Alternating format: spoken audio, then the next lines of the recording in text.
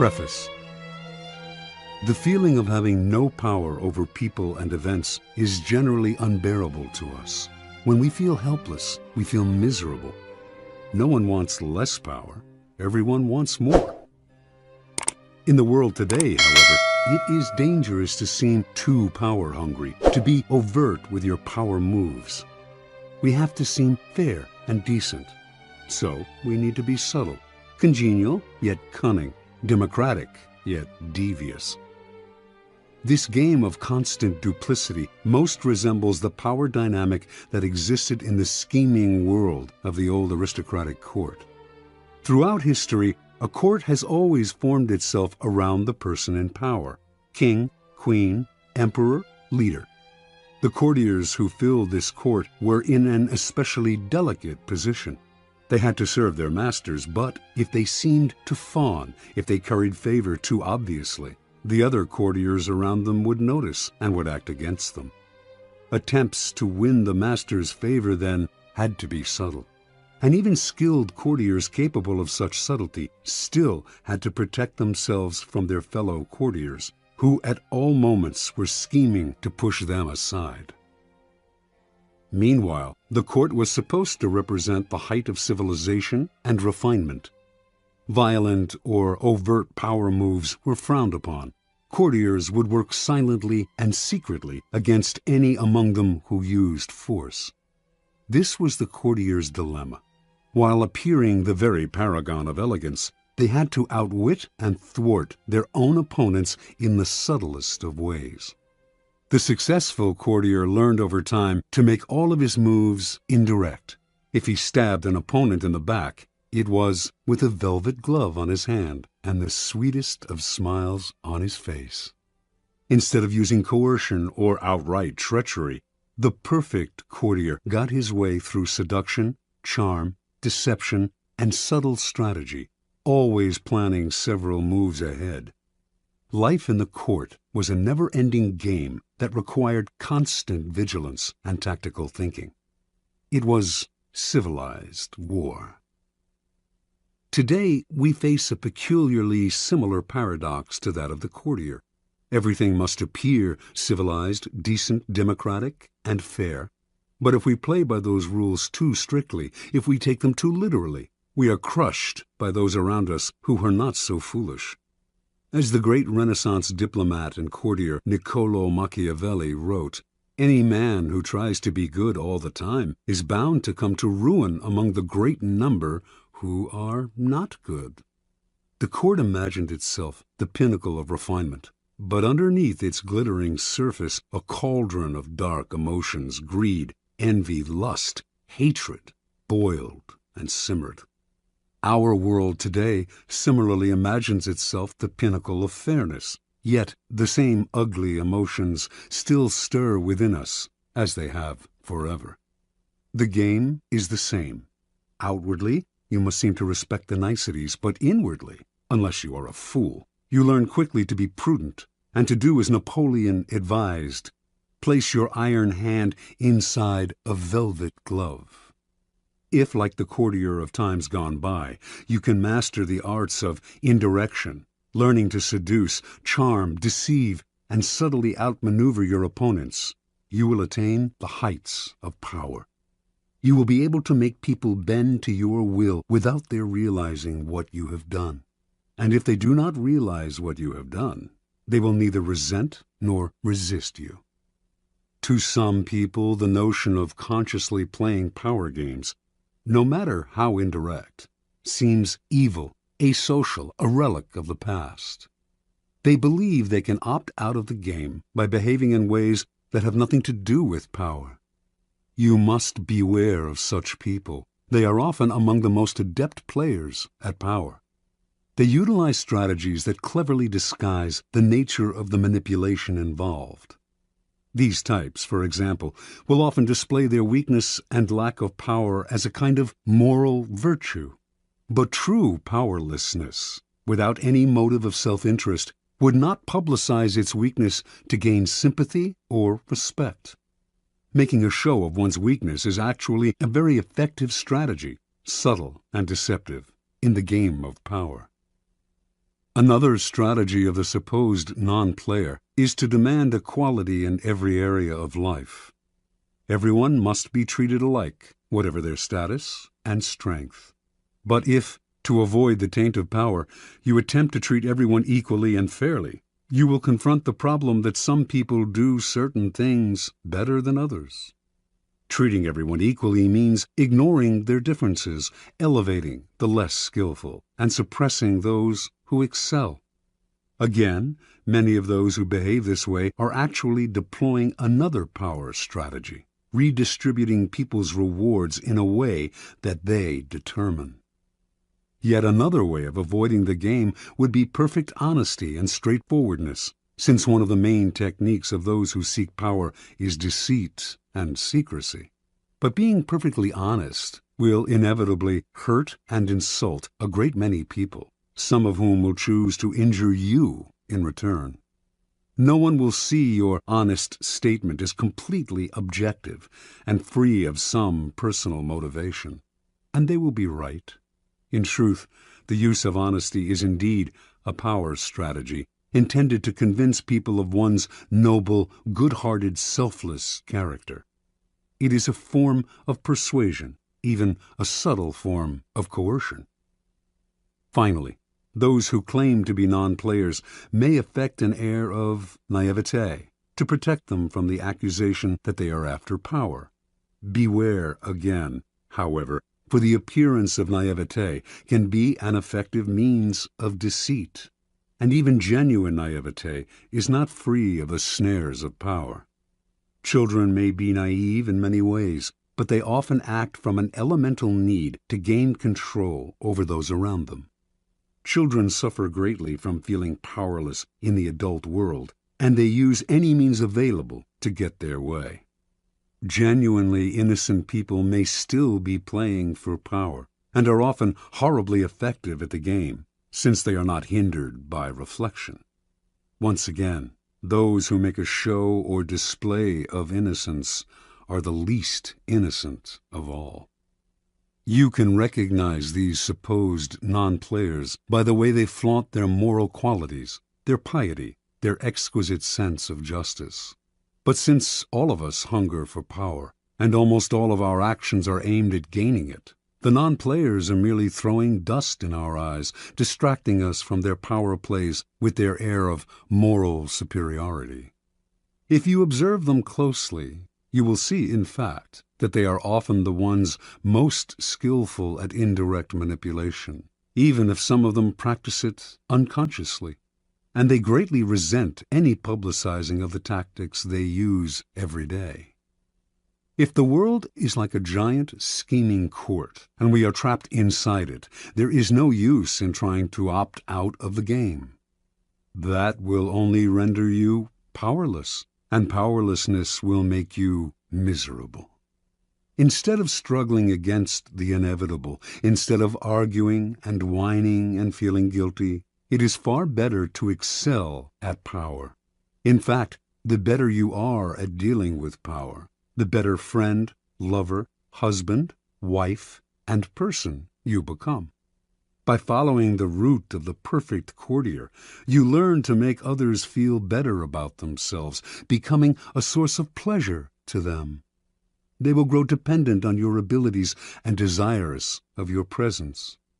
By mastering the 48 laws in this book, you spare others the pain that comes from bungling with power, by playing with fire without knowing its properties. If the game of power is inescapable, better to be an artist than a denier or a bungler. Learning the game of power requires a certain way of looking at the world, a shifting of perspective. It takes effort and years of practice, for much of the game may not come naturally. Certain basic skills are required, and once you master these skills, you will be able to apply the laws of power more easily. The most important of these skills, and power's crucial foundation, is the ability to master your emotions. An emotional response to a situation is the single greatest barrier to power. A mistake that will cost you a lot more than any temporary satisfaction you might gain by expressing your feelings. Emotions cloud reason, and if you cannot see the situation clearly, you cannot prepare for and respond to it with any degree of control. Anger is the most destructive of emotional responses, for it clouds your vision the most.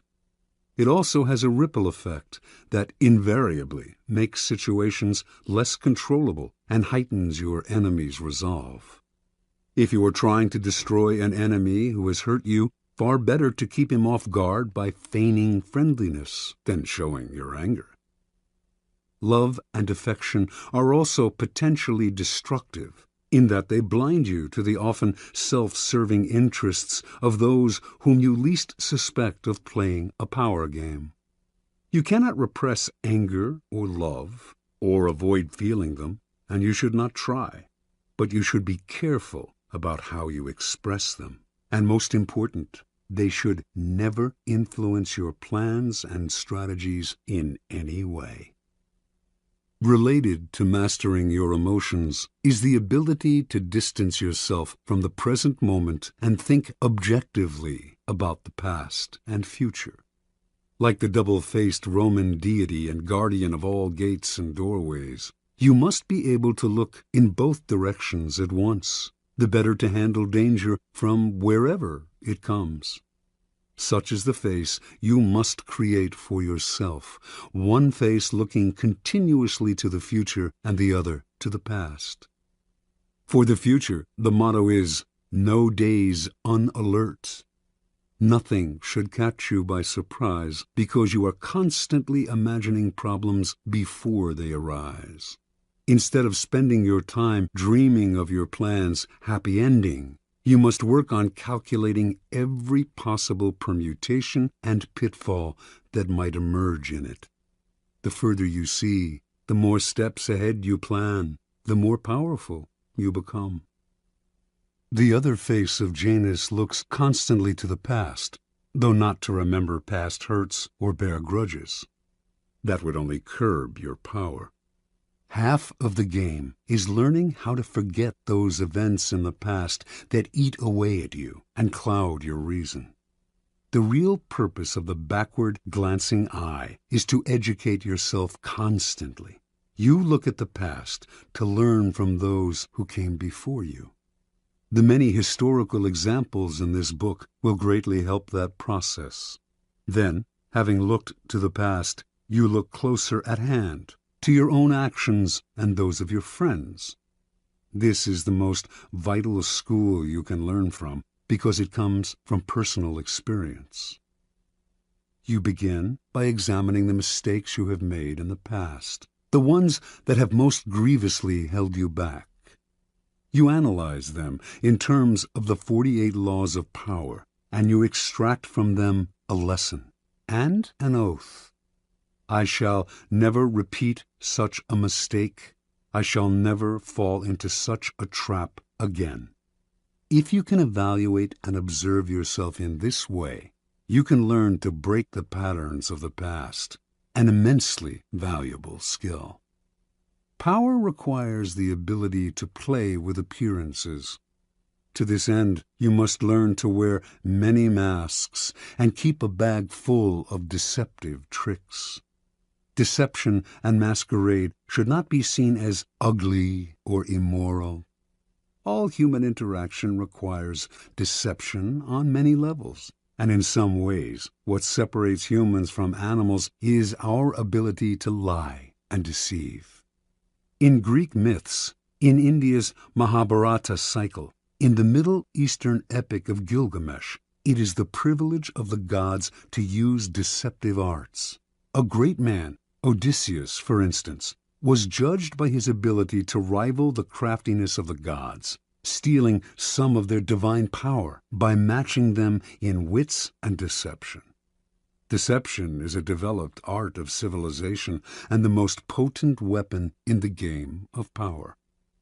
You cannot succeed at deception unless you take a somewhat distanced approach to yourself, unless you can be many different people wearing the mask that the day and the moment require. With such a flexible approach to all appearances, including your own, you lose a lot of the inward heaviness that holds people down. Make your face as malleable as the actors. Work to conceal your intentions from the others. Practice luring people into traps. Playing with appearances and mastering arts of deception are among the aesthetic pleasures of life. They are also key components in the acquisition of power. If deception is the most potent weapon in your arsenal, then patience in all things is your crucial shield. Patience will protect you from making moronic blunders. Like mastering your emotions, patience is a skill. It does not come naturally. But nothing about power is natural. Power is more godlike than anything in the natural world. And patience is the supreme virtue of the gods, who have nothing but time. Everything good will happen. The grass will grow again, if you give it time and see several steps into the future. Impatience, on the other hand, only makes you look weak. It is a principal impediment to power.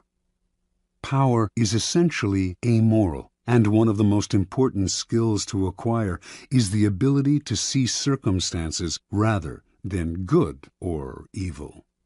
Power is a game. This cannot be repeated too often. And in games, you do not judge your opponents by their intentions, but by the effect of their actions. You measure their strategy and their power by what you can see and feel. How often are someone's intentions made the issue only to cloud and deceive? What does it matter if another player, your friend or rival, intended good things and had only your interests at heart, if the effects of his action lead to so much ruin and confusion? It is only natural for people to cover up their actions with all kinds of justifications, always assuming that they have acted out of goodness.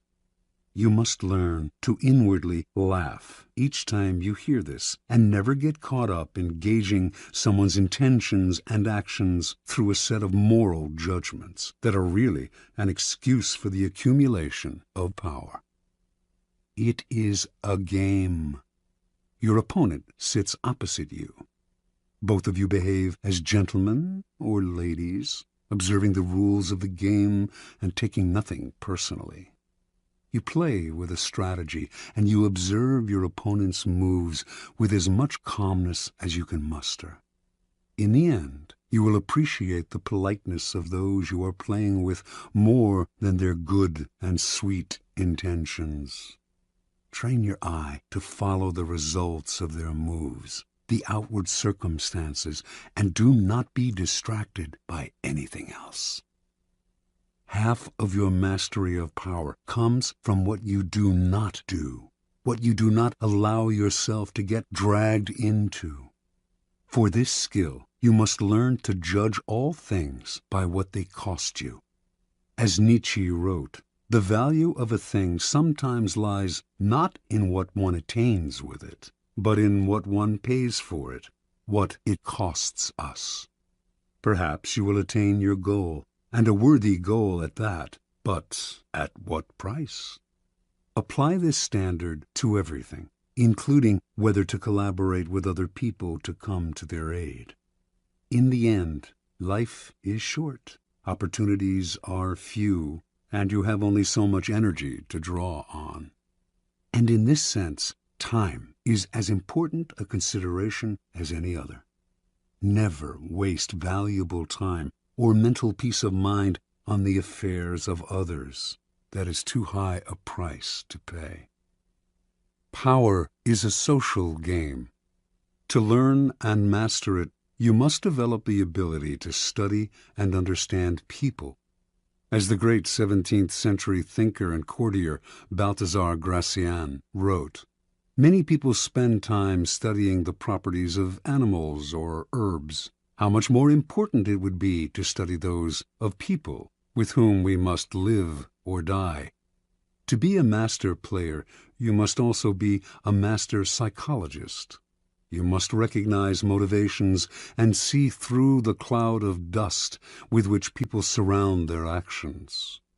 An understanding of people's hidden motives is the single greatest piece of knowledge you can have in acquiring power.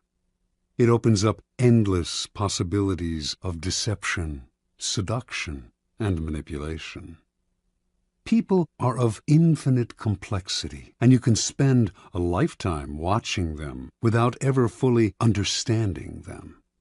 So it is all the more important, then, to begin your education now. In doing so, you must also keep one principle in mind. Never discriminate as to whom you study and whom you trust. Never trust anyone completely, and study everyone, including friends and loved ones. Finally, you must learn always to take the indirect route to power. Disguise your cunning like a billiard ball that caroms several times before it hits its target. Your moves must be planned and developed in the least obvious way. By training yourself to be indirect, you can thrive in the modern court, appearing the paragon of decency while being the consummate manipulator. Consider the 48 Laws of Power, a kind of handbook on the arts of indirection. The laws are based on the writings of men and women who have studied and mastered the game of power. These writings span a period of more than 3,000 years and were created in civilizations as disparate as ancient China and Renaissance Italy. Yet they share common threads and themes, together hinting at an essence of power that has yet to be fully articulated. The 48 Laws of Power are the distillation of this accumulated wisdom, gathered from the writings of the most illustrious strategists, statesmen, courtiers, seducers, and con artists in history. The laws have a simple premise. Certain actions almost always increase one's power, the observance of the law, while others decrease it and even ruin us, the transgression of the law. These transgressions and observances are illustrated by historical examples. The laws are timeless and definitive. The 48 Laws of Power can be used in several ways. By listening to this program straight through, you can learn about power in general. Although several of the laws may seem not to pertain directly to your life, in time you will probably find that all of them have some application and that, in fact, they are interrelated.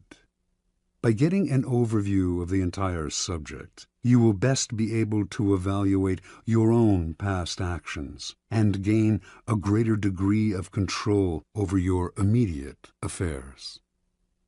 The program can also be picked apart for entertainment, for an enjoyable ride through the foibles and great deeds of our predecessors in power. A warning, however, to those who use the program for this purpose: it might be better to turn back. Power is endlessly seductive and deceptive in its own way. It is a labyrinth.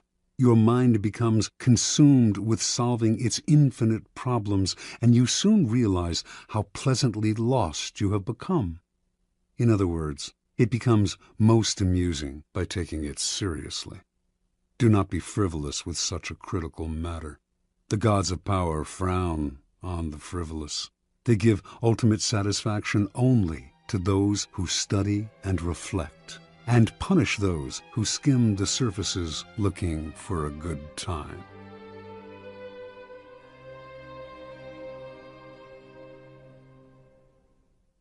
Law 1. Never outshine the master. Judgment. Always make those above you feel comfortably superior. In your desire to please and impress them, do not go too far in displaying your talents, or you might accomplish the opposite, inspire fear and insecurity. Make your masters appear more brilliant than they are, and you will attain the heights of power.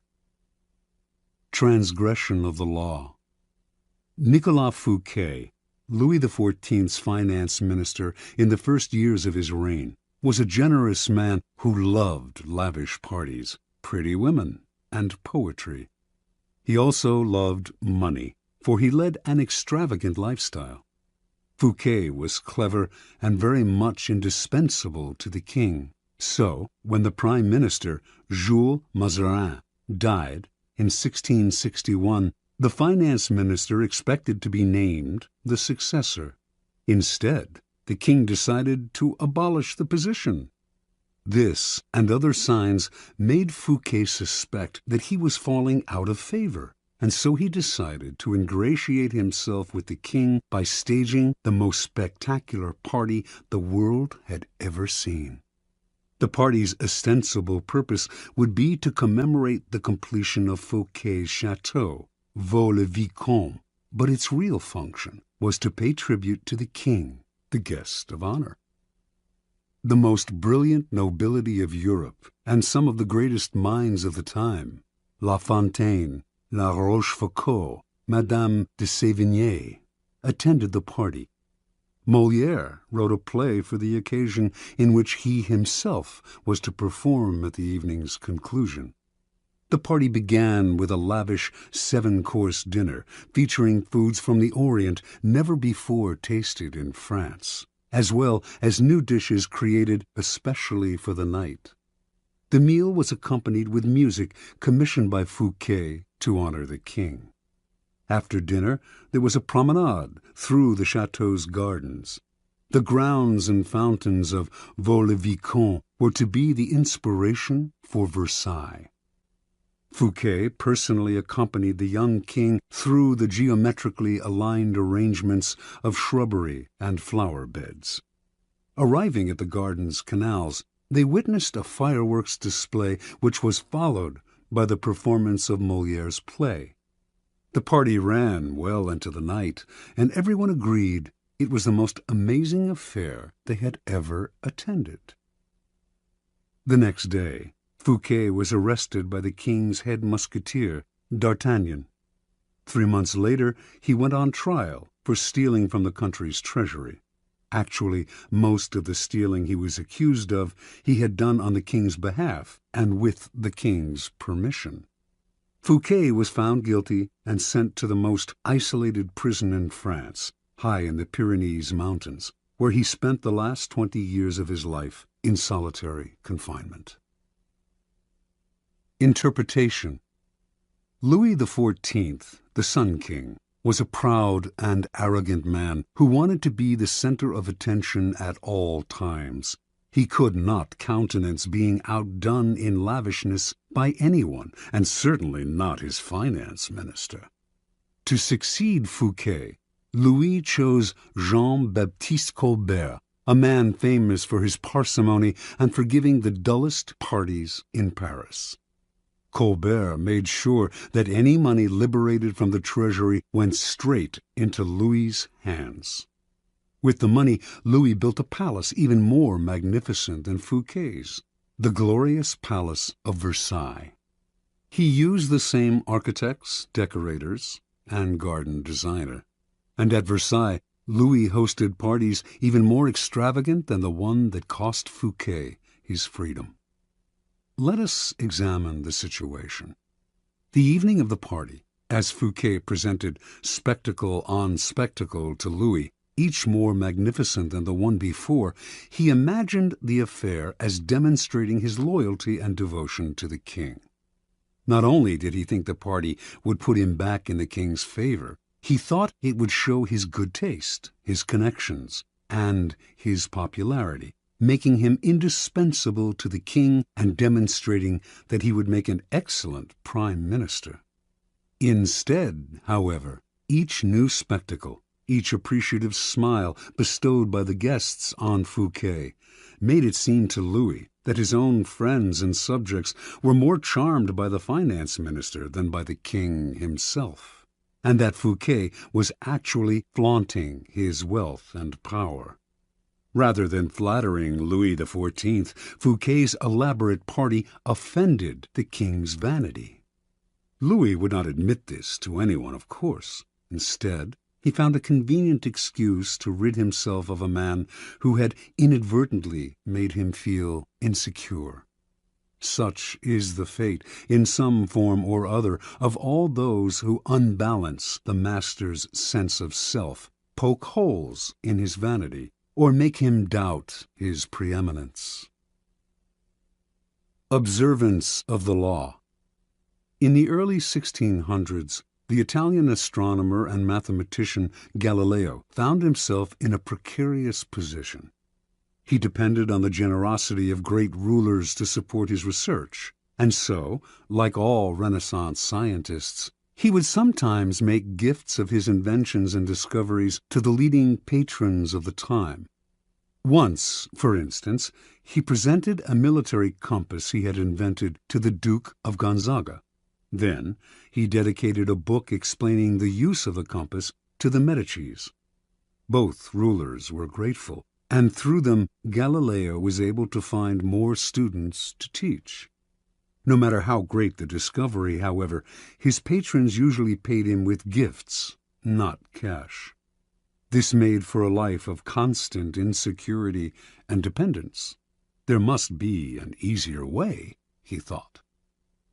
Galileo hit on a new strategy in 1610 when he discovered the moons of Jupiter. Instead of dividing the discovery among his patrons, giving one the telescope he had used, dedicating a book to another, and so on, as he had done in the past, he decided to focus exclusively on the Medicis. He chose the Medicis for one reason. Shortly after Cosimo I had established the Medici dynasty in 1540, he had made Jupiter, the mightiest of the gods, the Medici symbol, a symbol of a power that went beyond politics and banking, one linked to ancient Rome and its divinities. Galileo turned his discovery of Jupiter's moons into a cosmic event honoring the Medici's greatness.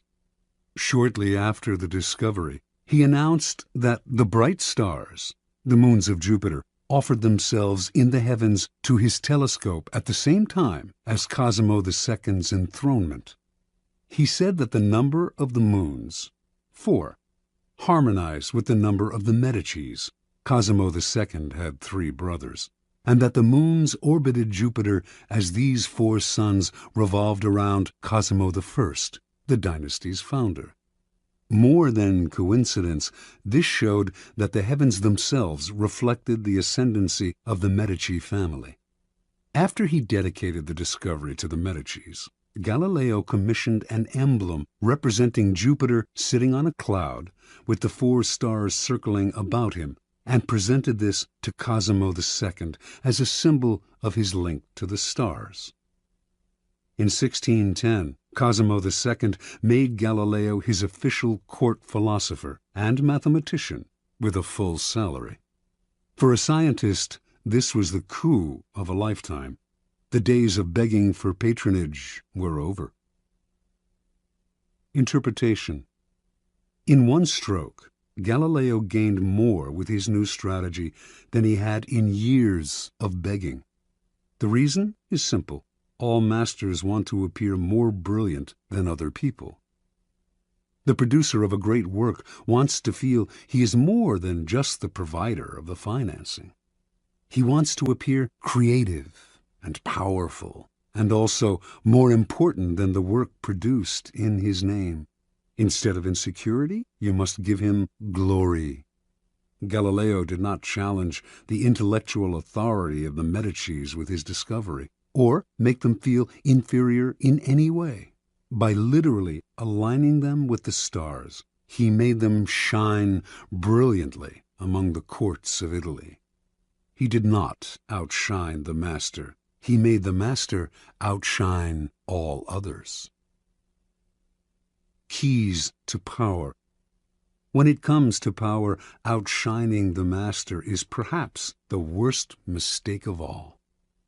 Do not fool yourself into thinking that life has changed much since the days of Louis XIV and the Medicis. Those who attain high standing in life are like kings and queens. They want to feel secure in their positions and superior to those around them in intelligence, wit, and charm.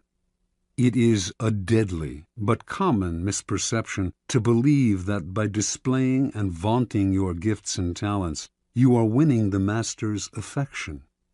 He may feign appreciation, but at his first opportunity he will replace you with someone less intelligent, less attractive, less threatening, just as Louis XIV replaced the sparkling Fouquet with the bland Colbert.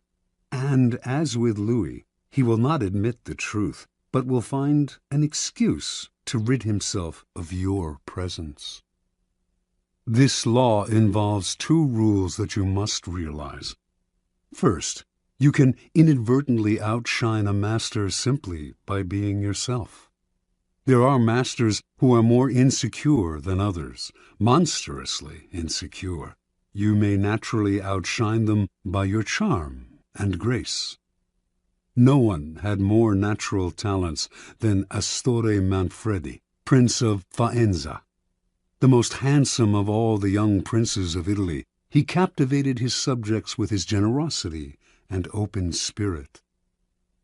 In the year 1500, Cesare Borgia laid siege to Faenza.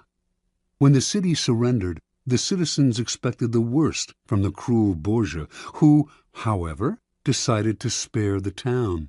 He simply occupied its fortress, executed none of its citizens, and allowed Prince Manfredi, 18 at the time, to remain with his court in complete freedom.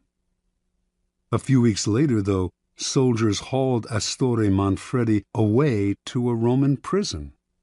A year after that, his body was fished out of the river Tiber, a stone tied around his neck. Borgia justified the horrible deed with some sort of trumped-up charge of treason and conspiracy. But the real problem was that he was notoriously vain and insecure. The young man was outshining him without even trying. Given Manfredi's natural talents, the prince's mere presence made Borgia seem less attractive and charismatic. The lesson is simple. If you cannot help being charming and superior, you must learn to avoid such monsters of vanity. Either that, or find a way to mute your good qualities when in the company of a Cesare Borgia. Second, never imagine that because the master loves you, you can do anything you want. Entire books could be written about favorites who fell out of favor by taking their status for granted, for daring to outshine. Knowing the dangers of outshining your master, you can turn this law to your advantage. First, you must flatter and puff up your master. Overt flattery can be effective, but has its limits. It is too direct and obvious, and looks bad to other courtiers. Discreet flattery is much more powerful. If you are more intelligent than your master, for example, seem the opposite. Make him appear more intelligent than you. Act naive. Make it seem that you need his expertise. Commit harmless mistakes that will not hurt you in the long run, but will give you the chance to ask for his help. Masters adore such requests. A master who cannot bestow on you the gifts of his experience may direct rancor and ill will at you instead. If your ideas are more creative than your master's, ascribe them to him in as public a manner as possible. Make it clear that your advice is merely an echo of his advice. He must appear as the sun around which everyone revolves, radiating power and brilliance, the center of attention. If you are thrust into the position of entertaining him, a display of your limited means may win you his sympathy. Any attempt to impress him with your grace and generosity can prove fatal. Learn from Fouquet. or pay the price. In all of these cases, it is not a weakness to disguise your strengths if, in the end, they lead to power. By letting others outshine you, you remain in control instead of being a victim of their insecurity. This will all come in handy the day you decide to rise above your inferior status. If, like Galileo, you can make your master shine even more in the eyes of others, then you are a godsend, and you will be instantly promoted. Law 2. Never put too much trust in friends. Learn how to use enemies. Judgment. Be wary of friends. They will betray you more quickly, for they are easily aroused to envy. They also become spoiled and tyrannical. But hire a former enemy, and he will be more loyal than a friend, because he has more to prove. In fact, you have more to fear from friends than from enemies. If you have no enemies, find a way to make them. Transgression of the law. In the mid-9th century A.D., a young man named Michael III assumed the throne of the Byzantine Empire.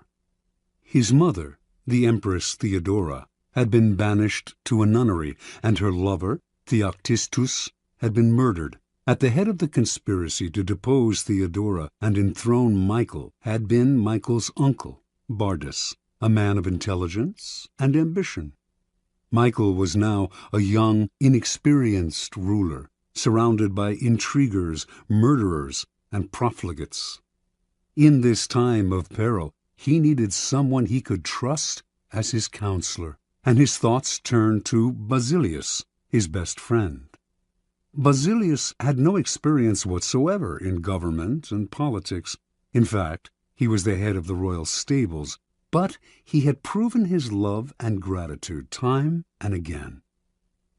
They had met a few years before, when Michael had been visiting the stables just as a wild horse got loose.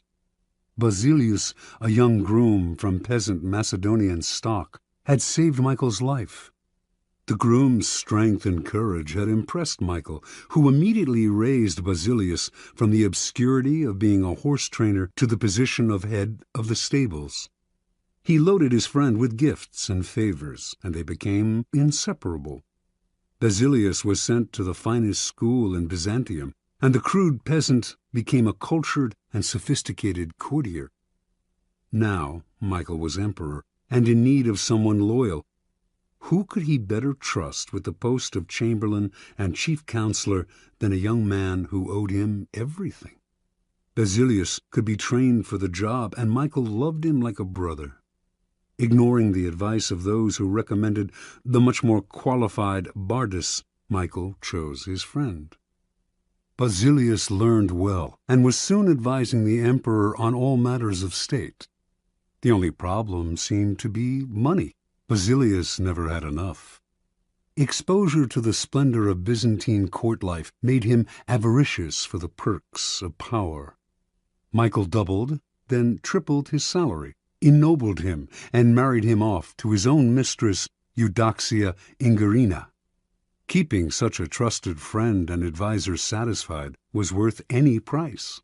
But more trouble was to come. Bardas was now head of the army, and Basilius convinced Michael that the man was hopelessly ambitious. Under the illusion that he could control his nephew, Bardas had conspired to put him on the throne, and he could conspire again, this time to get rid of Michael and assume the crown himself. Basilius poured poison into Michael's ear until the emperor agreed to have his uncle murdered. During a great horse race, Basilius closed in on Bardas in the crowd and stabbed him to death. Soon after, Basilius asked that he replace Bardas as head of the army, where he could keep control of the realm and quell rebellion. This was granted. Now Basilius's power and wealth only grew, and a few years later Michael, in financial straits from his own extravagance, asked him to pay back some of the money he had borrowed over the years. To Michael's shock and astonishment, Basilius refused, with a look of such impudence that the emperor suddenly realized his predicament. The former stable boy had more money, more allies in the army and senate, and in the end, more power than the emperor himself. A few weeks later, after a night of heavy drinking, Michael awoke to find himself surrounded by soldiers. Basilius watched as they stabbed the emperor to death. Then, after proclaiming himself emperor, he rode his horse through the streets of Byzantium, brandishing the head of his former benefactor and best friend at the end of a long pike. Interpretation. Michael staked his future on the sense of gratitude he thought Basilius must feel for him. Surely Basilius would serve him best. He owed the emperor his wealth, his education, and his position. It was only on the fateful day when the emperor saw that impudent smile on Basilius's face that he realized his deadly mistake. He had created a monster. He had allowed a man to see power up close, a man who then wanted more, who asked for anything and got it, who felt encumbered by the charity he had received, and simply did what many people do in such a situation. They forget the favors they have received and imagine they have earned their success by their own merits. At Michael's moment of realization, he could still have saved his own life, but friendship and love blind every man to their interests. Nobody believes a friend can betray, and Michael went on disbelieving until the day his head ended up on a pike. Keys to power. It is natural to want to employ your friends when you find yourself in times of need. The world is a harsh place, and your friends soften the harshness. Besides, you know them. Why depend on a stranger when you have a friend at hand? The problem is that you often do not know your friends as well as you imagine. When you decide to hire a friend, you gradually discover the qualities he or she has kept hidden. Strangely enough, it is your act of kindness that unbalances everything. People want to feel they deserve their good fortune. The receipt of a favor can become oppressive. It means you have been chosen because you are a friend, not necessarily because you are deserving. There is almost a touch of condescension in the act of hiring friends that secretly afflicts them. The injury will come out slowly, a little more honesty, flashes of resentment and envy here and there, and before you know it, your friendship fades. The more favors and gifts you supply to revive the friendship, the less gratitude you receive. All working situations require a kind of distance between people. You are trying to work, not make friends. Friendliness, real or false, only obscures that fact. The key to power, then, is the ability to judge who is best able to further your interests in all situations. Keep friends for friendship, but work with the skilled and competent. Whenever you can, bury the hatchet with an enemy and make a point of putting him in your service. Never let the presence of enemies upset or distress you. You are far better off with a declared opponent or two than not knowing where your real enemies lie. The man of power welcomes conflict, using enemies to enhance his reputation as a sure-footed fighter who can be relied upon in times of uncertainty. Law 3. Conceal your intentions. Judgment. Keep people off balance and in the dark by never revealing the purpose behind your actions. If they have no clue what you are up to, they cannot prepare a defense. Guide them far enough down the wrong path, envelop them in enough smoke, and by the time they realize your intentions, it will be too late. Part 1. Use decoyed objects of desire and red herrings to throw people off the scent. If at any point in the deception you practice, people have the slightest suspicion as to your intentions, all is lost. Do not give them the chance to sense what you are up to. Throw them off the scent by dragging red herrings across the path. Use false sincerity, send ambiguous signals, set up misleading objects of desire. Unable to distinguish the genuine from the false, they cannot pick out your real goal. Observance of the law. In 1850, the young Otto von Bismarck, then a 35-year-old deputy in the Prussian parliament, was at a turning point in his career.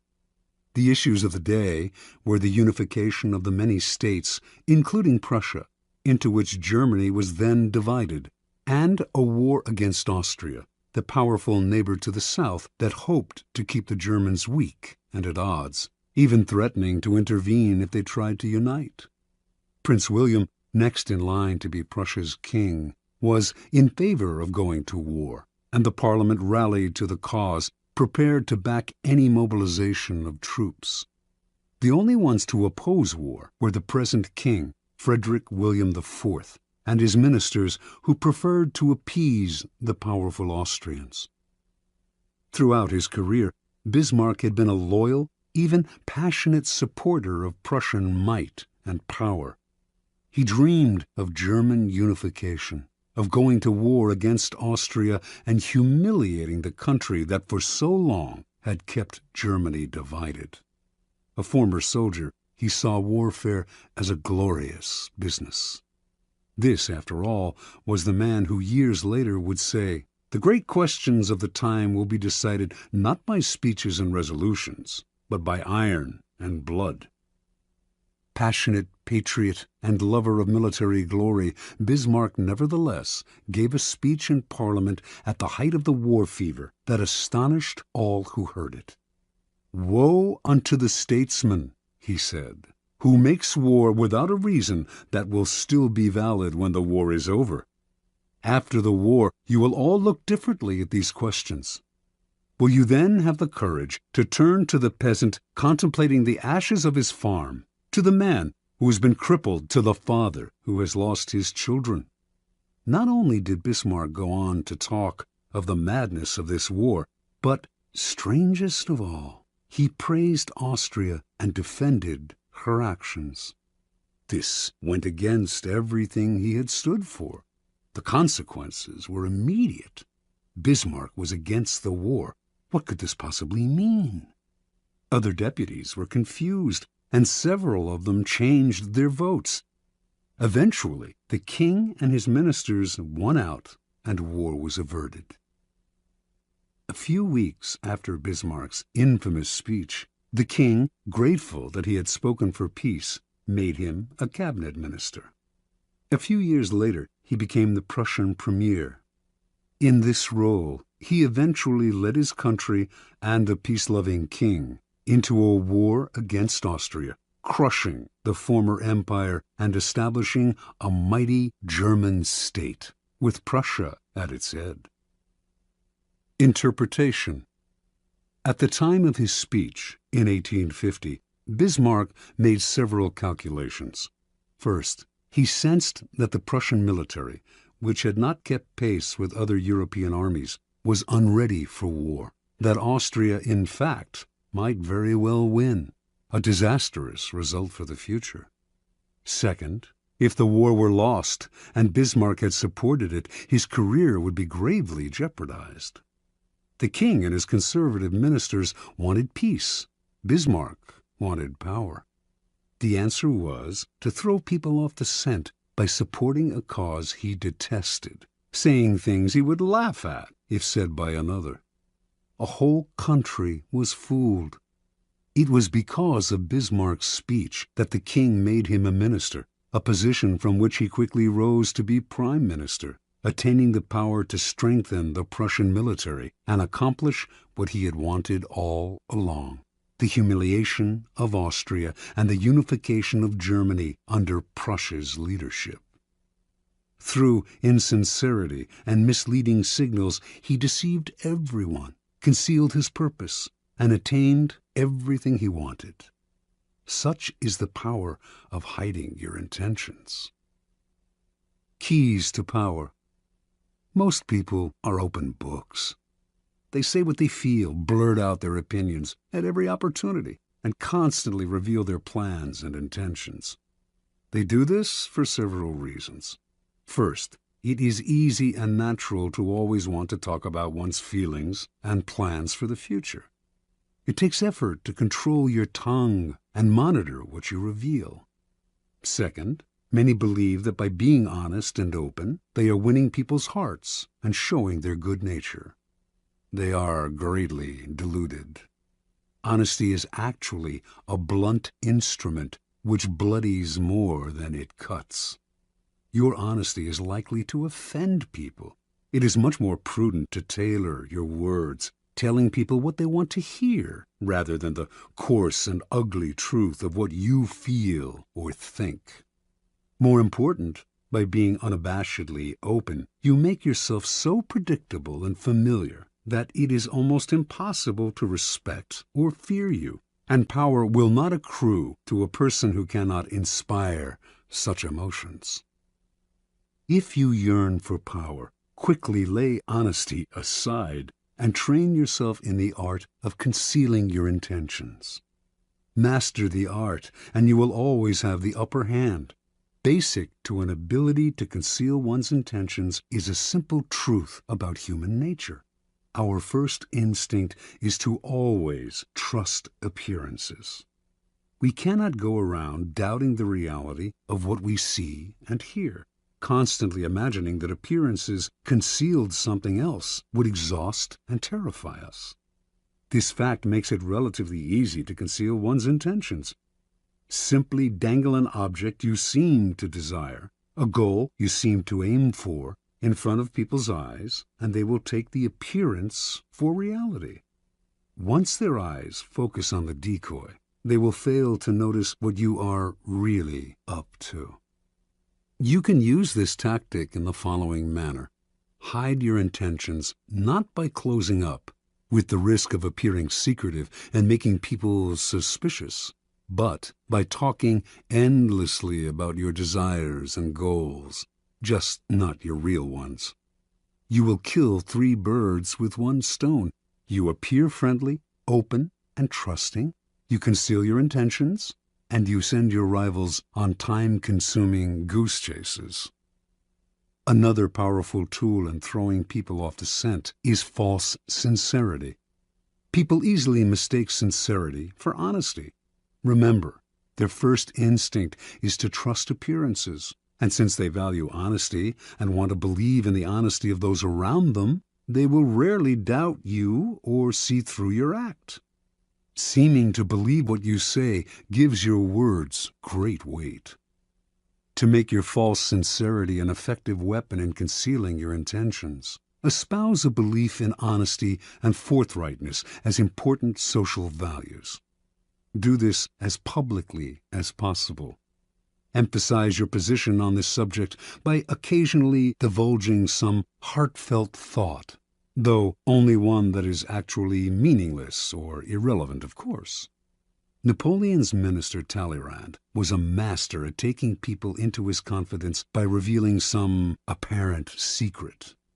This feigned confidence, a decoy, would then elicit a real confidence on the other person's part. Remember, the best deceivers do everything they can to cloak their roguish qualities. They cultivate an air of honesty in one area to disguise their dishonesty in others. Honesty is merely another decoy in their arsenal of weapons. Part 2. Use smoke screens to disguise your actions. Deception is always the best strategy, but the best deceptions require a screen of smoke to distract people's attention from your real purpose. The bland exterior, like the unreadable poker face, is often the perfect smoke screen, hiding your intentions behind the comfortable and familiar. If you lead the sucker down a familiar path, he won't catch on when you lead him into a trap. Observance of the law.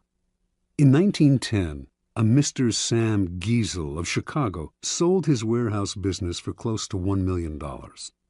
He settled down to semi-retirement and the managing of his many properties, but deep inside, he itched for the old days of deal-making.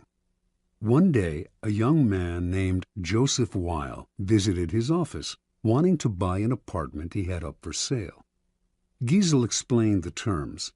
The price was $8,000, but he only required a down payment of $2,000. Weil said he would sleep on it, but he came back the following day and offered to pay the full $8,000 in cash if Giesel could wait a couple of days until a deal Weil was working on came through. Even in semi-retirement, a clever businessman like Giesel was curious as to how Weil would be able to come up with so much cash, roughly $150,000 today, so quickly. Weil seemed reluctant to say and quickly changed the subject, but Giesel was persistent. Finally, after assurances of confidentiality, Weil told Giesel the following story. Weil's uncle was the secretary to a coterie of multimillionaire financiers. These wealthy gentlemen had purchased a hunting lodge in Michigan 10 years ago at a cheap price. They had not used the lodge for a few years, so they had decided to sell it and had asked Weil's uncle to get whatever he could for it. For reasons, good reasons, of his own, the uncle had been nursing a grudge against the millionaires for years. This was his chance to get back at them. He would sell the property for $35,000 to a setup man, whom it was Weil's job to find. The financiers were too wealthy to worry about this low price. The setup man would then turn around and sell the property again for its real price, around $155,000. The uncle, Weil, and the third man would split the profits from this second sale. It was all legal and for a good cause, the uncle's just retribution. Giesel had heard enough. He wanted to be the set-up buyer. Weil was reluctant to involve him, but Giesel would not back down. The idea of a large profit plus a little adventure had him champing at the bit. Weil explained that Giesel would have to put up the $35,000 in cash to bring the deal off. Giesel, a millionaire, said he could get the money with a snap of his fingers. Weil finally relented and agreed to arrange a meeting between the uncle, Giesel, and the financiers in the town of Galesburg, Illinois. On the train ride to Galesburg, Giesel met the uncle, an impressive man, with whom he avidly discussed business. Weil also brought along a companion, a somewhat paunchy man named George Gross. Weil explained to Giesel that he himself was a boxing trainer, that Gross was one of the promising prize fighters he trained, and that he had asked Gross to come along to make sure the fighter stayed in shape. For a promising fighter, Gross was unimpressive looking. He had gray hair and a beer belly, but Giesel was so excited about the deal that he didn't really think about the man's flabby appearance. Once in Galesburg, Weil and his uncle went to fetch the financiers, while Giesel waited in a hotel room with Gross, who promptly put on his boxing trunks. As Giesel half-watched, Gross began to shadow box. Distracted as he was, Giesel ignored how badly the boxer wheezed after a few minutes of exercise, although his style seemed real enough. An hour later, Weil and his uncle reappeared with the financiers, an impressive, intimidating group of men, all wearing fancy suits. The meeting went well, and the financiers agreed to sell the lodge to Giesel, who had already had the $35,000 wired to a local bank. This minor business now settled, the financiers sat back in their chairs and began to banter about high finance, throwing out the name J.P. Morgan as if they knew the man. Finally, one of them noticed the boxer in the corner of the room. Weil explained what he was doing there. The financier countered that he too had a boxer in his entourage, whom he named. Weil laughed brazenly and exclaimed that his man could easily knock out their man. Conversation escalated into argument. In the heat of passion, Weil challenged the men to a bet. The financiers eagerly agreed and left to get their man ready for a fight the next day. As soon as they had left, the uncle yelled at Weil right in front of Giesel. They did not have enough money to bet with, and once the financiers discovered this, the uncle would be fired. Weil apologized for getting him in this mess, but he had a plan. He knew the other boxer well, and with a little bribe they could fix the fight. But where would the money come from for the bet? The uncle replied. Without it, they were as good as dead. Finally, Giesel had heard enough. Unwilling to jeopardize his deal with any ill will, he offered his own $35,000 cash for part of the bet. Even if he lost that, he would wire for more money and still make a profit on the sale of the lodge. The uncle and nephew thanked him. With their own $15,000 and Giesel's $35,000, they would manage to have enough for the bet. That evening, as Giesel watched the two boxers rehearse the fix in the hotel room, his mind reeled at the killing he was going to make from both the boxing match and the sale of the lodge. The fight took place in a gym the next day. Weil handled the cash, which was placed for security in a locked box.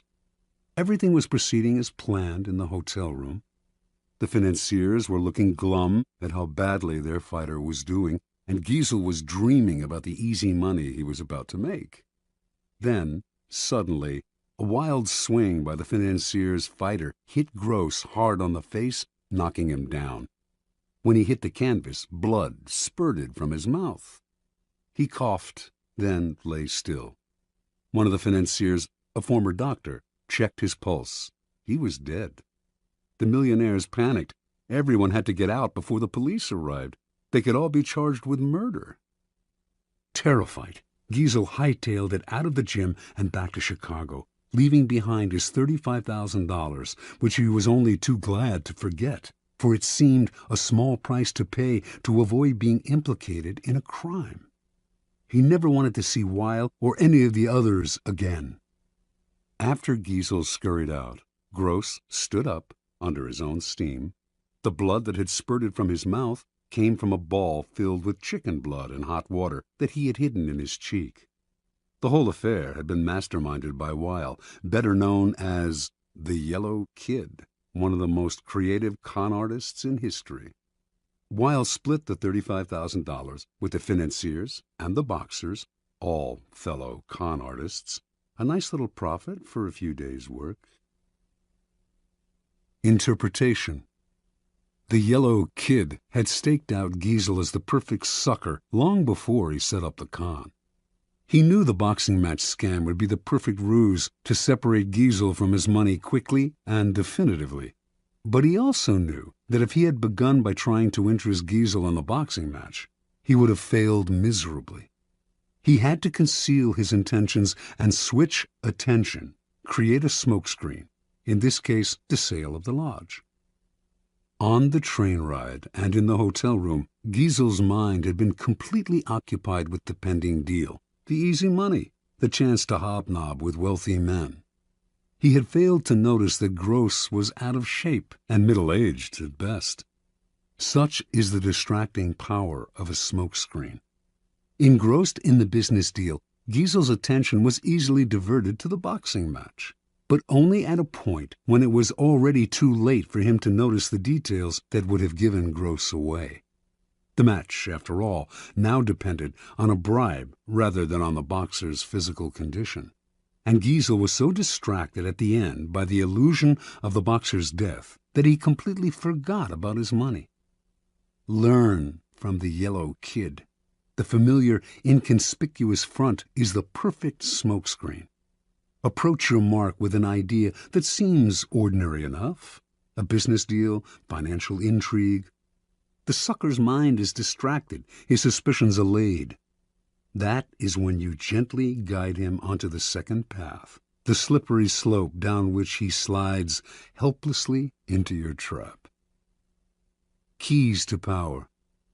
If you believe that the deceivers are colorful folk who mislead with elaborate lies and tall tales, you are greatly mistaken. The best deceivers utilize a bland and inconspicuous front that calls no attention to themselves. They know that extravagant words and gestures immediately raise suspicion. Instead, they envelop their mark in the familiar, the banal, the harmless. The simplest form of smokescreen is facial expression. Behind a bland, unreadable exterior, all sorts of mayhem can be planned without detection. This is a weapon that the most powerful men in history have learned to perfect. It was said that no one could read Franklin D. Roosevelt's face. Baron James Rothschild made a lifelong practice of disguising his real thoughts behind bland smiles and nondescript looks. Stendhal wrote of Talleyrand, "Never was a face less of a barometer." As one poker manual explains it, while playing his hand, the good player is seldom an actor. Instead, he practices a bland behavior that minimizes readable patterns, frustrates and confuses opponents, permits greater concentration. An adaptable concept, the smokescreen can be practiced on a number of levels, all playing on the psychological principles of distraction and misdirection. One of the most effective smokescreens is the noble gesture. People want to believe apparently noble gestures are genuine, for the belief is pleasant. They rarely notice how deceptive these gestures can be. Another effective smokescreen is the pattern, the establishment of a series of actions that seduce the victim into believing you will continue in the same way. The pattern plays on the psychology of anticipation. Our behavior conforms to patterns, or so we like to think. In 1878, the American robber baron Jay Gould created a company that began to threaten the monopoly of the telegraph company Western Union. The directors of Western Union decided to buy Gould's company up. They had to spend a hefty sum, but they figured they had managed to rid themselves of an irritating competitor. A few months later, though, Gould was at it again, complaining he had been treated unfairly. He started up a second company to compete with Western Union and its new acquisition. The same thing happened again. Western Union bought him out to shut him up. Soon the pattern began for the third time, but now Gould went for the jugular. He suddenly staged a bloody takeover struggle and managed to gain complete control of Western Union. He had established a pattern that had tricked the company's directors into thinking his goal was to be bought out at a handsome rate. Once they paid him off, they relaxed and failed to notice that he was actually playing for higher stakes. The pattern is powerful in that it deceives the other person into expecting the opposite of what you are really doing. Remember, it takes patience and humility to dull your brilliant colors, to put on the mask of the inconspicuous. Do not despair at having to wear such a bland mask. It is often your unreadability that draws people to you and makes you appear a person of power.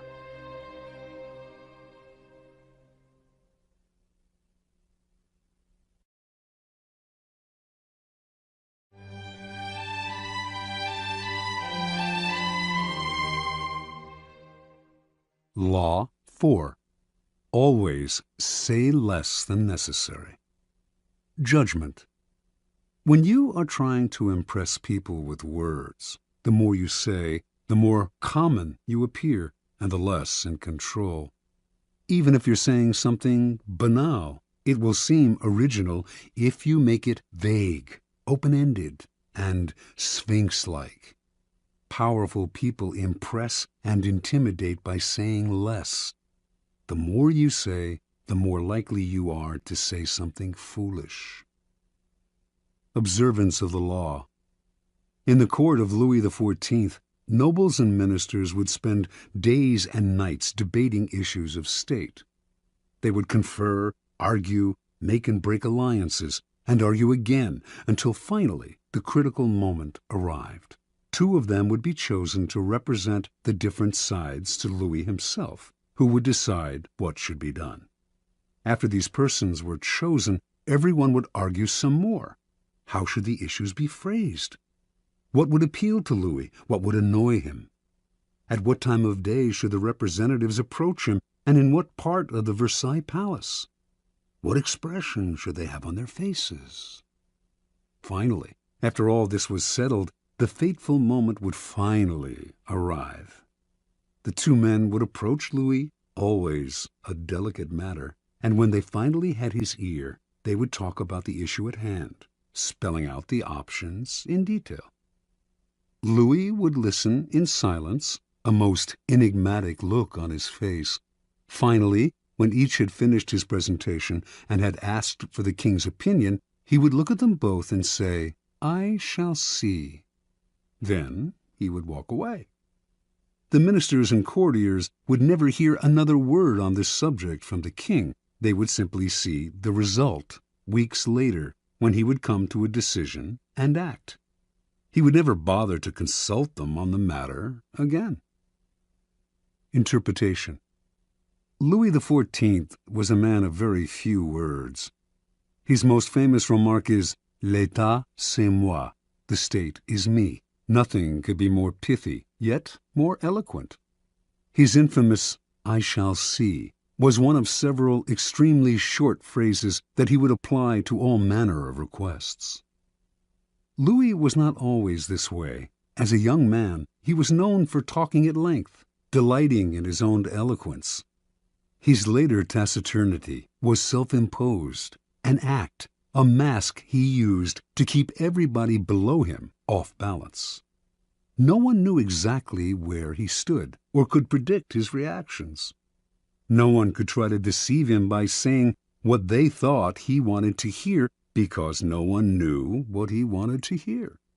As they talked on and on to the silent Louis, they revealed more and more about themselves, information he would later use against them to great effect.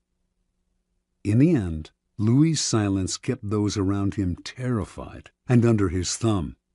It was one of the foundations of his power. As Saint-Simon wrote, no one knew as well as he how to sell his words, his smile, even his glances. Everything in him was valuable because he created differences, and his majesty was enhanced by the sparseness of his words. Keys to power.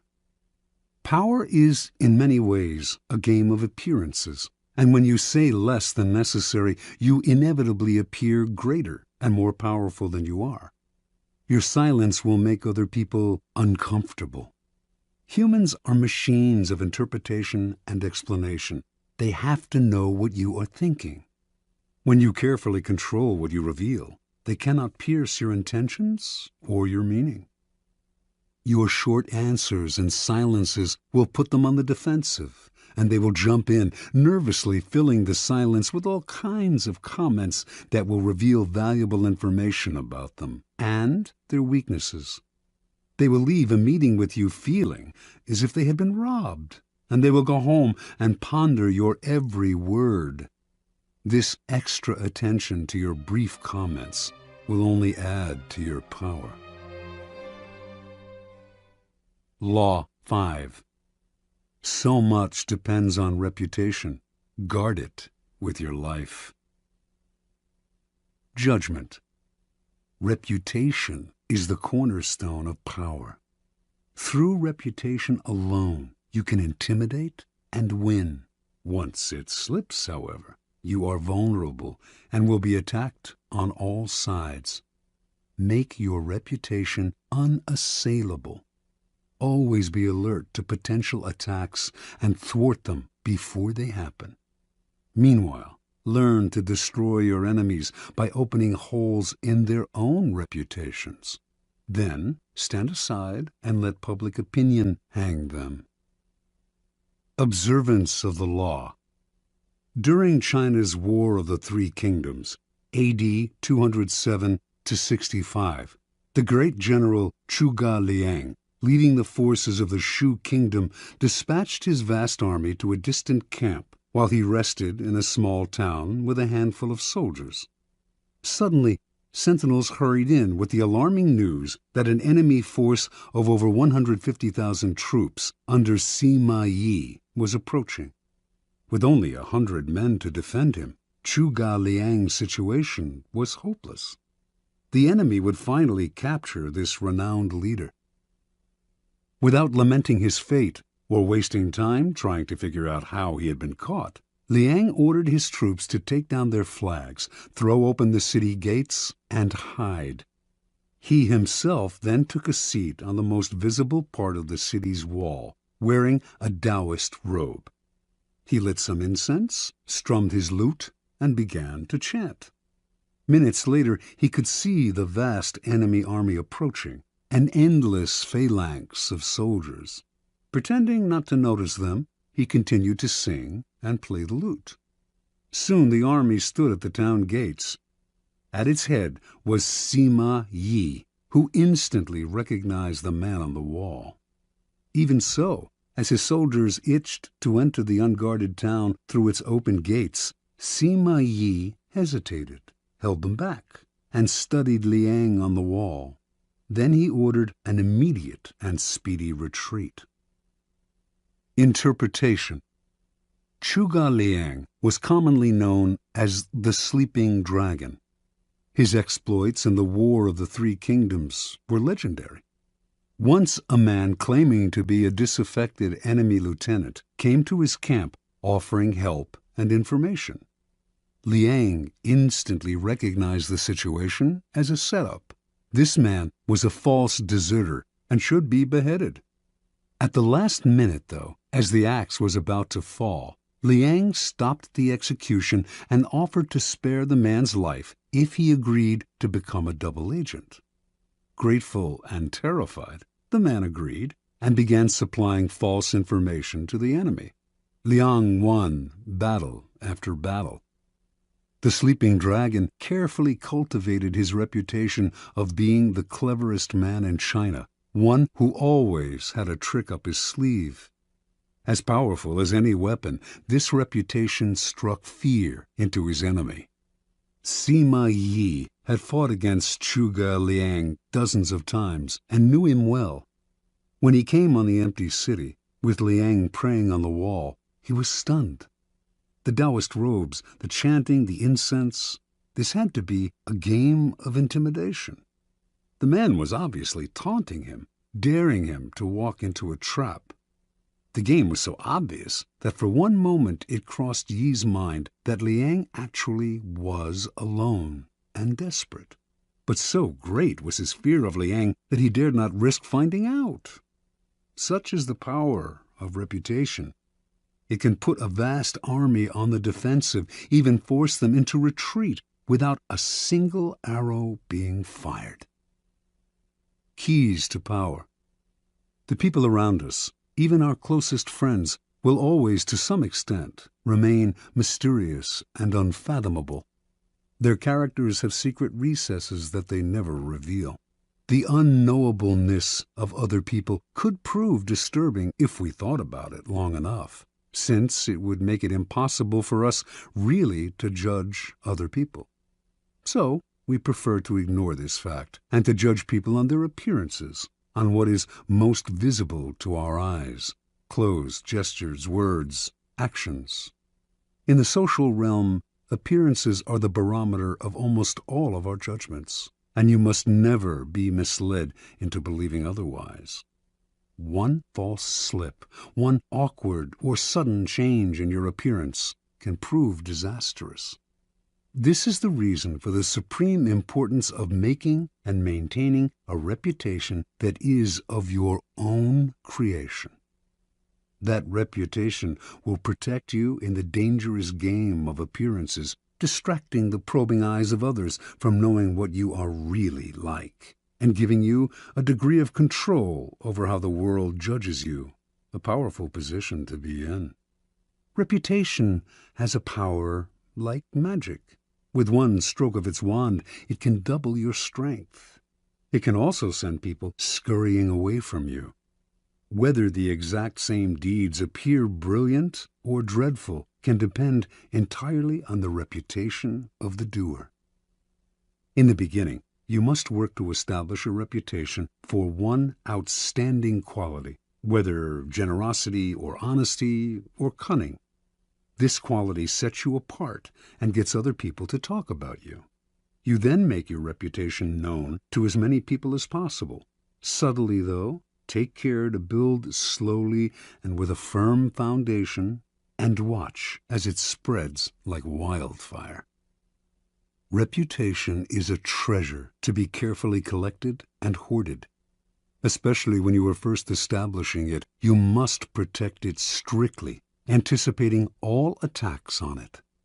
Once it is solid, do not let yourself get angry or defensive at the slanderous comments of your enemies. That reveals insecurity, not confidence in your reputation. Take the high road instead, and never appear desperate in your self-defense. On the other hand, an attack on another man's reputation is a potent weapon, particularly when you have less power than he does. He has much more to lose in such a battle, and your own thus far small reputation gives him a small target when he tries to return your fire. But this tactic must be practiced with skill. You must not seem to engage in petty vengeance. If you do not break your enemy's reputation cleverly, you will inadvertently ruin your own. Law 6. Court attention at all cost. Judgment. Everything is judged by its appearance. What is unseen counts for nothing. Never let yourself get lost in the crowd then, or buried in oblivion. Stand out. Be conspicuous at all cost. Make yourself a magnet of attention by appearing larger, more colorful, more mysterious than the bland and timid masses. Part 1. Surround your name with the sensational and scandalous. Draw attention to yourself by creating an unforgettable, even controversial image. Court scandal. Do anything to make yourself seem larger than life and shine more brightly than those around you. Make no distinction between kinds of attention. Notoriety of any sort will bring you power. Better to be slandered and attacked than ignored. Observance of the law. P.T. Barnum started his career as an assistant to the owner of a circus, Aaron Turner. In 1836, the circus stopped in Annapolis, Maryland, for a series of performances. On the morning of opening day, Barnum took a stroll through town, wearing a new black suit. People started to follow him. Someone in the gathering crowd shouted out that he was the Reverend Ephraim K. Avery, infamous as a man acquitted of the charge of murder, but still believed guilty by most Americans. The angry mob tore off Barnum's suit and was ready to lynch him. After desperate appeals, Barnum finally convinced them to follow him to the circus where he could verify his identity. Once there, old Turner confirmed that this was all a practical joke. He himself had spread the rumor that Barnum was Avery. The crowd dispersed, but Barnum, who had nearly been killed, was not amused. He wanted to know what could have induced his boss to play such a trick. "My dear Mr. Barnum," Turner replied, "it was all for our good. Remember, all we need to ensure success is notoriety." And indeed, everyone in town was talking about the joke, and the circus was packed that night, and every night it stayed in Annapolis. Barnum had learned a lesson he would never forget. Barnum's first big venture of his own was for the American Museum, a collection of curiosities located in New York. One day, a beggar approached Barnum in the street. Instead of giving him money, Barnum decided to employ him. Taking him back to the museum, he gave the man 5 bricks and told him to make a slow circuit of several blocks. At certain points, he was to lay down a brick on the sidewalk, always keeping 1 brick in hand.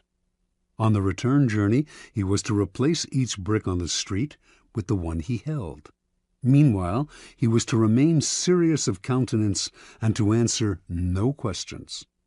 Once back at the museum, he was to enter, walk around inside, then leave through the back door, and make the same bricklaying circuit again. On the man's first walk through the streets, several hundred people watched his mysterious movements.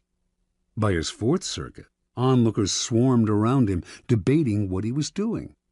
Every time he entered the museum, he was followed by people who bought tickets to keep watching him.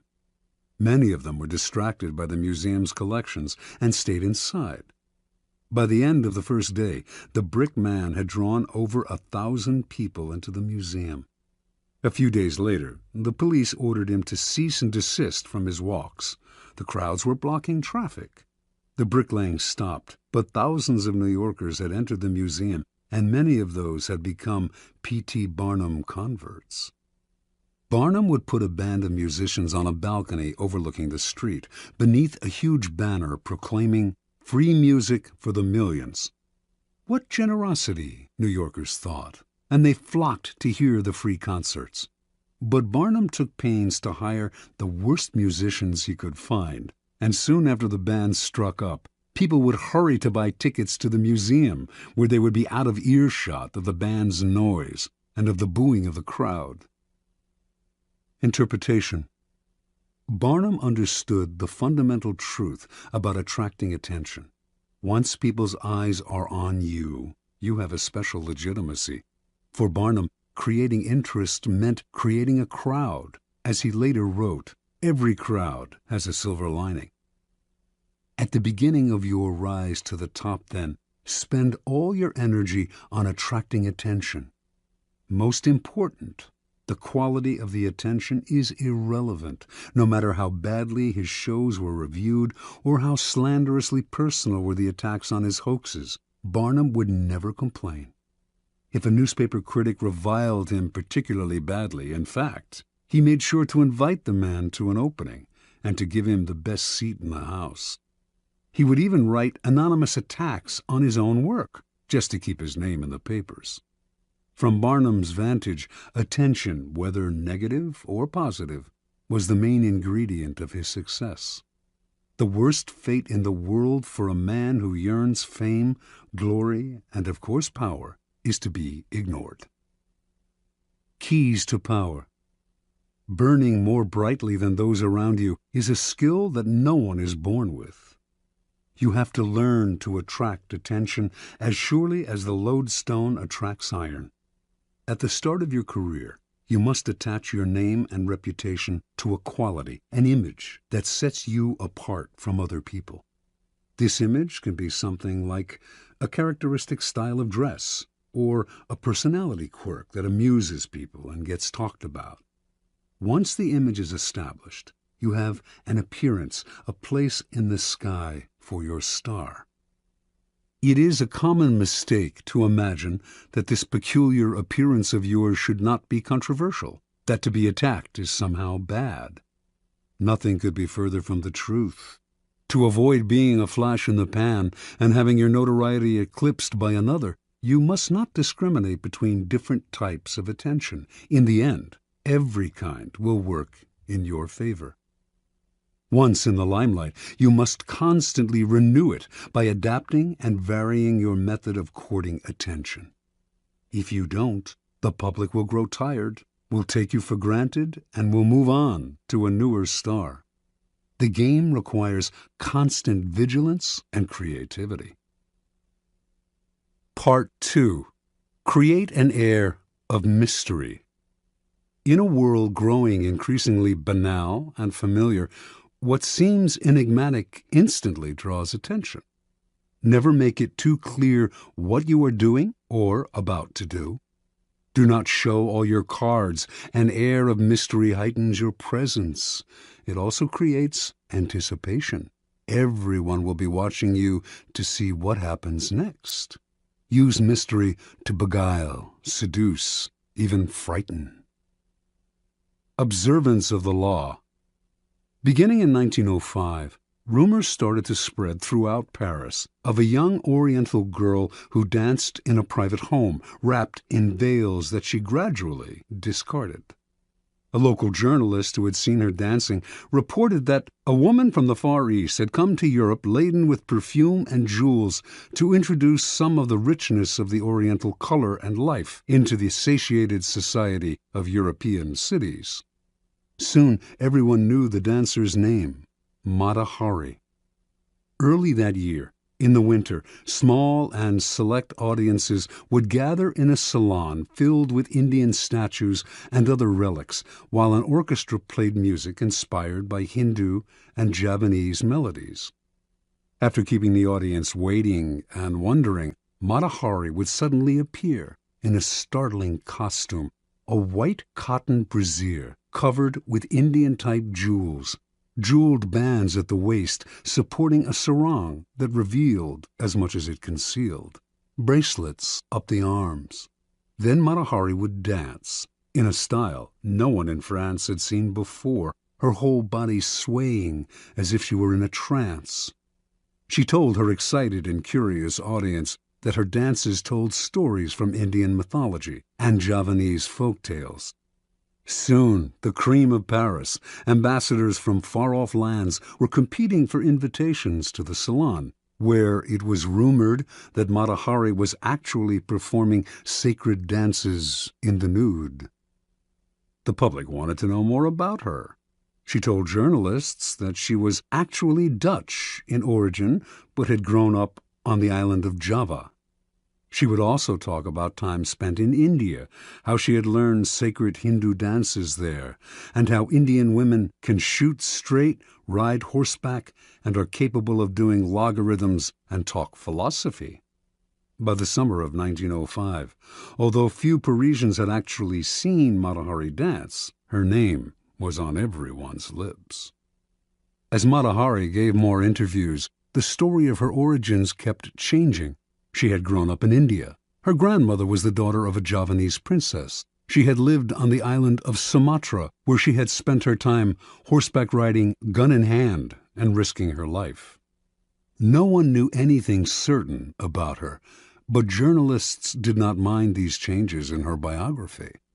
They compared her to an Indian goddess, a creature from the pages of Baudelaire. Whatever their imagination wanted to see in this mysterious woman from the East. In August of 1905, Mata Hari performed for the first time in public. Crowds thronging to see her on opening night caused a riot. She had now become a cult figure, spawning many imitations. One reviewer wrote, "Mata Hari personifies all the poetry of India, its mysticism, its voluptuousness, its hypnotizing charm." Another noted, "If India possesses such unexpected treasures, then all Frenchmen will emigrate to the shores of the Ganges." Soon, the fame of Mata Hari and her sacred Indian dances spread beyond Paris. She was invited to Berlin, Vienna, Milan. Over the next few years, she performed throughout Europe, mixed with the highest social circles, and earned an income that gave her an independence rarely enjoyed by a woman of the period. Then, near the end of World War I, she was arrested in France, tried, convicted, and finally executed as a German spy. Only during the trial did the truth come out. Mata Hari was not from Java or India, had not grown up in the Orient, did not have a drop of Eastern blood in her body. Her real name was Margarethe Zell, and she came from the stolid northern province of Friesland, Holland. Interpretation. When Margarethe Zell arrived in Paris in 1904, she had half a franc in her pocket.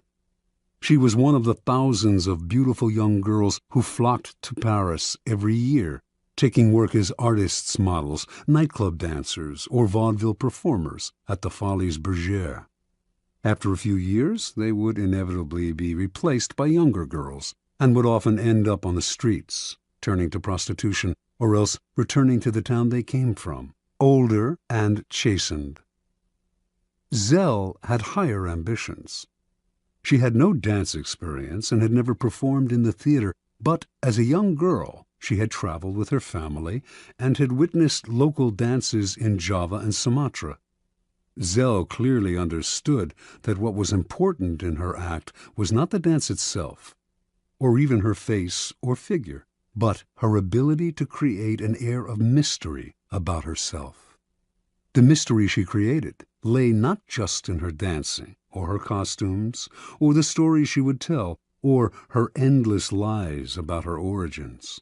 It lay in an atmosphere enveloping everything she did. There was nothing you could say for sure about her. She was always changing, always surprising her audience with new costumes, new dances, new stories. This air of mystery left the public always wanting to know more, always wondering about her next move. Malahari was no more beautiful than many of the other young girls who came to Paris, and she was not a particularly good dancer. What separated her from the mass, what attracted and held the public's attention and made her famous and wealthy, was her mystery. People are enthralled by mystery because it invites constant interpretation. They never tire of it. The mysterious cannot be grasped, and what cannot be seized and consumed creates power. Keys to power. In a world that is ever more banal, that has had its mystery and myth squeezed out of it, we secretly crave enigmas, people or things that cannot be instantly interpreted, seized, and consumed. That is the power of the mysterious. It invites layers of interpretation, excites our imagination, seduces us into believing that it conceals something marvelous. The world has become so familiar and its inhabitants so predictable that what wraps itself in mystery will almost always draw the limelight to it and make us watch it. Do not imagine that to create an air of mystery, you have to be grand and awe-inspiring. Mystery that is woven into your day-to-day demeanor and is subtle has that much more power to fascinate and attract attention. Remember, most people are up front, can be read like an open book, take little care to control their words or image, and are hopelessly predictable. By simply holding back, keeping silent, occasionally uttering ambiguous phrases, deliberately appearing inconsistent, and acting odd in the subtlest of ways, you will emanate an aura of mystery. The people around you will then magnify that aura by constantly trying to interpret you. Mysterious people put others in a kind of inferior position, that of trying to figure them out. To degrees that they can control, they also elicit the fear surrounding anything uncertain or unknown. All great leaders know that an aura of mystery draws attention to them and creates an intimidating presence. If your social position prevents you from completely wrapping your actions in mystery, you must at least learn to make yourself less obvious. Every now and then, act in a way that does not mesh with other people's perception of you. This way, you keep those around you on the defensive, eliciting the kind of attention that makes you powerful. Law 7. Get others to do the work for you, but always take the credit. Judgment. Use the wisdom, knowledge, and legwork of other people to further your own cause. Not only will such assistance save you valuable time and energy, it will give you a godlike aura of efficiency and speed. In the end, your helpers will be forgotten, and you will be remembered. Never do yourself what others can do for you. Transgression and observance of the law. In 1883, a young Serbian scientist named Nikola Tesla was working for the European division of the Continental Edison Company. He was a brilliant inventor, and Charles Batchelor, a plant manager and a personal friend of Thomas Edison, persuaded him he should seek his fortune in America, giving him a letter of introduction to Edison himself. So began a life of woe and tribulation that lasted until Tesla's death. When Tesla met Edison in New York, the famous inventor hired him on the spot. Tesla worked 18-hour days, finding ways to improve the primitive Edison dynamos. Finally, he offered to redesign them completely. To Edison, this seemed a monumental task that could last years without paying off. But he told Tesla, "There's $50,000 in it for you, if you can do it." Tesla labored day and night on the project, and after only a year, he produced a greatly improved version of the dynamo, complete with automatic controls. He went to Edison to break the good news and receive his $50,000. Edison was pleased with the improvement, for which he and his company would take credit. But when it came to the issue of the money, he told the young Serb, "Tesla, you don't understand our American humor," and offered a small raise instead. Tesla's obsession was to create an alternating current system, AC, of electricity.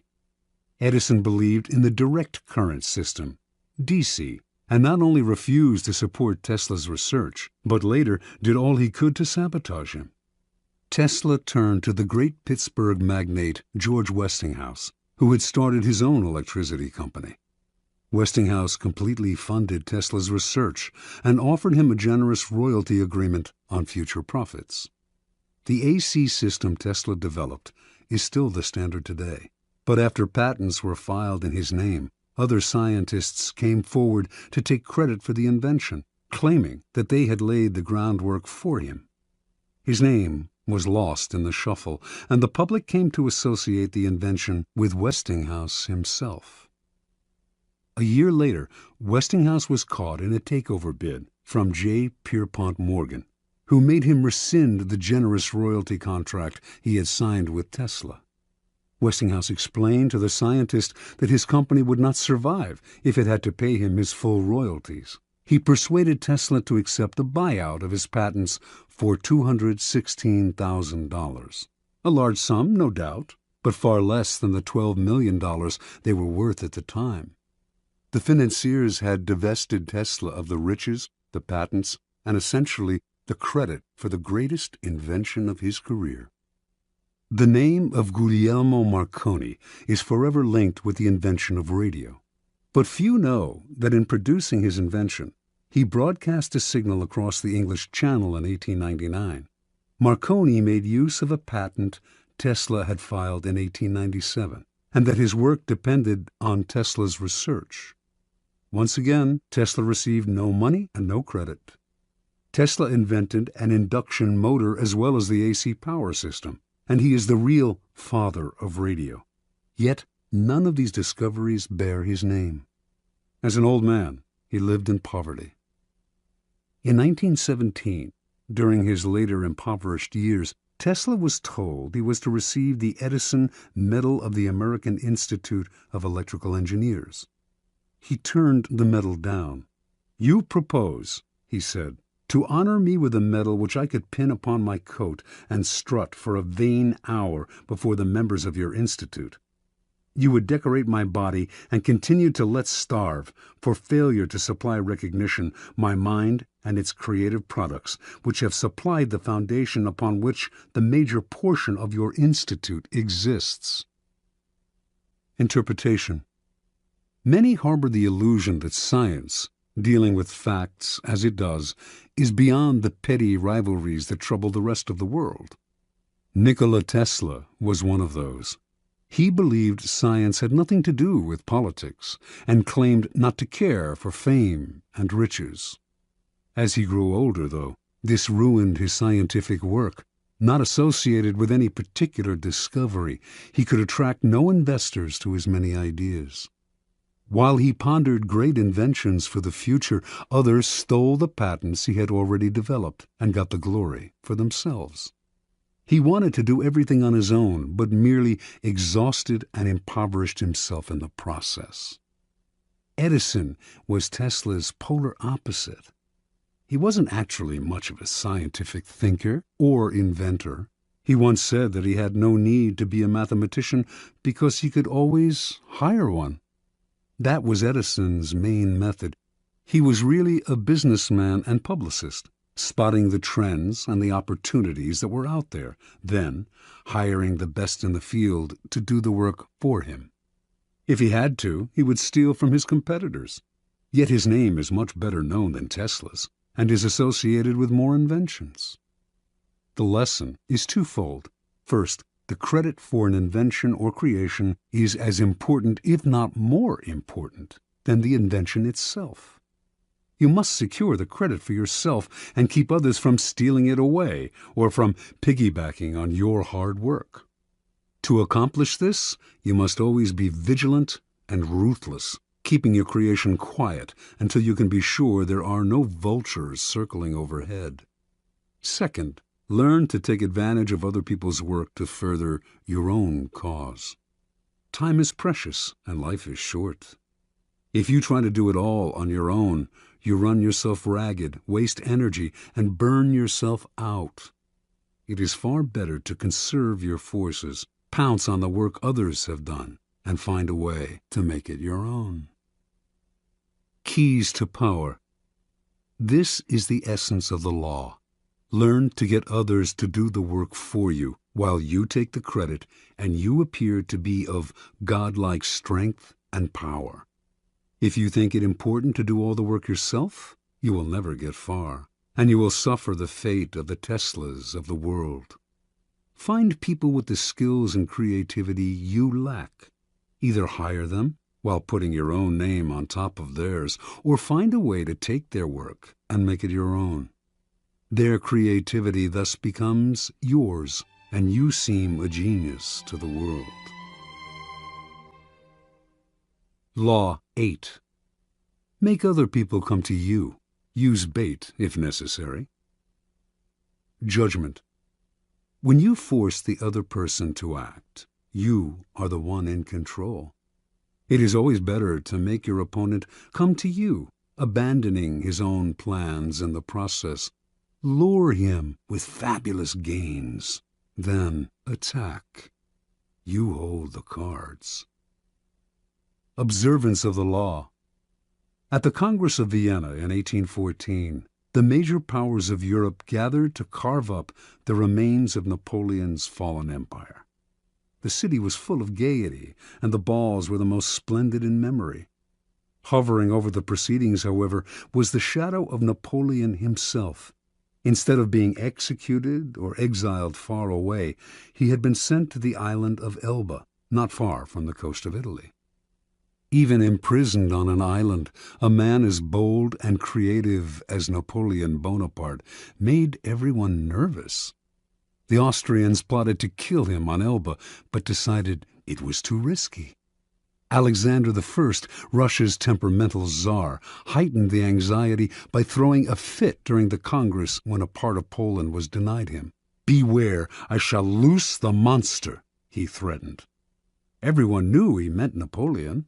Of all the statesmen gathered in Vienna, only Talleyrand, Napoleon's former foreign minister, seemed calm and unconcerned. It was as if he knew something the others did not. Meanwhile, on the island of Elba, Napoleon's life was a mockery of his previous glory. As Elba's king, he had been allowed to form a court. There was a cook, a wardrobe mistress, an official pianist, and a handful of courtiers. All this was designed to humiliate Napoleon, and it seemed to work. That winter, however, there occurred a series of events so strange and dramatic they might have been scripted in a play. Elba was surrounded by British ships, their cannons covering all possible exit points. Yet somehow, in broad daylight, on 26 February 1815, a ship with 900 men on board picked up Napoleon and put to sea. The English gave chase, but the ship got away. This almost impossible escape astonished the public throughout Europe and terrified the statesmen at the Congress of Vienna. Although it would have been safer to leave Europe, Napoleon not only chose to return to France, he raised the odds by marching on Paris with a tiny army in hopes of recapturing the throne. His strategy worked. People of all classes threw themselves at his feet. An army under Marshal Ney sped from Paris to arrest him, but when the soldiers saw their beloved former leader, they changed sides. Napoleon was declared emperor again. Volunteers swelled the ranks of his new army. Delirium swept the country. In Paris, crowds went wild. The king who had replaced Napoleon fled the country. For the next 100 days, Napoleon ruled France. Soon, however, the giddiness subsided. France was bankrupt, its resources nearly exhausted, and there was little Napoleon could do about this. At the Battle of Waterloo in June of that year, he was finally defeated for good. This time, his enemies had learned their lesson. They exiled him to the barren island of St. Helena off the west coast of Africa. There, he had no more hope of escape. Interpretation. Only years later did the facts of Napoleon's dramatic escape from Elba come to light. Before he decided to attempt this bold move, visitors to his court had told him that he was more popular in France than ever, and that the country would embrace him again. One of these visitors was Austria's General Kohler, who convinced Napoleon that if he escaped, the European powers, England included, would welcome him back into power. Napoleon was tipped off that the English would let him go, and indeed his escape occurred in the middle of the afternoon, in full view of English spyglasses. What Napoleon did not know was that there was a man behind it all, pulling the strings, and that this man was his former minister, Talleyrand. And Talleyrand was doing all this, not to bring back the glory days, but to crush Napoleon once and for all. Considering the emperor's ambition unsettling to Europe's stability, he had turned against him long ago. When Napoleon was exiled to Elba, Talleyrand had protested. Napoleon should be sent farther away, he argued, or Europe would never have peace. But no one listened.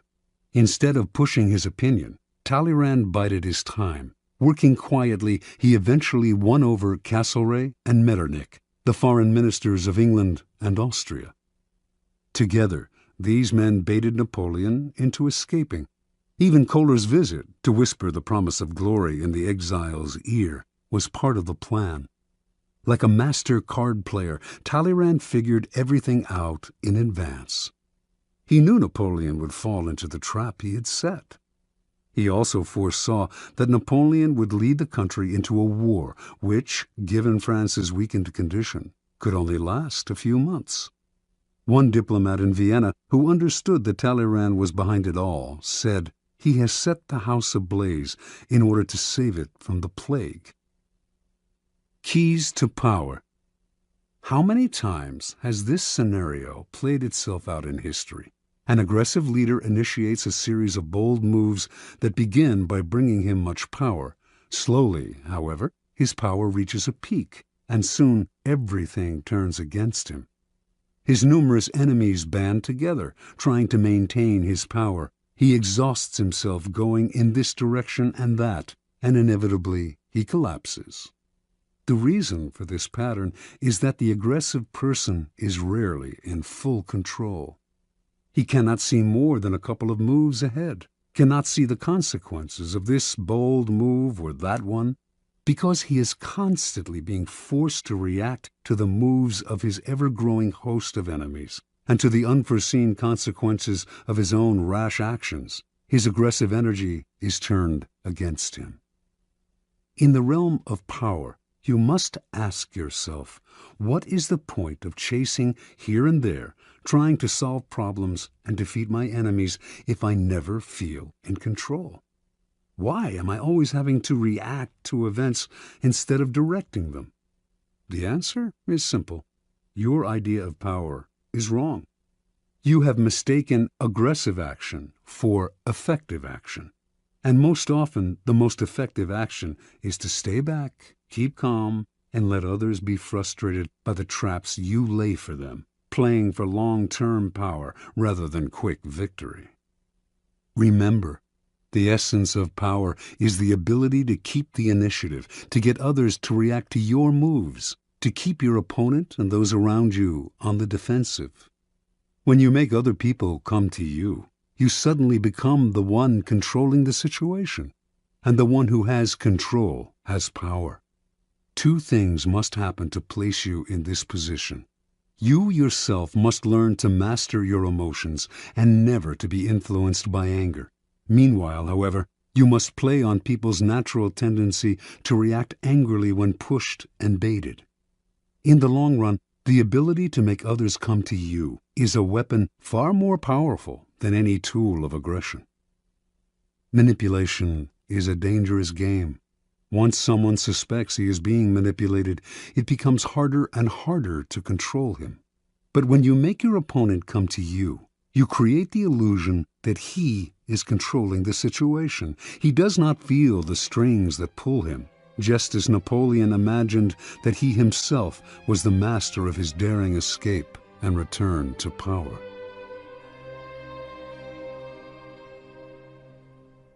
Law 9.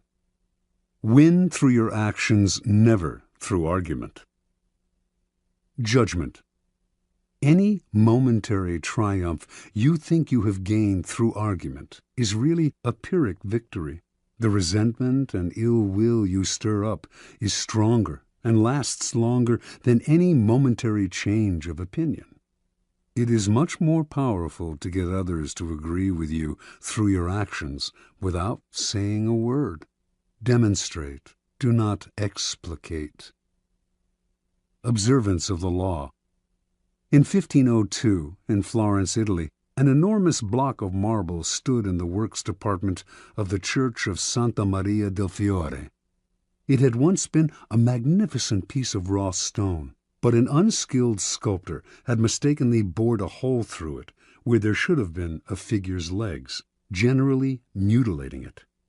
Piero Soderini, Florence's mayor, had contemplated trying to save the block by commissioning Leonardo da Vinci to work on it, or some other master, but had given up, since everyone agreed that the stone had been ruined. So, despite the money that had been wasted on it, it gathered dust in the dark halls of the church. This was where things stood until some Florentine friends of the great Michelangelo decided to write to the artist, then living in Rome. He alone, they said, could do something with the marble, which was still magnificent raw material. Michelangelo traveled to Florence, examined the stone, and came to the conclusion that he could, in fact, carve a fine figure from it by adapting the pose to the way the rock had been mutilated. Soderini argued that this was a waste of time. Nobody could salvage such a disaster, but he finally agreed to let the artist work on it. Michelangelo decided he would depict a young David, sling in hand. Weeks later, as Michelangelo was putting the final touches on the statue, Soderini entered the studio. Fancying himself a bit of a connoisseur, he studied the huge work and told Michelangelo that while he thought it was magnificent, the nose, he judged, was too big. Michelangelo realized that Soderini was standing in a place right under the giant figure and did not have the proper perspective. Without a word, he gestured for Soderini to follow him up the scaffolding. Reaching the nose, he picked up his chisel, as well as a bit of marble dust that lay on the planks. With Soderini just a few feet below him on the scaffolding, Michelangelo started to tap lightly with the chisel, letting the bits of dust he had gathered in his hand to fall little by little. He actually did nothing to change the nose, but gave every appearance of working on it. After a few minutes of the charade, he stood aside. "Look at it now." "I like it better," replied Soderini. "You've made it come alive." Interpretation. Michelangelo knew that by changing the shape of the nose, he might ruin the entire sculpture. Yet Soderini was a patron who prided himself on his aesthetic judgment. To offend such a man by arguing would not only gain Michelangelo nothing, it would put future commissions in jeopardy. Michelangelo was too clever to argue. His solution was to change Soderini's perspective, literally bringing him closer to the nose, without making him realize that this was the cause of his misperception. Fortunately for posterity, Michelangelo found a way to keep the perfection of the statue intact, while, at the same time, making Soderini believe he had improved it. Such is the double power of winning through actions rather than argument. No one is offended, and your point is proven. Keys to power. In the realm of power, you must learn to judge your moves by their long-term effects on other people. The problem in trying to prove a point or gain a victory through argument is that in the end you can never be certain how it affects the people you're arguing with. They may appear to agree with you politely, but inside they may resent you. Or perhaps something you said inadvertently even offended them. Words have that insidious ability to be interpreted according to the other person's mood and insecurities. Even the best argument has no solid foundation, for we have all come to distrust the slippery nature of words. And days after agreeing with someone, we often revert to our old opinion out of sheer habit. Understand this: words are a dime a dozen. Everyone knows that in the heat of an argument we will all say anything to support our cause. We will quote the Bible, refer to unverifiable statistics. Who can be persuaded by bags of air like that? Action and demonstration are much more powerful and meaningful. They are there before our eyes for us to see. Yes, now the statue's nose does look just right. There are no offensive words, no possibility of misinterpretation. No one can argue with a demonstrated proof. As Balthazar Gracian remarks, the truth is generally seen, rarely heard. Law 10. Infection. Avoid the unhappy and unlucky. Judgment. You can die from someone else's misery. Emotional states are as infectious as diseases. You may feel you are helping the drowning man, but you are only precipitating your own disaster. The unfortunate sometimes draw misfortune on themselves. They will also draw it on you. Associate with the happy and fortunate instead. Transgression of the law. Born in Limerick, Ireland in 1818, Marie Gilbert came to Paris in the 1840s to make her fortune as a dancer and performer. Taking the name Lola Montez, her mother was of distant Spanish descent. She claimed to be a flamenco dancer from Spain. By 1845, her career was languishing, and to survive, she became a courtesan, quickly one of the more successful in Paris. Only one man could salvage Lola's dancing career: Alexandre Dujarier, owner of the newspaper with the largest circulation in France, and also the newspaper's drama critic. She decided to woo and conquer him. Investigating his habits, she discovered that he went riding every morning. An excellent horsewoman herself, she rode out one morning and accidentally ran into him. Soon they were riding together every day. A few weeks later, Lola moved into his apartment. For a while, the two were happy together. With Dujarrier's help, Lola began to revive her dancing career. Despite the risk to his social standing, Dujarier told friends he would marry her in the spring. Lola had never told him that she had eloped at age 19 with an Englishman and was still legally married. Although Dujarier was deeply in love, his life started to slide downhill. His fortunes in business changed, and influential friends began to avoid him. One night, Dujarier was invited to a party, attended by some of the wealthiest young men in Paris. Lola wanted to go too, but he would not allow it. They had their first quarrel, and Dujarier attended the party by himself. There, hopelessly drunk, he insulted an influential drama critic, Jean-Baptiste Rosemond de Beauvalon, perhaps because of something the critic had said about Lola. The following morning, Beauvalon challenged him to a duel. Beauvalon was one of the best pistol shots in France. Dujarier tried to apologize, but the duel took place, and he was shot and killed. Thus ended the life of one of the most promising young men of Paris society. Devastated, Lola left Paris. In 1846, Lola Montez found herself in Munich, where she decided to woo and conquer King Ludwig of Bavaria.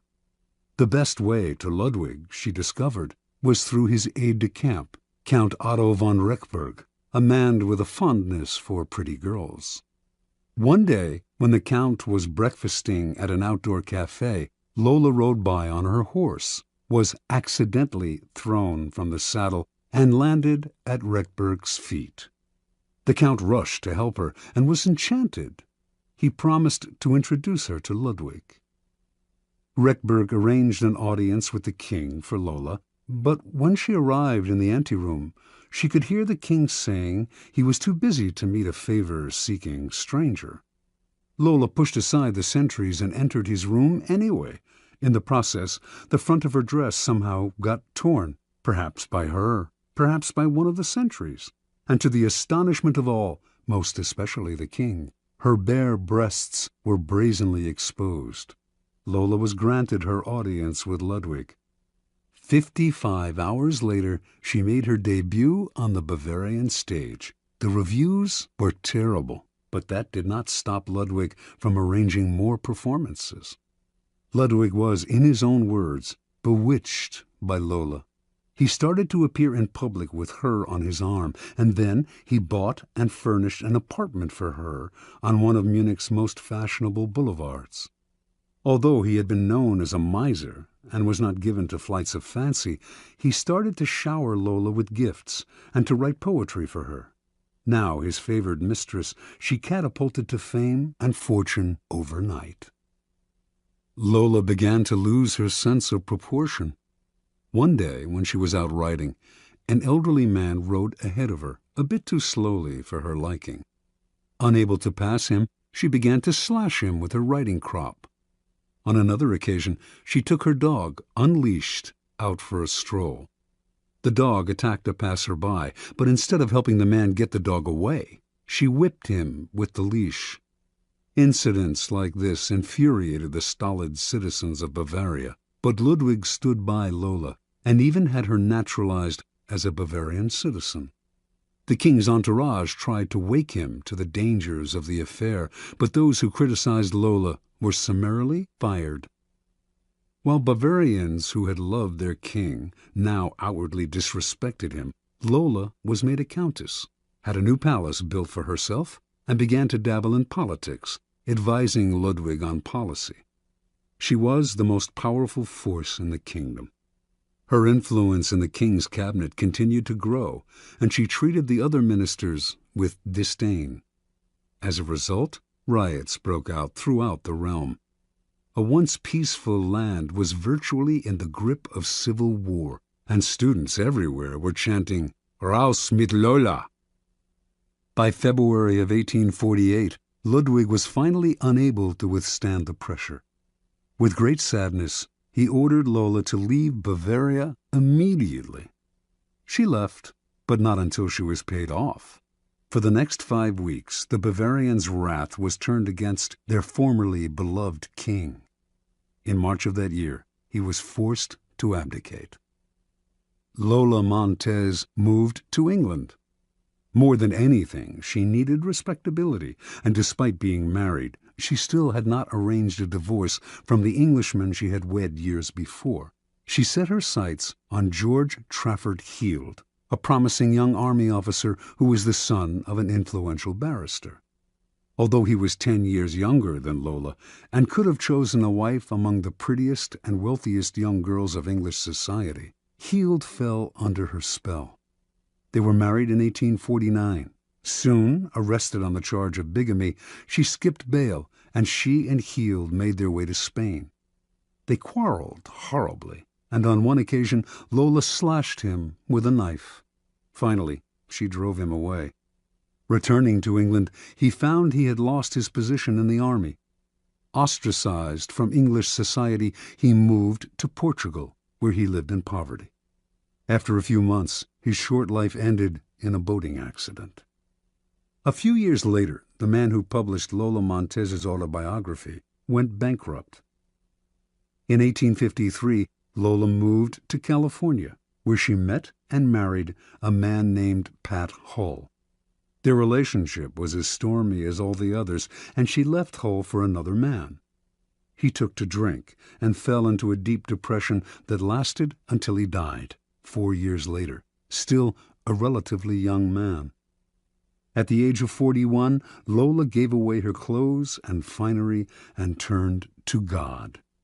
She toured America lecturing on religious topics, dressed in white and wearing a halo-like white headgear.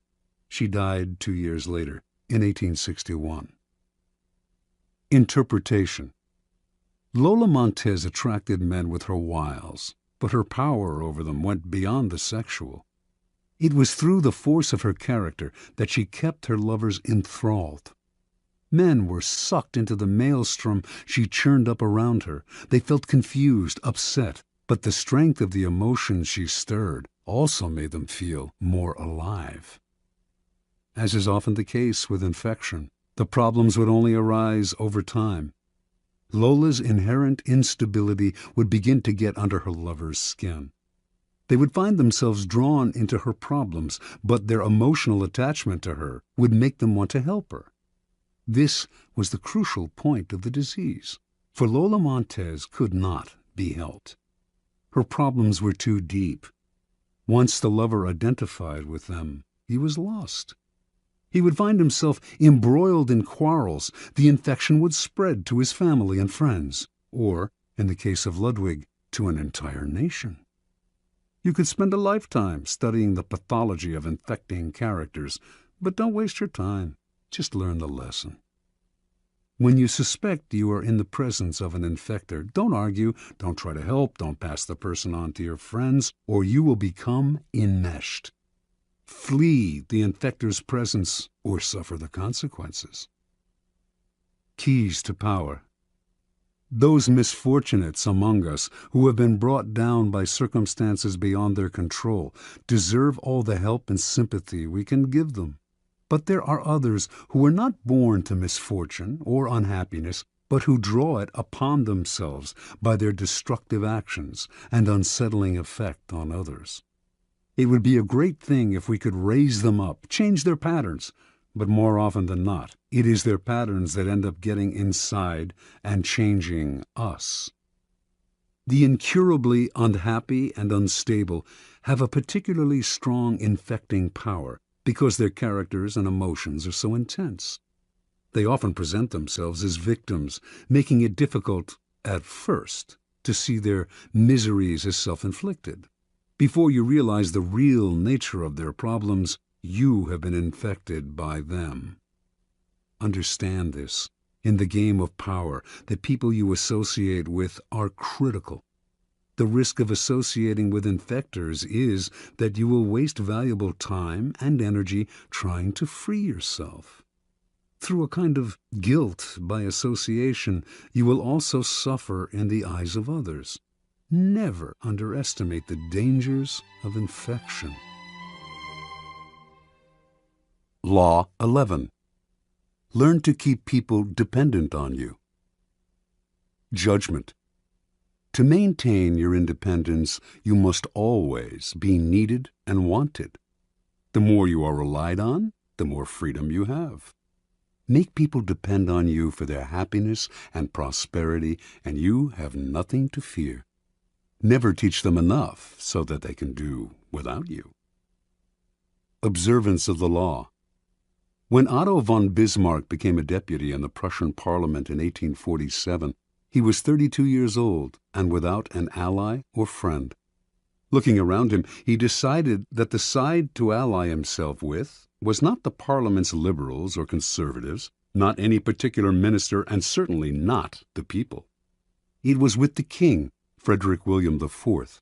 This was an odd choice, to say the least, for Frederick was at a low point of his power. A weak, indecisive man, he consistently gave in to the liberals in Parliament. In fact, he was spineless and stood for much that Bismarck disliked personally and politically. Yet Bismarck courted Frederick night and day. When other deputies attacked the king for his many inept moves, only Bismarck stood by him.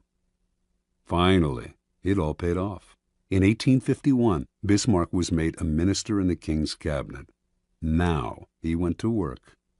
Time and again, he forced the king's hand, getting him to build up the military, to stand up to the liberals, to do exactly as Bismarck wished. He worked on Frederick's insecurity about his manliness, challenging him to be firm and to rule with pride. And he slowly restored the king's powers until the monarchy was once again the most powerful force in Prussia. When Frederick died in 1861, his brother William assumed the throne. William disliked Bismarck intensely and had no intention of keeping him around. But he also inherited the same situation his brother had: enemies galore who wanted to nibble his power away. He actually considered abdicating, feeling he lacked the strength to deal with this dangerous and precarious position. But Bismarck insinuated himself once again. He stood by the new king, gave him strength, and urged him into firm and decisive action. The king grew dependent on Bismarck's strong-arm tactics to keep his enemies at bay, and despite his antipathy toward the man, he soon made him his prime minister. The two quarreled often over policy. Bismarck was much more conservative, but the king understood his own dependency. Whenever the prime minister threatened to resign, the king gave in to him, time after time. It was, in fact, Bismarck who set state policy. Years later, Bismarck's actions as Prussia's prime minister led the various German states to be united into one country. Now, Bismarck finagled the king into letting himself be crowned Emperor of Germany. Yet it was really Bismarck who had reached the heights of power. As right-hand man to the emperor and as imperial chancellor and knighted prince, he pulled all the levers. Iron and blood, in Bismarck's phrase. Then you will survive your masters as Bismarck did. You will have all the benefits of power without the thorns that come from being a master. Keys to power. The ultimate power is the power to get people to do as you wish.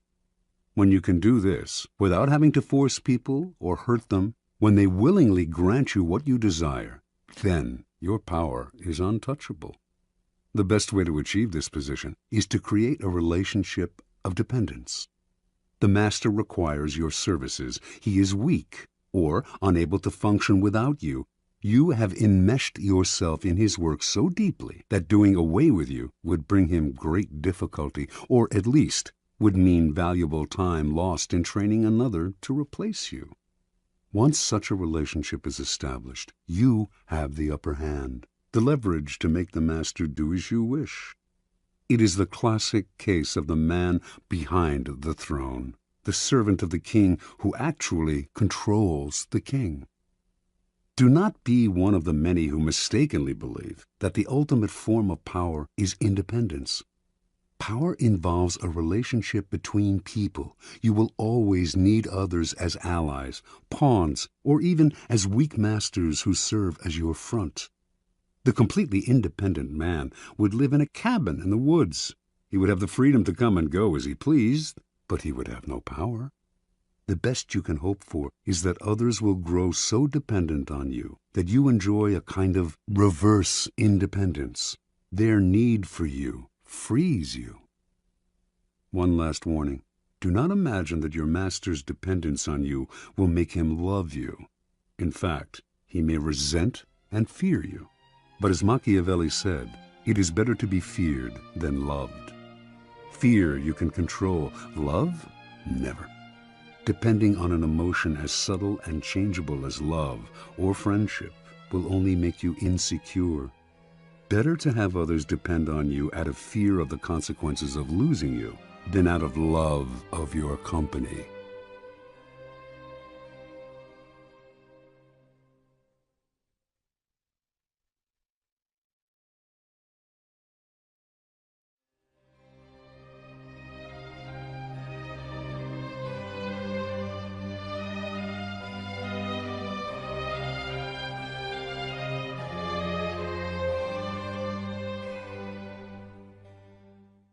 Law 12.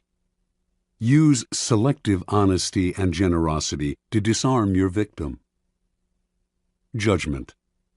One sincere and honest move will cover over dozens of dishonest ones. Open-hearted gestures of honesty and generosity bring down the guard of even the most suspicious people. Once your selective honesty opens a hole in their armor, you can deceive and manipulate them at will. A timely gift, a Trojan horse, will serve the same purpose. Observance of the law. Sometime in 1926, a tall, dapperly dressed man paid a visit to Al Capone, the most feared gangster of his time.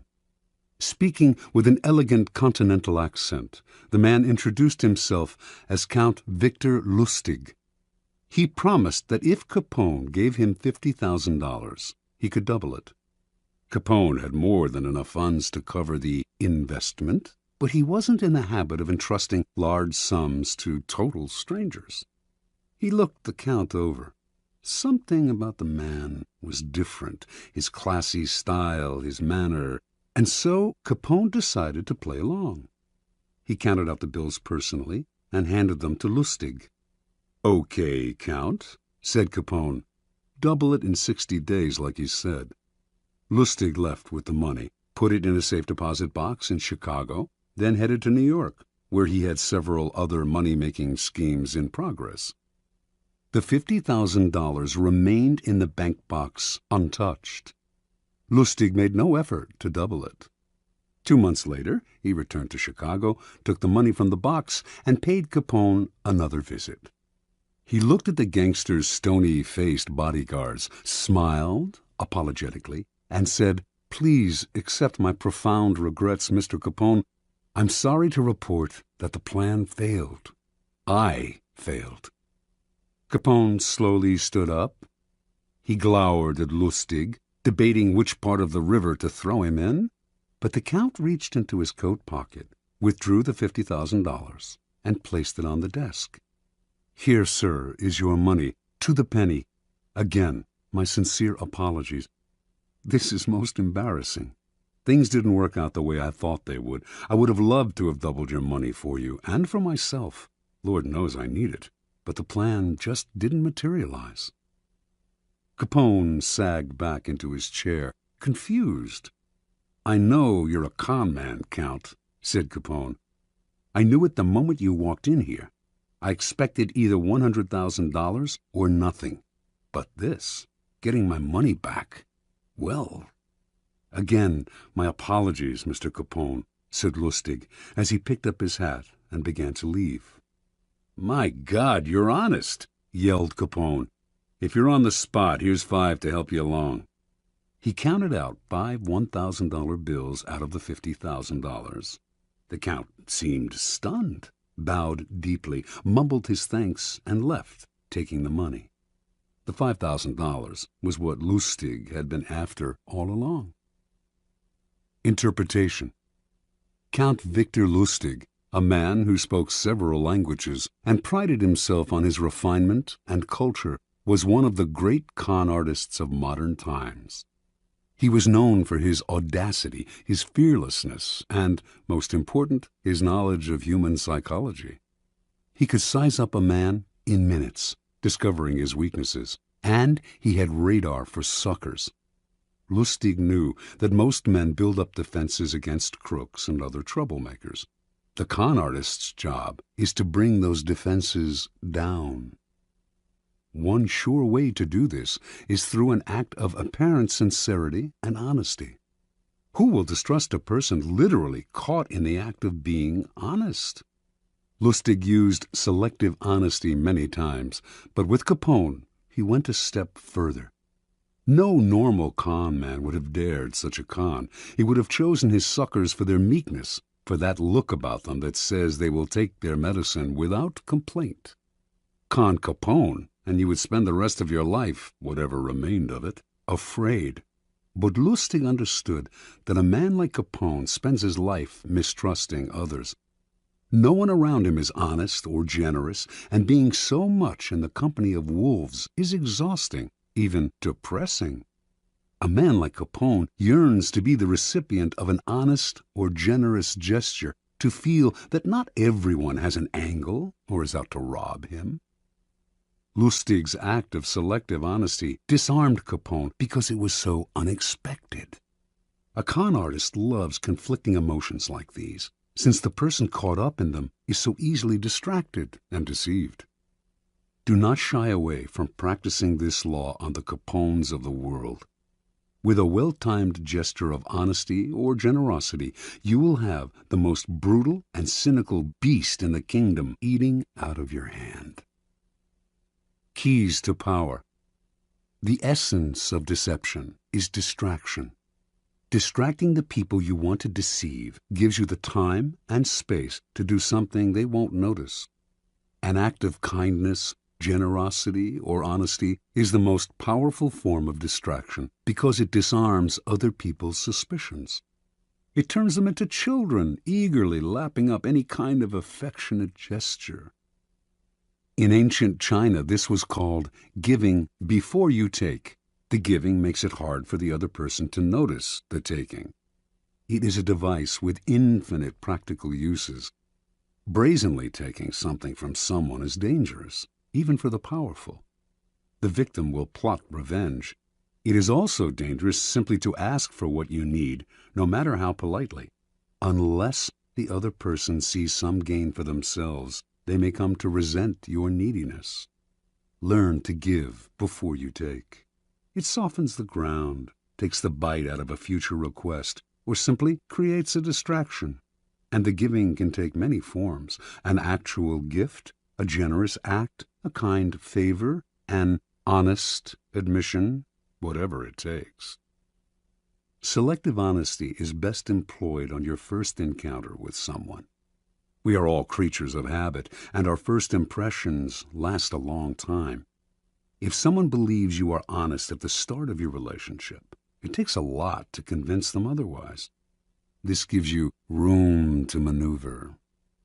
A single act of honesty is often not enough. What is required is a reputation for honesty built on a series of acts. But these can be quite inconsequential. Once this reputation is established, as with first impression, it is hard to shake. Selective kindness should also be part of your arsenal of deception. Selective kindness will often break down even the most stubborn foe. Aiming right for the heart, it corrodes the will to fight back. Remember, by playing on people's emotions, calculated acts of kindness can turn a Capone into a gullible child. As with any emotional approach, the tactic must be practiced with caution. If people see through it, their disappointed feelings of gratitude and warmth will become the most violent hatred and distrust. Unless you can make the gesture seem sincere and heartfelt, do not play with fire. Law 13. When asking for help, appeal to people's self-interest, never to their mercy or gratitude. Judgment. If you need to turn to an ally for help, do not bother to remind him of your past assistance and good deeds. He will find a way to ignore you. Instead, uncover something in your request or in your alliance with him that will benefit him and emphasize it out of all proportion. He will respond enthusiastically when he sees something to be gained for himself. Observance of the law. In 433 BC, just before the Peloponnesian War, the island of Corcyra, later called Corfu, and the Greek city-state of Corinth stood on the brink of conflict. Both sides sent ambassadors to Athens to try to win over the Athenians to their side. The stakes were high, since whoever had Athens on his side was sure to win, and whoever won the war would certainly give the defeated side no mercy. Corcyra spoke first. Its ambassador began by admitting that the island had never helped Athens before, and in fact had allied itself with Athens' enemies. There were no ties of friendship or gratitude between Corcyra and Athens. Yes, the ambassador admitted. He had come to Athens now out of fear and concern for Corcyra's safety. The only thing he could offer was an alliance of mutual interests. Corcyra had a navy only surpassed in size and strength by Athens' own. An alliance between the two states would create a formidable force, one that could intimidate the rival state of Sparta. That, unfortunately, was all Corcyra had to offer. The representative from Corinth then gave a brilliant, passionate speech in sharp contrast to the dry, colorless approach of the Corcyran. He talked of everything Corinth had done for Athens in the past.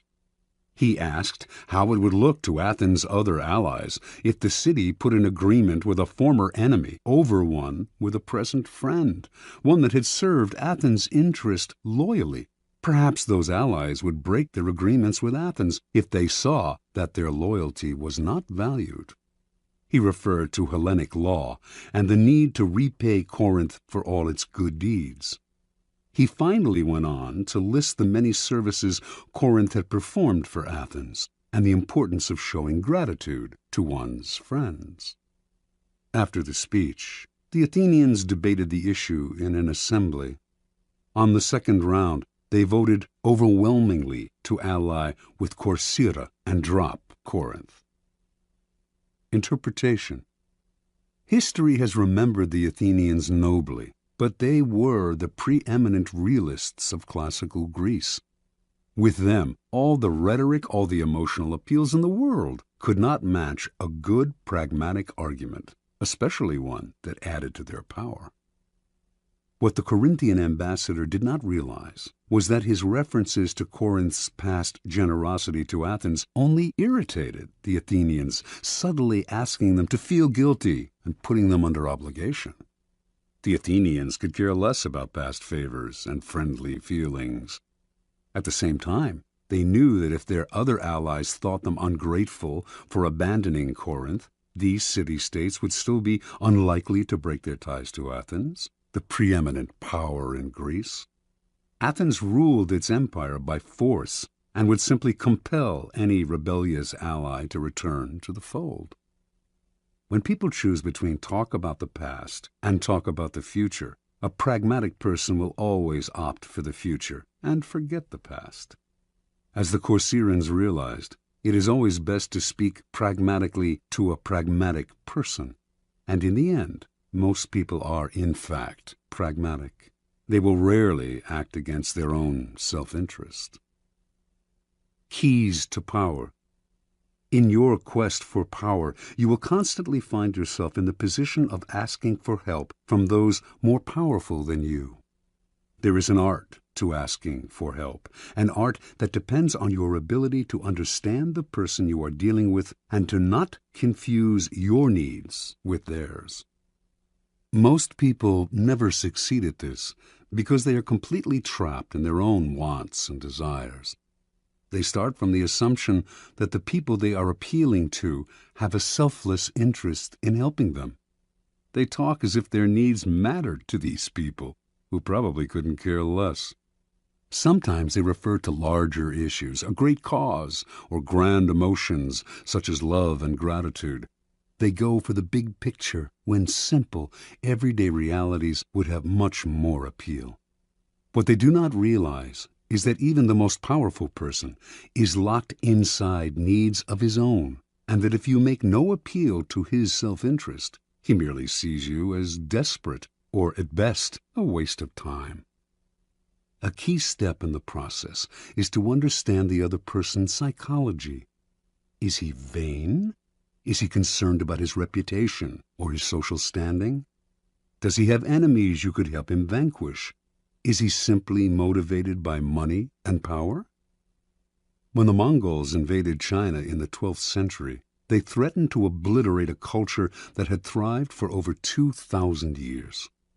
Their leader, Genghis Khan, saw nothing in China but a country that lacked pasturing for his horses, and he decided to destroy the place, leveling all its cities, for it would be better to exterminate the Chinese and let the grass grow. It was not a soldier, a general, or a king who saved the Chinese from devastation, but a man named Yelu Chutsai. A foreigner himself, Chutsai had come to appreciate the superiority of Chinese culture. He managed to make himself a trusted advisor to Genghis Khan and persuaded him that he would reap riches out of the place if, instead of destroying it, he simply taxed everyone who lived there. Khan saw the wisdom in this and did as Chutsai advised. When Khan took the city of Kaifeng after a long siege and decided to massacre its inhabitants, as he had in other cities that had resisted him, Chutsai told him that the finest craftsmen and engineers in China had fled to Kaifeng, and it would be better to put them to use. Kaifeng was spared. Never before had Genghis Khan shown such mercy, but then it really wasn't mercy that saved Kaifeng. Chutsai knew Khan well. He was a barbaric peasant who cared nothing for culture, or indeed for anything other than warfare and practical results. Chutsai chose to appeal to the only emotion that would work on such a man: greed. Self-interest is the lever that will move people. Once you make them see how you can in some way meet their needs or advance their cause, their resistance to your requests for help will magically fall away. At each step on the way to acquiring power, you must train yourself to think your way inside the other person's mind, to see their needs and interests, to get rid of the screen of your own feelings that obscure the truth. Master this art, and there will be no limits to what you can accomplish. Law 14. Pose as a friend, work as a spy. Judgment. Knowing about your rival is critical. Use spies to gather valuable information that will keep you a step ahead. Better still, play the spy yourself. In polite social encounters, learn to probe. Ask indirect questions to get people to reveal their weaknesses and intentions. There is no occasion that is not an opportunity for artful spying. Observance of the law. Joseph Duveen was undoubtedly the greatest art dealer of his time. From 1904 to 1940, he almost single-handedly monopolized America's millionaire art collecting market. But one prize plum eluded him: the industrialist Andrew Mellon. Before he died, Duveen was determined to make Mellon a client. Duveen's friends said this was an impossible dream. Mellon was a stiff, taciturn man. The stories he had heard about the congenial, talkative Duveen rubbed him the wrong way. He had made it clear he had no desire to meet the man. Yet Duveen told his doubting friends, "Not only will Mellon buy from me, but he will buy only from me."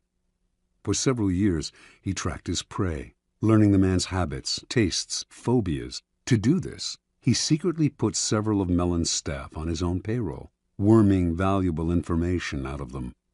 By the time he moved into action, he knew Mellon about as well as Mellon's wife did.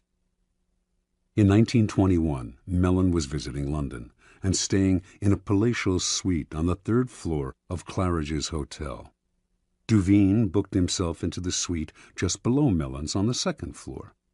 He had arranged for his valet to befriend Mellon's valet, and on the fateful day he had chosen to make his move, Mellon's valet told Duveen's valet, who told Duveen, that he had just helped Mellon on with his overcoat and that the industrialist was making his way down the corridor to ring for the lift. Duveen's valet hurriedly helped Duveen with his own overcoat. Seconds later, Duveen entered the lift, and lo and behold, there was Mellon. "How do you do, Mr. Mellon?" said Duveen, introducing himself. "I am on my way to the National Gallery to look at some pictures." How uncanny! That was precisely where Mellon was headed. And so Duveen was able to accompany his prey to the one location that would ensure his success. He knew Mellon's taste, inside and out, and while the two men wandered through the museum, he dazzled the magnate with his knowledge. Once again, quite uncannily, they seemed to have remarkably similar tastes. Mellon was pleasantly surprised. This wasn't the Duveen he had expected. The man was charming and agreeable, and clearly had exquisite taste. When they returned to New York, Mellon visited Duveen's exclusive gallery and fell in love with the collection. Everything, surprisingly enough, seemed to be precisely the kind of work he wanted to collect. For the rest of his life, he was Duveen's best and most generous client. Interpretation. A man as ambitious and competitive as Joseph Duveen left nothing to chance. What's the point of winging it, or just hoping you may be able to charm this or that client? It's like shooting ducks blindfolded. Arm yourself with a little knowledge and your aim improves. Mellon was the most spectacular of Duveen's catches, but he spied on many a millionaire. By secretly putting members of his clients' household staffs on his own payroll, he would gain constant access to valuable information about their master's comings and goings, changes in taste, and other such tidbits of information that would put him a step ahead. A rival of Duveen's, who wanted to make Henry Frick a client, noticed that whenever he visited this wealthy New Yorker, Duveen was there before him, as if he had a sixth sense. To other dealers, Duveen seemed to be everywhere, and to know everything before they did. His powers discouraged and disheartened them, until many simply gave up going after the wealthy clients who could make a dealer rich. Such is the power of artful spying. It makes you seem all-powerful, clairvoyant. Your knowledge of your mark can also make you seem charming. So well can you anticipate their desires. No one sees the source of your power, and what they cannot see, they cannot fight. Keys to power. In the realm of power, your goal is a degree of control over future events. Part of the problem you face, then, is that people won't tell you all their thoughts, emotions, and plans. Carefully controlling what they say, they keep the most critical parts of their character hidden, their weaknesses, ulterior motives, obsessions. The result is that you cannot predict their moves and are constantly in the dark. The trick is to find a way to probe them, to find out their secrets and hidden intentions without letting them know what you are up to. This is not as difficult as you might think. A friendly front will let you secretly gather information on friends and enemies alike. Let others consult the horoscope or read tarot cards. You have more concrete means of seeing into the future. The most common way of spying is to use other people, as Duveen did. The method is simple, powerful, but risky. You will certainly gather information, but you have little control over the people who are doing the work. Perhaps they will ineptly reveal your spying, or even secretly turn against you. It is far better to be the spy yourself, to pose as a friend while secretly gathering information. During social gatherings and innocuous encounters, pay attention. This is when people's guards are down. By suppressing your own personality, you can make them reveal things. The brilliance of the maneuver is that they will mistake your interest in them for friendship, so that you not only learn, you make allies. Nevertheless, you should practice this tactic with caution and care. If people begin to suspect you are worming secrets out of them under the cover of conversation, they will strictly avoid you. Emphasize friendly chatter, not valuable information. Your search for gems of information cannot be too obvious, or your probing questions will reveal more about yourself and your intentions than about the information you hope to find. A trick to try in spying comes from La Rochefoucauld, who wrote, "Sincerity is found in very few men, and is often the cleverest of ruses. One is sincere in order to draw out the confidence and secrets of the other. By pretending to bare your heart to another person, in other words, you make them more likely to reveal their own secrets. Give them a false confession, and they will give you a real one." Another trick was identified by the philosopher Arthur Schopenhauer, who suggested vehemently contradicting people you're in conversation with as a way of irritating them, stirring them up so that they lose some of the control over their words. In their emotional reaction, they will reveal all kinds of truths about themselves, truths you can later use against them. Another method of indirect spying is to test people, to lay little traps that make them reveal things about themselves. Khosroes II, a notoriously clever 7th century king of the Persians, had many ways of seeing through his subjects without raising suspicion. If he noticed, for instance, that 2 of his courtiers had become particularly friendly, he would call one of them aside and say he had information that the other was a traitor and would soon be killed. The king would tell the courtier he trusted him more than anyone and that he must keep this information secret. Then he would watch the 2 men carefully. If he saw that the second courtier had not changed in his behavior toward the king, he would conclude that the first courtier had kept the secret, and he would quickly promote the man, later taking him aside to confess, "I meant to kill your friend because of certain information that had reached me, but when I investigated the matter, I found it was untrue."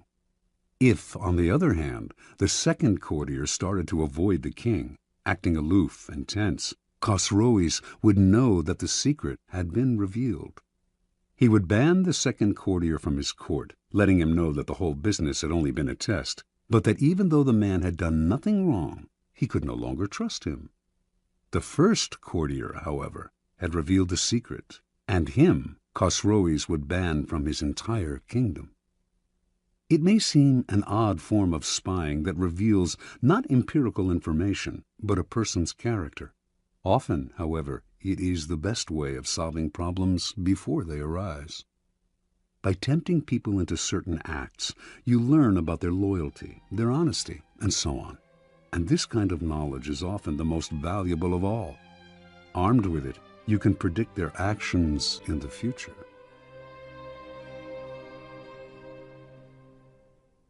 Law 15. Crush your enemy totally. Judgment. All great leaders since Moses have known that a feared enemy must be crushed completely. Sometimes they have learned this the hard way. If one ember is left alight, no matter how dimly it smolders, a fire will eventually break out. More is lost through stopping halfway than through total annihilation. The enemy will recover and will seek revenge. Crush him, not only in body, but in spirit. Transgression of the law. No rivalry between leaders is more celebrated in Chinese history than the struggle between Xiang Yu and Liu Bang. These 2 generals began their careers as friends, fighting on the same side. Xiang Yu came from the nobility, large and powerful, given to bouts of violence and temper, a bit dull-witted. He was yet a mighty warrior who always fought at the head of his troops. Liu Bang came from peasant stock. He had never been much of a soldier and preferred women and wine to fighting. In fact, he was something of a scoundrel. But he was wily, and he had the ability to recognize the best strategists, keeping them as his advisors, and listen to their advice. He had risen in the army through these strengths. In 208 BC, the king of Chu sent 2 massive armies to conquer the powerful kingdom of Qin. One army went north, under the generalship of Sung Yi, with Xiang Yu second in command. The other, led by Liu Bang, headed straight toward Qin. The target was the kingdom's splendid capital, Xianyang, and Xiang Yu, ever violent and impatient, could not stand the idea that Liu Bang would get to Xianyang first and perhaps would assume command of the entire army. At one point on the northern front, Xiang's commander, Sung Yi, hesitated in sending his troops into battle. Furious, Xiang entered Sung Yi's tent, proclaimed him a traitor, cut off his head, and assumed sole command of the army. Without waiting for orders, he left the northern front and marched directly on Xianyang. He felt certain he was the better soldier and general than Liu, But, to his utter astonishment, his rival, leading a smaller, swifter army, managed to reach Xianyang first. Xiang had an advisor, Fan Tseng, who warned him, this village headman, Liu Bang, used to be greedy only for riches and women, but since entering the capital, he has not been led astray by wealth, wine, or sex. That shows he is aiming high. Fan Tseng urged Xiang to kill his rival before it was too late. He told the general to invite the wily peasant to a banquet at their camp outside Xianyang, and, in the midst of a celebratory sword dance, to have his head cut off. The invitation was sent. Liu fell for the trap and came to the banquet. But Xiang hesitated in ordering the sword dance, and by the time he gave the signal, Liu had sensed a trap and managed to escape. "Bah!" cried Fan Tseng in disgust, seeing that Xiang had botched the plot. "One cannot plan with a simpleton. Liu Bang will steal your empire yet and make us all his prisoners." Realizing his mistake, Xiang hurriedly marched on Xianyang, this time determined to hack off his rival's head. Liu was never one to fight when the odds were against him, and he abandoned the city. Xiang captured Xianyang, murdered the young prince of Qin, and burned the city to the ground. Liu was now Xiang's bitter enemy, and he pursued him for many months, finally cornering him in a walled city. Lacking food, his army in disarray, Liu sued for peace. Again, Fan Tseng warned Xiang, "Crush him now. If you let him go again, you will be sorry later." But Xiang decided to be merciful. He wanted to bring Liu back to Chu alive, and to force his former friend to acknowledge him as master. But Fan proved right. Liu managed to use the negotiations for surrender as a distraction, and he escaped with a small army. Xiang, amazed that he had yet again let his rival slip away, once more set out after Liu, this time with such ferocity that he seemed to have lost his mind. A few weeks later, in the thick of the hunt, Xiang scattered his forces unwisely, and in a surprise attack, Liu was able to surround his main garrison. For the first time, the tables were turned. Now it was Xiang who sued for peace. Liu's top advisor urged him to destroy Xiang, crush his army, show no mercy. Making a false treaty, he lured Xiang into relaxing his defense, then slaughtered almost all of his army. Xiang managed to escape. Alone and on foot, knowing that Liu had put a bounty on his head, he came upon a small group of his own retreating soldiers and cried out, "I hear Liu Bang has offered 1,000 pieces of gold and a fief of 10,000 families for my head. Let me do you a favor." Then he slit his own throat and died. Interpretation. This is the fate that faces all of us when we sympathize with our enemies, when pity or the hope of reconciliation makes us pull back from doing away with them. We only strengthen their fear and hatred of us. We have beaten them and they are humiliated, yet we nurture these resentful vipers who will one day kill us. Power cannot be dealt with this way. It must be exterminated, crushed, and denied the chance to return to haunt us. This is all the truer with a former friend who has become an enemy. The law governing fatal antagonisms reads, "Reconciliation is out of the question. Only one side can win, and it must win totally." Liu Bang learned this lesson well. After defeating Xiang Yu, this son of a farmer went on to become supreme commander of the armies of Chu. Crushing his next rival, the king of Chu, his own former leader, he crowned himself emperor, defeated everyone in his path, and went down in history as one of the greatest rulers of China, the immortal Han Gao Tzu, founder of the Han Dynasty. Keys to Power. It is no accident that the story illustrating this law comes from China. Chinese history abounds with examples of enemies who were left alive and returned to haunt the lenient. Crush the enemy is a key strategic tenet of Sun Tzu, the 4th century BC author of The Art of War. The idea is simple. Your enemies wish you ill. There is nothing they want more than to eliminate you. If, in your struggles with them, you stop halfway or even 3/4 of the way, out of mercy or hope of reconciliation, you only make them more determined, more embittered, and they will someday take revenge. They may act friendly for the time being, but this is only because you have defeated them. They have no choice but to bide their time. The solution? Have no mercy. Crush your enemies as totally as they would crush you. Ultimately, the only peace and security you can hope for from your enemies is their disappearance. Law 16.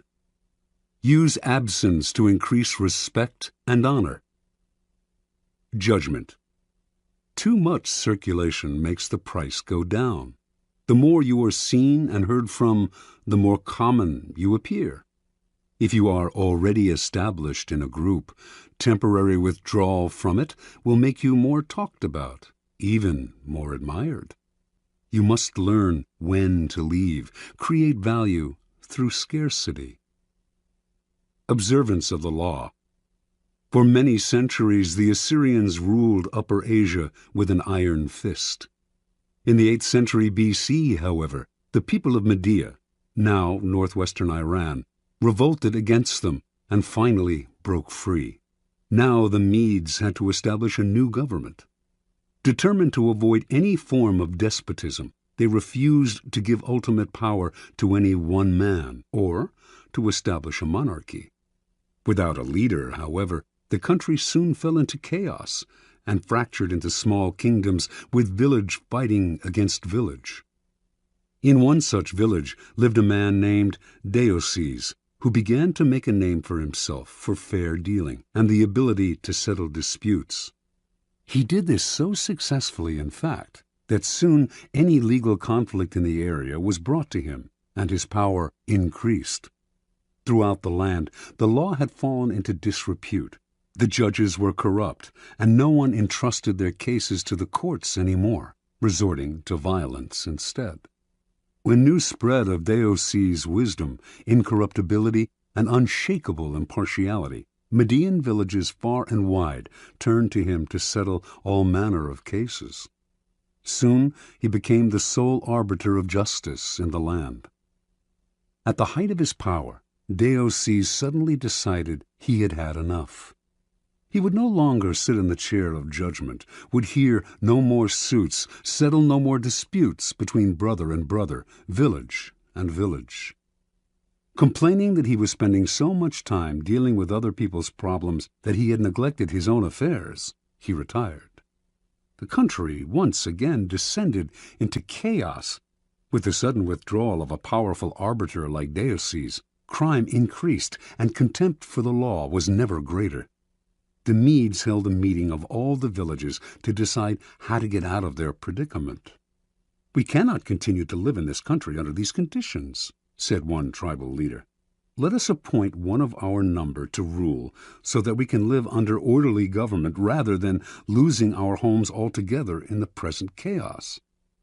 And so, despite all that the Medes had suffered under the Assyrian despotism, they decided to set up a monarchy and name a king. And the man they most wanted to rule, of course, was the fair-minded Deioces. He was hard to convince, for he wanted nothing more to do with the village's infighting and bickering. But the Medes begged and pleaded. Without him, the country had descended into a state of lawlessness. Deioces finally agreed. Yet he also imposed conditions. An enormous palace was to be constructed for him. He was to be provided with bodyguards, and a capital city was to be built from which he could rule. All of this was done, and Deioces settled into his palace. In the center of the capital, the palace was surrounded by walls and completely inaccessible to ordinary people. Deioces then established the terms of his rule. Admission to his presence was forbidden. Communication with the king was only possible through messengers. No one in the royal court could see him more than once a week, and then only by permission. Deioces ruled for 53 years, extended the Median Empire, and established the foundation for what would later be the Persian Empire under his great-great-grandson Cyrus. During Deioces' reign, the people's respect for him gradually turned into a form of worship. He was not a mere mortal, they believed, but the son of a god. Interpretation. Deioces was a man of great ambition. He determined early on that the country needed a strong ruler and that he was the man for the job. In a land plagued with anarchy, the most powerful man is the judge and arbiter, so Deioces began his career by making his reputation as a man of impeccable fairness. At the height of his power as a judge, however, Deioces realized the truth of the law of absence and presence. By serving so many clients, he had become too noticeable, too available, and had lost the respect he had earlier enjoyed. People were taking his services for granted. The only way to regain the veneration and power he wanted was to withdraw completely and let the Medes taste what life was like without him.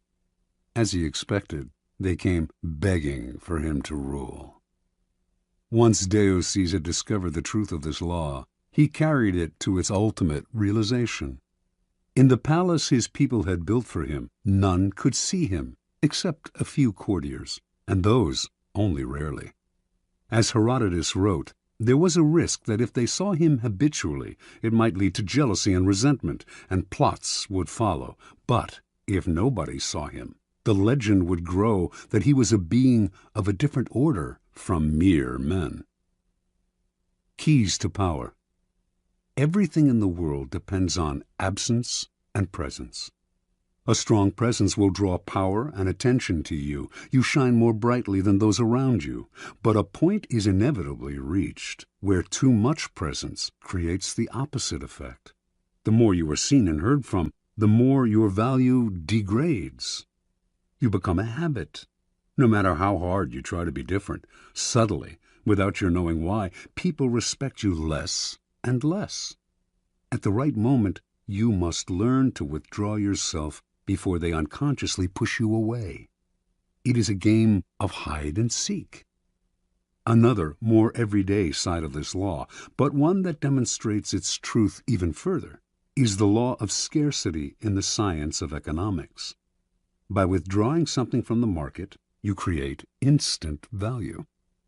Extend the law of scarcity to your own skills. Make what you are offering the world rare and hard to find, and you instantly increase its value. There always comes a point when those in power overstay their welcome. We have grown tired of them, lost respect for them. We see them as no different from the rest of mankind, which is to say that we see them as rather worse, since we inevitably compare their current status in our eyes to their former one. There is an art to knowing when to retire. If it is done right, you regain the respect you had lost and retain a part of your power. Make yourself too available, and the aura of power you have created around yourself will wear away. Turn the game around. Make yourself less accessible, and you increase the value of your presence. Law 17. Keep others in suspense. Cultivate an air of unpredictability. Judgment. Humans are creatures of habit, with an insatiable need to see familiarity in other people's actions. Your predictability gives them a sense of control. Turn the tables. Be deliberately unpredictable. Behavior that seems to have no consistency or purpose will keep them off balance, and they will wear themselves out trying to explain your moves. Taken to an extreme, this strategy can intimidate and terrorize. Observance of the law.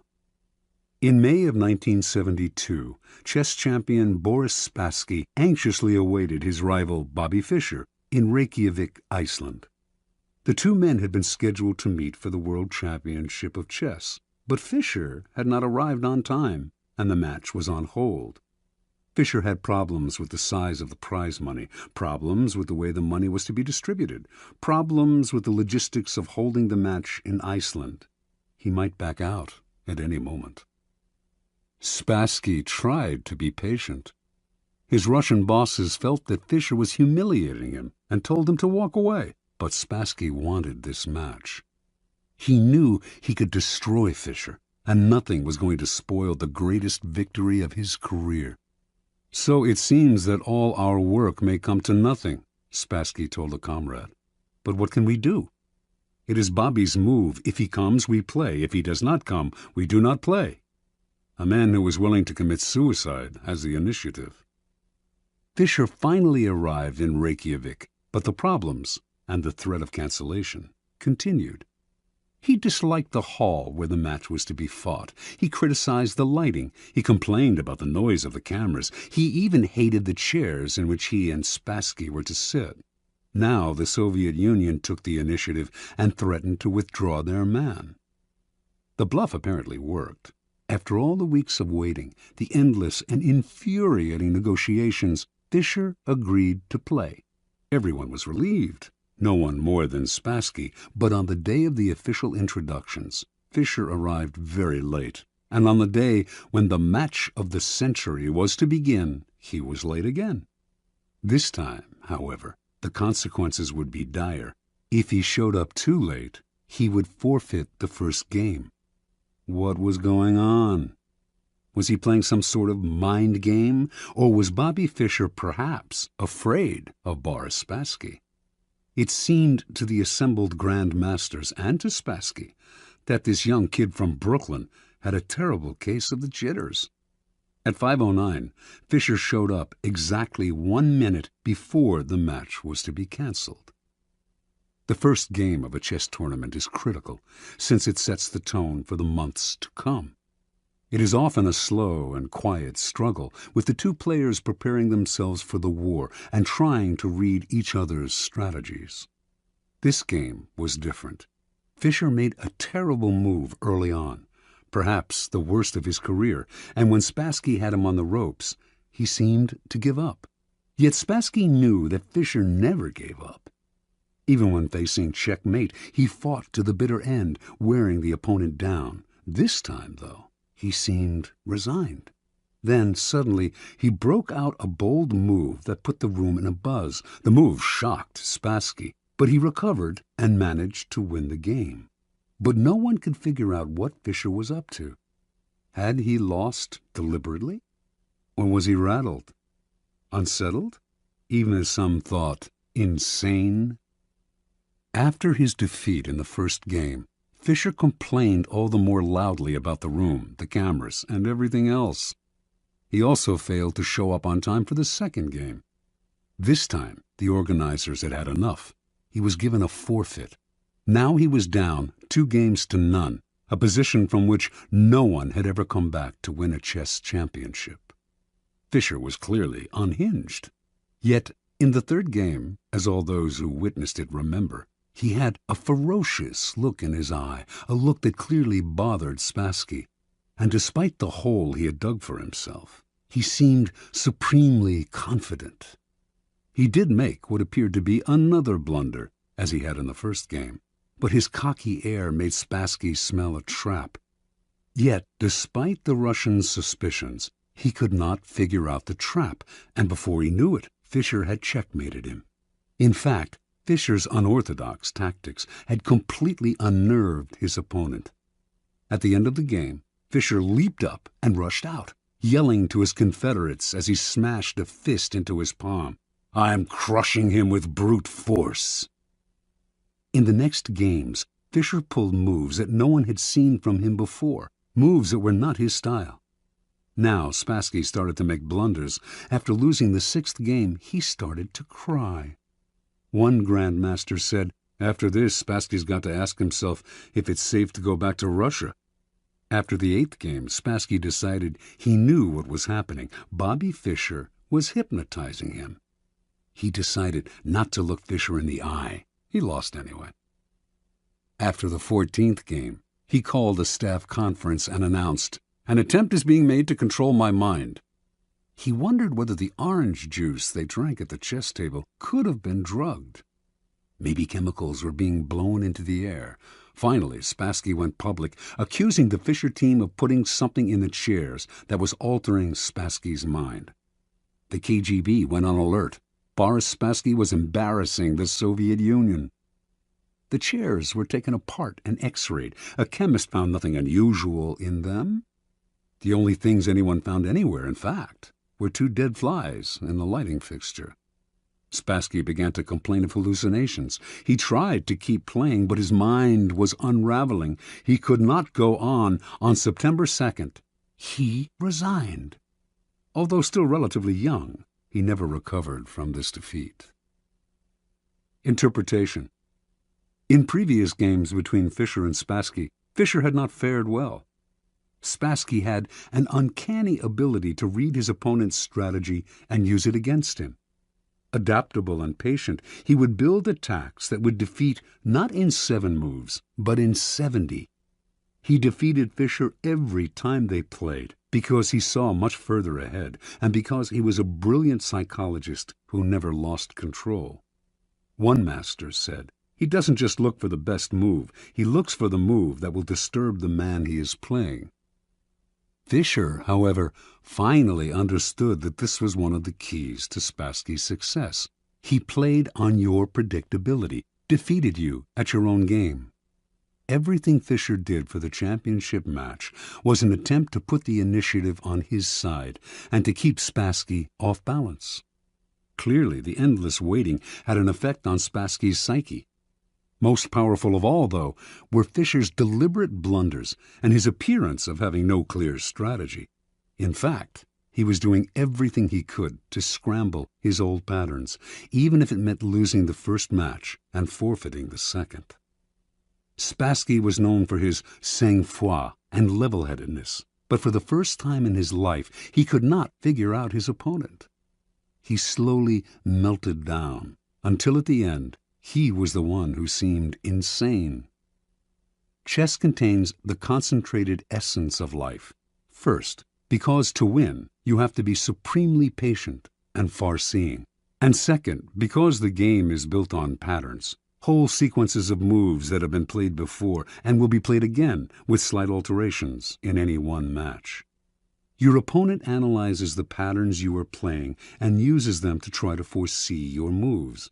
Allowing him nothing predictable to base his strategy on gives you a big advantage. In chess, as in life, when people cannot figure out what you are doing, they are kept in a state of terror, waiting, uncertain, confused. Keys to power. Nothing is more terrifying than the sudden and unpredictable. That is why we are so frightened by earthquakes and tornadoes. We do not know when they will strike. After one has occurred, we wait in terror for the next one. To a lesser degree, this is the effect that unpredictable human behavior has on us. Animals behave in set patterns, which is why we are able to hunt and kill them. Only man has the capacity consciously to alter his behavior, to improvise and overcome the weight of routine and habit. Yet most men do not realize this power. They prefer the comforts of routine, of giving in to the animal nature that has them repeating the same compulsive actions time and time again. They do this because it requires no effort, and because they mistakenly believe that if they do not unsettle others, they will be left alone. Understand, a person of power instills a kind of fear by deliberately unsettling those around him to keep the initiative on his side. You sometimes need to strike without warning to make others tremble when they least expect it. It is a device that the powerful have used for centuries. Unpredictability is most often the tactic of the master, but the underdog, too, can use it to great effect. If you find yourself outnumbered or cornered, throw in a series of unpredictable moves. Your enemies will be so confused that they will pull back or make a tactical blunder. People are always trying to read the motives behind your actions and to use your predictability against you. Throw in a completely inexplicable move and you put them on the defensive. Because they do not understand you. They are unnerved, and in such a state you can easily intimidate them. Unpredictability is not only a weapon of terror. Scrambling your patterns on a day-to-day basis will cause a stir around you and stimulate interest. People will talk about you, ascribe motives and explanations that have nothing to do with the truth, but that keep you constantly in their minds. In the end, the more capricious you appear, the more respect you will garner. Only the terminally subordinate act in a predictable manner. Law 18. Do not build fortresses to protect yourself. Isolation is dangerous. Judgment. The world is dangerous and enemies are everywhere. Everyone has to protect themselves. A fortress seems the safest, but isolation exposes you to more dangers than it protects you from. It cuts you off from valuable information. It makes you conspicuous and an easy target. Better to circulate among people, find allies, mingle. You are shielded from your enemies by the crowd. Transgression of the law. Qin Shi Huangdi, the first emperor of China in 221 to 210 B.C., was the mightiest man of his day. His empire was vaster and more powerful than that of Alexander the Great. He had conquered all of the kingdoms surrounding his own kingdom of Qin and unified them into one massive realm called China. But in the last years of his life, few, if anyone, saw him. The emperor lived in the most magnificent palace built to that date, in the capital of Xianyang. The palace had 270 pavilions. All of these were connected by secret underground passageways, allowing the emperor to move through the palace without anyone seeing him. He slept in a different room every night, and anyone who inadvertently laid eyes on him was instantly beheaded. Only a handful of men knew his whereabouts, and if they revealed it to anyone, they too were put to death. The first emperor had grown so terrified of human contact that when he had to leave the palace, he traveled incognito, disguising himself carefully. On one such trip through the provinces, he suddenly died. His body was borne back to the capital in the emperor's carriage, with a cart packed with salted fish trailing behind it to cover up the smell of the rotting corpse. No one was to know of his death. He died alone, far from his wives, his family, his friends, and his courtiers, accompanied only by a minister and a handful of eunuchs. Interpretation. Shi Huangdi started off as the king of Qin, a fearless warrior of unbridled ambition. Writers of the time described him as a man with a waspish nose, eyes like slits, the voice of a jackal, and the heart of a tiger or wolf. He could be merciful sometimes, but more often he swallowed men up without a scruple. It was through trickery and violence that he conquered the provinces surrounding his own and created China, forging a single nation and culture out of many. As part of this process of unification, however, the first emperor outlawed the writings and teachings of Confucius, the philosopher whose ideas on the moral life had already become virtually a religion in Chinese culture. On Shi Huangdi's order, thousands of books relating to Confucius were burned, and anyone who quoted Confucius was to be beheaded. This made many enemies for the emperor, and he grew constantly afraid, even paranoid. The executions mounted. A contemporary, the writer Han Fei Tzu, noted that Qin has been victorious for 4 generations, yet has lived in constant terror and apprehension of destruction.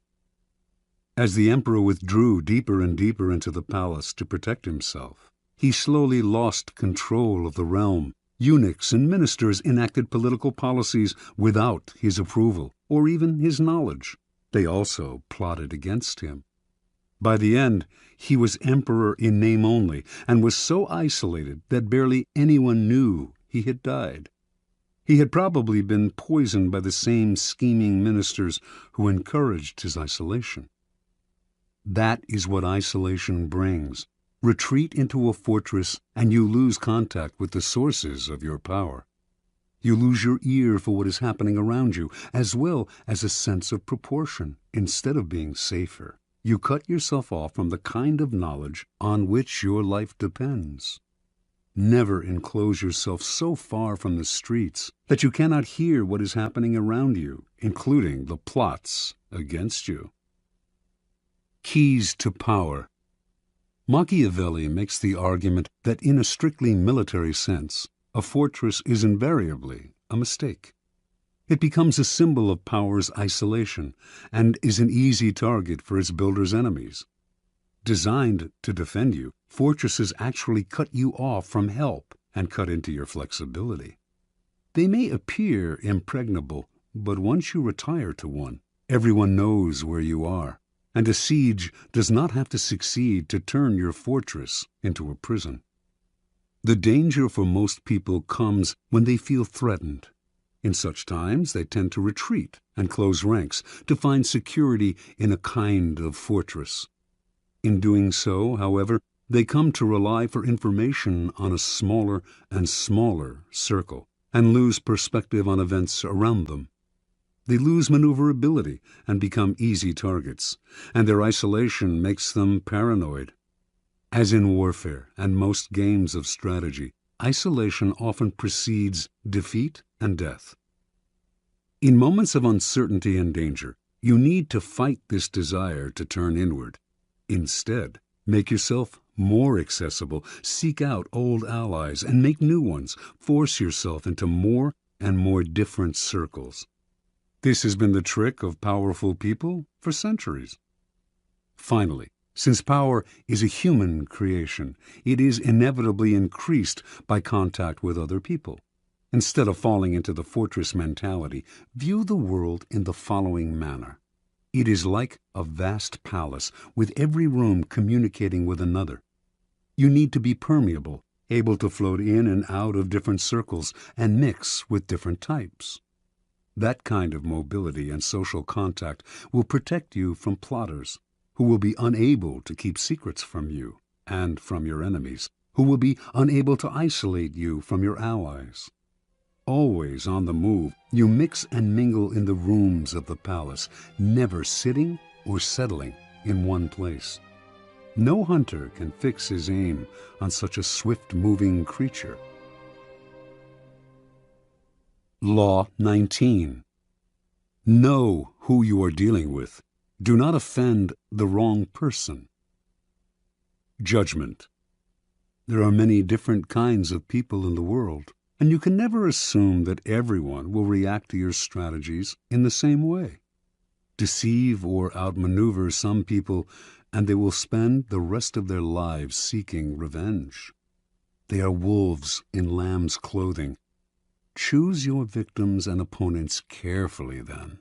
Never offend or deceive the wrong person. Opponents, suckers, and victims. Preliminary topology. In your rise to power, you will come across many breeds of opponent, sucker, and victim. The highest form of the art of power is the ability to distinguish the wolves from the lambs, the foxes from the hares, the hawks from the vultures. If you make this distinction well, you will succeed without needing to coerce anyone too much. But if you deal blindly with whomever crosses your path, you will have a life of constant sorrow, if you even live that long. Being able to recognize types of people and to act accordingly is critical. The following are the 5 most dangerous and difficult types of mark in the jungle as identified by artists, con and otherwise, of the past. The arrogant and proud man. Although he may initially disguise it, this man's touchy pride makes him very dangerous. Any perceived slight will lead to a vengeance of overwhelming violence. You may say to yourself, "But I only said such and such at a party where everyone was drunk." It does not matter. There is no sanity behind his overreaction, so do not waste time trying to figure him out. If, at any point in your dealings with a person, you sense an oversensitive and overactive pride, flee. whatever you are hoping for from him isn't worth it. The hopelessly insecure man. This man is related to the proud and arrogant type, but is less violent and harder to spot. His ego is fragile, his sense of self insecure, and if he feels himself deceived or attacked, the hurt will simmer. He will attack you in bites that will take forever to get big enough for you to notice. If you find you have deceived or harmed such a man, disappear for a long time. Do not stay around him, or he will nibble you to death. Mr. Suspicion. Another variant on the breeds above. This is a future Joe Stalin. He sees what he wants to see, usually the worst, in other people, and imagines that everyone is after him. Mr. Suspicion is, in fact, the least dangerous of the three. Genuinely unbalanced, he is easy to deceive, just as Stalin himself was constantly deceived. Play on his suspicious nature to get him to turn against other people. But if you do become the target of his suspicions, watch out. The serpent with a long memory. If hurt or deceived, this man will show no anger on the surface. He will calculate and wait. Then, when he is in a position to turn the tables, he will exact a revenge marked by a cold-blooded shrewdness. Recognize this man by his calculation and cunning in the different areas of his life. He is usually cold and unaffectionate. Be doubly careful of this snake, and if you have somehow injured him, either crush him completely or get him out of your sight. The plain, unassuming, and often unintelligent man. Ah, your ears prick up when you find such a tempting victim. But this man is a lot harder to deceive than you imagine. Falling for a ruse often takes intelligence and imagination, a sense of the possible rewards. The blunt man will not take the bait because he does not recognize it. He is that unaware. The danger with this man is not that he will harm you or seek revenge, but merely that he will waste your time, energy, resources, and even your sanity in trying to deceive him. Have a test ready for a mark, a joke, a story. If his reaction is utterly literal, this is the type you are dealing with. Continue at your own risk. Transgression of the law. In the early part of the 13th century, Muhammad, the Shah of Khwarezm, managed after many wars to forge a huge empire, extending west to present-day Turkey and south to Afghanistan. The empire's center was the great Asian capital of Samarkand. The Shah had a powerful, well-trained army and could mobilize 200,000 warriors within days. In 1219, Muhammad received an embassy from a new tribal leader to the east, Genghis Khan. The embassy included all sorts of gifts to the great Muhammad, representing the finest goods from Khan's small but growing Mongol empire. Genghis Khan wanted to reopen the Silk Route to Europe and offered to share it with Muhammad, while promising peace between the two empires. Muhammad did not know this upstart from the east, who, it seemed to him, was extremely arrogant to try to talk as an equal to one so clearly his superior. He ignored Khan's offer. Khan tried again. This time, he sent a caravan of 100 camels filled with the rarest articles he had plundered from China. Before the caravan reached Muhammad, however, Inalchik, the governor of a region bordering on Samarkand, seized it for himself and executed its leaders. Genghis Khan was sure that this was a mistake, that Inalchik had acted without Muhammad's approval. He sent yet another mission to Muhammad, reiterating his offer and asking that the governor be punished. This time, Muhammad himself had one of the ambassadors beheaded and sent the other two back with shaved heads, a horrifying insult in the Mongol code of honor. Khan sent a message to the Shah. "You have chosen war. What will happen, and what is to be, we know not. Only God knows." Mobilizing his forces, in 1220 he attacked Inalchik's province, where he seized the capital, captured the governor, and ordered him executed by having molten silver poured into his eyes and ears. Over the next year, Khan led a series of guerrilla-like campaigns against the Shah's much larger army. His method was totally novel for the time. His soldiers could move very fast on horseback and had mastered the art of firing with bow and arrow while mounted. The speed and flexibility of his forces allowed him to deceive Muhammad as to his intentions and the directions of his movements. Eventually, he managed first to surround Samarkand, then to seize it. Muhammad fled, and a year later died, his vast empire broken and destroyed. Genghis Khan was sole master of Samarkand, the Silk Route, and most of northern Asia. Interpretation. Never assume that the person you are dealing with is weaker or less important than you are. Some men are slow to take offense, which may make you misjudge the thickness of their skin and fail to worry about insulting them. But should you offend their honor and their pride, they will overwhelm you with a violence that seems sudden and extreme, given their slowness to anger. If you want to turn people down, it is best to do so politely and respectfully, even if you feel their request is impudent or their offer ridiculous. Never reject them with an insult until you know them better. You may be dealing with a Genghis Khan. Keys to power. The ability to measure people and to know who you are dealing with is the most important skill of all in gathering and conserving power. Without it, you are blind. Not only will you offend the wrong people, you will choose the wrong people to work on, and will think you are flattering people when you are actually insulting them. Before embarking on any move, take the measure of your mark or potential opponent. Otherwise, you will waste time and make mistakes. Study people's weaknesses, the chinks in their armor, their areas of both pride and insecurity. Know their ins and outs before you even decide whether or not to deal with them. 2 final words of caution. First, in judging and measuring your opponent, never rely on your instincts. You will make the greatest mistakes of all if you rely on such inexact indicators. Nothing can substitute for gathering concrete knowledge. Study and spy on your opponent for however long it takes.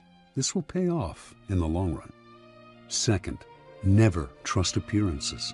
Anyone with a serpent's heart can use a show of kindness to cloak it. A person who is blustery on the outside is often really a coward. Learn to see through appearances and their contradictions.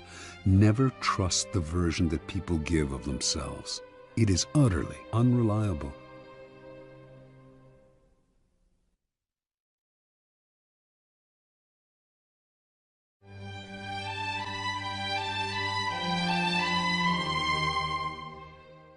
Law 20. Do not commit to anyone. Judgment. It is the fool who always rushes to take sides.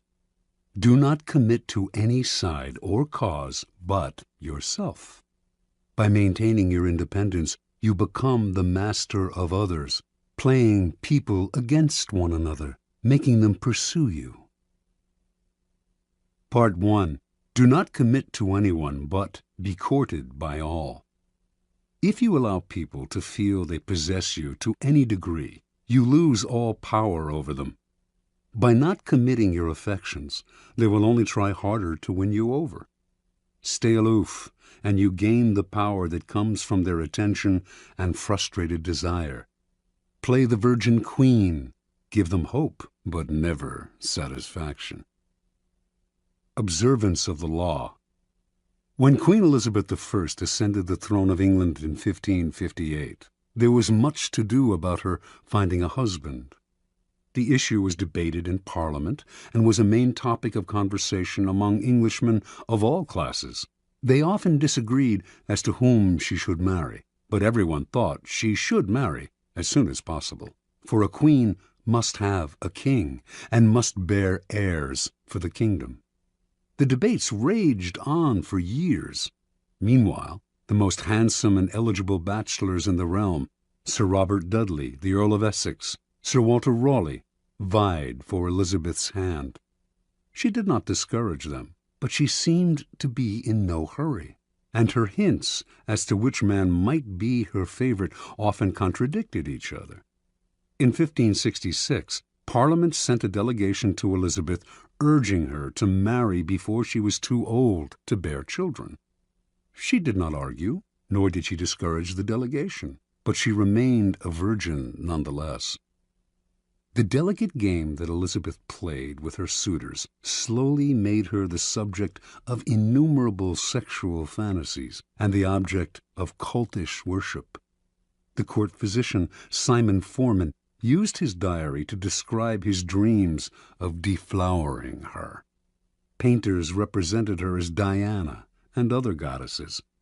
The poet Edmund Spenser and others wrote eulogies to the Virgin Queen. She was referred to as the world's empress, that virtuous Virgo who rules the world and sets the stars in motion.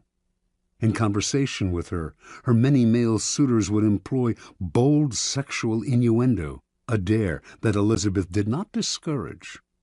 She did all she could to stir their interest and simultaneously keep them at bay. Throughout Europe, kings and princes knew that a marriage with Elizabeth would seal an alliance between England and any nation. The King of Spain wooed her, as did the Prince of Sweden and the Archduke of Austria. She politely refused them all. The great diplomatic issue of Elizabeth's day was posed by the revolt of the Flemish and Dutch lowlands, which were then possessions of Spain. Should England break its alliance with Spain and choose France as its main ally on the continent, thereby encouraging Flemish and Dutch independence? By 1570, it had come to seem that an alliance with France would be England's wisest course. France had two eligible men of noble blood, the Dukes of Anjou and Alençon, brothers of the French king. Would either of them marry Elizabeth? Both had advantages, and Elizabeth kept the hopes of both alive. The issue simmered for years. The Duke of Anjou made several visits to England, kissed Elizabeth in public, even called her by pet names. She appeared to requite his affections. Meanwhile, as she flirted with the two brothers, a treaty was signed that sealed peace between France and England. By 1582, Elizabeth felt she could break off the courtship. In the case of the Duke of Anjou in particular, she did so with great relief. For the sake of diplomacy, she had allowed herself to be courted by a man whose presence she could not stand and whom she found physically repulsive. Once peace between France and England was secure, she dropped the unctuous Duke as politely as she could. By this time, Elizabeth was too old to bear children. She was accordingly able to live the rest of her life as she desired, and she died the Virgin Queen. She left no direct heir, but ruled through a period of incomparable peace and cultural fertility. Interpretation. Elizabeth knew that marriage can often lead to a female ruler's undoing. By marrying and committing to an alliance with one party or nation, the queen becomes embroiled in conflicts that are not of her choosing, conflicts which may eventually overwhelm her or lead her into a futile war. Also, the husband becomes the de facto ruler and often tries to do away with his wife, the queen. She had two goals as a ruler: to avoid marriage and to avoid war. She managed to combine these goals by dangling the possibility of marriage in order to forge alliances. The moment she committed to any single suitor would have been the moment she lost her power. She had to emanate mystery and desirability, never discouraging anyone's hopes, but never yielding. Through this lifelong game of flirting and withdrawing, Elizabeth dominated the country and every man who sought to conquer her. As the center of attention, she was in control. Keeping her independence above all, Elizabeth protected her power and made herself an object of worship. keys to power. When you hold yourself back, you incur not anger, but a kind of respect. You instantly seem powerful because you make yourself ungraspable rather than succumbing to the group or to the relationship, as most people do. This aura of power only grows with time. As your reputation for independence grows, more and more people will come to desire you, wanting to be the one who gets you to commit. Desire is like a virus. If we see that someone is desired by other people, we tend to find this person desirable too. The moment you commit, the magic is gone. You become like everyone else. People will try all kinds of underhanded methods to get you to commit. They will give you gifts, shower you with favors, all to put you under obligation. Encourage the attention, stimulate their interest, but do not commit at any cost. Accept the gifts and favors if you so desire, but be careful to maintain your inner aloofness. You cannot inadvertently allow yourself to feel obligated to anyone. Stay aloof, and people will come to you. It will become a challenge for them to win your affections. As long as you imitate the wise virgin queen and stimulate their hopes, you will remain a magnet of attention and desire. Part 2. Do not commit to anyone. Stay above the fray. Do not let people suck you into their petty fights and squabbles. Seem supportive and interested, but find a way to remain neutral. Let others do the fighting, while you stand back, watch, and wait. When the fighting parties are good and tired, they will be ripe for the picking. You can make it a practice, in fact, to stir up quarrels between other people and then offer to mediate, gaining power as the go-between. Observance of the law. In the late 15th century, the strongest city-states in Italy, Venice, Florence, Rome, and Milan, found themselves constantly squabbling. Hovering above their struggles were the nations of France and Spain, ready to grab whatever they could from the weakened Italian powers. And trapped in the middle was the small state of Mantua, ruled by the young Duke Gianfrancesco Gonzaga. Mantua was strategically located in central Italy, and it seemed only a matter of time before one of the powers swallowed it up, and it ceased to exist as an independent kingdom. Gonzaga was a fierce warrior and a skilled commander of troops, and he became a kind of mercenary general for whatever side paid him best. In the year 1490, he married Isabella d'Este, daughter of the ruler of another small Italian kingdom, Ferrara. Since he now spent most of his time away from Mantua, it fell to Isabella to rule in his stead. Isabella's first true test as ruler came in 1498. When King Louis XII of France was preparing armies to attack Milan. In their usual perfidious fashion, the Italian states immediately looked for ways to profit from Milan's difficulties. Pope Alexander VI promised not to intervene, thereby giving the French carte blanche. The Venetians signaled that they would not help Milan either, and in exchange for this, they hoped the French would give them Mantua. The ruler of Milan, Lodovico Sforza, suddenly found himself alone and abandoned. He turned to Isabella d'Este, one of his closest friends, also rumored to be his lover, and begged her to persuade Duke Gonzaga to come to his aid. Isabella tried, but her husband balked, for he saw Sforza's cause as hopeless. And so, in 1499, Louis swooped down on Milan and took it with ease. Isabella now faced a dilemma. If she stayed loyal to Lodovico, the French would now move against her. But if, instead, she allied herself with France, she would make enemies elsewhere in Italy, compromising Mantua once Louis eventually withdrew. And if she looked to Venice or Rome for help, they would simply swallow up Mantua under the cloak of coming to her aid. Yet she had to do something. The mighty king of France was breathing down her neck. She decided to befriend him as she had befriended Lodovico Sforza before him, with alluring gifts, witty, intelligent letters, and the possibility of her company. For Isabella was famous as a woman of incomparable beauty and charm. In 1500, Louis invited Isabella to a great party in Milan to celebrate his victory. Leonardo da Vinci built an enormous mechanical lion for the affair. When the lion opened its mouth, it spewed fresh lilies, the symbols of French royalty. At the party, Isabella wore one of her celebrated dresses. She had by far the largest wardrobe of any of the Italian princesses. And just as she had hoped, she charmed and captivated Louis, who ignored all the other ladies vying for his attention. She soon became his constant companion, and in exchange for her friendship, he pledged to protect Mantua's independence from Venice. As one danger receded, however, another, more worrying one arose, this time from the south, in the form of Cesare Borgia.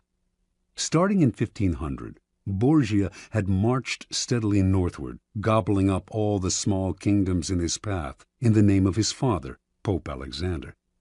Isabella understood Cesare perfectly. He could be neither trusted nor in any way offended. He had to be cajoled and kept at arm's length. Isabella began by sending him gifts, falcons, prize dogs, perfumes, and dozens of masks, which she knew he always wore when he walked the streets of Rome. She sent messengers with flattering greetings, although these messengers also acted as her spies. At one point, Cesare asked if he could house some troops in Mantua. Isabella managed to dissuade him politely, knowing full well that once the troops were quartered in the city, they would never leave.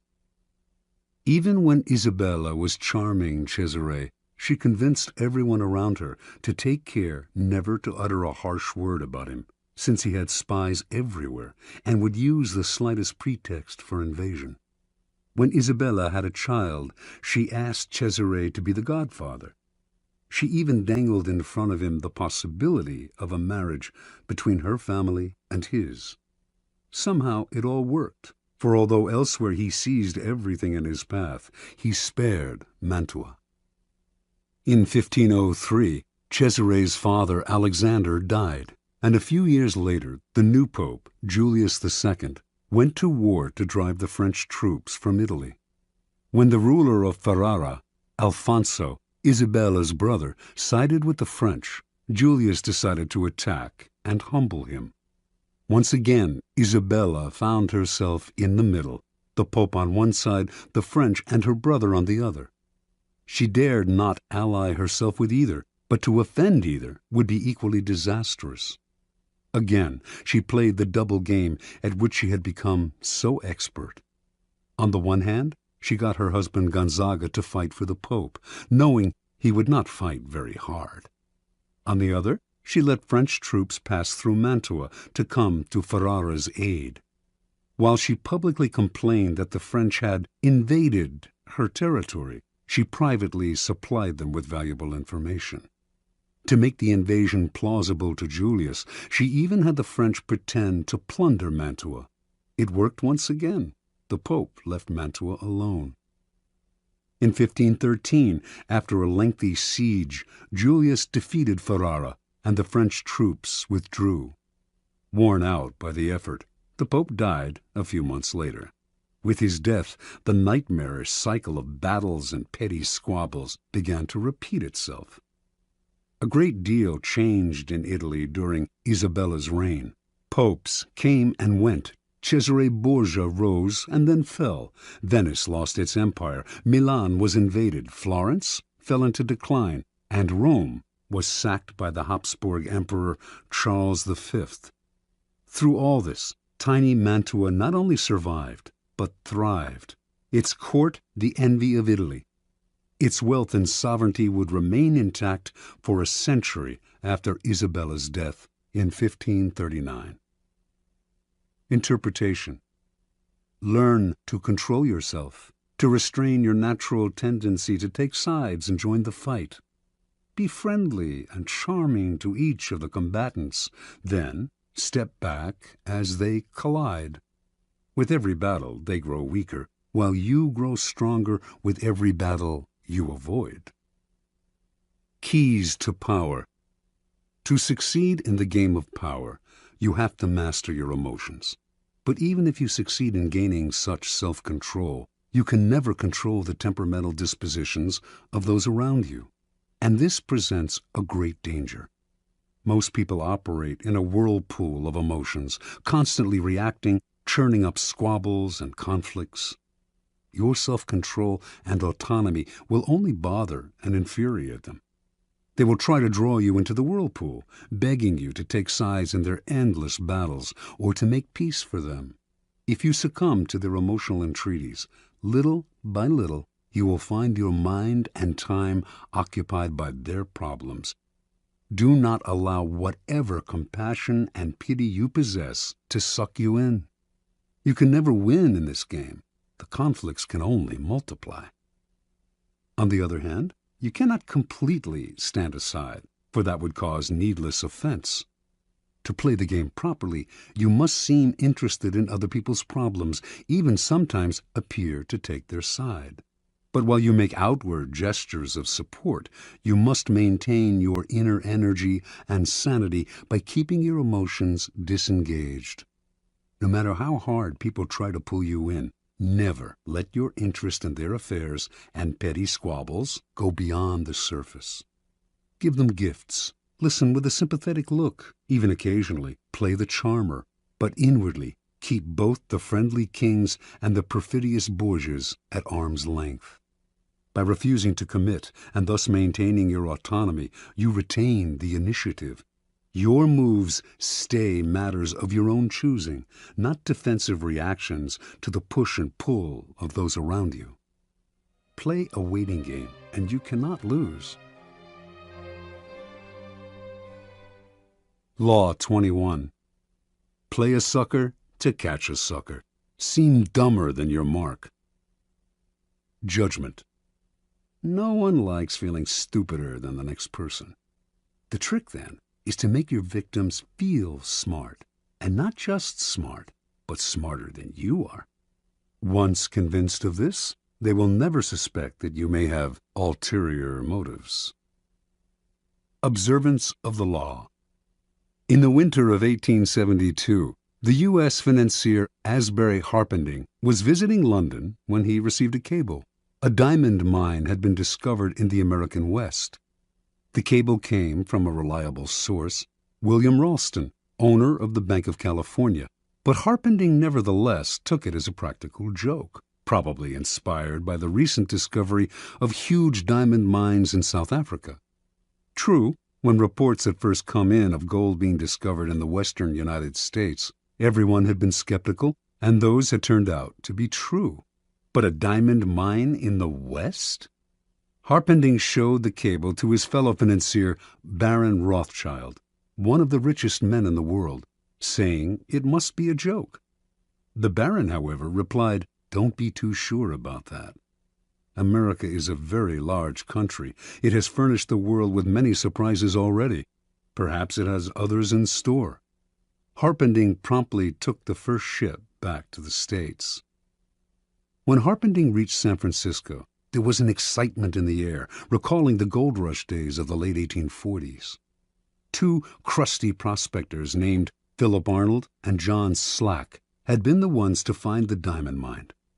They had not divulged its location in Wyoming, but had led a highly respected mining expert to it several weeks back, taking a circular route so he could not guess his whereabouts.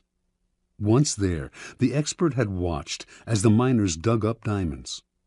Back in San Francisco, the expert had taken the gems to various jewelers, one of whom had estimated their worth at $1.5 million.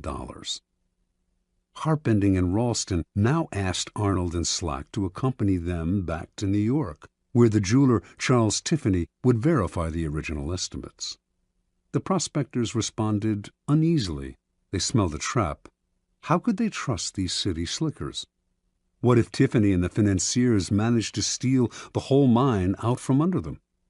Ralston tried to allay their fears by giving them $100,000 and placing another $300,000 in escrow for them. If the deal went through, they would be paid an additional $300,000. The miners agreed. The little group traveled to New York, where a meeting was held at the mansion of Samuel L. Barlow. The cream of the city's aristocracy was in attendance. General George Brenton McClellan, commander of the Union forces in the Civil War, General Benjamin Butler, Horace Greeley, editor of the newspaper The New York Tribune, Harpending, Ralston, and Tiffany. Only Slack and Arnold were missing. As tourists in the city, they had decided to go sightseeing. When Tiffany announced that the gems were real and worth a fortune, the financiers could barely control their excitement. They wired Rothschild and other tycoons to tell them about the diamond mine and inviting them to share in the investment. At the same time, they also told the prospectors that they wanted one more test. They insisted that a mining expert of their choosing accompany Slack and Arnold to the site to verify its wealth. The prospectors reluctantly agreed. In the meantime, they said, they had to return to San Francisco. The jewels that Tiffany had examined they left with Harpending for safekeeping. Several weeks later, a man named Louis Janin, the best mining expert in the country, met the prospectors in San Francisco. Janin was a born skeptic who was determined to make sure that the mine was not a fraud. Accompanying Janin were Harpending and several other interested financiers.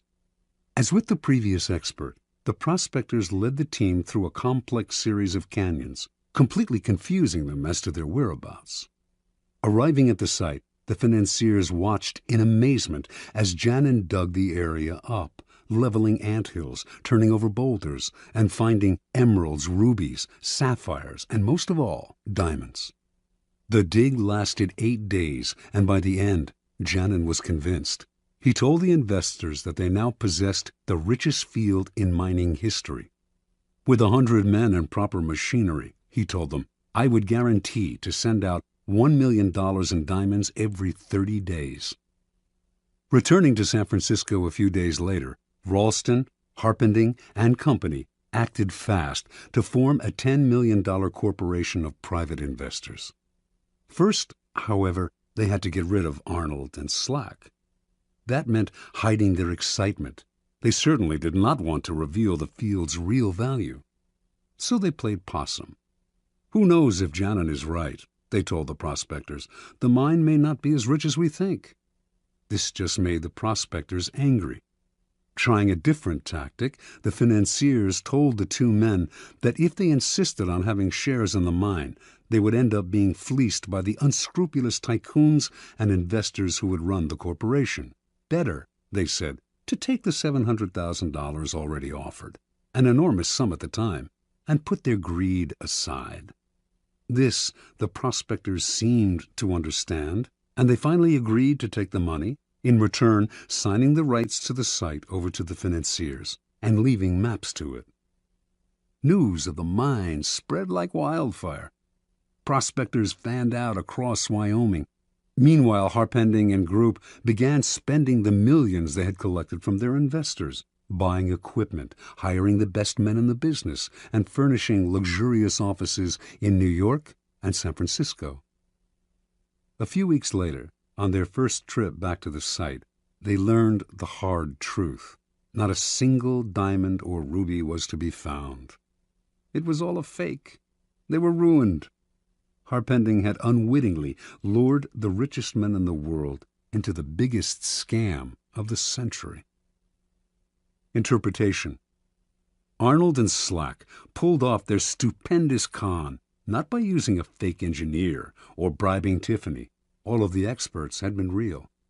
All of them honestly believed in the existence of the mine and in the value of the gems. What had fooled them all was nothing else than Arnold and Slack themselves. The two men seemed to be such rubes, such hayseeds, so naive, that no one for an instant had believed them capable of an audacious scam. The prospectors had simply observed the law of appearing more stupid than the mark, the deceiver's first commandment. The logistics of the con were quite simple. Months before Arnold and Slack announced the discovery of the diamond mine, they traveled to Europe, where they purchased some real gems for around $12,000, part of the money they had saved from their days as gold miners. They then salted the mine with these gems, which the first expert dug up and brought to San Francisco. The jewelers who had appraised these stones, including Tiffany himself, had gotten caught up in the fever and had grossly overestimated their value. Then Ralston gave the prospectors $100,000 as security, and immediately after their trip to New York, they simply went to Amsterdam, where they bought sacks of uncut gems before returning to San Francisco. The second time they salted the mine, there were many more jewels to be found. The effectiveness of the scheme, however, rested not on tricks like these, but on the fact that Arnold and Slack played their parts to perfection. On their trip to New York, where they mingled with millionaires and tycoons, they played up their clodhopper image, wearing pants and coats a size or two too small and acting incredulous at everything they saw in the big city. No one believed that these country simpletons could possibly be conning the most devious, unscrupulous financiers of the time. Keys to power. Given how important the idea of intelligence is to most people's vanity, it is critical never inadvertently to insult or impugn a person's brain power. That is an unforgivable sin, but if you can make this iron rule work for you, it opens up all sorts of avenues of deception. Subliminally reassure people that they are more intelligent than you are, or even that you are a bit of a moron, and you can run rings around them. The feeling of intellectual superiority you give them will disarm their suspicion muscles. Intelligence is the obvious quality to downplay, but why stop there? Taste and sophistication rank close to intelligence on the vanity scale, make people feel they are more sophisticated than you are, and their guard will come down. As Arnold and Slack knew, an air of complete naivete can work wonders. Those fancy financiers were laughing at them behind their backs. But who laughed loudest in the end? In general, then, always make people believe they are smarter and more sophisticated than you are. They will keep you around because you make them feel better about themselves, and the longer you are around, the more opportunities you will have to deceive them. Law 22. Use the surrender tactic. Transform weakness into power. Judgment. When you are weaker, never fight for honor's sake. Choose surrender instead. Surrender gives you time to recover, time to torment and irritate your conqueror, time to wait for his power to wane. Do not give him the satisfaction of fighting and defeating you. Surrender first. By turning the other cheek, you infuriate and unsettle him. Make surrender a tool of power. Observance of the law.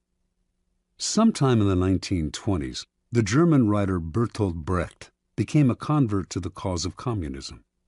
From then on, his plays, essays, and poems reflected his revolutionary fervor, and he generally tried to make his ideological statements as clear as possible.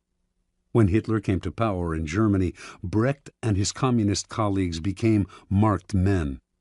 He had many friends in the United States, Americans who sympathized with his beliefs, as well as fellow German intellectuals who had fled Hitler. In 1941, accordingly, Brecht emigrated to the United States and chose to settle in Los Angeles, where he hoped to make a living in the film business. Over the next few years, Brecht wrote screenplays with a pointedly anti-capitalist slant. He had little success in Hollywood, so in 1947, the war having ended, he decided to return to Europe. That same year, however, the U.S. Congress's House Un-American Activities Committee began its investigation into supposed communist infiltration in Hollywood. It began to gather information on Brecht, who had so openly espoused Marxism, and on September 19, 1947, Only a month before he had planned to leave the United States, he received a subpoena to appear before the committee. In addition to Brecht, a number of other writers, producers, and directors were summoned to appear as well, and this group came to be known as the Hollywood 19. Before going to Washington, the Hollywood 19 met to decide on a plan of action. Their approach would be confrontational. Instead of answering questions about their membership, or lack of it, in the Communist Party, they would read prepared statements that would challenge the authority of the committee and argue that its activities were unconstitutional. Even if this strategy meant imprisonment, it would gain publicity for their cause. Brecht disagreed. What good was it, he asked, to play the martyr and gain a little public sympathy if in the process they lost the ability to stage their plays and sell their scripts for years to come? He felt certain they were all more intelligent than the members of the committee. Why lower themselves to the level of their opponents by arguing with them? Why not outfox the committee by appearing to surrender to it while subtly mocking it? The Hollywood 19 listened to Brecht politely, but decided to stick to their plan, leaving Brecht to go his own way. The committee finally summoned Brecht on October 30th. They expected him to do what others among the Hollywood 19 who had testified before him had done: argue, refuse to answer questions, challenge the committee's right to hold its hearing, even yell and hurl insults. Much to their surprise, however, Brecht was the very picture of congeniality. He wore a suit, something he rarely did, smoked a cigar. He had heard that the committee chairman was a passionate cigar smoker, answered their questions politely, and generally deferred to their authority. Unlike the other witnesses, Brecht answered the question of whether he belonged to the Communist Party. He was not a member, he said, which happened to be the truth. One committee member asked him, "Is it true you have written a number of revolutionary plays?" Brecht had written many plays with overt communist messages, but he responded, "I have written a number of poems and songs and plays in the fight against Hitler, and, of course, they can be considered, therefore, as revolutionary because I, of course, was for the overthrow of that government." This statement went unchallenged. Brecht's English was more than adequate, but he used an interpreter throughout his testimony, a tactic that allowed him to play subtle games with language. When committee members found communist leanings in lines from English editions of his poems, he would repeat the lines in German for the interpreter, who would then retranslate them, and somehow they would come out innocuous. At one point, a committee member read one of Brecht's revolutionary poems out loud in English and asked him if he had written it. "No," he responded, "I wrote a German poem, which is very different from this." The author's elusive answers baffled the committee members, but his politeness and the way he yielded to their authority made it impossible for them to get angry with him. After only an hour of questioning, the committee members had had enough. "Thank you very much," said the chairman. "You are a good example to the other witnesses." Not only did they free him, they offered to help him if he had any trouble with immigration officials who might detain him for their own reasons. The following day, Brecht left the U.S., never to return. Interpretation. The Hollywood 19's confrontational approach won them a lot of sympathy, and years later they gained a kind of vindication in public opinion. But they were also blacklisted and lost valuable years of profitable working time. Brecht, on the other hand, expressed his disgust at the committee more indirectly. It was not that he changed his beliefs or compromised his values. Instead, during his short testimony, he kept the upper hand by appearing to yield, while all the time running circles around the committee with vague responses, outright lies that went unchallenged because they were wrapped in enigmas and word games. In the end, he kept the freedom to continue his revolutionary writing, as opposed to suffering imprisonment or detainment in the United States, even while subtly mocking the committee and its authority with his pseudo-obedience. Keep in mind the following. People trying to make a show of their authority are easily deceived by the surrender tactic. Your outward sign of submission makes them feel important. Satisfied that you respect them, they become easier targets for a later counterattack or for the kind of indirect ridicule used by Brecht. Measuring your power over time, never sacrifice long-term maneuverability for the short-lived glories of martyrdom. Keys to power. What gets us into trouble in the realm of power is often our own overreaction to the moves of our enemies and rivals. That overreaction creates problems we would have avoided had we been more reasonable. It also has an endless rebound effect, for the enemy then overreacts as well. It is always our first instinct to react, to meet aggression with some other kind of aggression. But the next time someone pushes you, and you find yourself starting to react, try this. Do not resist or fight back, but yield, turn the other cheek, bend. You will find that this often neutralizes their behavior. They expected, even wanted you to react with force, and so they are caught off guard and confounded by your lack of resistance. By yielding, you in fact control the situation, because your surrender is part of a larger plan to lull them into believing they have defeated you. This is the essence of the surrender tactic. Inwardly, you stay firm, but outwardly, you bend. Deprived of a reason to get angry, your opponents will often be bewildered instead, and they are unlikely to react with more violence, which would demand a reaction from you. Instead, you are allowed the time and space to plot the counter moves that will bring them down. In the battle of the intelligent against the brutal and the aggressive, the surrender tactic is the supreme weapon. It does require self-control. Those who genuinely surrender give up their freedom and may be crushed by the humiliation of their defeat. You have to remember that you only appear to surrender, like the animal that plays dead to save its hide. Power is always in flux. Since the game is, by nature, fluid and an arena of struggle, those with power almost always find themselves eventually on the downward swing. If you find yourself temporarily weakened, the surrender tactic is perfect for raising yourself up again. It disguises your ambition.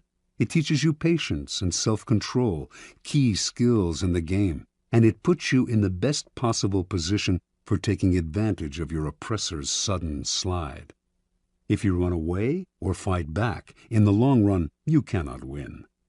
If you surrender, you will almost always emerge victorious.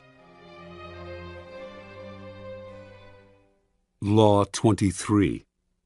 Concentrate your forces. Judgment. Conserve your forces and energies by keeping them concentrated at their strongest point.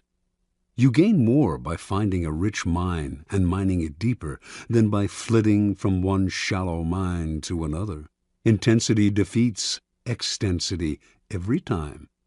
When looking for sources of power to elevate you, find the one key patron, the fat cow, who will give you milk for a long time to come. Transgression of the law. In China, in the early 6th century B.C., the kingdom of Wu began a war with the neighboring northern provinces of the Middle Kingdom. Wu was a growing power, but it lacked the great history and civilization of the Middle Kingdom, for centuries the center of Chinese culture. By defeating the Middle Kingdom, the king of Wu would instantly raise his status. The war began with great fanfare and several victories, but it soon bogged down. A victory on one front would leave the Wu armies vulnerable on another. The king's chief minister and advisor, Wu Zishu, warned him that the barbarous state of Yue to the south was beginning to notice the kingdom of Wu's problems and had designs to invade. The king only laughed at such worries. One more big victory, and the great Middle Kingdom would be his. In the year 490, Wu Zishu sent his son away to safety in the kingdom of Qi. In doing so, he sent the king a signal that he disapproved of the war and that he believed the king's selfish ambition was leading Wu to ruin. The king, sensing betrayal, lashed out at his minister, accusing him of a lack of loyalty, and, in a fit of anger, ordered him to kill himself. Wu Zishu obeyed his king, but before he plunged the knife into his chest, he cried, "Tear out my eyes, O king, and fix them on the gate of Wu, so that I may see the triumphant entry of Yue." As Wu Zishu had predicted, within a few years a Yue army passed beneath the gate of Wu. As the barbarians surrounded the palace, the king remembered his minister's last words and felt the dead man's disembodied eyes watching his disgrace.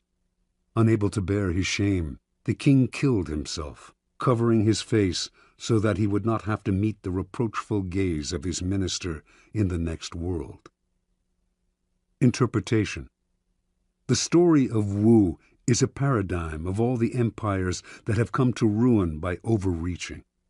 Drunk with success and sick with ambition, such empires expand to grotesque proportions and meet a ruin that is total. For the Chinese, the fate of the kingdom of Wu serves as an elemental lesson on what happens when you dissipate your forces on several fronts, losing sight of distant dangers for the sake of present gain. If you are not in danger, says Sun Tzu, do not fight. It is almost a physical law. What is bloated beyond its proportions inevitably collapses. The mind must not wander from goal to goal, or be distracted by success from its sense of purpose and proportion. What is concentrated, coherent, and connected to its past has power. What is dissipated, divided, and distended rots and falls to the ground. The bigger it bloats, the harder it falls. Keys to power. As Schopenhauer wrote, intellect is a magnitude of intensity, not a magnitude of extensity. Napoleon knew the value of concentrating your forces at the enemy's weakest spot. It was the secret of his success on the battlefield. But his willpower and his mind were equally modeled on this notion. Single-mindedness of purpose, total concentration on the goal, and the use of these qualities against people less focused, people in a state of distraction. Such an arrow will find its mark every time and overwhelm the enemy. Concentrate on a single goal, a single task, and beat it into submission. In the world of power, you will constantly need help from other people, usually those more powerful than you. The fool flits from one person to another, believing that he will survive by spreading himself out. It is a corollary of the law of concentration, however, that much energy is saved and more power is attained by affixing yourself to a single, appropriate source of power. Throughout his life, the 16th century writer Pietro Aretino suffered the indignities of having to please this prince and that. At last, he had had enough and decided to woo Charles V, promising the emperor the services of his powerful pen. He finally discovered the freedom that came from attachment to a single source of power. Michelangelo found this freedom with Pope Julius II, Galileo with the Medicis.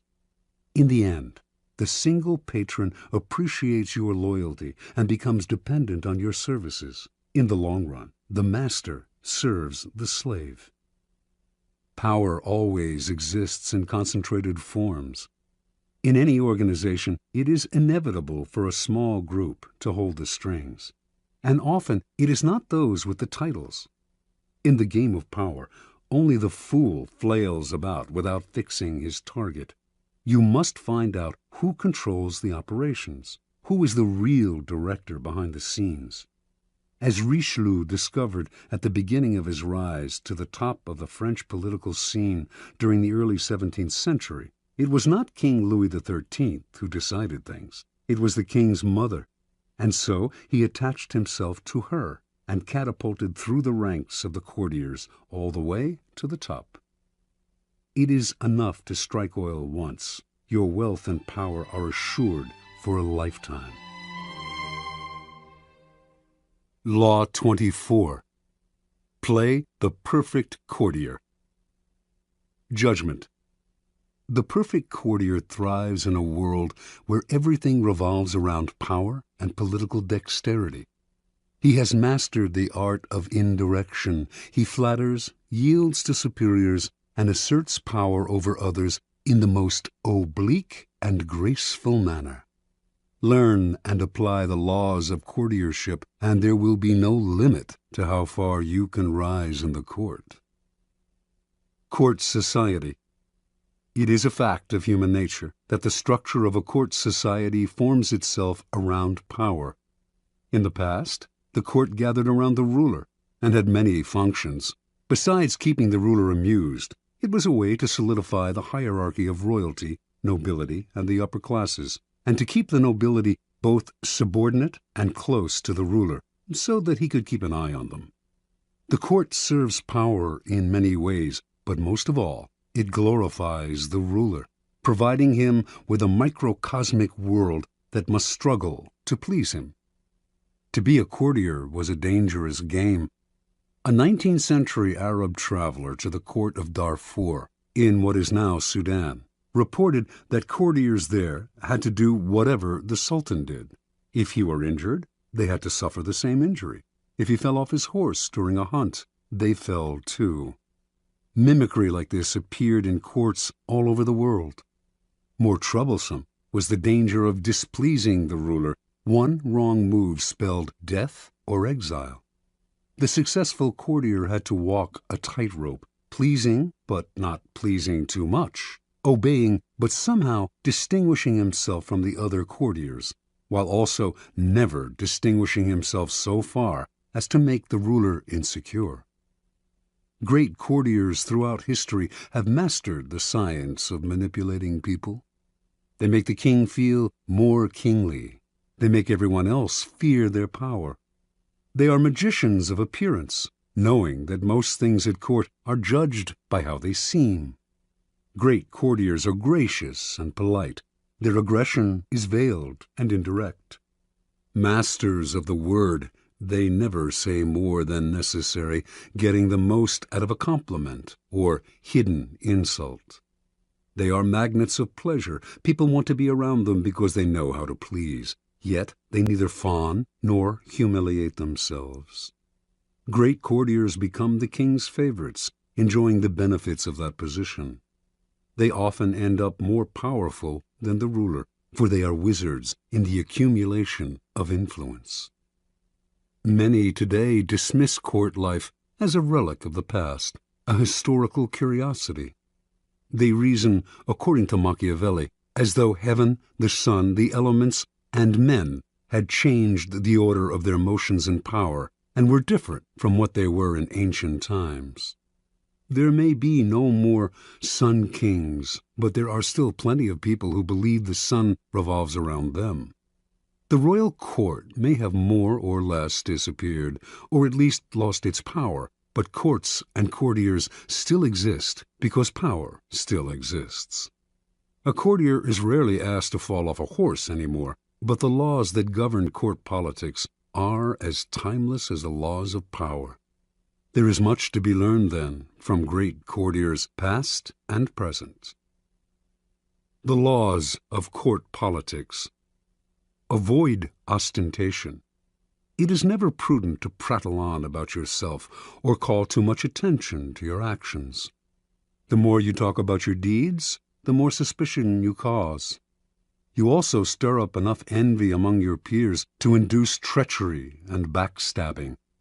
Be careful, ever so careful, in trumpeting your own achievements, and always talk less about yourself than about other people.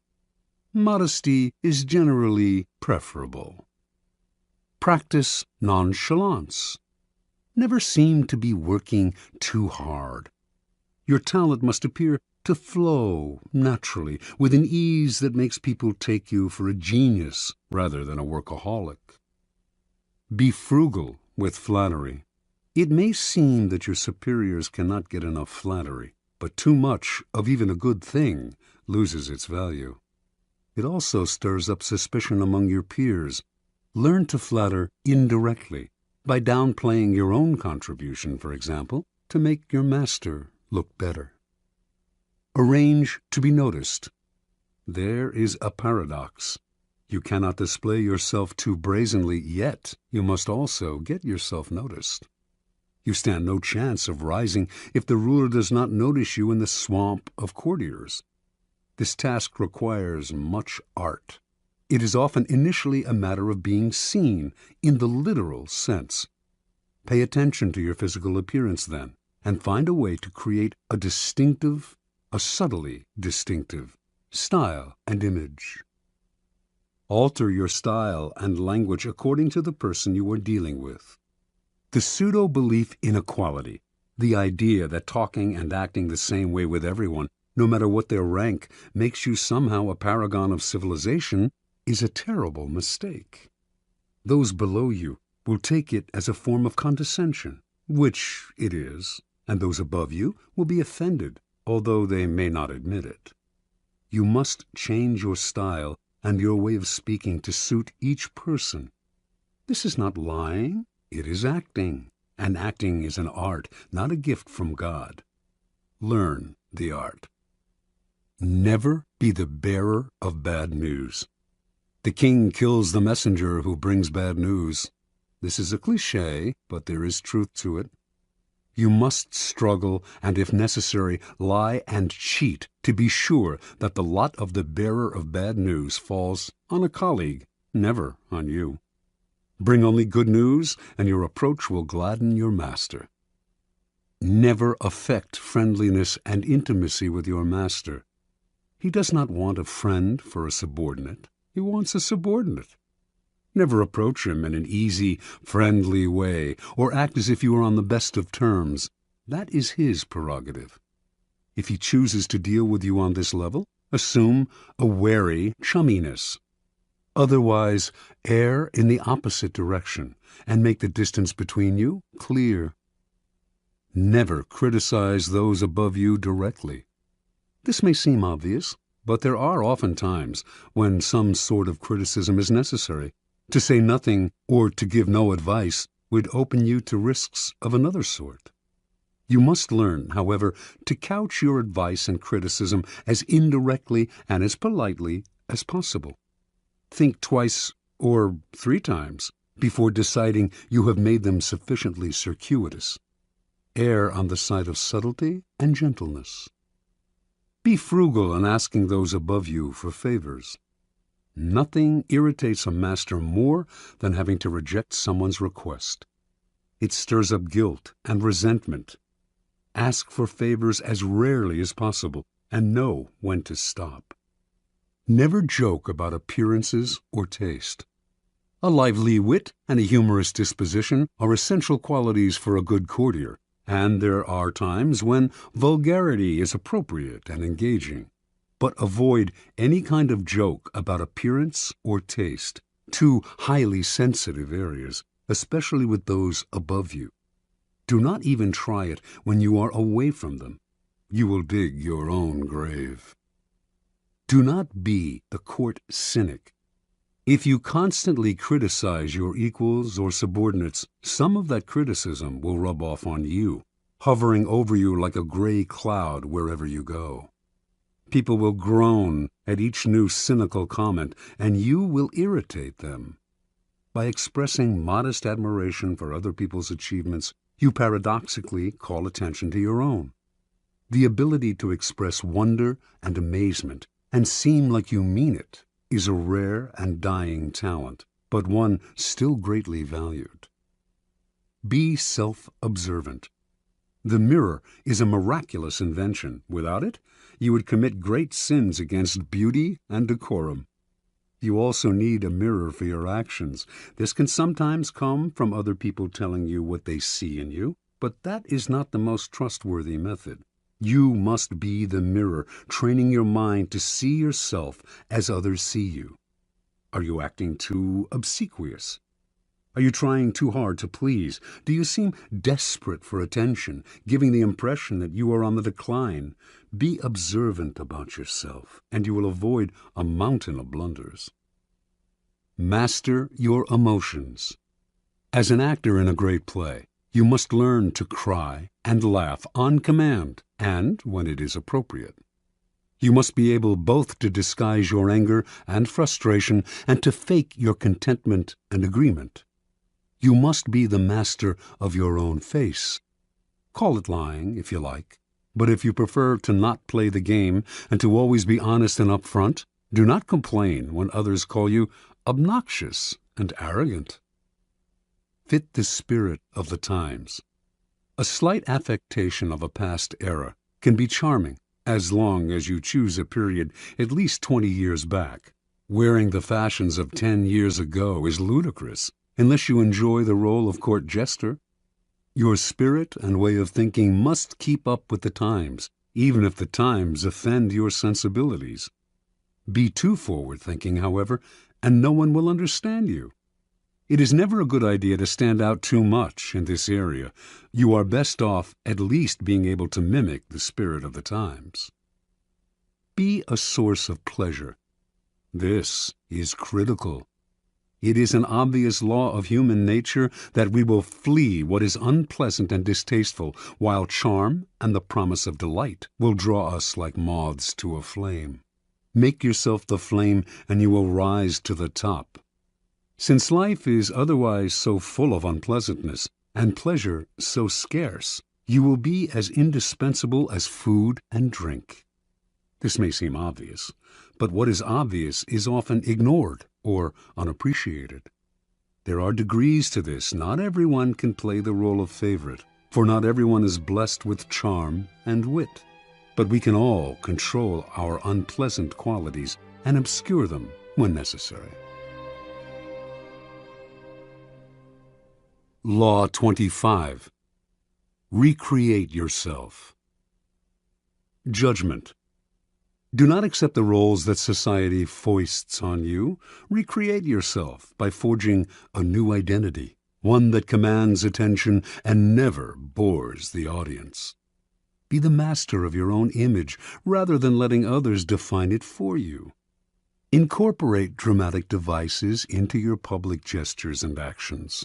Your power will be enhanced and your character will seem larger than life. Observance of the law. In the year 1831, a young woman named Aurore Dupin Dudevant left her husband and family in the provinces and moved to Paris. She wanted to be a writer. Marriage, she felt, was worse than prison, for it left her neither the time nor the freedom to pursue her passion. In Paris, she would establish her independence and make her living by writing.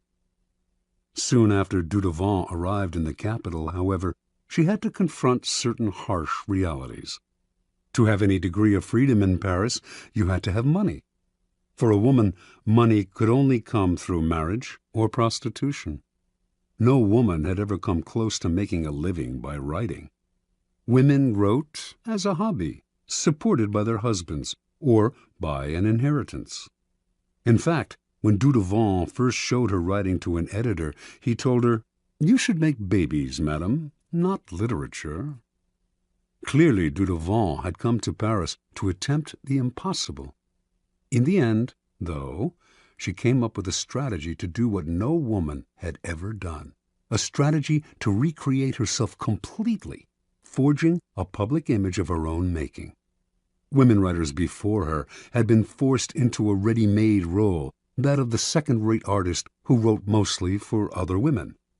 Dudevant decided that if she had to play a role, she would turn the game around. She would play the part of a man. In 1832, a publisher accepted Dudevant's first major novel, Indiana. She had chosen to publish it under a pseudonym, George Sand, and all of Paris assumed this impressive new writer was male. Dudevant had sometimes worn men's clothing before creating George Sand. She had always found men's shirts and riding breeches more comfortable. Now, as a public figure, she exaggerated the image. She added long men's coats, gray hats, heavy boots, and dandyish cravats to her wardrobe. She smoked cigars and in conversation expressed herself like a man, unafraid to dominate the conversation or to use a saucy word. This strange male-female writer fascinated the public, and unlike other women writers, Sand found herself accepted into the clique of male artists. She drank and smoked with them, even carried on affairs with the most famous artists of Europe, Musset, Liszt, Chopin. It was she who did the wooing, and also the abandoning. She moved on at her discretion. Those who knew Sand well understood that her male persona protected her from the public's prying eyes. Out in the world, she enjoyed playing the part to the extreme. In private, she remained herself. She also realized that the character of George Sand could grow stale or predictable, and to avoid this, she would, every now and then, dramatically alter the character she had created. Instead of conducting affairs with famous men, she would begin meddling in politics, leading demonstrations, inspiring student rebellions. No one would dictate to her the limits of the character she had created. Long after she died, and after most people had stopped reading her novels, the larger-than-life theatricality of that character has continued to fascinate and inspire. Interpretation. The world wants to assign you a role in life, and once you accept that role, you are doomed. Your power is limited to the tiny amount allotted to the role you have selected or have been forced to assume. An actor, on the other hand, plays many roles. Enjoy that protean power, and if it is beyond you, at least forge a new identity, one of your own making, one that has had no boundaries assigned to it by an envious and resentful world. This act of defiance is Promethean. It makes you responsible for your own creation. Your new identity will protect you from the world precisely because it is not you. It is a costume you put on and take off. You need not take it personally, and your new identity sets you apart, gives you theatrical presence. Those in the back rows can see you and hear you. Those in the front rows marvel at your audacity. Keys to power. The character you seem to have been born with is not necessarily who you are. Beyond the characteristics you have inherited, your parents, your friends, and your peers have helped to shape your personality. The Promethean task of the powerful is to take control of the process, to stop allowing others that ability to limit and mold them. Remake yourself into a character of power. Working on yourself like clay should be one of your greatest and most pleasurable life tasks. It makes you, in essence, an artist creating yourself. The first step in the process of self-creation is self-consciousness, being aware of yourself as an actor and taking control of your appearance and emotions. The bad actor is the one who is always sincere. People who wear their hearts on their sleeves out in society are tiresome and embarrassing. Their sincerity notwithstanding, it is hard to take them seriously. Good actors control themselves better. They can play sincere and heartfelt, can affect a tear and a compassionate look at will, but they don't have to feel it. They externalize emotion in a form that others can understand. Method acting is fatal in the real world. No ruler or leader could possibly play the part if all the emotions he showed had to be real. So learn self-control. Adopt the plasticity of the actor who can mold his or her face to the emotion required. The second step in the process of self-creation is a variation on the George Sand strategy. The creation of a memorable character, one that compels attention, that stands out above the other players on the stage. This was the game Abraham Lincoln played. The homespun, common countryman he knew was a kind of president that America had never had but would delight in electing. Although many of these qualities came naturally to him, he played them up, the hat and clothes, the beard. No president before him had worn a beard. Lincoln was also the first president to use photographs to spread his image, helping to create the icon of the homespun president. You must appreciate the importance of stage entrances and exits. When Cleopatra first met Caesar in Egypt, she arrived rolled up in a carpet, which she arranged to have unfurled at his feet. Your own entrances and exits should be crafted and planned as carefully. Remember that overacting can be counterproductive. It is another way of spending too much effort trying to attract attention. The actor Richard Burton discovered early in his career that by standing totally still on stage, he drew attention to himself and away from the other actors. It is less what you do that matters clearly than how you do it. Your gracefulness and imposing stillness on the social stage count for more than overdoing your part and moving around too much. Finally, learn to play many roles, to be whatever the moment requires. Adapt your mask to the situation. Be protean in the faces you wear. Bismarck played this game to perfection.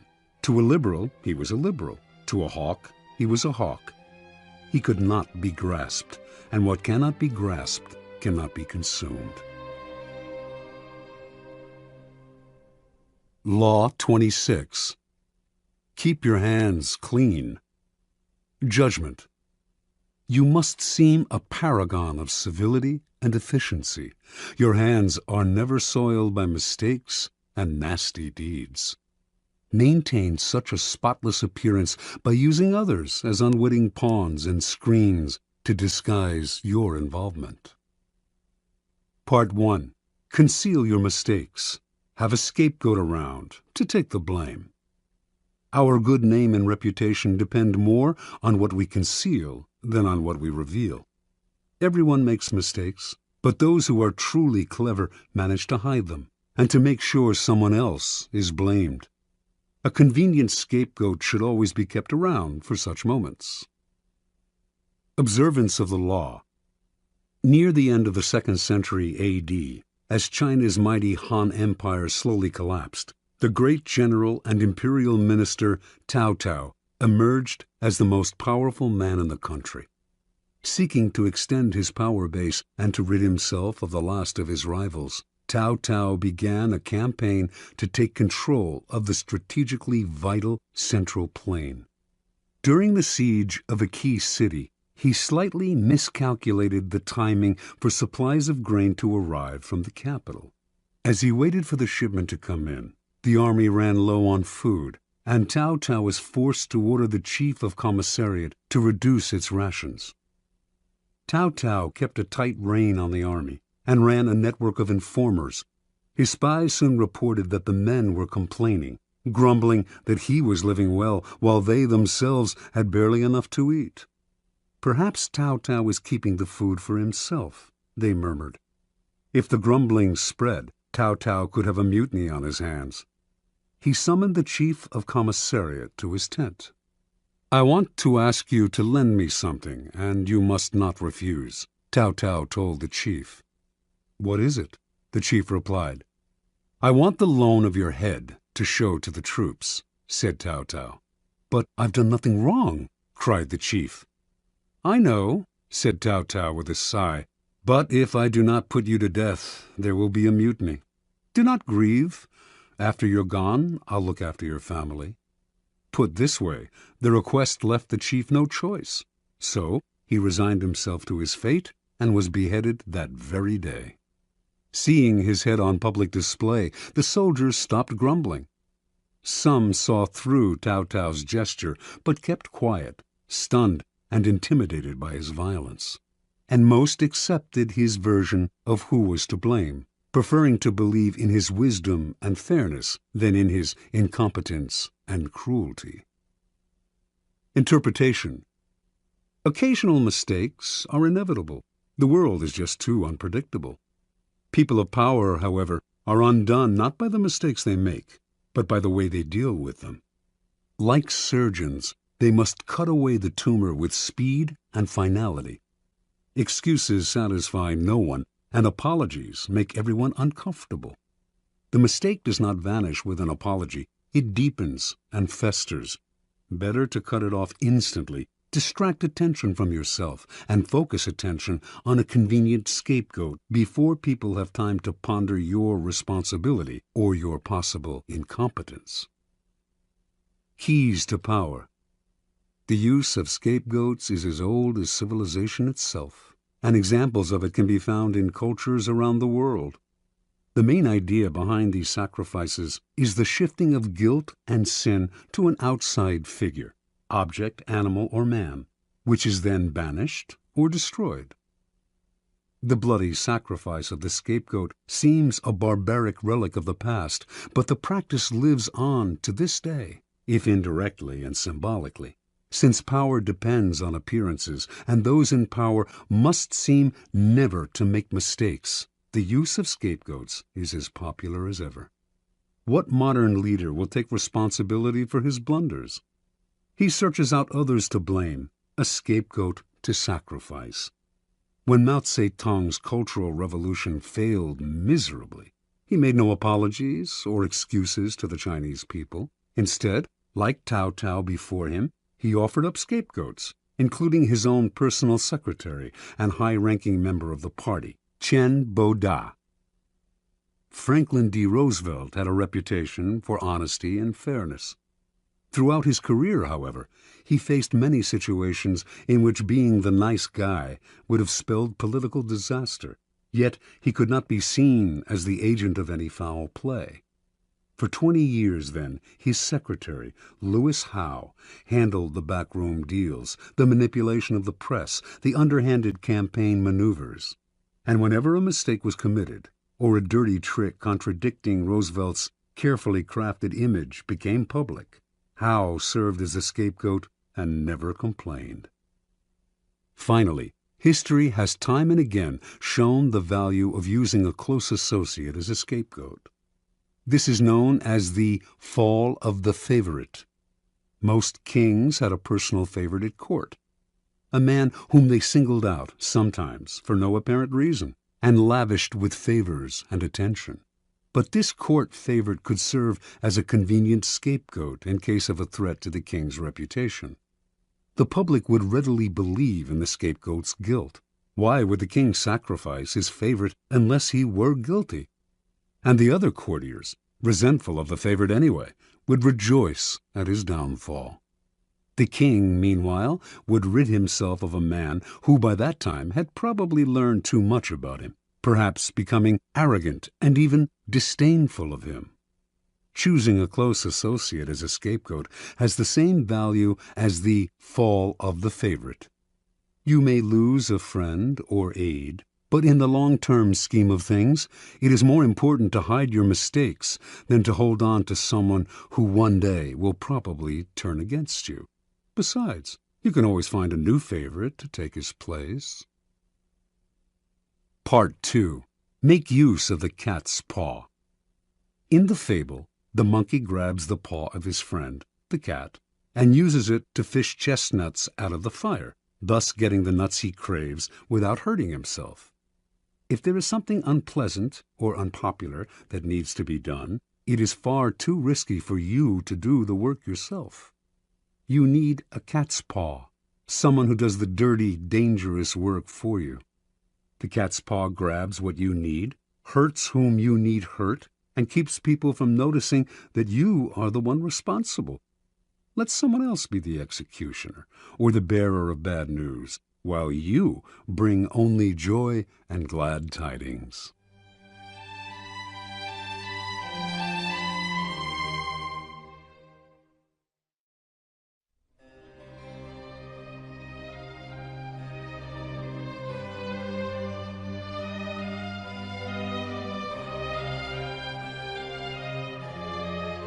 Observance of the law. In 59 B.C., the future Queen Cleopatra of Egypt, then 10 years old, witnessed the overthrow and banishment of her father, Ptolemy XII, at the hand of his eldest daughters, her own sisters. One of the daughters, Berenice, emerged as the leader of the rebellion, and to ensure that she would now rule Egypt alone, she imprisoned her other sisters and murdered her own husband. This may have been necessary as a practical step to secure her rule, but that a member of the royal family, a queen no less, would so overtly exact such violence on her own family horrified her subjects and stirred up powerful opposition. 4 years later, this opposition was able to return Ptolemy to power, and he promptly had Berenice and the other elder sisters beheaded. In 51 BC, Ptolemy died, leaving 4 remaining children as heirs. As was the tradition in Egypt, the eldest son, Ptolemy XIII, only 10 at the time, married the elder sister, Cleopatra, now 18, and the couple took the throne together as king and queen. None of the 4 children felt satisfied with this. Everyone, including Cleopatra, wanted more power. A struggle emerged between Cleopatra and Ptolemy, each trying to push the other to the side. In 48 BC, with the help of a government faction that feared Cleopatra's ambitions, Ptolemy was able to force his sister to flee the country, leaving himself as sole ruler. In exile, Cleopatra schemed. She wanted to rule alone and to restore Egypt to its past glory, a goal she felt none of her other siblings could achieve, yet as long as they were alive, she could not realize her dream. And the example of Berenice had made it clear that no one would serve a queen who was seen murdering her own kind. Even Ptolemy XIII had not dared murder Cleopatra, although he knew she would plot against him from abroad. Within a year after Cleopatra's banishment, the Roman dictator Julius Caesar arrived in Egypt, determined to make the country a Roman colony. Cleopatra saw her chance. Re-entering Egypt in disguise, she traveled hundreds of miles to reach Caesar in Alexandria. Legend has it that she had herself smuggled into his presence rolled up inside a carpet, which was gracefully unfurled at his feet, revealing the young queen. Cleopatra immediately went to work on the Roman. She appealed to his love of spectacle and his interest in Egyptian history, and poured on her feminine charms. Caesar soon succumbed and restored Cleopatra to the throne. Cleopatra's siblings seethed. She had outmaneuvered them. Ptolemy XIII would not wait to see what happened next. From his palace in Alexandria, he summoned a great army to march on the city and attack Caesar. In response, Caesar immediately put Ptolemy and the rest of the family under house arrest. But Cleopatra's younger sister, Arsinoe, escaped from the palace and placed herself at the head of the approaching Egyptian troops, proclaiming herself Queen of Egypt. Now Cleopatra finally saw her chance. She convinced Caesar to release Ptolemy from house arrest, under the agreement that he would broker a truce. Of course, she knew he would do the opposite, that he would fight Arsinoe for control of the Egyptian army. But this was to Cleopatra's benefit, for it would divide the royal family. Better still, it would give Caesar the chance to defeat and kill her siblings in battle. Reinforced by troops from Rome, Caesar swiftly defeated the rebels. In the Egyptians' retreat, Ptolemy drowned in the Nile. Caesar captured Arsinoe and had her sent to Rome as a prisoner. He also executed the numerous enemies who had conspired against Cleopatra and imprisoned others who had opposed her. To reinforce her position as uncontested queen, Cleopatra now married the only sibling left, Ptolemy XIV, only 11 at the time, and the weakest of the lot. 4 years later, Ptolemy mysteriously died of poison. In 41 BC, Cleopatra employed on a second Roman leader, Mark Antony, the same tactic she had used so well on Julius Caesar. After seducing him, she hinted to him that her sister Arsinoe, still a prisoner in Rome, had conspired to destroy him. Mark Antony believed her and promptly had Arsinoe executed, thereby getting rid of the last of the siblings who had posed such a threat to Cleopatra. Interpretation. Legend has it that Cleopatra succeeded through her seductive charms, but in reality, her power came from an ability to get people to do her bidding without realizing they were being manipulated. Caesar and Antony not only rid her of her most dangerous siblings, Ptolemy XIII and Arsinoe. They decimated all of her enemies in both the government and the military.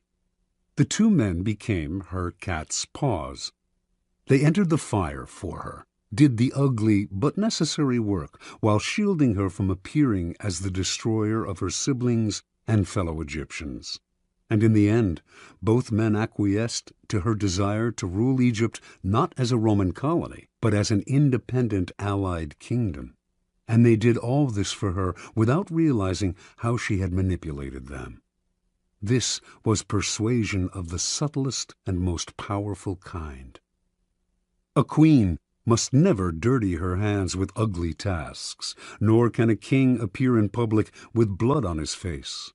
Yet power cannot survive without the constant squashing of enemies. There will always be dirty little tasks that have to be done to keep you on the throne. Like Cleopatra, you need a cat's paw. This will usually be a person from outside your immediate circle, who will therefore be unlikely to realize how he or she is being used. You will find these dupes everywhere, people who enjoy doing you favors, especially if you throw them a minimal bone or two in exchange. But as they accomplish tasks that may seem to them innocent enough, or at least completely justified, they are actually clearing the field for you, spreading the information you feed them, undermining people they do not realize are your rivals, inadvertently furthering your cause, dirtying their hands while yours remain spotless. Keys to power. As a leader, you may imagine that constant diligence and the appearance of working harder than anyone else signify power. Actually, though, they have the opposite effect. They imply weakness. Why are you working so hard? Perhaps you are incompetent and have to put in extra effort just to keep up. Perhaps you are one of those people who does not know how to delegate and has to meddle in everything. The truly powerful, on the other hand, seem never to be in a hurry or overburdened. While others work their fingers to the bone, they take their leisure. They know how to find the right people to put in the effort while they save their energy and keep their hands out of the fire. Similarly, you may believe that by taking on the dirty work yourself, involving yourself directly in unpleasant actions, you impose your power and instill fear. In fact, you make yourself look ugly and abusive of your high position. Truly powerful people keep their hands clean. Only good things surround them, and the only announcements they make are of glorious achievements. You will often find it necessary, of course, to expend energy or to effect an evil but necessary action. But you must never appear to be this action's agent. Find a cat's paw. Develop the arts of finding, using, and, in time, getting rid of these people when their cat's paw role has been fulfilled. The easiest and most effective way to use a cat's paw is often to plant information with him that he will then spread to your primary target. False or planted information is a powerful tool, especially if spread by a dupe whom no one suspects. You will find it very easy to play innocent and disguise yourself as the source. Law 27. Play on people's need to believe to create a cult-like following. Judgment. People have an overwhelming desire to believe in something. Become the focal point of such desire by offering them a cause, a new faith to follow. Keep your words vague but full of promise. Emphasize enthusiasm over rationality and clear thinking. Give your new disciples rituals to perform. Ask them to make sacrifices on your behalf. In the absence of organized religion and grand causes, your new belief system will bring you untold power. The Science of Charlatanism, or How to Create a Cult in 5 Easy Steps. In searching, as you must, for the methods that will gain you the most power for the least effort, You will find the creation of a cult-like following one of the most effective. Having a large following opens up all sorts of possibilities for deception. Not only will your followers worship you, they will defend you from your enemies and will voluntarily take on the work of enticing others to join your fledgling cult. This kind of power will lift you to another realm. You will no longer have to struggle or use subterfuge to enforce your will. You are adored and can do no wrong. You might think it's a gargantuan task to create such a following, but in fact it is fairly simple. As humans, we have a desperate need to believe in something, anything. This makes us eminently gullible. We simply cannot endure long periods of doubt or of the emptiness that comes from a lack of something to believe in. Dangle in front of us some new cause, elixir, get-rich-quick scheme, or the latest technological trend or art movement, and we leap from the water as one to take the bait. Look at history, the chronicles of the new trends and cults that have made a mass following for themselves could fill a library. After a few centuries, a few decades, a few years, a few months, they generally look ridiculous. But at the time, they seemed so attractive, so transcendental, so divine. Always in a rush to believe in something, we will manufacture saints and faiths out of nothing. Do not let this gullibility go to waste. Make yourself the object of worship. Make people form a cult around you. The great European charlatans of the 16th and 17th centuries mastered the art of cult-making. They lived, as we do now, in a time of transformation. Organized religion was on the wane, science on the rise. People were desperate to rally around a new cause or faith. The charlatans had begun by peddling health elixirs and alchemic shortcuts to wealth. Moving quickly from town to town, they originally focused on small groups, until, by accident, they stumbled on a truth of human nature.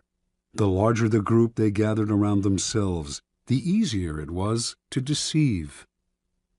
The charlatan would station himself on a high wooden platform, hence the term mountebank, and crowds would swarm around him.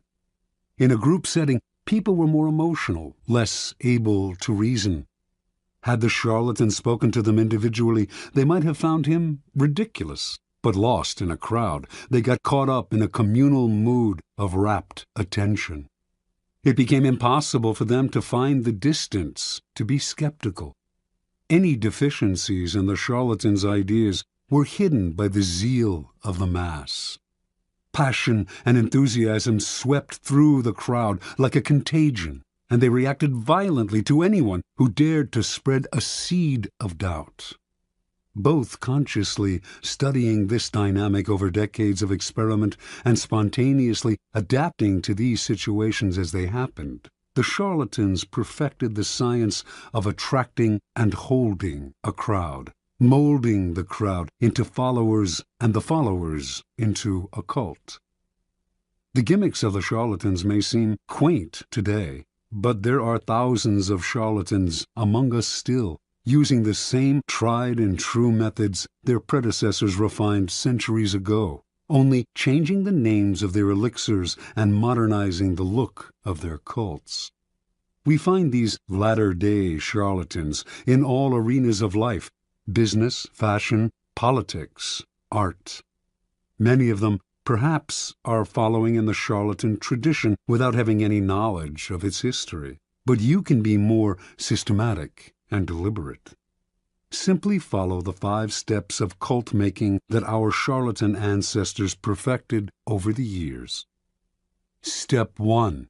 Keep it vague. Keep it simple. To create a cult, you must first attract attention. This you should do not through actions, which are too clear and readable, but through words, which are hazy and deceptive. Your initial speeches, conversations, and interviews must include 2 elements. On the one hand, the promise of something great and transformative, and on the other, a total vagueness. This combination will stimulate all kinds of hazy dreams in your listeners, who will make their own connections and see what they want to see. As a corollary to its vagueness, your appeal should also be simple. Most people's problems have complex causes, deep-rooted neurosis, interconnected social factors, roots that go way back in time and are exceedingly hard to unravel. Few, however, have the patience to deal with this. Most people want to hear that a simple solution will cure their problems. The ability to offer this kind of solution will give you great power and build you a following. Step 2. Emphasize the visual and the sensual over the intellectual.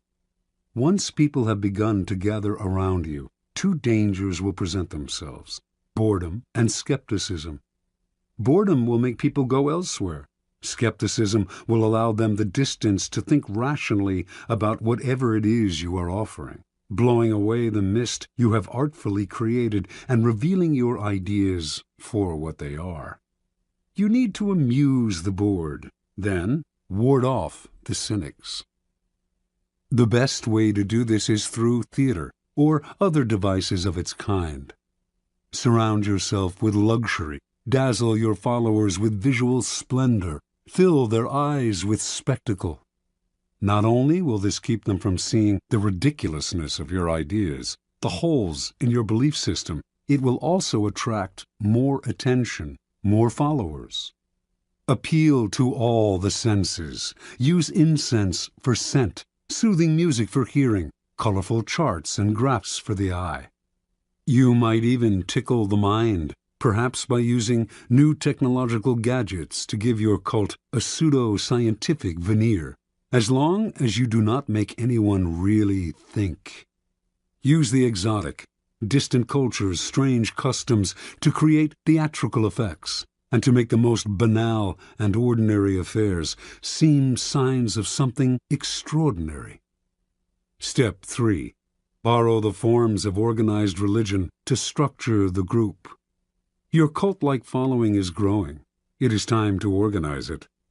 Find a way, both elevating and comforting. Organized religions have long held unquestioned authority for large numbers of people, and continue to do so in our supposedly secular age. And even if the religion itself has faded some, its forms will resonate with power.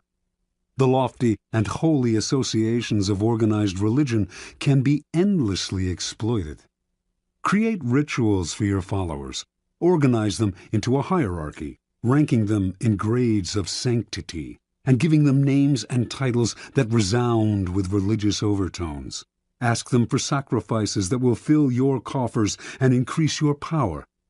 To emphasize your gathering's quasi-religious nature, talk and act like a prophet. You are not a dictator. After all, you are a priest, a guru, a sage, a shaman, or any other word that hides your real power in the mist of religion. Step 4. Disguise your source of income. Your group has grown, and you have structured it in a church-like form. Your coffers are beginning to fill with your followers' money.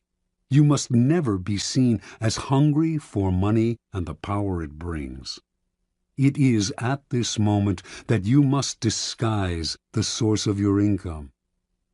Your followers want to believe that if they follow you, all sorts of good things will fall into their lap. By surrounding yourself with luxury, you become living proof of the soundness of your belief system. Never reveal that your wealth actually comes from your followers' pockets. Instead, make it seem to come from the truth of your methods. Followers will copy your each and every move in the belief that it will bring them the same results, and their imitative enthusiasm will blind them to the charlatan nature of your wealth. Step 5. Set up an us versus them dynamic. The group is now large and thriving, a magnet attracting more and more particles. If you are not careful, though, inertia will set in, and time and boredom will demagnetize the group. To keep your followers united, you must now do what all religions and belief systems have done: create an us versus them dynamic. First, make sure your followers believe they are part of an exclusive club, unified by a bond of common goals. Then, to strengthen this bond, manufacture the notion of a devious enemy out to ruin you. There is a force of non-believers that will do anything to stop you. Any outsider who tries to reveal the charlatan nature of your belief system can now be described as a member of this devious force. If you have no enemies, invent one. Given a straw man to react against, your followers will tighten and cohere. They have your cause to believe in and infidels to destroy. Observance of the law. In the year 1653, a 27-year-old Milan man named Francesco Giuseppe Borri claimed to have had a vision. He went around town telling one and all that the Archangel Michael had appeared to him and announced that he had been chosen to be the Capitano Generale of the army of the new Pope, an army that would seize and revitalize the world. The Archangel had further revealed that Borri now had the power to see people's souls, and that he would soon discover the Philosopher's Stone, a long sought-after substance that could change base metals into gold. Friends and acquaintances who heard Borri explain the vision and who witnessed the change that had come over him were impressed, for Borri had previously devoted himself to a life of wine, women, and gambling. Now he gave all that up, plunging himself into the study of alchemy and talking only of mysticism and the occult. The transformation was so sudden and miraculous, and Borri's words were so filled with enthusiasm, that he began to create a following. Unfortunately, the Italian Inquisition began to notice him as well. They prosecuted anyone who delved into the occult, so he left Italy and began to wander Europe, from Austria to Holland, telling one and all that, "To those who follow me, all joy shall be granted." Wherever Borri stayed, he attracted followers. His method was simple. He spoke of his vision, which had grown more and more elaborate, and offered to look into the soul of anyone who believed him, and they were many. Seemingly in a trance, he would stare at this new follower for several minutes, then claim to have seen the person's soul, degree of enlightenment, and potential for spiritual greatness. If what he saw showed promise, he would add the person to his growing order of disciples, an honor indeed. The cult had 6 degrees, into which the disciples were assigned according to what Borri had glimpsed in their souls. With work and total devotion to the cult, they could graduate to a higher degree. Borri, whom they called His Excellency and Universal Doctor, demanded from them the strictest vows of poverty. All the goods and monies they possessed had to be turned over to him, but they did not mind handing over their property, for Borri had told them, "I shall soon bring my chemical studies to a happy conclusion by the discovery of the Philosopher's Stone, and by this means we shall all have as much gold as we desire." Given his growing wealth, Borri began to change his style of living. Renting the most splendid apartment in the city into which he had temporarily settled, he would furnish it with fabulous furniture and accessories which he had begun to collect. He would drive through the city in a coach studded with jewels, with 6 magnificent black horses at its head. He never stayed too long in one place, and when he disappeared, saying he had more souls to gather into his flock, his reputation only grew in his absence. He became famous, although, in fact, he had never done a single concrete thing. From all over Europe, the blind, the crippled, and the desperate came to visit Borri, for word had spread that he had healing powers. He asked no fee for his services, which only made him seem more marvelous, and indeed some claimed that in this or that city he had performed a miracle cure. By only hinting at his accomplishments, he encouraged people's imaginations to blow them up to fantastic proportions. His wealth, for example, actually came from the vast sums he was collecting from his increasingly select group of rich disciples. Yet it was presumed that he had, in fact, perfected the philosopher's stone. The Church continued to pursue him, denouncing him for heresy and witchcraft, and Bodhi's response to these charges was a dignified silence. This only enhanced his reputation and made his followers more passionate. Only the great are persecuted, after all. How many understood Jesus Christ in his own time? Bodhi did not have to say a word. His followers now called the Pope the Antichrist. And so Bodhi's power grew and grew, until one day he left the city of Amsterdam, where he had settled for a while, absconding with huge sums of borrowed money and diamonds that had been entrusted to him. He claimed to be able to remove the flaws from diamonds through the power of his gifted mind. Now he was on the run. The Inquisition eventually caught up with him, and for the last 20 years of his life he was imprisoned in Rome. But so great was the belief in his occult powers that to his dying day he was visited by wealthy believers, including Queen Christina of Sweden.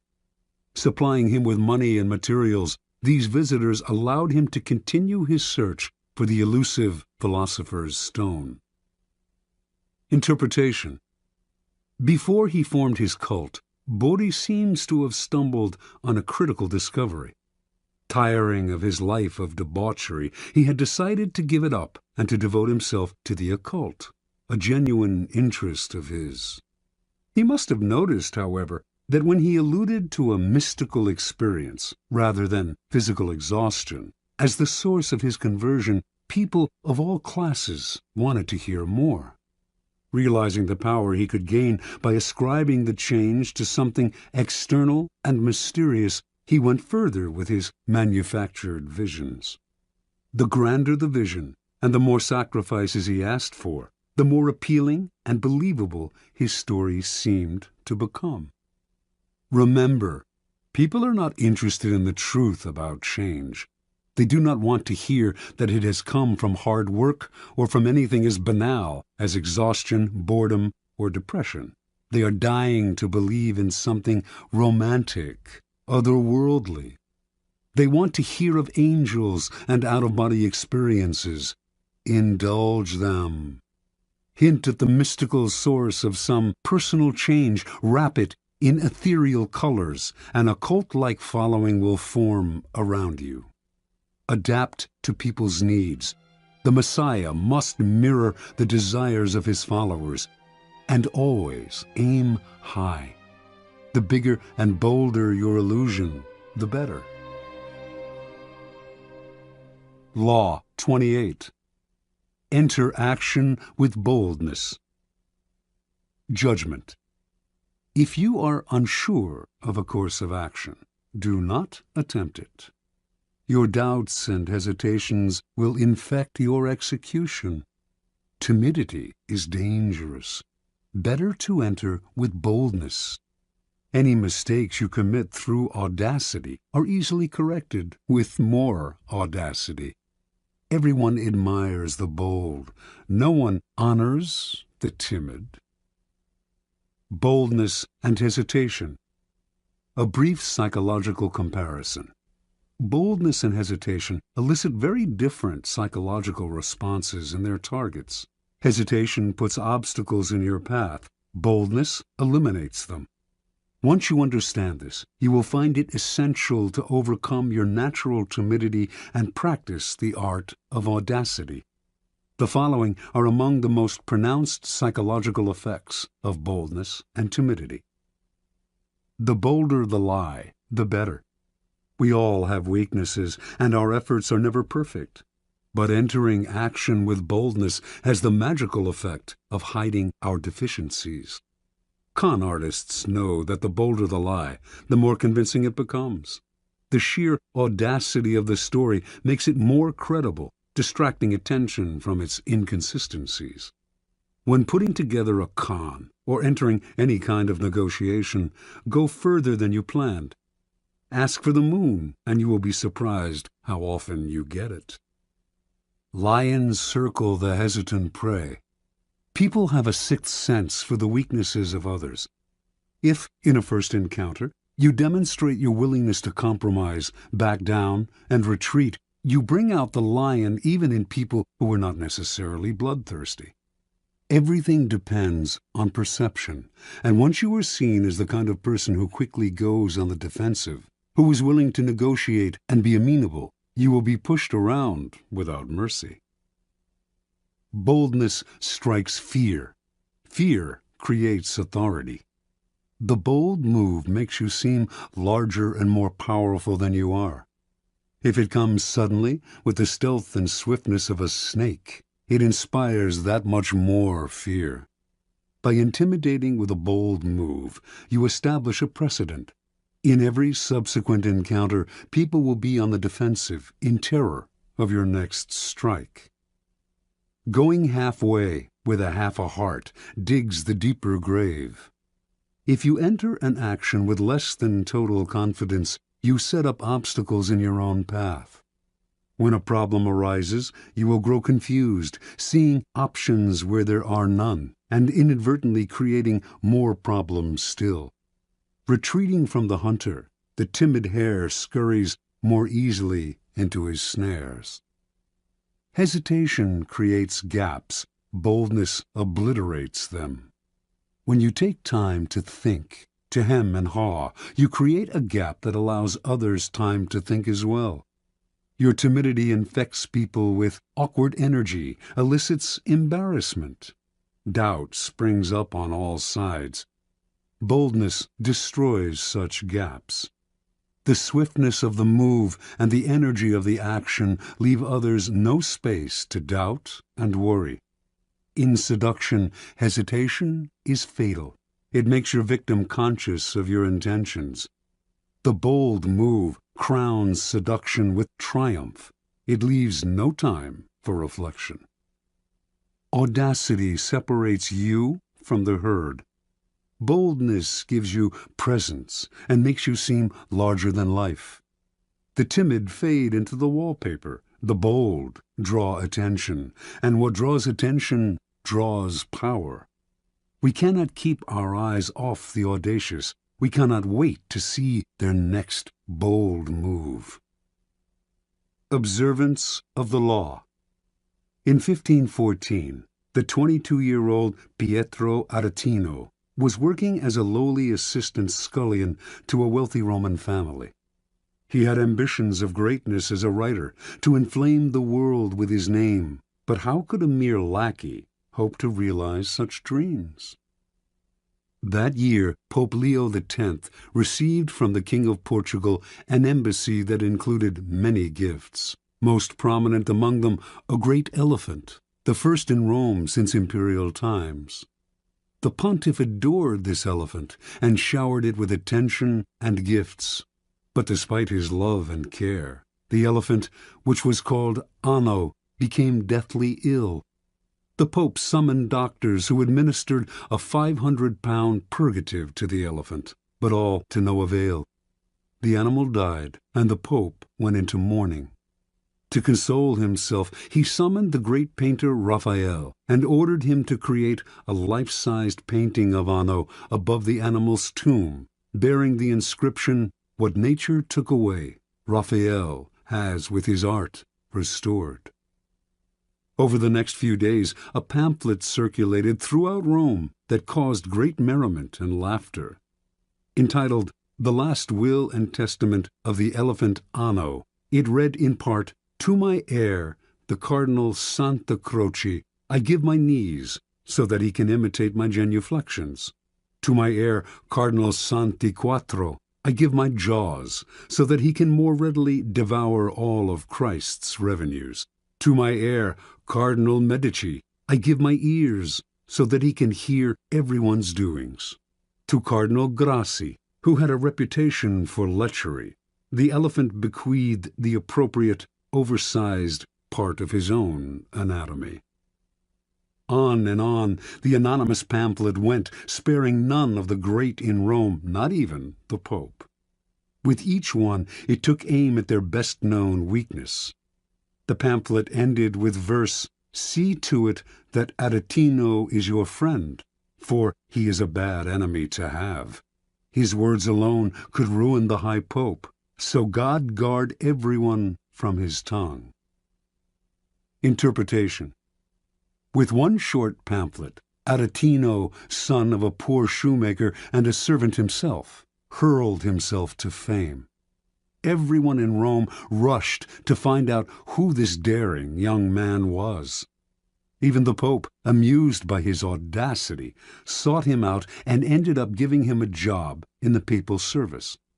Over the years, he came to be known as the Scourge of Princes, and his biting tongue earned him the respect and fear of the great, from the King of France to the Habsburg Emperor.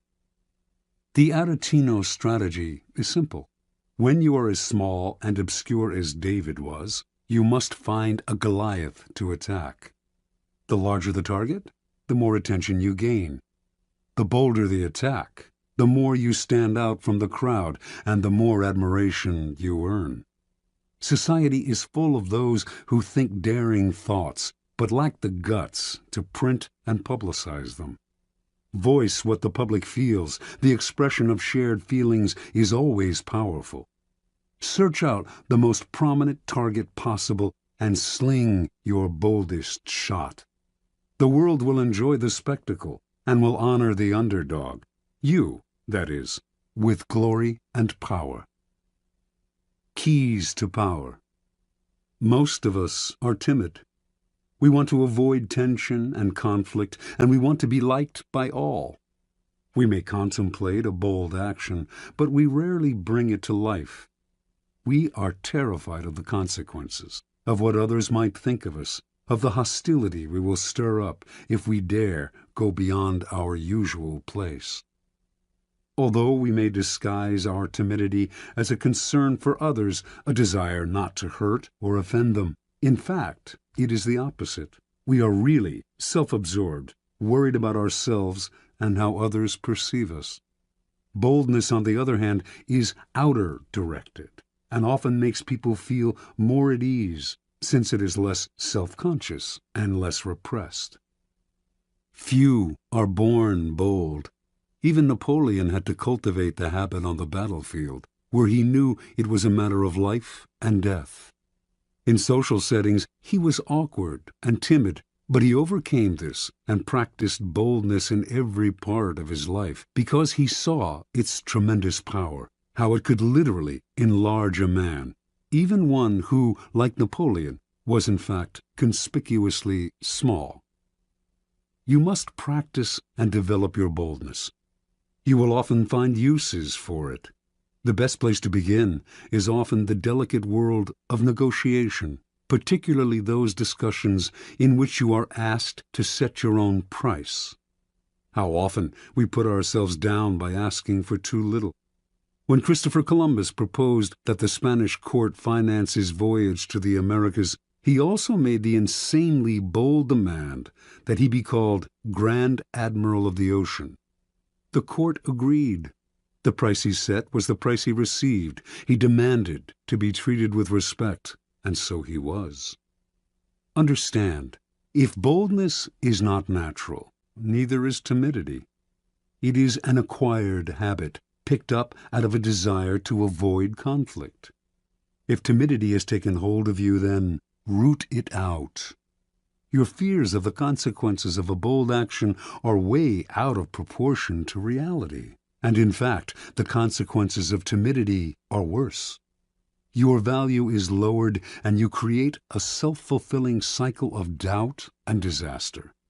Remember, the problems created by an audacious move can be disguised, even remedied, by more and greater audacity. Law 29. Plan all the way to the end. Judgment. The ending is everything.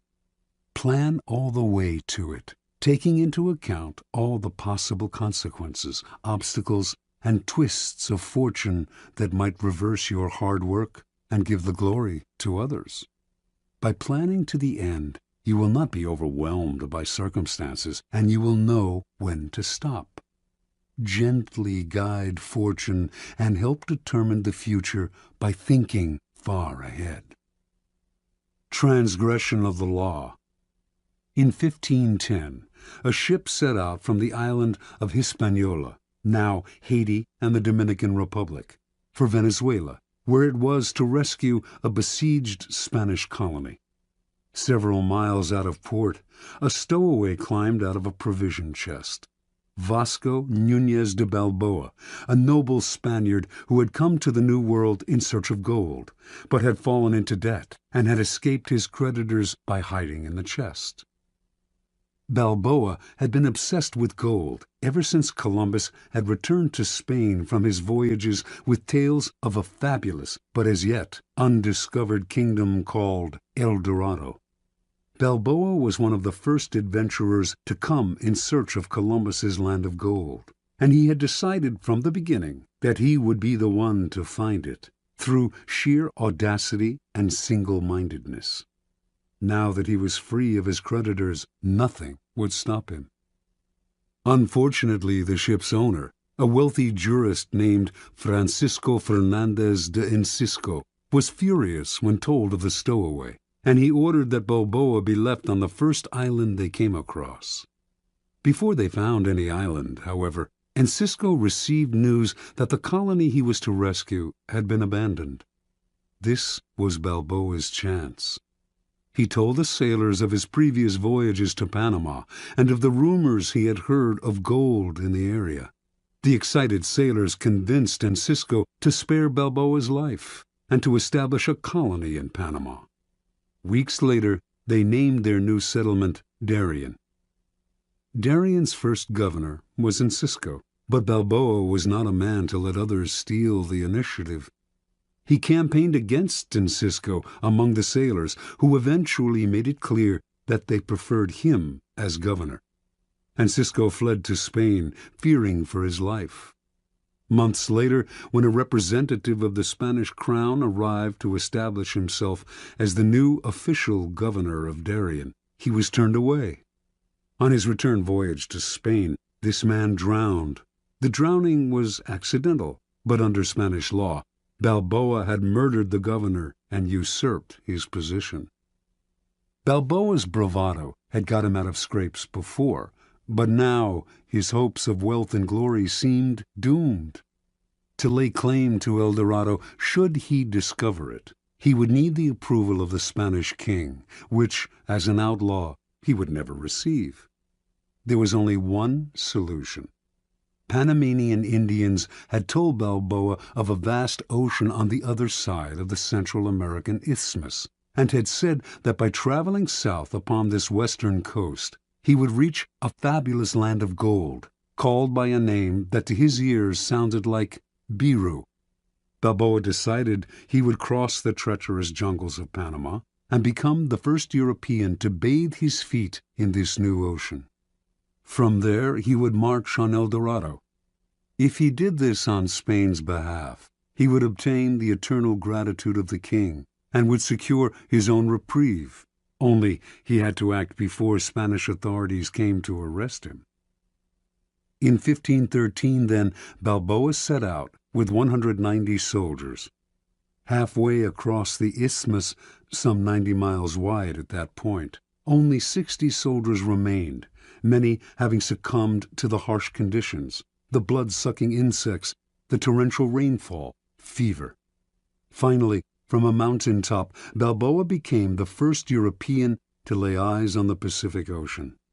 Days later he marched in his armor into its waters, bearing the banner of Castile and claiming all its seas, lands, and islands in the name of the Spanish throne. Indians from the area greeted Balboa with gold, jewels, and precious pearls, the like of which he had never seen. When he asked where these had come from, the Indians pointed south to the land of the Incas. But Balboa had only a few soldiers left, For the moment, he decided he should return to Darien, send the jewels and gold to Spain as a token of goodwill, and ask for a large army to aid him in the conquest of El Dorado. When news reached Spain of Balboa's bold crossing of the Isthmus, his discovery of the Western Ocean, and his planned conquest of El Dorado, the former criminal became a hero. He was instantly proclaimed governor of the new land. But before the king and queen received word of his discovery, they had already sent a dozen ships under the command of a man named Pedro Arias Davila, Pedrerius, with orders to arrest Balboa for murder and to take command of the colony. By the time Pedrerius arrived in Panama, he had learned that Balboa had been pardoned and that he was to share the governorship with the former outlaw. All the same, Balboa felt uneasy. Gold was his dream, El Dorado his only desire. In pursuit of this goal, he had nearly died many times over, and to share the wealth and glory with a newcomer would be intolerable. He also soon discovered that Pedrerius was a jealous, bitter man, and equally unhappy with the situation. Once again, the only solution for Balboa was to seize the initiative by proposing to cross the jungle with a larger army, carrying shipbuilding materials and tools. Once on the Pacific coast, he would create an armada with which to conquer the Incas. Surprisingly enough, Pedrerius agreed to the plan, perhaps sensing it would never work. Hundreds died in this second march through the jungle, and the timber they carried rotted in the torrential rains. Balboa, as usual, was undaunted. No power in the world could thwart his plan, and on arriving at the Pacific, he began to cut down trees for new lumber. But the men remaining to him were too few and too weak to mount an invasion, and once again Balboa had to return to Darien. Pedrerius had, in any case, invited Balboa back to discuss a new plan, and on the outskirts of the settlement, the explorer was met by Francisco Pizarro, an old friend who had accompanied him on his first crossing of the Isthmus. But this was a trap. Leading 100 soldiers, Pizarro surrounded his former friend, arrested him, and returned him to Pedrerius, who tried him on charges of rebellion. A few days later, Balboa's head fell into a basket, along with those of his most trusted followers. Years later, Pizarro himself reached Peru, and Balboa's deeds were forgotten. Interpretation. Most men are ruled by the heart, not the head.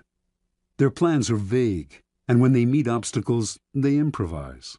But improvisation will only bring you as far as the next crisis, and is never a substitute for thinking several steps ahead and planning to the end. Balboa had a dream of glory and wealth, and a vague plan to reach it.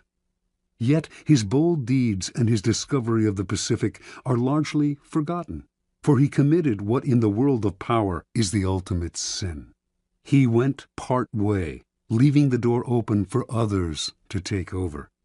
A real man of power would have had the prudence to see the dangers in the distance, the rivals who would want to share in the conquests, the vultures that would hover once they heard the word gold.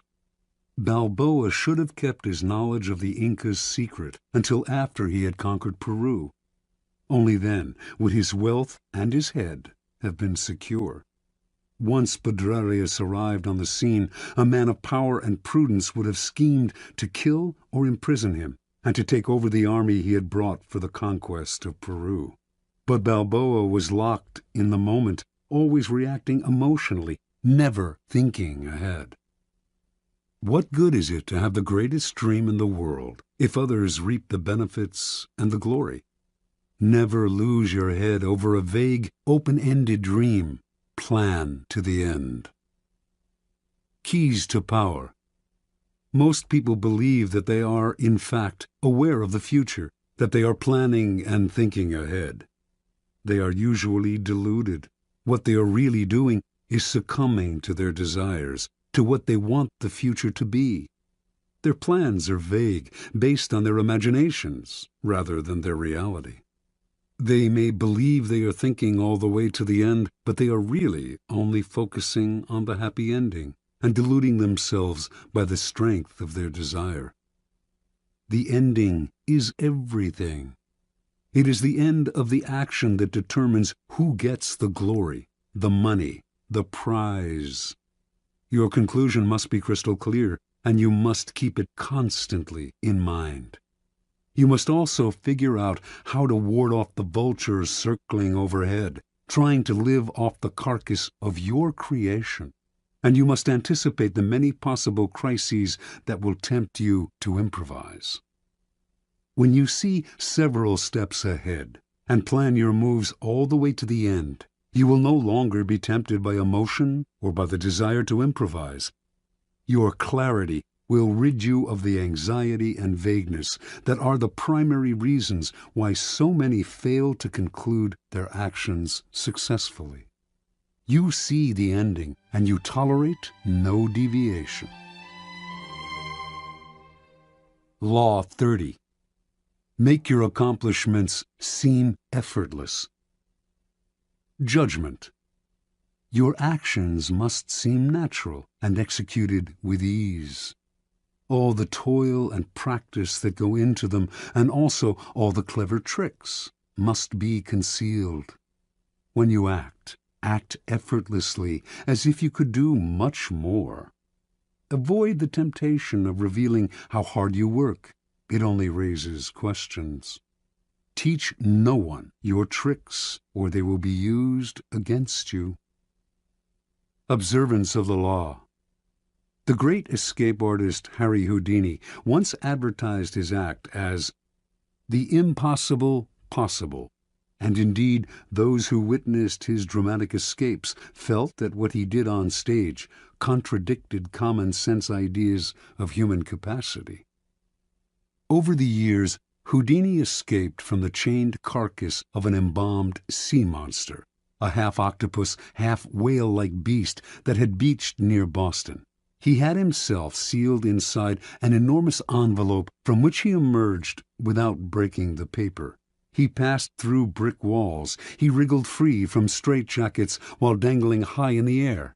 He leaped from bridges into icy waters, his hands manacled and his legs in chains. He had himself submerged in glass cases full of water, hands padlocked, while the audience watched in amazement as he worked himself free, struggling for close to an hour, apparently without breathing.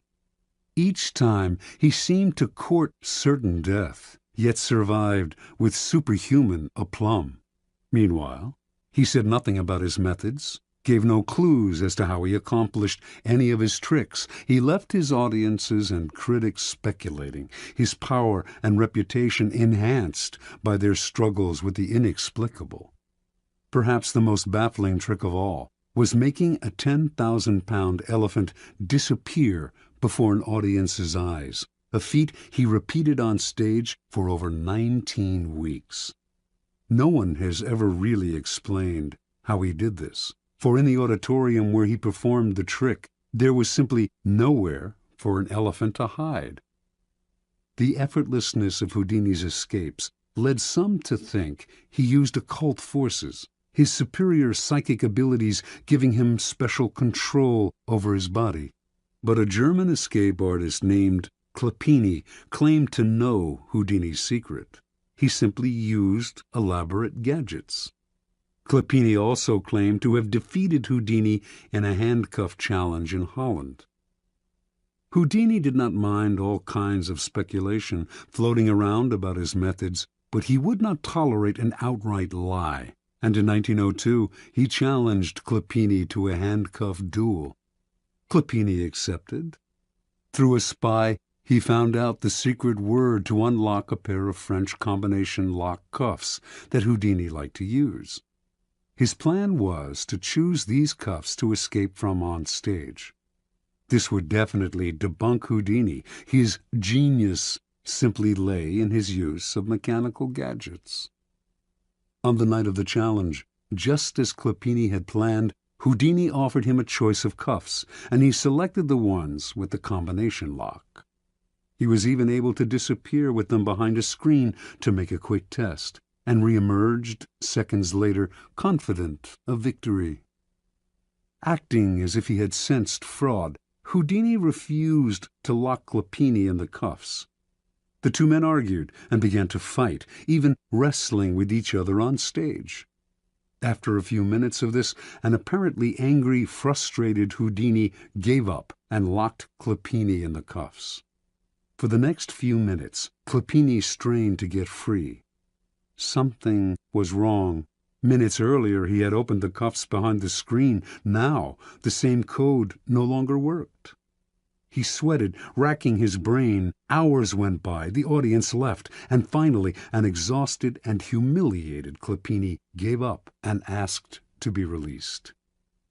The cuffs that Clopini himself had opened behind the screen with the word CLEFS, French for keys, now clicked open only with the word FRAUD.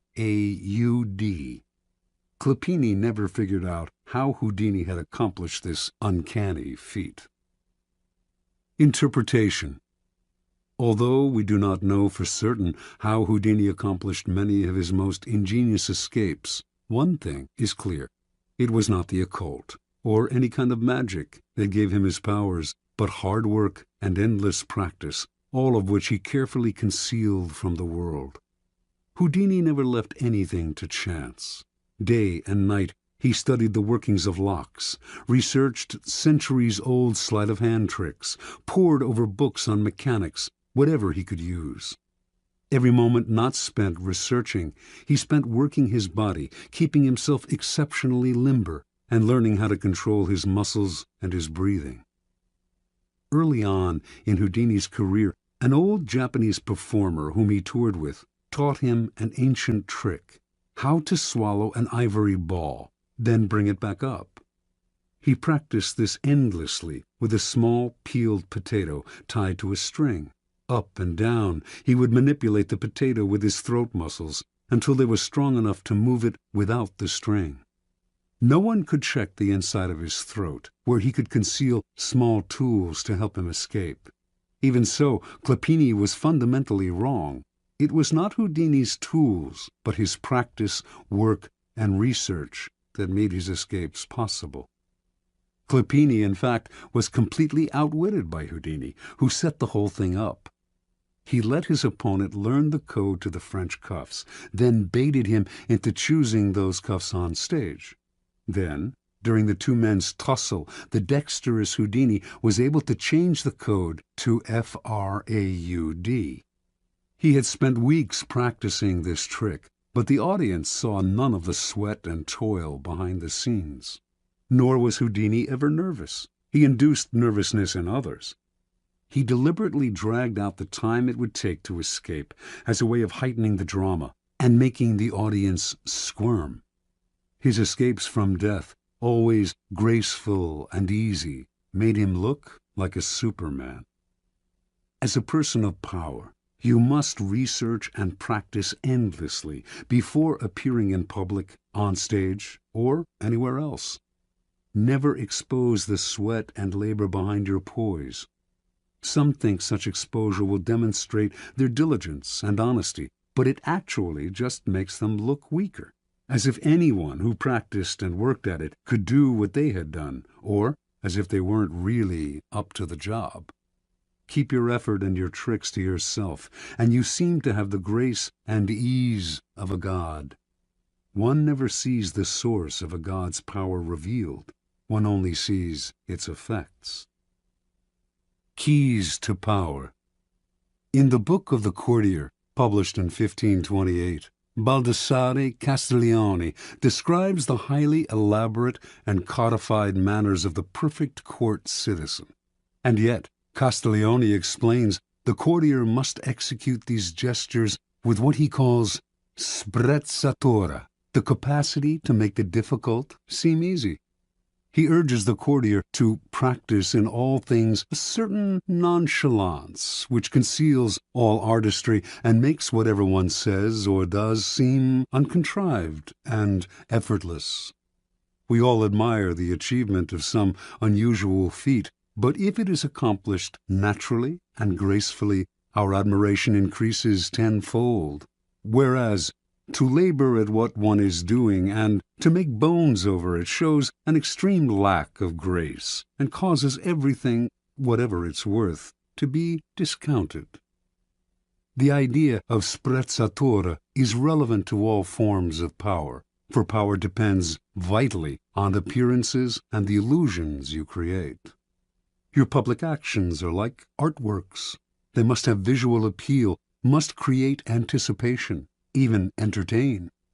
When you reveal the inner workings of your creation, you become just one more mortal among others. What is understandable is not awe-inspiring. We tell ourselves we could do as well if we had the money and time. Avoid the temptation of showing how clever you are. It is far more clever to conceal the mechanisms of your cleverness. There is another reason for concealing your shortcuts and tricks. When you let this information out, you give people ideas they can use against you. You lose the advantages of keeping silent. We tend to want the world to know what we have done. We want our vanity gratified by having our hard work and cleverness applauded. And we may even want sympathy for the hours it has taken to reach our point of artistry. Learn to control this propensity to blab, for its effect is often the opposite of what you expected. Remember, the more mystery surrounds your actions, the more awesome your power seems. You appear to be the only one who can do what you do, and the appearance of having an exclusive gift is immensely powerful.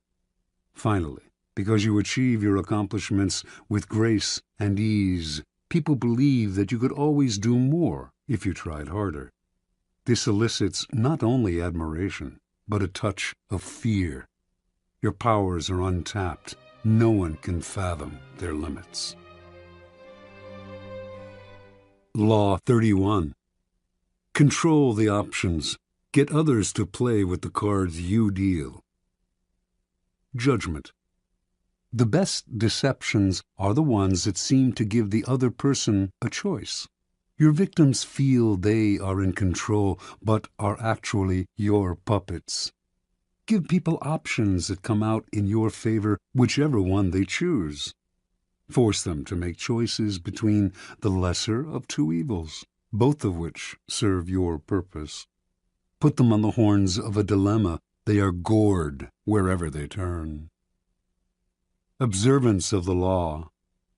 From early in his reign, Ivan IV, later known as Ivan the Terrible, had to confront an unpleasant reality. The country desperately needed reform, but he lacked the power to push it through.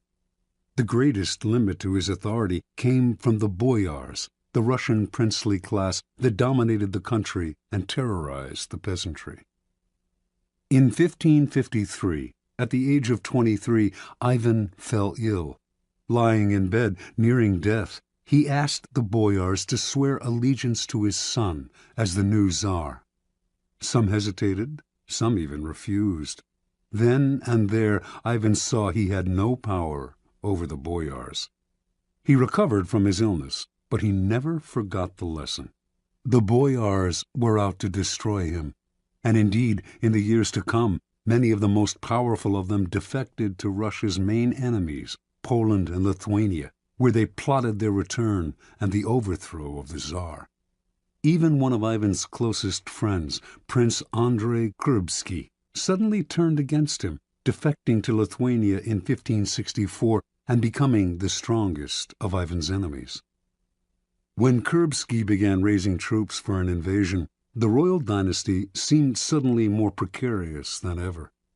With émigré nobles fomenting invasion from the west, Tartars bearing down from the east, and the boyars stirring up trouble within the country, Russia's vast size made it a nightmare to defend. In whatever direction Ivan struck, he would leave himself vulnerable on the other side. Only if he had absolute power could he deal with this many-headed hydra, and he had no such power. Ivan brooded until the morning of December 3rd, 1564, when the citizens of Moscow awoke to a strange sight. Hundreds of sleds filled the square before the Kremlin, loaded with the Tsar's treasures and with provisions for the entire court. They watched in disbelief as the Tsar and his court boarded the sleds and left town. Without explaining why, he established himself in a village south of Moscow. For an entire month, a kind of terror gripped the capital, for the Muscovites feared that Ivan had abandoned them to the bloodthirsty boyars. Shops closed up, and riotous mobs gathered daily. Finally, on January 3rd of 1565, a letter arrived from the Tsar explaining that he could no longer bear the boyars' betrayals and had decided to abdicate once and for all. Read aloud in public, the letter had a startling effect.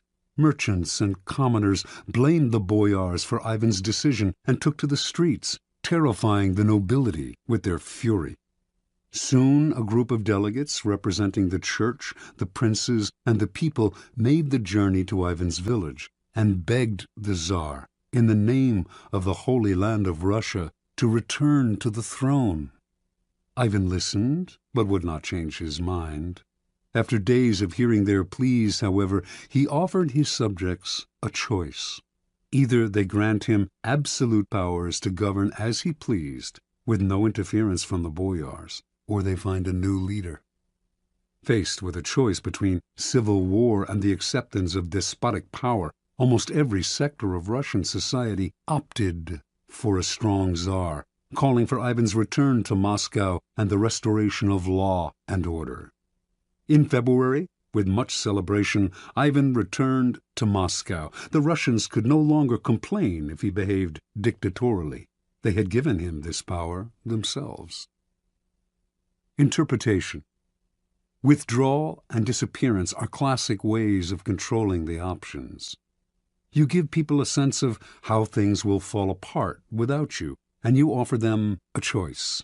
I stay away, and you suffer the consequences, or I return under circumstances that I dictate. In this method of controlling people's options, they choose the option that gives you power because the alternative is just too unpleasant. You force their hand, but indirectly. They seem to have a choice. Whenever people feel they have a choice, they walk into your trap that much more easily. Keys to power. Words like freedom, options, and choice evoke a power of possibility far beyond the reality of the benefits they entail. When examined closely, the choices we have in the marketplace, in elections, in our jobs, tend to have noticeable limitations. They are often a matter of a choice simply between A and B, with the rest of the alphabet out of the picture. Yet, as long as the faintest mirage of choice flickers on, we rarely focus on the missing options. We choose to believe that the game is fair and that we have our freedom. We prefer not to think too much about the depth of our liberty to choose. This supplies the clever and cunning with enormous opportunities for deception. For people who are choosing between alternatives find it hard to believe they are being manipulated or deceived. They cannot see that you are allowing them a small amount of free will in exchange for a much more powerful imposition of your own will. Setting up a narrow range of choices, then, should always be a part of your deceptions. There is a saying, if you can get the bird to walk into the cage on its own, it will sing that much more prettily. The following are among the most common forms of controlling the options. Color the choices. This was a favored technique of Henry Kissinger.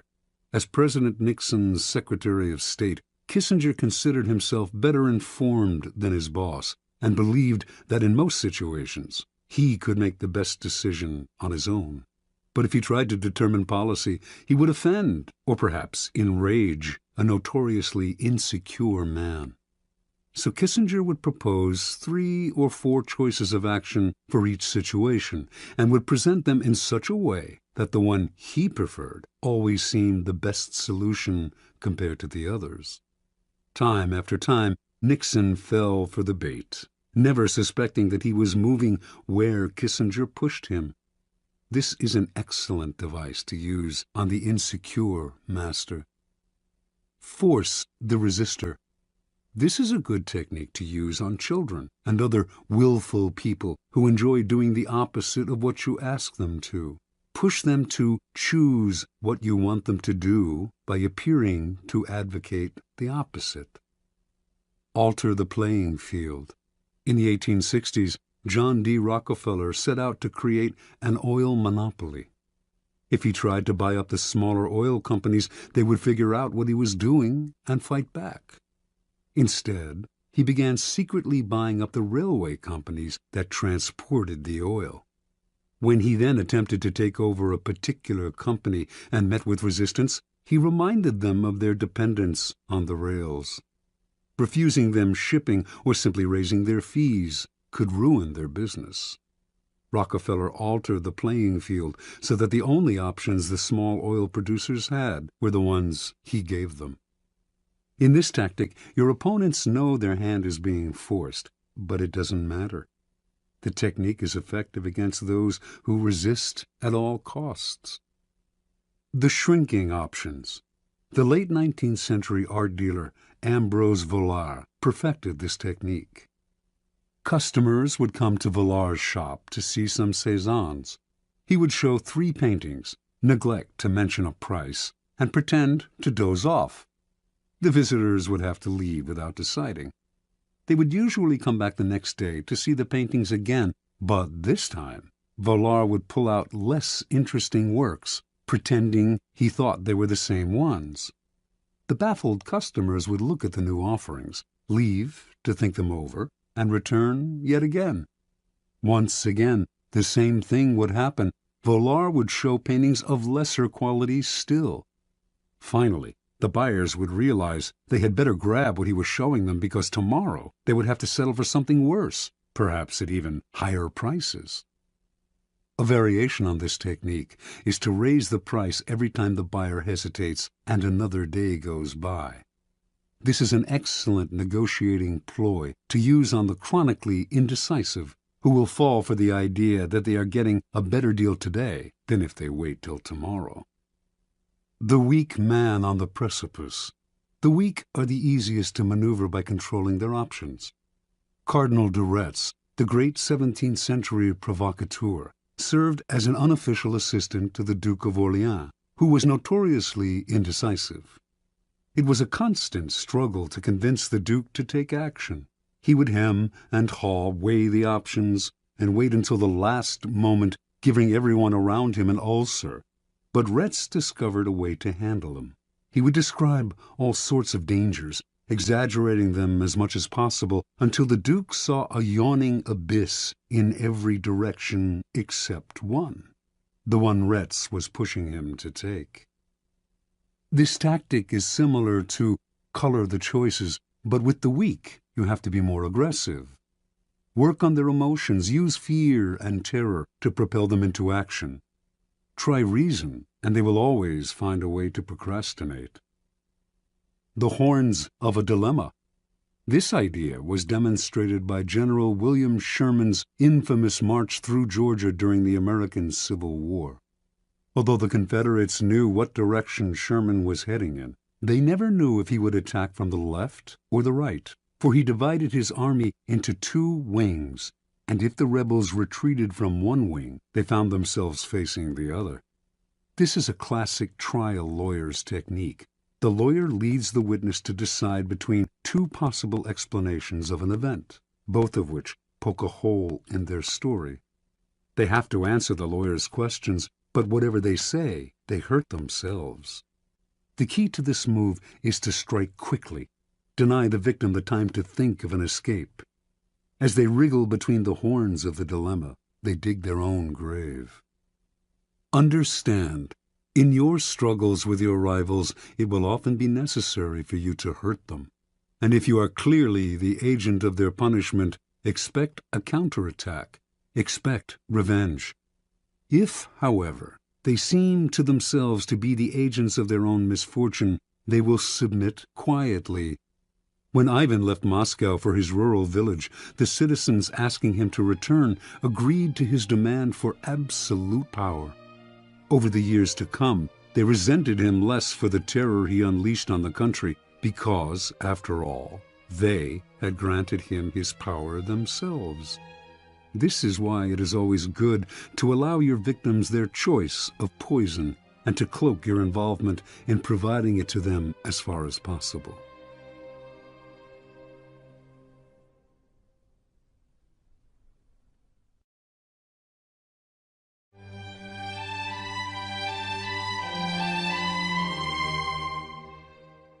Law 32. Play to people's fantasies. Judgment. The truth is often avoided because it is ugly and unpleasant. Never appeal to truth and reality unless you are prepared for the anger that comes from disenchantment. Life is so harsh and distressing that people who can manufacture romance or conjure up fantasy are like oases in the desert. Everyone flocks to them. There is great power in tapping into the fantasies of the masses. Observance of the law. The city-state of Venice was prosperous for so long that its citizens felt their small republic had destiny on its side. In the Middle Ages and High Renaissance, its virtual monopoly on trade to the East made it the wealthiest city in Europe. Under a beneficent republican government, Venetians enjoyed liberties that few other Italians had ever known. Yet, in the 16th century, their fortunes suddenly changed. The opening of the New World transferred power to the Atlantic side of Europe, to the Spanish and Portuguese, and later the Dutch and English. Venice could not compete economically, and its empire gradually dwindled. The final blow was the devastating loss of a prized Mediterranean possession, the island of Cyprus, captured from Venice by the Turks in 1570. Now noble families went broke in Venice, and banks began to fold. A kind of gloom and desperation settled over the citizens. They had known a glittering past, had either lived through it or heard stories about it from their elders. The closeness of the glory years was humiliating. The Venetians half believed that the goddess Fortune was only playing a joke on them, and that the old days would soon return. For the time being, though, what could they do? In 1589, rumors began to swirl around Venice of the arrival not far away of a mysterious man called Il Bragadino, a master of alchemy, a man who had won incredible wealth through his ability, it was said, to multiply gold through the use of a secret substance. The rumors spread quickly because a few years earlier, a Venetian nobleman passing through Poland had heard a learned man prophesy that Venice would recover her past glory and power if she could find a man who understood the alchemic art of manufacturing gold. And so, as word reached Venice of the gold this Bragadino possessed, he clinked gold coins continuously in his hands, and golden objects filled his palace. Some began to dream. Through him, their city would prosper again. Members of Venice's most important noble families accordingly went together to Brescia, where Bragadino lived. They toured his palace and watched in awe as he demonstrated his gold-making abilities, taking a pinch of seemingly worthless minerals and transforming it into several ounces of gold dust. The Venetian Senate prepared to debate the idea of extending an official invitation to Bragadino to stay in Venice at the city's expense, when word suddenly reached them that they were competing with the Duke of Mantua for his services. They heard of a magnificent party in Bragadino's palace for the Duke, featuring garments with golden buttons, gold watches, gold plates, and on and on. Worried they might lose Bragadino to Mantua, the Senate voted almost unanimously to invite him to Venice. promising him the mountain of money he would need to continue living in his luxurious style, but only if he came right away. Late that year, the mysterious Bragadino arrived in Venice. With his piercing dark eyes under thick brows, and the two enormous black mastiffs that accompanied him everywhere, he was forbidding and impressive. He took up residence in a sumptuous palace on the island of Giudecca, with the Republic funding his banquets, his expensive clothes, and all his other whims. A kind of alchemy fever spread through Venice. On street corners, hawkers would sell coal, distilling apparatus, bellows, how-to books on the subject. Everyone began to practice alchemy, everyone except Bragadino. The alchemist seemed to be in no hurry to begin manufacturing the gold that would save Venice from ruin. Strangely enough, this only increased his popularity and following. People thronged from all over Europe, even Asia, to meet this remarkable man. Months went by, with gifts pouring in to Bragadino from all sides. Still, he gave no sign of the miracle that the Venetians confidently expected him to produce. Eventually, the citizens began to grow impatient, wondering if he would wait forever. At first the senators warned them not to hurry him. He was a capricious devil who needed to be cajoled. Finally, though, the nobility began to wonder too, and the Senate came under pressure to show a return on the city's ballooning investment. Bragadino had only scorn for the doubters, but he responded to them. He had, he said, already deposited in the city's mint the mysterious substance with which he multiplied gold. He could use this substance up all at once and produce double the gold, but the more slowly the process took place, the more it would yield. If left alone for 7 years, sealed in a casket, the substance would multiply the gold in the mint 30 times over. Most of the senators agreed to wait to reap the gold mine Bragadino promised. Others, however, were angry. 7 more years of this man living royally at the public trough? And many of the common citizens of Venice echoed these sentiments. Finally, the alchemist's enemies demanded he produce a proof of his skills, a substantial amount of gold, and soon. Lofty, apparently devoted to his art, Bragadino responded that Venice, in its impatience, had betrayed him, and would therefore lose his services. He left town, going first to nearby Padua, then, in 1590, to Munich, at the invitation of the Duke of Bavaria, who, like the entire city of Venice, had known great wealth but had fallen into bankruptcy through his own profligacy, and hoped to regain his fortune through the famous alchemist's services. And so Bragadino resumed the comfortable arrangement he had known in Venice, and the same pattern repeated itself. Interpretation. The young Cypriot Mamugna had lived in Venice for several years before reincarnating himself as the alchemist Bragadino. He saw how gloom had settled on the city, how everyone was hoping for a redemption from some indefinite source. At first, Mamugna did not use vulgar demonstrations to convince people of his alchemic skill.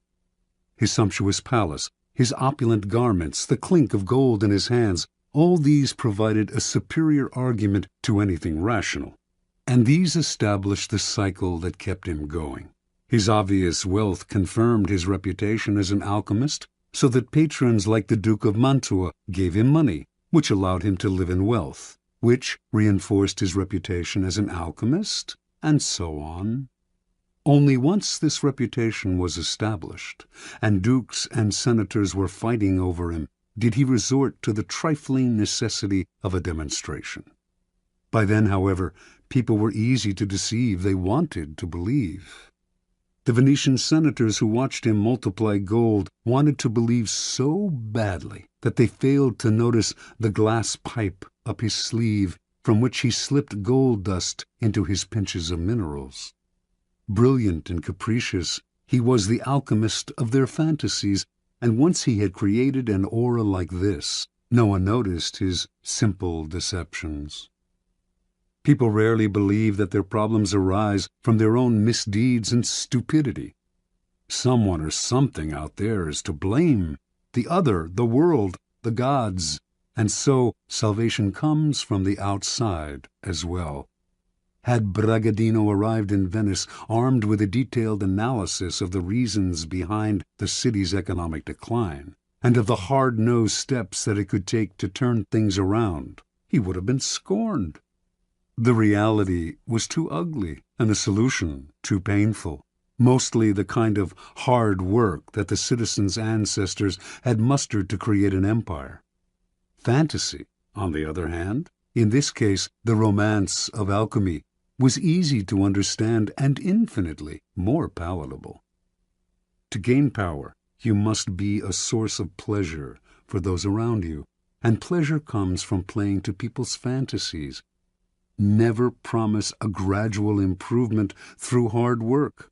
Rather, promise the moon, the great and sudden transformation, the pot of gold. Keys to power. Fantasy can never operate alone. It requires the backdrop of the humdrum and the mundane. It is the oppressiveness of reality that allows fantasy to take root and bloom. In 16th century Venice, the reality was one of decline and loss of prestige. The corresponding fantasy described a sudden recovery of past glories through the miracle of alchemy. While the reality only got worse, the Venetians inhabited a happy dream world in which their city restored its fabulous wealth and power overnight, turning dust into gold. The person who can spin a fantasy out of an oppressive reality has access to untold power. As you search for the fantasy that will take hold of the masses, then, keep your eye on the banal truths that weigh heavily on us all. Never be distracted by people's glamorous portraits of themselves and their lives. Search and dig for what really imprisons them. Once you find that, you have the magical key that will put great power in your hands. Remember, the key to fantasy is distance. The distant has allure and promise, seems simple and problem-free. What are you offering, then, should be ungraspable. Never let it become oppressively familiar. It is the mirage in the distance, withdrawing as the sucker approaches. Never be too direct in describing the fantasy. Keep it vague. As a forger of fantasies, let your victim come close enough to see and be tempted, but keep him far away enough that he stays dreaming and desiring. Law 33. Discover each man's thumbscrew. Judgment. Everyone has a weakness, a gap in the castle wall. That weakness is usually an insecurity, an uncontrollable emotion or need. It can also be a small secret pleasure. Either way, once found, it is a thumbscrew you can turn to your advantage. Finding the thumbscrew, a strategic plan of action. We all have resistances. We live with a perpetual armor around ourselves to defend against change and the intrusive actions of friends and rivals. We would like nothing more than to be left to do things our own way. Constantly butting up against these resistances will cost you a lot of energy.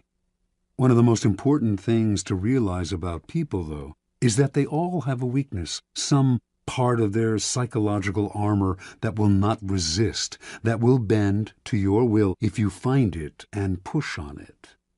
Some people wear their weaknesses openly, others disguise them. Those who disguise them are often the ones most effectively undone through that one chink in their armor.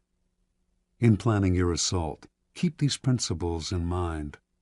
Pay attention to gestures and unconscious signals. As Sigmund Freud remarked, no mortal can keep a secret. If his lips are silent, He chatters with his fingertips. Betrayal oozes out of him at every pore. This is a critical concept in the search for a person's weakness. It is revealed by seemingly unimportant gestures and passing words. The key is not only what you look for, but where and how you look. Everyday conversation supplies the richest mine of weaknesses, so train yourself to listen. Start by always seeming interested. The appearance of a sympathetic ear will spur anyone to talk. A clever trick, often used by the 19th century French statesman Talleyrand, is to appear to open up to the other person, to share a secret with them. It can be completely made up, or it can be real, but of no great importance to you. The important thing is that it should seem to come from the heart. This will usually elicit a response that is not only as frank as yours, but more genuine, a response that reveals a weakness. If you suspect that someone has a particular soft spot, probe for it indirectly. If, for instance, you sense that a man has a need to be loved, openly flatter him. If he laps up your compliments, no matter how obvious, you are on the right track. Train your eye for details, how someone tips a waiter, what delights a person, the hidden messages in clothes. Find people's idols, the things they worship and will do anything to get. Perhaps you can be the supplier of their fantasies. Find the helpless child. Most weaknesses begin in childhood, before the self builds up compensatory defenses. Perhaps the child was pampered or indulged in a particular area, or perhaps a certain emotional need went unfulfilled. As he or she grows older, the indulgence or the deficiency may be buried, but never disappears. Knowing about a childhood need gives you a powerful key to a person's weakness.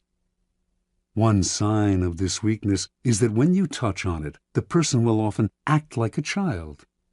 Be on the lookout, then, for any behavior that should have been outgrown. If your victims or rivals went without something important, such as parental support when they were children, supply it, or its facsimile. If they reveal a secret taste, a hidden indulgence, indulge it. In either case, they will be unable to resist you. Look for contrasts. An overt trait often conceals its opposite. People who thump their chests are often big cowards.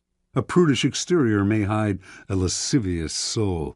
The uptight are often screaming for adventure. The shy are dying for attention. By probing beyond appearances, you will often find people's weaknesses in the opposite of the qualities they reveal to you. Find the weak link. Sometimes in your search for weaknesses, it is not what, but who that matters.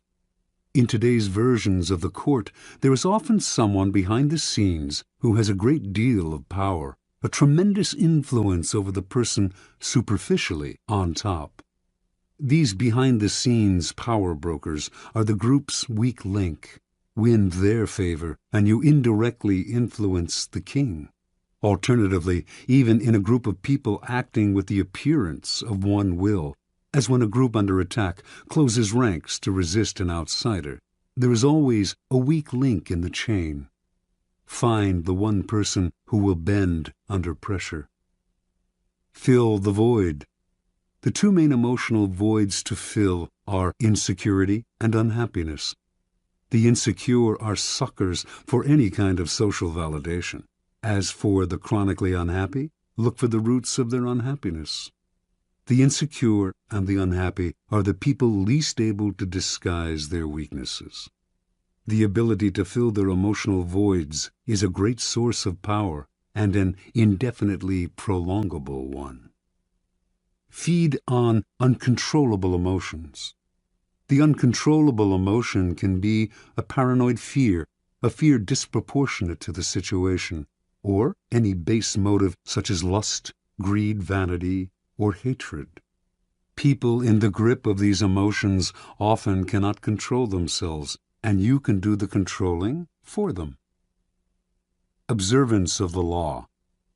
Arabella Huntington, wife of the great late 19th century railroad magnate Collis P. Huntington, came from humble origins and always struggled for social recognition among her wealthy peers.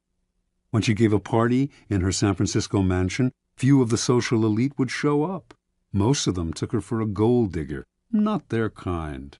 Because of her husband's fabulous wealth, art dealers courted her, but with such condescension they obviously saw her as an upstart. Only one man of consequence treated her differently, the dealer Joseph Duveen. For the first few years of Duveen's relationship with Arabella, he made no effort to sell expensive art to her. Instead, he accompanied her to fine stores, chatted endlessly about queens and princesses he knew, on and on. At last, she thought, a man who treated her as an equal, even a superior, in high society. Meanwhile, if Duveen did not try to sell art to her, he did subtly educate her in his aesthetic ideas, namely, that the best art was the most expensive art. And after Arabella had soaked up his way of seeing things, Duveen would act as if she always had exquisite taste, even though before she met him her aesthetics had been abysmal. When Collis Huntington died in 1900, Arabella came into a fortune. She suddenly started to buy expensive paintings, by Rembrandt and Velázquez, for example, and only from Duveen. Years later, Duveen sold her Gainsborough's Blue Boy for the highest price ever paid for a work of art at the time, an astounding purchase for a family that previously had shown little interest in collecting. Interpretation. Joseph Duveen instantly understood Arabella Huntington and what made her tick. She wanted to feel important, at home in society. Intensely insecure about her lower-class background, she needed confirmation of her new social status. Duveen waited. Instead of rushing into trying to persuade her to collect art, he subtly went to work on her weaknesses. He made her feel that she deserved his attention not because she was the wife of one of the wealthiest men in the world, but because of her own special character, and this completely melted her. Duveen never condescended to Arabella. Rather than lecturing to her, he instilled his ideas in her indirectly.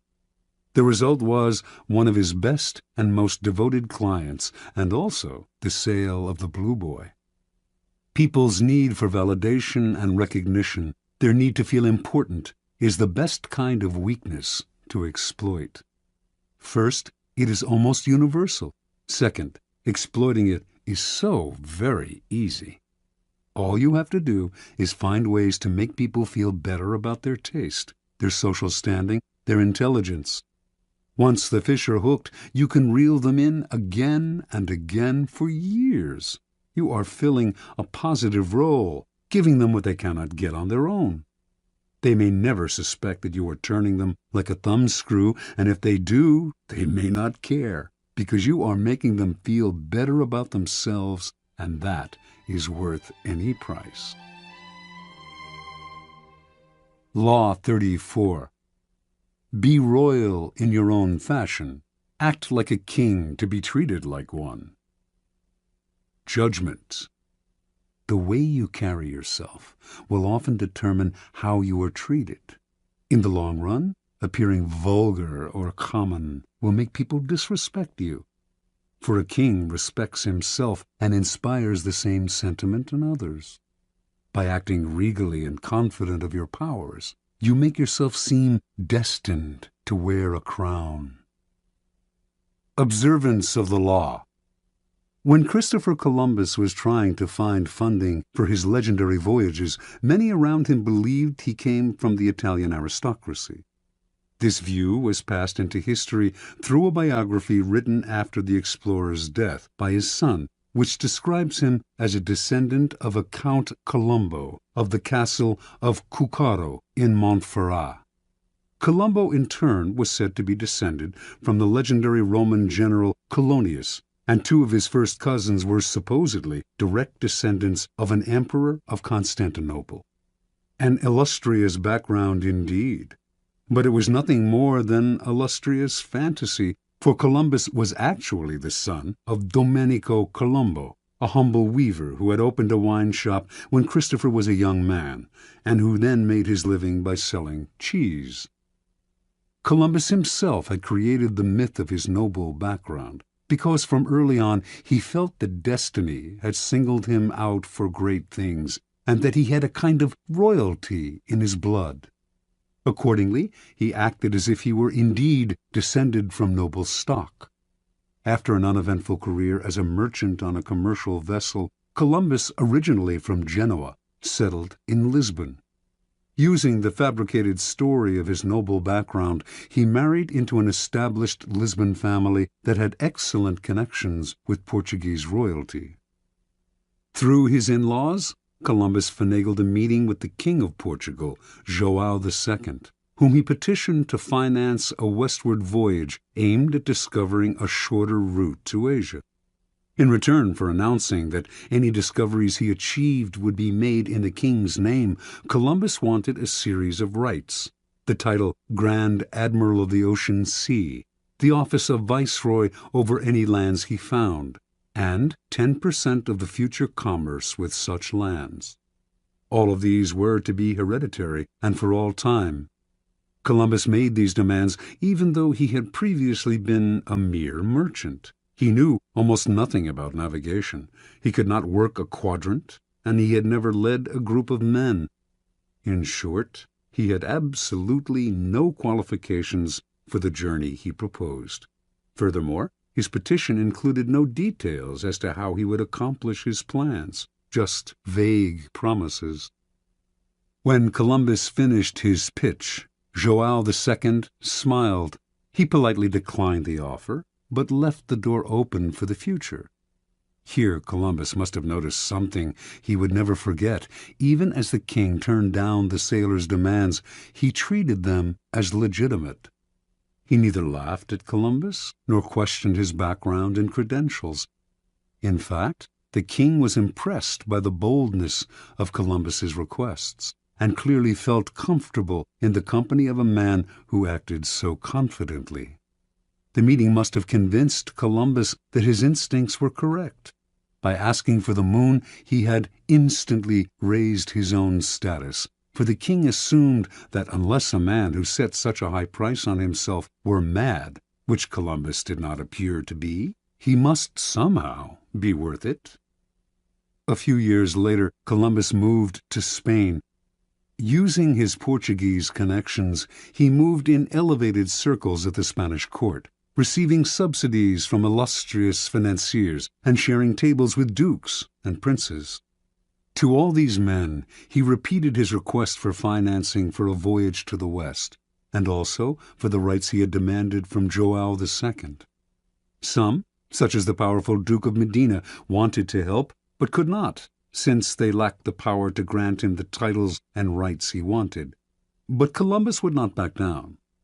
He soon realized that only one person could meet his demands: Queen Isabella. In 1487, he finally managed a meeting with the Queen, and although he could not convince her to finance the voyage, he completely charmed her and became a frequent guest in the palace. In 1492, the Spanish finally expelled the Moorish invaders who centuries earlier had seized parts of the country. With the wartime burden on her treasury lifted, Isabella felt she could finally respond to the demands of her explorer friend, and she decided to pay for 3 ships, equipment, the salaries of the crews, and a modest stipend for Columbus. More important, she had a contract drawn up that granted Columbus the titles and rights on which he had insisted. The only one she denied, and only in the contract's fine print, was the 10% of all revenues from any lands discovered, an absurd demand, since he wanted no time limit on it. Had the clause been left in, it would eventually have made Columbus and his heirs the wealthiest family on the planet. Columbus never read the fine print. Satisfied that his demands had been met, Columbus set sail that same year in search of the passage to Asia. Before he left, he was careful to hire the best navigator he could find to help get him there. The mission failed to find such a passage, yet when Columbus petitioned the Queen to finance an even more ambitious voyage the following year, she agreed. By then, she had come to see Columbus as destined for great things. Interpretation. Columbus had an amazing power to charm the nobility, and it all came from the way he carried himself. He projected a sense of confidence that was completely out of proportion to his means. Nor was his confidence the aggressive, ugly self-promotion of an upstart. It was a quiet and calm self-assurance. In fact, it was the same confidence usually shown by the nobility themselves. The powerful in the old-style aristocracies felt no need to prove or assert themselves. Being noble, they knew they always deserved more and asked for it. With Columbus, then, they felt an instant affinity, for he carried himself just the way they did, elevated above the crowd, destined for greatness. Understand, it is within your power to set your own price. How you carry yourself reflects what you think of yourself. If you ask for little, shuffle your feet, and lower your head, people will assume this reflects your character. But this behavior is not you. It is only how you have chosen to present yourself to other people. You can just as easily present the Columbus front, buoyancy, confidence, and the feeling that you were born to wear a crown. Keys to power. As children, we start our lives with great exuberance, expecting and demanding everything from the world. This generally carries over into our first forays into society, as we begin our careers. But as we grow older, the rebuffs and failures we experience set up boundaries that only get firmer with time. Coming to expect less from the world, we accept limitations that are really self-imposed. We start to bow and scrape and apologize for even the simplest of requests.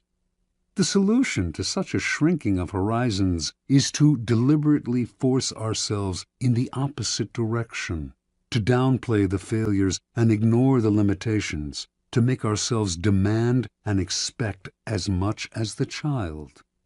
To accomplish this, we must use a particular strategy upon ourselves. Call it the strategy of the crown.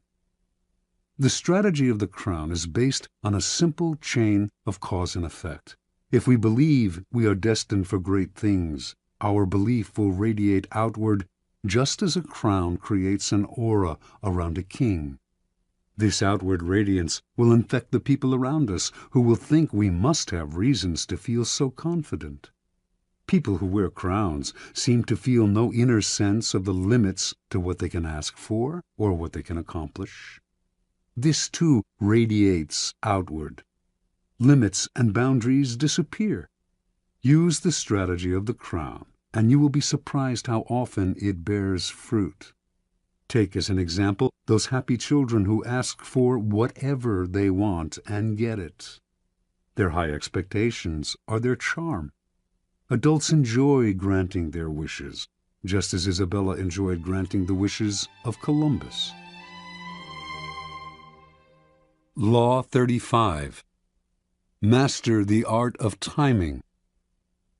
Judgment. Never seem to be in a hurry. Hurrying betrays a lack of control over yourself and over time.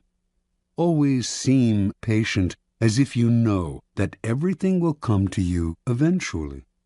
Become a detective of the right moment. Sniff out the spirit of the times, the trends that will carry you to power. Learn to stand back when the time is not yet ripe, and to strike fiercely when it has reached fruition. Observance of the law.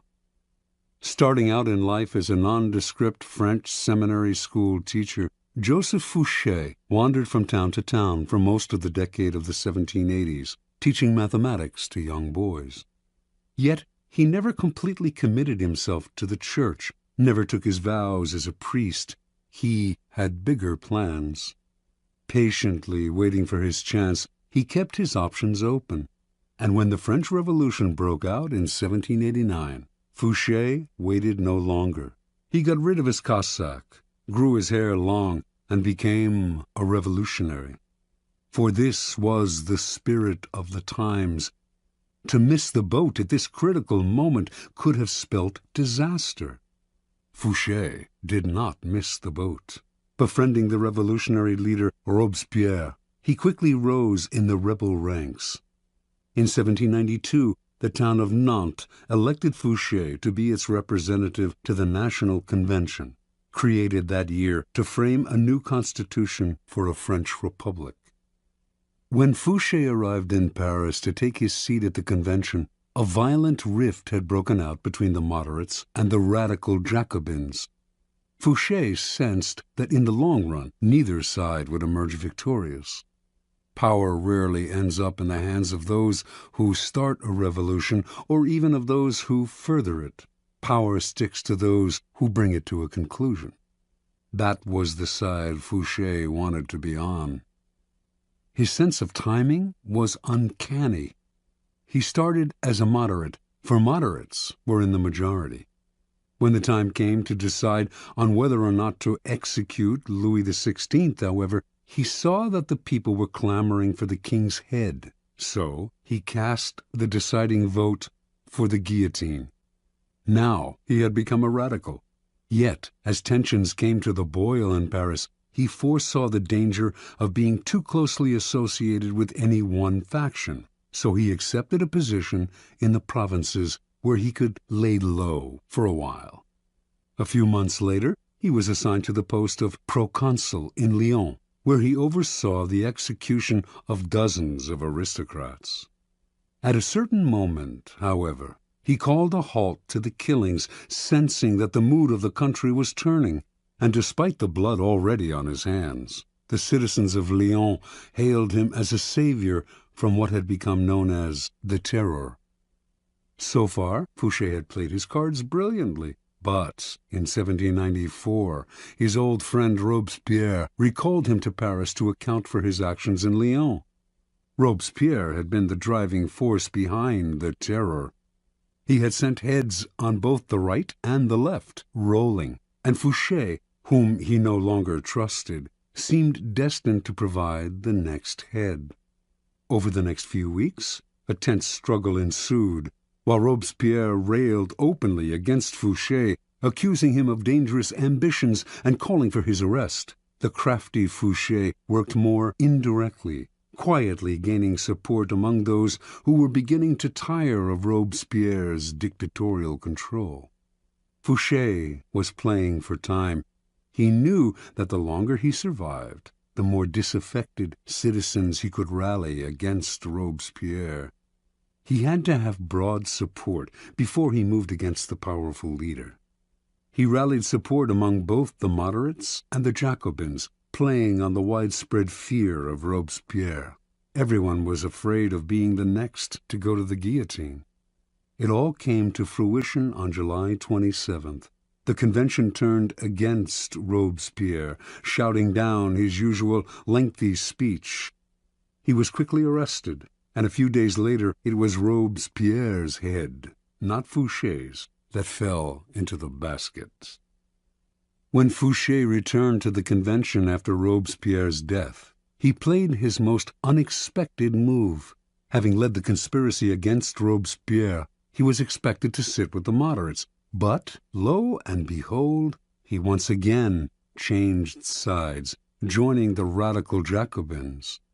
For perhaps the first time in his life, he aligned himself with the minority. Clearly, he sensed a reaction stirring. He knew that the moderate faction that had executed Robespierre and was now about to take power would initiate a new round of the Terror, this time against the radicals. In siding with the Jacobins, then, Fouché was sitting with the martyrs of the days to come, the people who would be considered blameless in the troubles that were on their way. Taking sides with what was about to become the losing team was a risky gambit, of course, but Fouché must have calculated he could keep his head long enough to quietly stir up the populace against the moderates and watch them fall from power. And indeed, although the moderates did call for his arrest in December of 1795 and would have sent him to the guillotine, too much time had passed. The executions had become unpopular with the people, and Fouché survived the swing of the pendulum one more time. A new government took over, the Directoire. It was not, however, a Jacobin government, but a moderate one, more moderate than the government that had reimposed the terror. Fouché, the radical, had kept his head, but now he had to keep a low profile. He waited patiently on the sidelines for several years, allowing time to soften any bitter feelings against him. Then he approached the Directoire and convinced them he had a new passion, intelligence gathering. He became a paid spy for the government, excelled at the job, and in 1799 was rewarded by being made Minister of Police. Now he was not just empowered, but required to extend his spying to every corner of France, a responsibility that would greatly reinforce his natural ability to sniff out where the wind was blowing. One of the first social trends he detected, in fact, came in the person of Napoleon, a brash young general whose destiny he right away saw was entwined with the future of France. When Napoleon unleashed a coup d'etat on November 9, 1799, Fouché pretended to be asleep. Indeed, he slept the whole day. For this indirect assistance, it might have been thought his job, after all, to prevent a military coup. Napoleon kept him on as Minister of Police in the new regime. Over the next few years, Napoleon came to rely on Fouché more and more. He even gave this former revolutionary a title, Duke of Otranto, and rewarded him with great wealth. By 1808, however, Fouché, always attuned to the times, sensed that Napoleon was on the downswing. His feudal war with Spain, a country that posed no threat to France, was a sign that he was losing a sense of proportion. Never one to be caught on a sinking ship, Fouché conspired with Talleyrand to bring about Napoleon's downfall. Although the conspiracy failed, Talleyrand was fired. Fouché stayed, but was kept on a tight leash. It publicized a growing discontent with the emperor, who seemed to be losing control. By 1814, Napoleon's power had crumbled, and Allied forces finally conquered him. The next government was a restoration of the monarchy in the form of King Louis XVIII, brother of Louis XVI. Fouché, his nose always sniffing the air for the next social shift, knew Louis would not last long. He had none of Napoleon's flair. Fouché once again played his waiting game, laying low, staying away from the spotlight.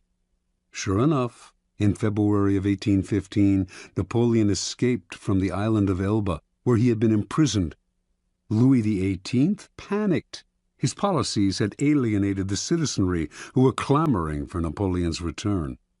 So Louis turned to the one man who could maybe have saved his hide, Fouché, the former radical who had sent his brother Louis XVI to the guillotine, but was now one of the most popular and widely admired politicians in France. Fouché, however, would not side with a loser. He refused Louis's request for help by pretending that his help was unnecessary, by swearing that Napoleon would never return to power, although he knew otherwise. A short time later, of course, Napoleon and his new citizen army were closing in on Paris. Seeing his reign about to collapse, feeling that Fouché had betrayed him, and certain that he did not want this powerful and able man on Napoleon's team, King Louis ordered the minister's arrest and execution. On March 16, 1815, policemen surrounded Fouché's coach on a Paris boulevard. Was this finally his end? Perhaps, but not immediately. Fouché told the police that an ex-member of government could not be arrested on the street. They fell for the story and allowed him to return home. Later that day, though, they came to his house and once again declared him under arrest. Fouché nodded, but would the officers be so kind as allow a gentleman to wash and to change his clothes before leaving his house for the last time? They gave their permission. Fouché left the room, and the minutes went by. Fouché did not return. Finally, the policemen went into the next room, where they saw a ladder against an open window leading down to the garden below. That day and the next the police combed Paris for Fouché, but by then Napoleon's cannons were audible in the distance, and the king and all the king's men had to flee the city. As soon as Napoleon entered Paris, Fouché came out of hiding. He had cheated the executioner once again. Napoleon greeted his former minister of police and gladly restored him to his old post. During the 100 days that Napoleon remained in power, until Waterloo, it was essentially Fouché who governed France. After Napoleon fell, Louis XVIII returned to the throne, and like a cat with 9 lives, Fouché stayed on to serve in yet another government. By then, his power and influence had grown so great that not even the king dared challenge him. Interpretation. In a period of unprecedented turmoil, Joseph Fouché thrived through his mastery of the art of timing. He teaches us a number of key lessons. First, it is critical to recognize the spirit of the times. Fouché always looked 2 steps ahead, found the wave that would carry him to power, and rode it. You must always work with the times, anticipate their twists and turns, and never miss the boat. Sometimes the spirit of the times is obscure. Recognize it not by what is loudest and most obvious in it, but by what lies hidden and dormant. Look forward to the Napoleons of the future rather than holding on to the ruins of the past. Second, recognizing the prevailing winds does not necessarily mean running with them. Any potent social movement creates a powerful reaction, and it is wise to anticipate what that reaction will be, as Fouché did after the execution of Robespierre. Rather than ride the cresting wave of the moment, wait for the tide's ebb to carry you back to power. Upon occasion, bet on the reaction that is brewing and place yourself in the vanguard of it. Finally, Fouché had remarkable patience. Without patience as your sword and shield, your timing will fail, and you will inevitably find yourself a loser. When the times were against Fouché, he did not struggle, get emotional, or strike out rashly. He kept his cool and maintained a low profile, patiently building support among the citizenry, the bulwark in his next rise to power. Whenever he found himself in the weaker position, he played for time, which he knew would always be his ally if he was patient. Recognize the moment then, to hide in the grass or slither under a rock, as well as the moment to bare your fangs and attack. Keys to power. There are 3 kinds of time for us to deal with. Each presents problems that can be solved with skill and patience. First, there is long time, the drawn-out, years-long kind of time that must be managed with patience and gentle guidance. Our handling of long time should be mostly defensive. This is the art of not reacting impulsively, of waiting for opportunity. Next, there is forced time, the short time that we can manipulate as an offensive weapon, upsetting the timing of our opponent. Finally, there is end time, when a plan must be executed with speed and force. We have waited, found the moment, and must not hesitate. Long time. When you force the pace out of fear and impatience, you create a nest of problems that require fixing, and you end up taking much longer than if you had taken your time. Hurriers may occasionally get there quicker, but papers fly everywhere, new dangers arise, and they find themselves in constant crisis mode, fixing the problems that they themselves have created. Sometimes not acting in the face of danger is your best move. You wait. You deliberately slow down. As time passes, it will eventually present opportunities you had not imagined. Waiting involves controlling not only your own emotions, but those of your colleagues who, mistaking action for power, may try to push you into making rash moves. In your rivals, on the other hand, you can encourage this same mistake if you let them rush headlong into trouble while you stand back and wait. You will soon find ripe moments to intervene and pick up the pieces. You do not deliberately slow time down to live longer or to take more pleasure in the moment, but the better to play the game of power. First, when your mind is uncluttered by constant emergencies, you will see further into the future. Second, you will be able to resist the baits that people dangle in front of you and will keep yourself from becoming another impatient sucker. Third, you will have more room to be flexible. Opportunities will inevitably arise that you had not expected and would have missed had you forced the pace. Fourth, you will not move from one deal to the next without completing the first one. To build your power's foundation can take years. Make sure that foundation is secure. Do not be a flash in the pan. Success that is built up slowly and surely is the only kind that lasts. Forced time. The trick in forcing time is to upset the timing of others, to make them hurry, to make them wait, to make them abandon their own pace, to distort their perception of time. By upsetting the timing of your opponent while you stay patient, you open up time for yourself, which is half the game.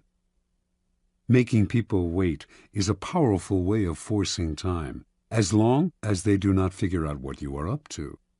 You control the clock. They linger in limbo and rapidly come unglued, opening up opportunities for you to strike.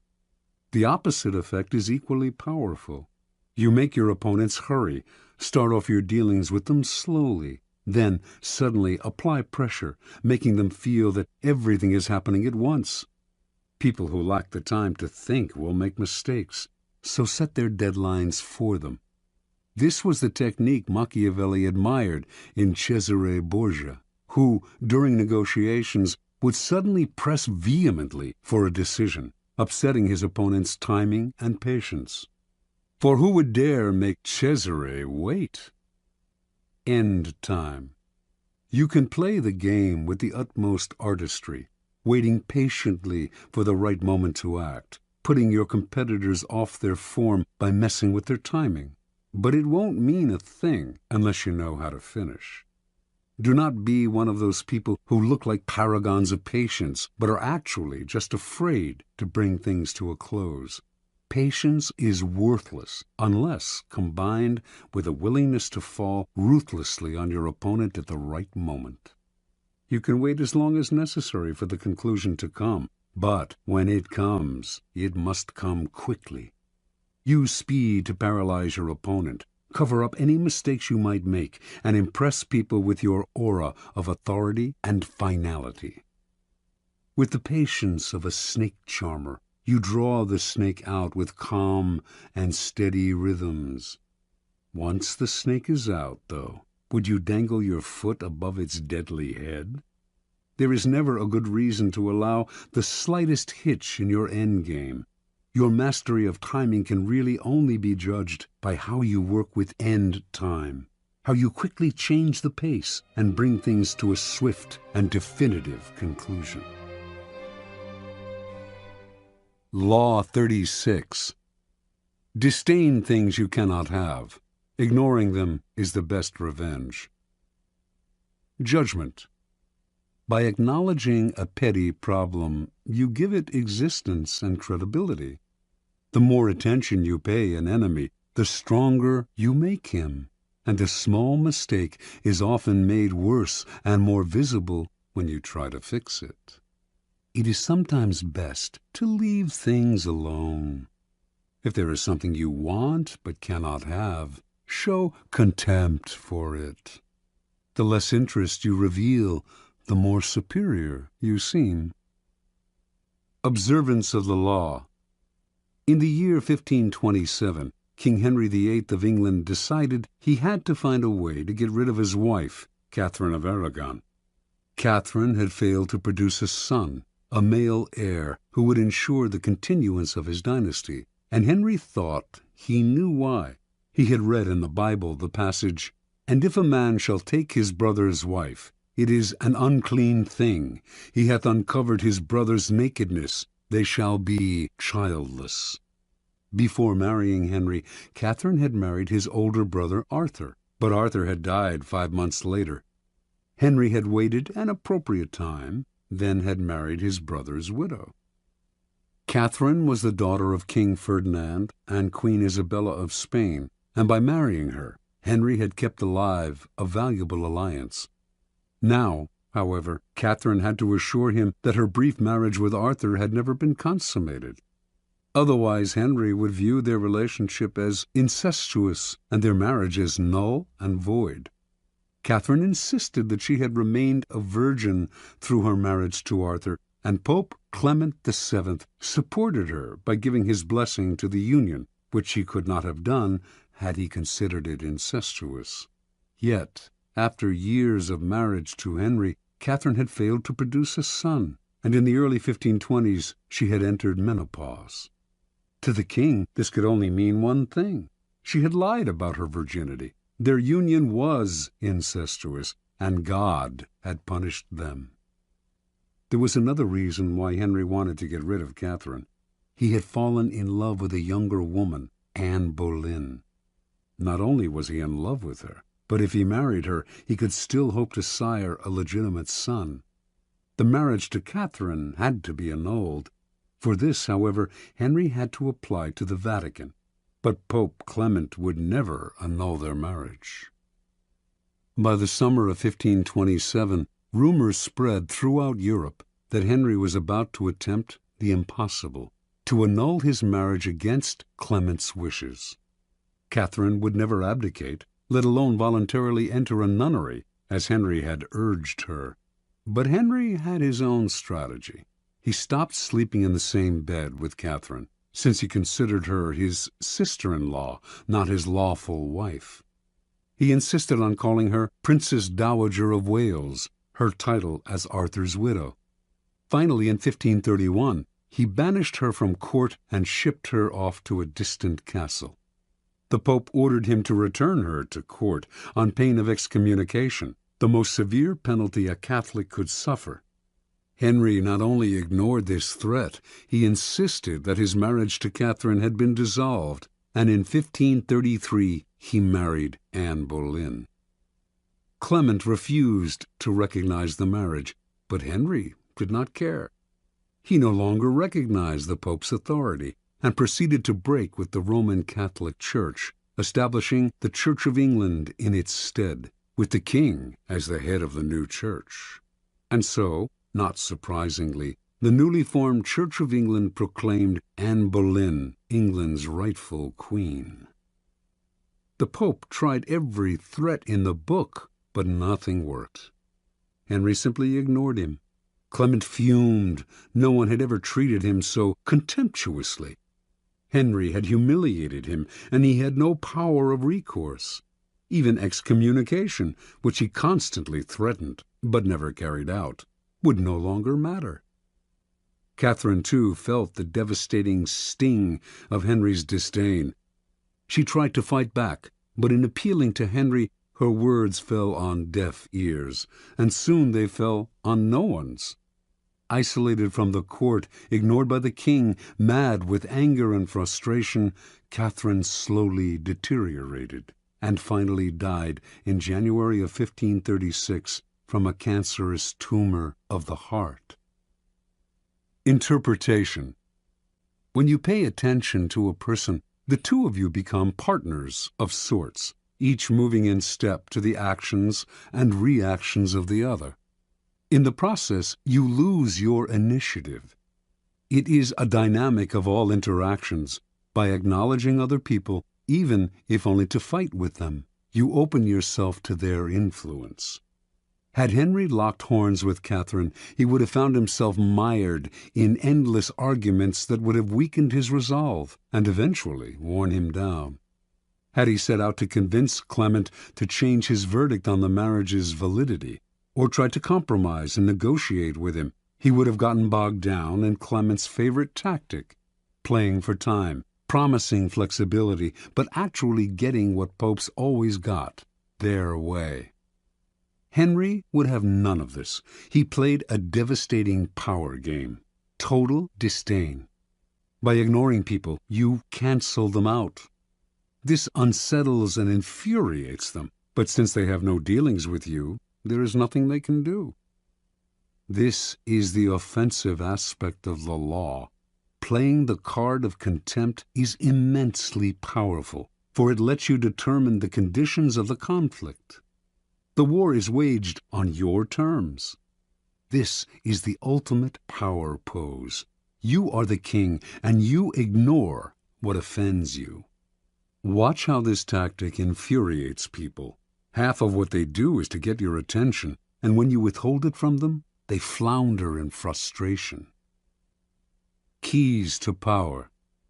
If choosing to ignore enhances your power, it follows that the opposite approach, commitment and engagement, often weakens you. By paying undue attention to a puny enemy, you look puny, and the longer it takes you to crush such an enemy, the larger the enemy seems. When Athens set out to conquer the island of Sicily in 415 B.C., a giant power was attacking a tiny one. Yet by entangling Athens in a long, drawn-out conflict, Syracuse, Sicily's most important city-state, was able to grow in stature and confidence. Finally, defeating Athens, it made itself famous for centuries to come. In recent times, President John F. Kennedy made a similar mistake in his attitude to Fidel Castro of Cuba. His failed invasion at the Bay of Pigs in 1961 made Castro an international hero. When you are attacked by an inferior, deflect people's attention by making it clear that the attack has not even registered. Look away, or answer sweetly, showing how little the attack concerns you. Similarly, when you yourself have committed a blunder, the best response is often to make less of your mistake by treating it lightly. Remember, the powerful responses to niggling, petty annoyances, and irritations are contempt and disdain. Never show that something has affected you or that you are offended. That only shows you have acknowledged a problem. Contempt is a dish that is best served cold and without affection. Law 37. Create compelling spectacles. Judgment. Striking imagery and grand symbolic gestures create the aura of power. Everyone responds to them. Stage spectacles for those around you. Then, full of arresting visuals and radiant symbols that heighten your presence. Dazzled by appearances, no one will notice what you are really doing. Observance of the law. In 1536, the future king, Henry II of France, took his first mistress, Diane de Poitiers. Diane was 37 at the time, and was the widow of the Grand Seneschal of Normandy. Henry, meanwhile, was a sprightly lad of 17, who was just beginning to sow his wild oats. At first, their union seemed merely platonic, with Henry showing an intensely spiritual devotion to Diane. But it soon became clear that he loved her in every way, preferring her bed to that of his young wife, Catherine de' Medici. In 1547, King Francis died, and Henry ascended to the throne. This new situation posed perils for Diane de Poitiers. She had just turned 48, and despite her notorious cold baths and rumored youth potions, she was beginning to show her age. Now that Henry was king, perhaps he would return to the Queen's bed. and do as other kings had done, choose mistresses from the bevy of beauties who made the French court the envy of Europe. He was, after all, only 28, and cut a dashing figure. But Diane did not give up so easily. She would continue to enthrall her lover, as she had enthralled him for the past 11 years. Diane's secret weapons were symbols and images to which she had always paid great attention. Early on in her relationship with Henry, she had created a motif by intertwining her initials with his to symbolize their union. The idea worked like a charm. Henry put this insignia everywhere, on his royal robes, on monuments, on churches, on the façade of the Louvre, then the royal palace in Paris. Diane's favorite colors were black and white, which she wore exclusively, and wherever it was possible, the insignia appeared in these colors. Everyone recognized the symbol and its meaning. Soon after Henry took the throne, however, Diane went still further. She decided to identify herself with the Roman goddess Diana, her namesake. Diana was the goddess of the hunt, the traditional royal pastime, and the particular passion of Henry. Equally important, in Renaissance art, she symbolized chastity and purity. For a woman like Diane to identify herself with this goddess would instantly call up those images in the court, giving her an air of respectability. Symbolizing her chaste relationship with Henry, it would also set her apart from the adulterous liaisons of royal mistresses past. To effect this association, Diane began by completely transforming her castle at Aunay. She razed the building's structure and in its place erected a magnificent Doric-columned edifice modeled after a Roman temple.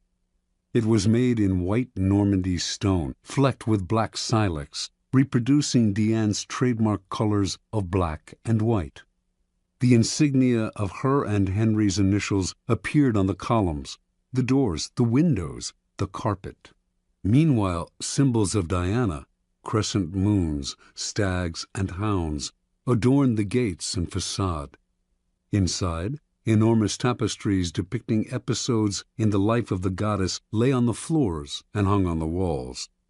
In the garden stood the famous Goujon sculpture Diane Chasseresse, which is now in the Louvre, and which had an uncanny resemblance to Diane de Poitiers. Paintings and other depictions of Diana appeared in every corner of the castle. Aunay overwhelmed Henry, who soon was trumpeting the image of Diane de Poitiers as a Roman goddess. In 1548, when the couple appeared together in Lyon for a royal celebration, the townspeople welcomed them with a tableau vivant depicting a scene with Diana the huntress. France's greatest poet of the period, Pierre de Ronsard, began to write verses in honor of Diana. Indeed, a kind of cult of Diana sprang up, all inspired by the king's mistress. It seemed to Henry that Diane had given herself a kind of divine aura, and as if he were destined to worship her for the rest of his life. And until his death in 1559, he did remain faithful to her, making her a duchess, giving her untold wealth, and displaying an almost religious devotion to his first and only mistress. Interpretation.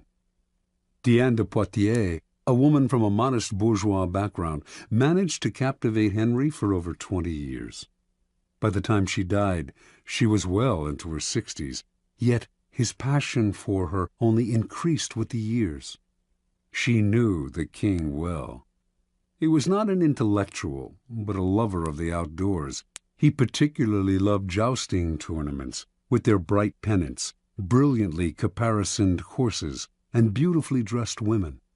Henry's love of visual splendor seemed childlike to Diane, and she played on this weakness of his at every opportunity. Most astute of all was Diane's appropriation of the goddess Diana. Here she took the game beyond physical imagery into the realm of the psychic symbol. It was quite a feat to transform a king's mistress into an emblem of power and purity, but she managed it. Without the resonance of the goddess, Diane was merely an aging courtesan. With the imagery and symbolism of Diana on her shoulders, she seemed a mythic force destined for greatness. You, too, can play with images like these, weaving visual clues into an encompassing gestalt, as Diane did with her colors and her insignia. Establishing a trademark like these to set yourself apart. Then take the game further. Find an image or symbol from the past that will neatly fit your situation, and put it on your shoulders like a cape. It will make you seem larger than life. Keys to power. Words put you on the defensive. If you have to explain yourself, your power is already in question.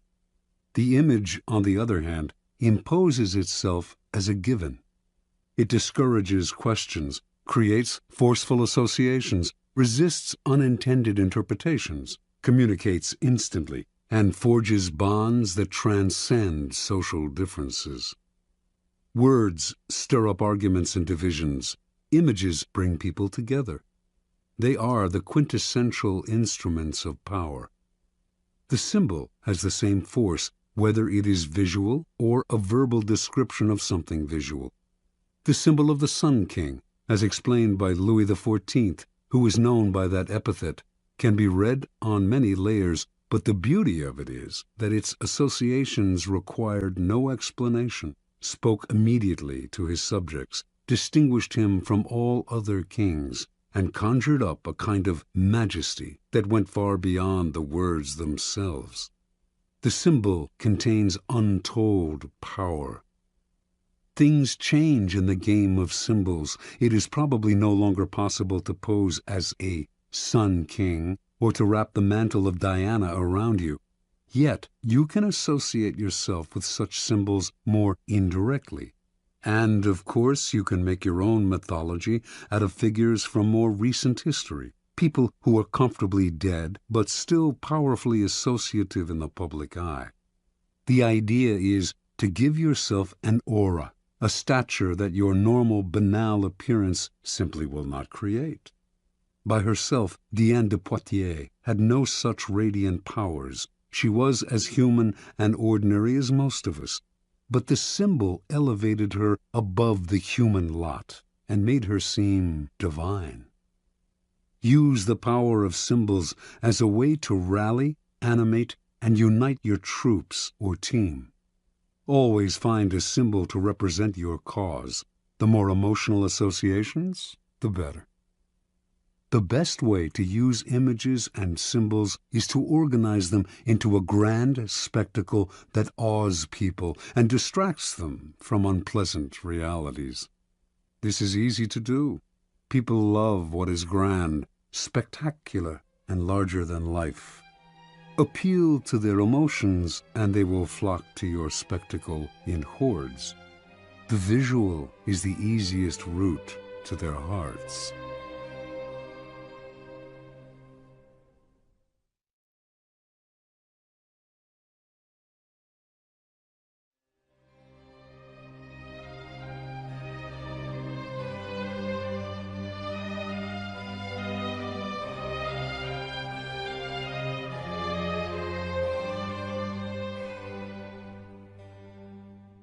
Law 38.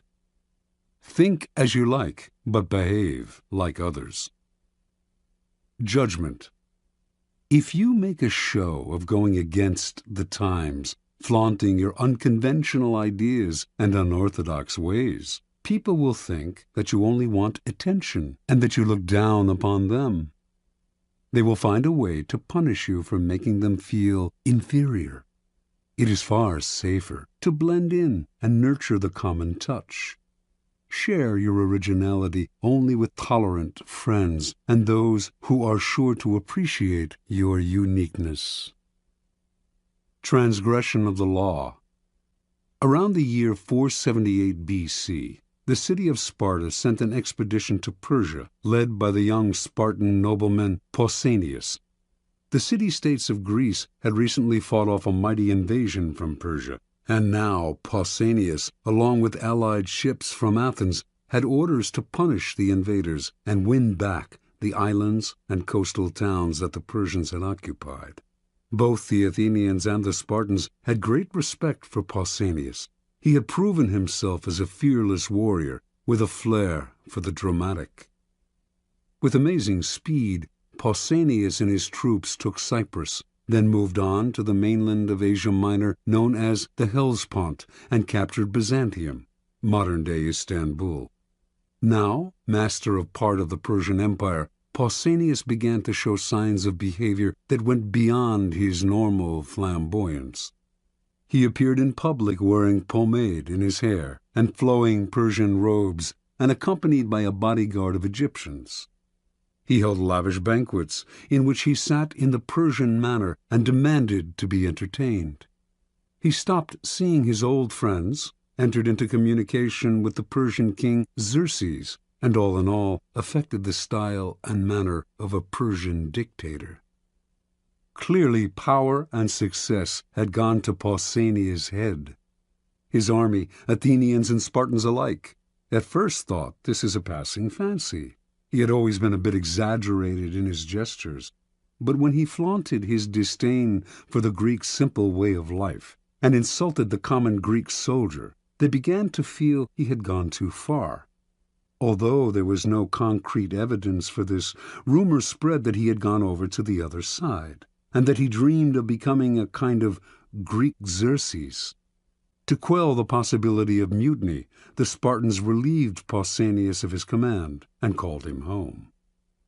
Pausanias, however, continued to dress in the Persian style, even in Sparta.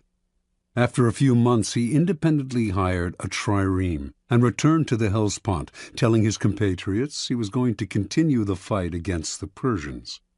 Actually, however, he had different plans: to make himself ruler of all Greece with the aid of Xerxes himself. The Spartans declared him a public enemy and sent a ship to capture him. Pausanias surrendered, certain that he could clear himself of the charges of treason. It did come out during the trial that during his reign as commander he had offended his fellow Greeks time and again, erecting monuments, for instance, in his own name, rather than those of the cities whose troops had fought alongside him, as was the custom. Yet Pausanias proved right. Despite the evidence of his numerous contacts with the enemy, the Spartans refused to imprison a man of such noble birth and let him go. Now thinking himself untouchable, Pausanias hired a messenger to take a letter to Xerxes, but the messenger instead took the letter to the Spartan authorities. These men wanted to find out more, so they had the messenger arrange to meet Pausanias in a temple where they could hide and listen behind a partition. What Pausanias said shocked them. They had never heard such contempt for their ways spoken so brazenly by one of their own, and they made arrangements for his immediate arrest. On his way home from the temple, Pausanias got word of what had happened. He ran to another temple to hide, but the authorities followed him there and placed sentries all around.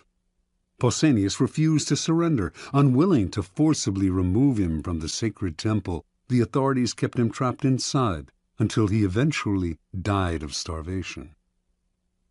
Interpretation. At first glance, it might seem that Pausanias simply fell in love with another culture, a phenomenon as old as time. Never comfortable with the asceticism of the Spartans, he found himself enthralled by the Persian love of luxury and sensual pleasure. He put on Persian robes and perfumes with a sense of deliverance from Greek discipline and simplicity. This is how it appears when people adopt a culture in which they were not raised. Often, however, there is also something else at play. People who flaunt their infatuation with a different culture are expressing a disdain and contempt for their own. They are using the outward appearance of the exotic to separate themselves from the common folk who unquestioningly follow the local customs and laws, and to express their sense of superiority. Otherwise, they would act with more dignity, showing respect for those who do not share their desires. Indeed, their need to show their difference so dramatically often makes them disliked by the people whose beliefs they challenge, indirectly and subtly, perhaps, but offensively nonetheless. Cultures have norms that reflect centuries of shared beliefs and ideals. Do not expect to scoff at such things with impunity. You will be punished somehow, even if just through isolation, a position of real powerlessness. Many of us, like Pausanias, feel the siren call of the exotic, the foreign. Measure and moderate this desire. Flaunting your pleasure in alien ways of thinking and acting will reveal a different motive to demonstrate your superiority over your fellows. Keys to power. Wise and clever people learn early on that they can display conventional behavior and mouth conventional ideas without having to believe in them. The power these people gain from blending in is that of being left alone to have the thoughts they want to have, and to express them to the people they want to express them to, without suffering isolation or ostracism. Once they have established themselves in a position of power, they can try to convince a wider circle of the correctness of their ideas, perhaps working indirectly. Make a show of blending in, even going so far as to be the most zealous advocate of the prevailing orthodoxy. If you stick to conventional appearances in public, few will believe you think differently in private. Do not be so foolish as to imagine that in our own time the old orthodoxies are gone. Jonas Salk, for instance, thought science had gotten past politics and protocol, and so, in his search for a polio vaccine, he broke all the rules, going public with the discovery before showing it to the scientific community, taking credit for the vaccine without acknowledging the scientists who had paved the way, making himself a star. The public may have loved him, but scientists shunned him. His disrespect for his community's orthodoxies left him isolated, and he wasted years trying to heal the breach and struggling for funding and cooperation. The logical extension of this law is the invaluable ability to be all things to all people. When you go into society, leave behind your own ideas and values, and put on the mask that is most appropriate for the group in which you find yourself. People will swallow the bait because it flatters them to believe that you share their ideas.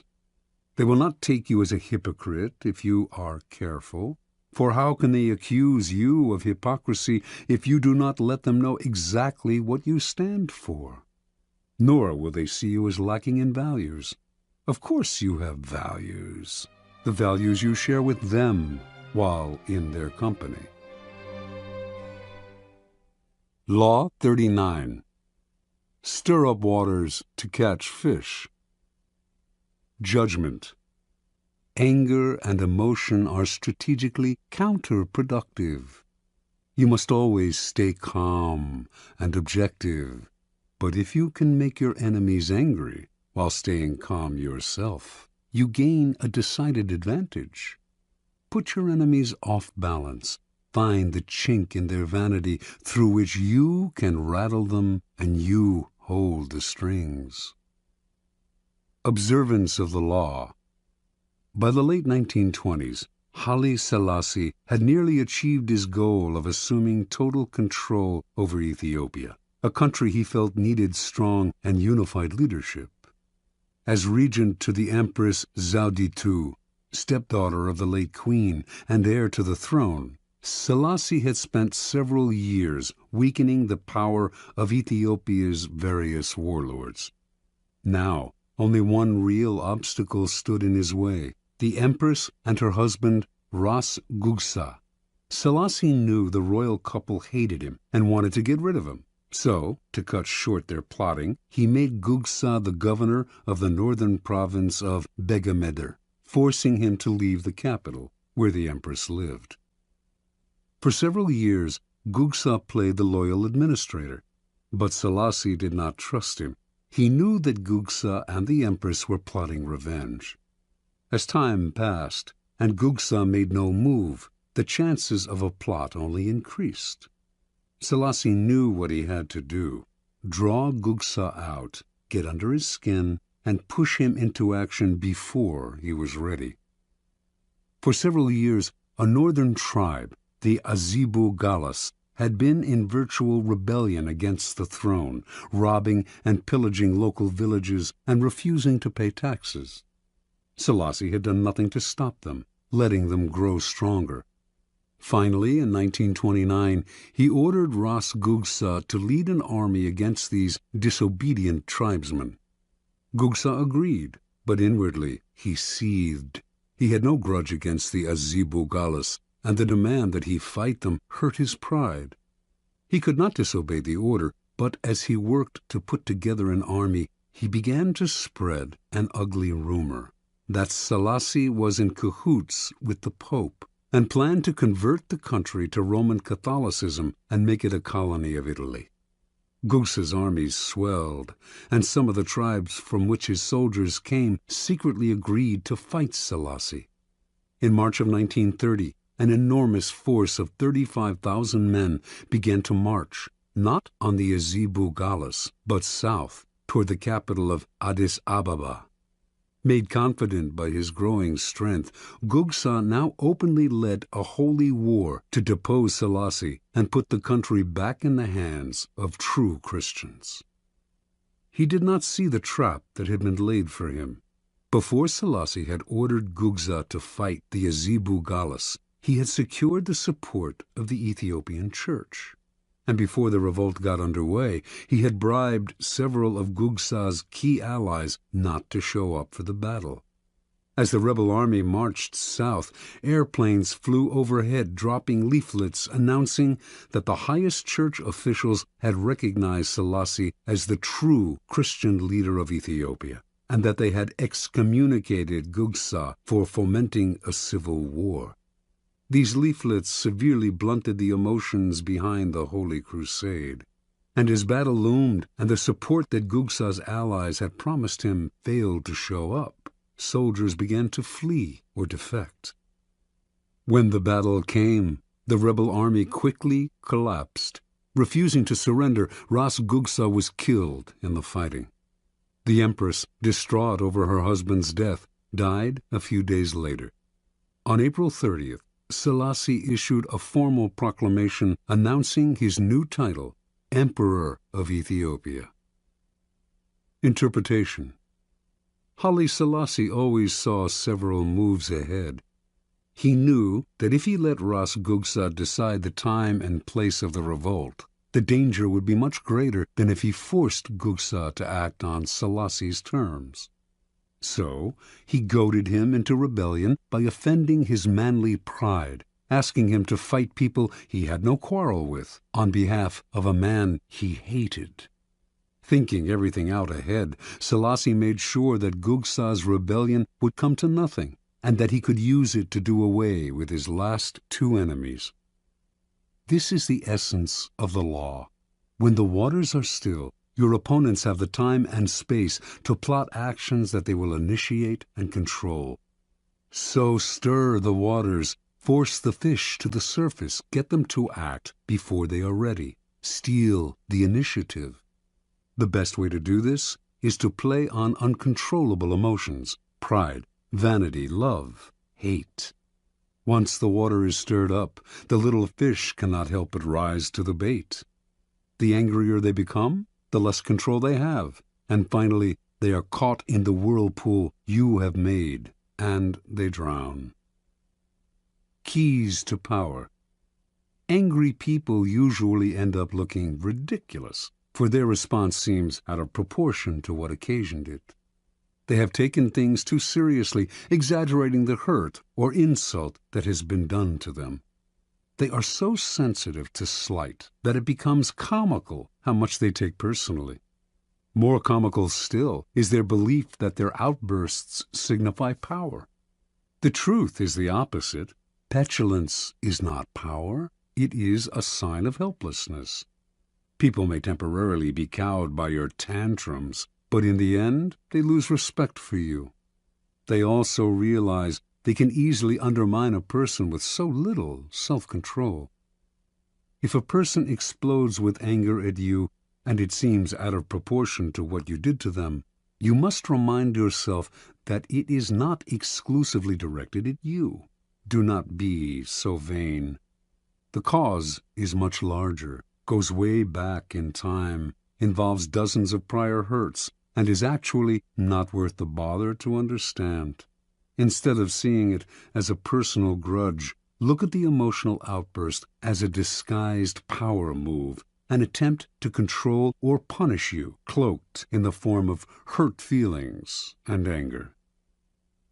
This shift of perspective will let you play the game of power with more clarity and energy. Instead of overreacting and becoming ensnared in people's emotions, you will turn their loss of control to your advantage. You keep your head while they are losing theirs. Once you train yourself not to take matters personally and to control your emotional responses, you will have placed yourself in a position of tremendous power. Now you can play with the emotional responses of other people. Stir the insecure into action by impugning their manhood and by dangling the prospect of an easy victory before their faces. With the arrogant, too, you can appear weaker than you are, taunting them into a rash action.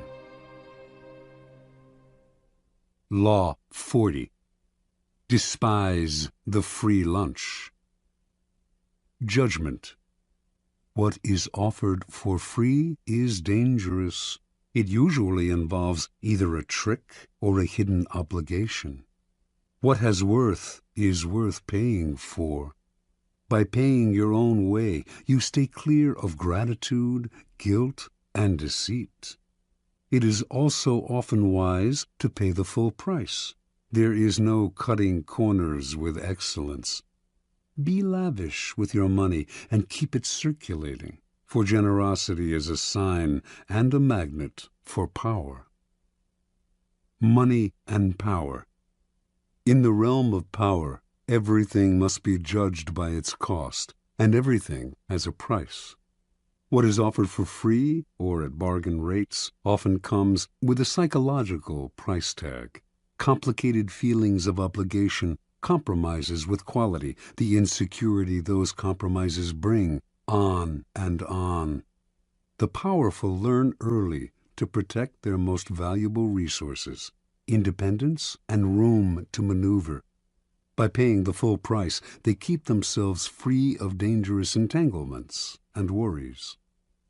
Being open and flexible with money also teaches the value of strategic generosity, a variation on the old trick of giving when you are about to take. By giving the appropriate gift, you put the recipient under obligation. Generosity softens people up to be deceived. By gaining a reputation for liberality, you win people's admiration while distracting them from your power plays. By strategically spreading your wealth, you charm the other courtiers, creating pleasure and making valuable allies. Look at the masters of power, the Caesars, the Queen Elizabeths, the Michelangelos, the Medicis. Not a miser among them. Even the great con artists spend freely to swindle. Tight purse strings are unattractive. When engaged in seduction, Casanova would give completely, not only of himself, but of his wallet. The powerful understand that money is psychologically charged, and that it is also a vessel of politeness and sociability. They make the human side of money a weapon in their armory. For everyone able to play with money, thousands more are locked in a self-destructive refusal to use money creatively and strategically. These types represent the opposite pole to the powerful, and you must learn to recognize them, either to avoid their poisonous natures or to turn their inflexibility to your advantage. The greedy fish. The greedy fish take the human side out of money. Cold and ruthless, They see only the lifeless balance sheet, viewing others solely as either pawns or obstructions in their pursuit of wealth. They trample on people's sentiments and alienate valuable allies. No one wants to work with the greedy fish, and over the years they end up isolated, which often proves their undoing. The bargain demon. Powerful people judge everything by what it costs, not just in money, but in time, dignity, and peace of mind. And this is exactly what bargain demons cannot do. Wasting valuable time digging for bargains, they worry endlessly about what they could have gotten elsewhere for a little less. On top of that, the bargain item they do buy is often shabby. Perhaps it needs costly repairs, or will have to be replaced twice as fast as a high-quality item. The costs of these pursuits, not always in money, though the price of a bargain is often deceptive, but in time and peace of mind, discourage normal people from undertaking them. But for the bargain demon, the bargain is an end in itself. These types might seem to harm only themselves, but their attitudes are contagious. Unless you resist them, they will infect you with the insecure feeling that you should have looked harder to find a cheaper price. Don't argue with them or try to change them. Just mentally add up the cost in time and inner peace, if not in hidden financial expense, of the irrational pursuit of a bargain. The sadist. Financial sadists play vicious power games with money as a way of asserting their power. They might, for example, make you wait for money that is owed you, promising that the check is in the mail. Or, if they hire you to work for them, they meddle in every aspect of the job, haggling and giving you ulcers. Sadists seem to think that paying for something gives them the right to torture and abuse the seller. They have no sense of the courtier element in money. If you are unlucky enough to get involved with this type, accepting a financial loss may be better in the long run than getting entangled in their destructive power games. The indiscriminate giver. Generosity has a definite function in power. It attracts people, softens them up, makes allies out of them. But it has to be used strategically with a definite end in mind. Indiscriminate givers, on the other hand, are generous because they want to be loved and admired by all, and their generosity is so indiscriminate and needy that it may not have the desired effect. If they give to one and all, why should the recipient feel special? Attractive as it may seem to make an indiscriminate giver your mark, in any involvement with this type, you will often feel burdened by their insatiable emotional needs. Transgression of the law. In the early 18th century, no one stood higher in English society than the Duke and Duchess of Marlborough. The Duke, having led successful campaigns against the French, was considered Europe's premier general and strategist, and his wife, the Duchess, after much maneuvering, had established herself as the favorite of Queen Anne, who became ruler of England in 1702. In 1704, the Duke's triumph at the Battle of Blenheim made him the toast of England, and to honor him, the Queen awarded him a large plot of land in the town of Woodstock, and the funds to create a great palace there. Calling his planned home the Palace of Blenheim, the Duke chose as his architect the young John Vanbrugh, a kind of Renaissance man who wrote plays as well as designed buildings. And so construction began in the summer of 1705, with much fanfare and great hopes. Vanbrugh had a dramatist's sense of architecture. His palace was to be a monument to Marlborough's brilliance and power, and was to include artificial lakes, enormous bridges, elaborate gardens, and other fantastical touches. From day one, however, the Duchess could not be pleased. She thought Vanbrugh was wasting money on yet another stands of trees. She wanted the palace finished as soon as possible. The Duchess tortured Van Brugh and his workmen on every detail. She was consumed with petty matters. Although the government was paying for Blenheim, she counted every penny. Eventually, her grumbling about Blenheim and other things too created an irreparable rift between her and Queen Anne, who, in 1711, dismissed her from the court, ordering her to vacate her apartments at the royal palace.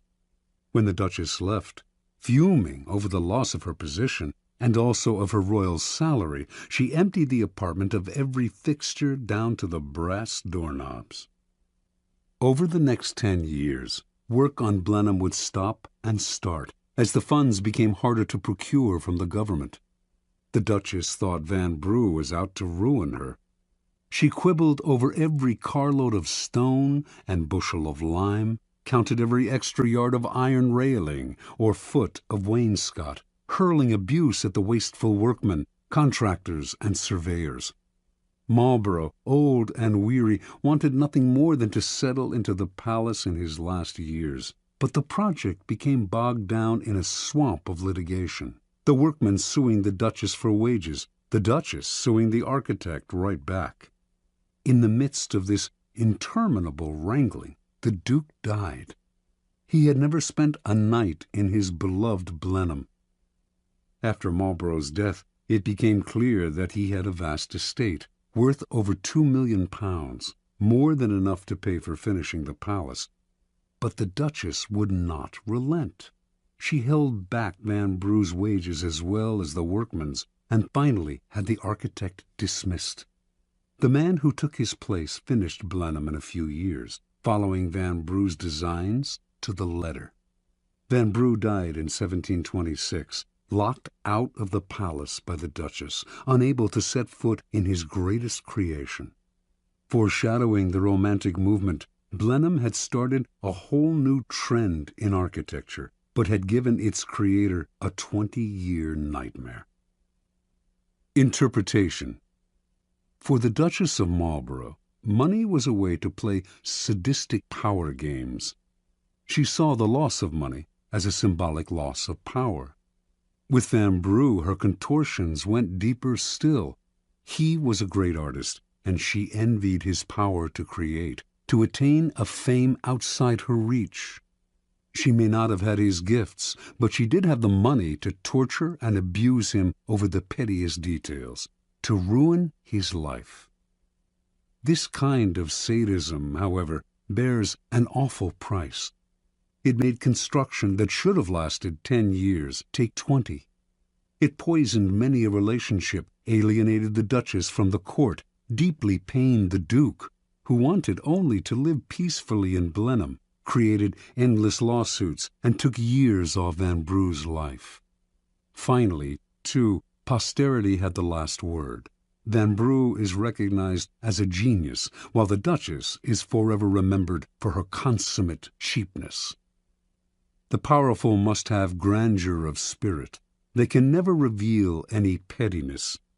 And money is the most visible arena in which to display either grandeur or pettiness.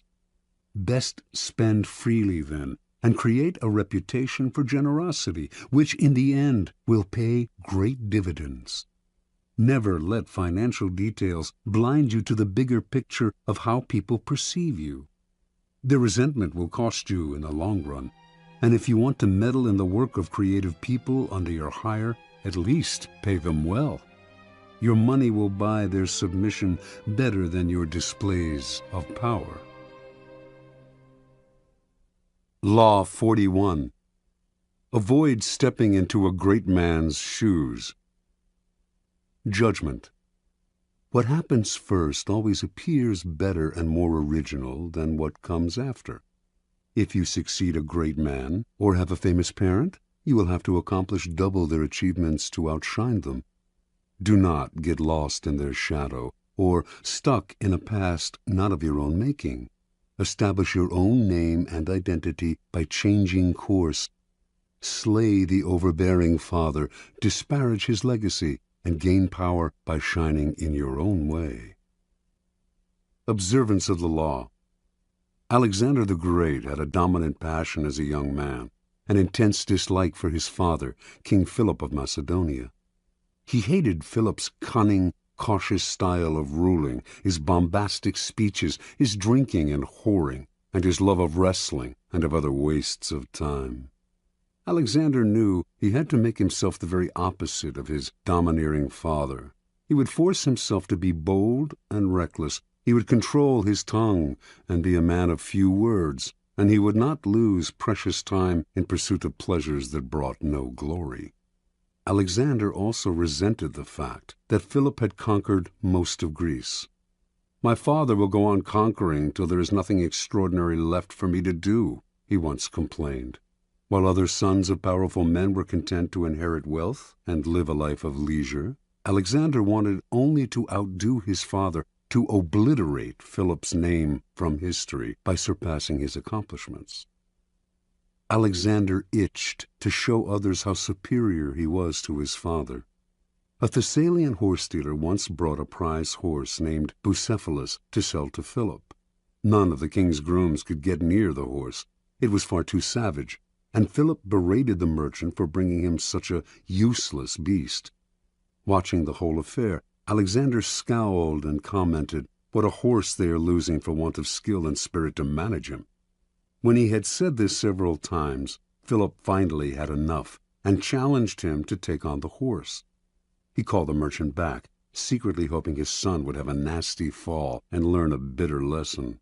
But Alexander was the one to teach the lesson. Not only did he mount Bucephalus, he managed to ride him at full gallop, taming the horse that would later carry him all the way to India. The courtiers applauded wildly, but Philip seethed inside, seeing not a son but a rival to his power. Alexander's defiance of his father grew bolder. One day the two men had a heated argument before the entire court, and Philip drew his sword as if to strike his son. Having drunk too much wine, however, the king stumbled. Alexander pointed at his father and jeered, "Men of Macedonia, see there the man who is preparing to pass from Europe to Asia. He cannot pass from one table to another without falling." When Alexander was 18, a disgruntled courtier murdered Philip. As word of the regicide spread through Greece, city after city rose up in rebellion against their Macedonian rulers. Philip's advisers counseled Alexander, now the king, to proceed cautiously, to do as Philip had done and conquer through cunning. But Alexander would do things his way. He marched to the furthest reaches of the kingdom, suppressed the rebellious towns, and reunited the empire with brutal efficiency. As a young rebel grows older, his struggle against the father often wanes, and he gradually comes to resemble the very man he wanted to defy. But Alexander's loathing of his father did not end with Philip's death. Once he had consolidated Greece, he set his eyes on Persia, the prize that had eluded his father, who had dreamed of conquering Asia. If he defeated the Persians, Alexander would finally surpass Philip in glory and fame. Alexander crossed into Asia with an army of 35,000 to face a Persian force numbering over 1,000,000. Before engaging the Persians in battle, he passed through the town of Gordium. Here, in the town's main temple, there stood an ancient chariot tied with cords made of the rind of the cornel tree. Legend had it that any man who could undo these cords, the Gordian knot, would rule the world. Many had tried to untie the enormous and intricate knot, but none had succeeded.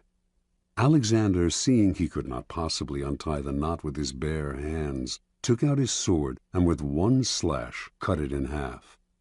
This symbolic gesture showed the world that he would not do as others, but would blaze his own path.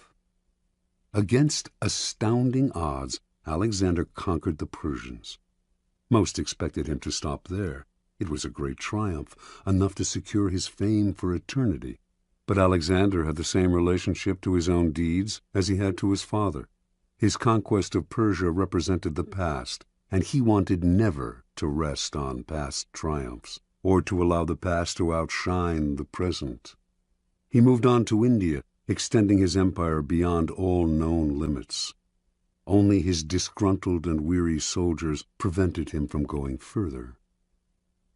Interpretation. Alexander represents an extremely uncommon type in history, the son of a famous and successful man who manages to surpass the father in glory and power. The reason this type is uncommon is simple. The father most often manages to amass his fortune, his kingdom, because he begins with little or nothing. A desperate urge impels him to succeed. He has nothing to lose by cunning and impetuousness, and has no famous father of his own to compete against. This kind of man has reason to believe in himself, to believe that his way of doing things is the best, because, after all, it worked for him. When a man like this has a son, he becomes domineering and oppressive, imposing his lessons on the son who is starting off life in circumstances totally different from those in which the father himself began. The sons of such men tend to become cowed and cautious, terrified of losing what their fathers have gained. The son will never step out of his father's shadow unless he adopts the ruthless strategy of Alexander. Disparage the past, create your own kingdom, put the father in the shadows instead of letting him do the same to you. If you cannot materially start from ground zero, it would be foolish to renounce an inheritance. You can at least begin from ground zero psychologically by throwing off the weight of the past and charting a new direction. Alexander instinctively recognized that privileges of birth are impediments to power. Be merciless with the past then, not only with your father and his father, but with your own earlier achievements. Only the weak rest on their laurels and dote on past triumphs. In the game of power, there is never time to rest. Keys to power. Power depends on the ability to fill a void, to occupy a field that has been cleared of the dead weight of the past. Only after the father figure has been properly done away with will you have the necessary space to create and establish a new order. There are several strategies you can adopt to accomplish this. Perhaps the simplest way to escape the shadow of the past is simply to belittle it, playing on the timeless antagonism between the generations, stirring up the young against the old. For this, you need a convenient older figure to pillory. John F. Kennedy knew the dangers of getting lost in the past. He radically distinguished his presidency from that of his predecessor, Dwight D. Eisenhower, and also from the preceding decade, the 1950s, which Eisenhower personified. Kennedy, for instance, would not play the dull and fatherly game of golf, a symbol of retirement and privilege, and Eisenhower's passion. Instead, he played football on the White House lawn. In every aspect, his administration represented vigor and youth, as opposed to the stodgy Eisenhower. Kennedy had discovered an old truth.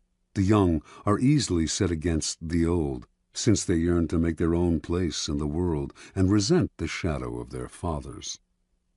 Never let yourself be seen as following your predecessor's path. If you do, you will never surpass him. You must physically demonstrate your difference by establishing a style and symbolism that sets you apart.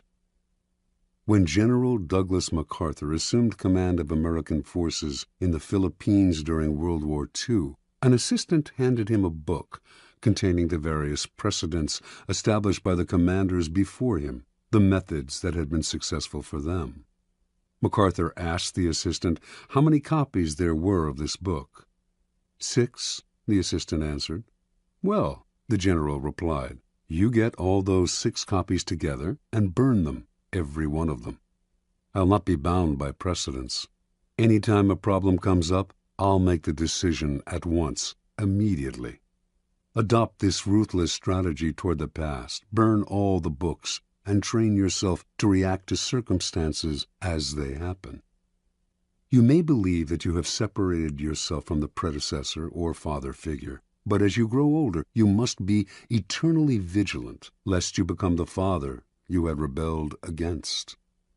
Finally, plenitude and prosperity tend to make us lazy and inactive. When our power is secure, we have no need to act. This is a serious danger, especially for those who achieve success and power at an early age. You must be prepared to return to square one psychologically, rather than growing fat and lazy with prosperity. Pablo Picasso could deal with success, but only by constantly changing the style of his painting, often breaking completely with what had made him successful before. How often our early triumphs turn us into a kind of caricature of ourselves.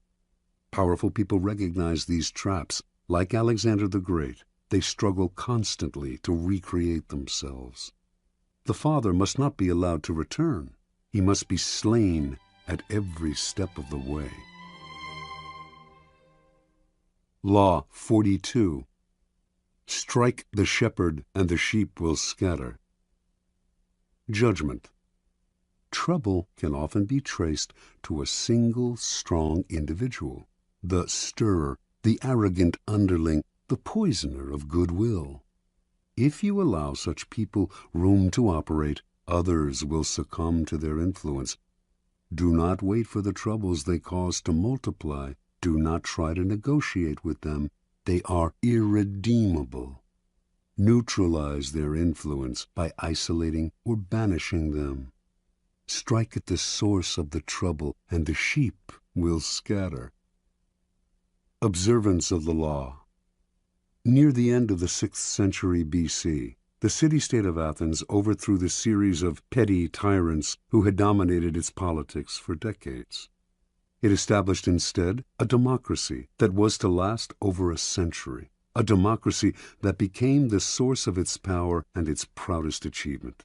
But as the democracy evolved, so did a problem the Athenians had never faced: how to deal with those who did not concern themselves with the cohesion of a small city surrounded by enemies, who did not work for its greater glory, but thought of only themselves and their own ambitions and petty intrigues. The Athenians understood that these people, if left alone, would sow dissension, divide the city into factions, and stir up anxieties, all of which could lead to the ruin of their democracy. Violent punishment no longer suited the new, civilized order that Athens had created. Instead, the citizens found another, more satisfying and less brutal way to deal with the chronically selfish. Every year, they would gather in the marketplace and write on a piece of earthenware, an ostrakon, the name of an individual they wanted to see banished from the city for 10 years. If a particular name appeared on 6,000 ballots, that person would instantly be exiled.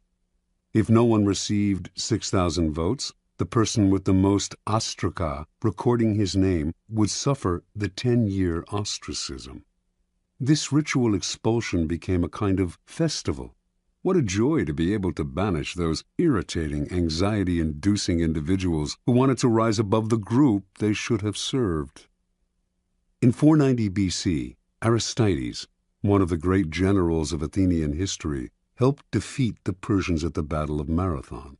Meanwhile, off the battlefield, his fairness as a judge had earned him the nickname the Just. But as the years went by, the Athenians came to dislike him. He made such a show of his righteousness, and this, they believed, disguised his feelings of superiority and scorn for the common folk. His omnipresence in Athenian politics became obnoxious. The citizens grew tired of hearing him called the Just. They feared that this was just the type of man, judgmental, haughty, who would eventually stir up fierce divisions among them. In 482 BC, despite Aristides' invaluable expertise in the continuing war with the Persians, they collected the ostraka and had him banished.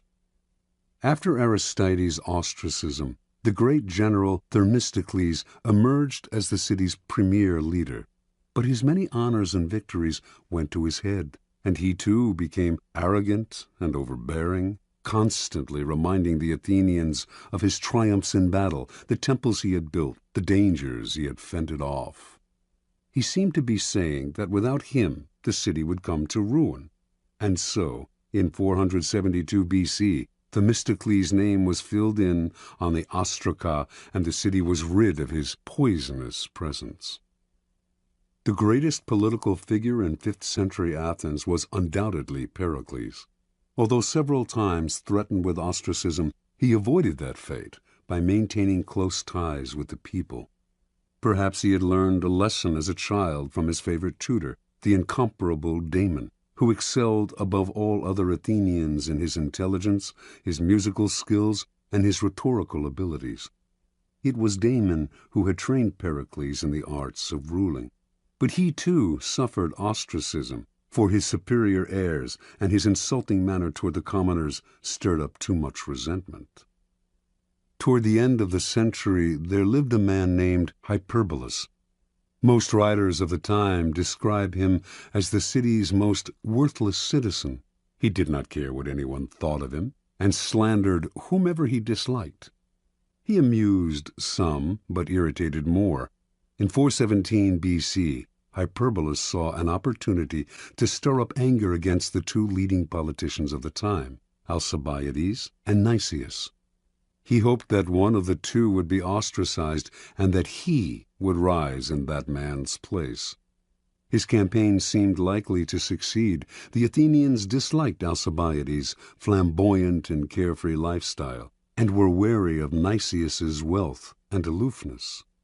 They seemed certain to ostracize one or the other, but Alcibiades and Nicias, although they were otherwise enemies, pooled their resources and managed to turn the ostracism on Hyperbolus instead. His obnoxiousness, they argued, could only be terminated by banishment. Earlier sufferers of ostracism had been formidable, powerful men. Hyperbolus, however, was a low buffoon, and with his banishment the Athenians felt that ostracism had been degraded, and so they ended the practice that for nearly 100 years had been one of the keys to keeping the peace within Athens.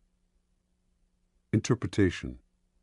The Athenians sensed the dangers posed by asocial behavior and saw how such behavior often disguises itself in other forms. The holier-than-thou attitude that silently seeks to impose its standards on others, overweening ambition at the expense of the common good, the flaunting of superiority, quiet scheming, terminal obnoxiousness. Some of these behaviors would eat away at the city's cohesion by creating factions and sowing dissension. Others would ruin the democratic spirit by making the common citizen feel inferior and envious. The Athenians did not try to re-educate people who acted in these ways, or to absorb them somehow into the group, or to impose a violent punishment that would only create other problems. The solution was quick and effective. Get rid of them. Within any group, trouble can most often be traced to a single source, the unhappy, chronically dissatisfied one who will always stir up dissension and infect the group with his or her ill ease. Before you know what hit you, the dissatisfaction spreads. Act before it becomes impossible to disentangle one strand of misery from another, or to see how the whole thing started. First, recognize troublemakers by their overbearing presence or by their complaining nature. Once you spot them, do not try to reform them or appease them. That will only make things worse. Do not attack them, whether directly or indirectly, for they are poisonous in nature and will work underground to destroy you. Do as the Athenians did. Banish them before it is too late. Separate them from the group before they become the eye of a whirlpool. Do not give them time to stir up anxieties and sow discontent. Do not give them room to move. Let one person suffer so that the rest can live in peace. Keys to power. In the past, an entire nation would be ruled by a king and his handful of ministers. Only the elite had any power to play with. Over the centuries, power has gradually become more and more diffused and democratized. This has created, however, a common misperception that groups no longer have centers of power, that power is spread out and scattered among many people.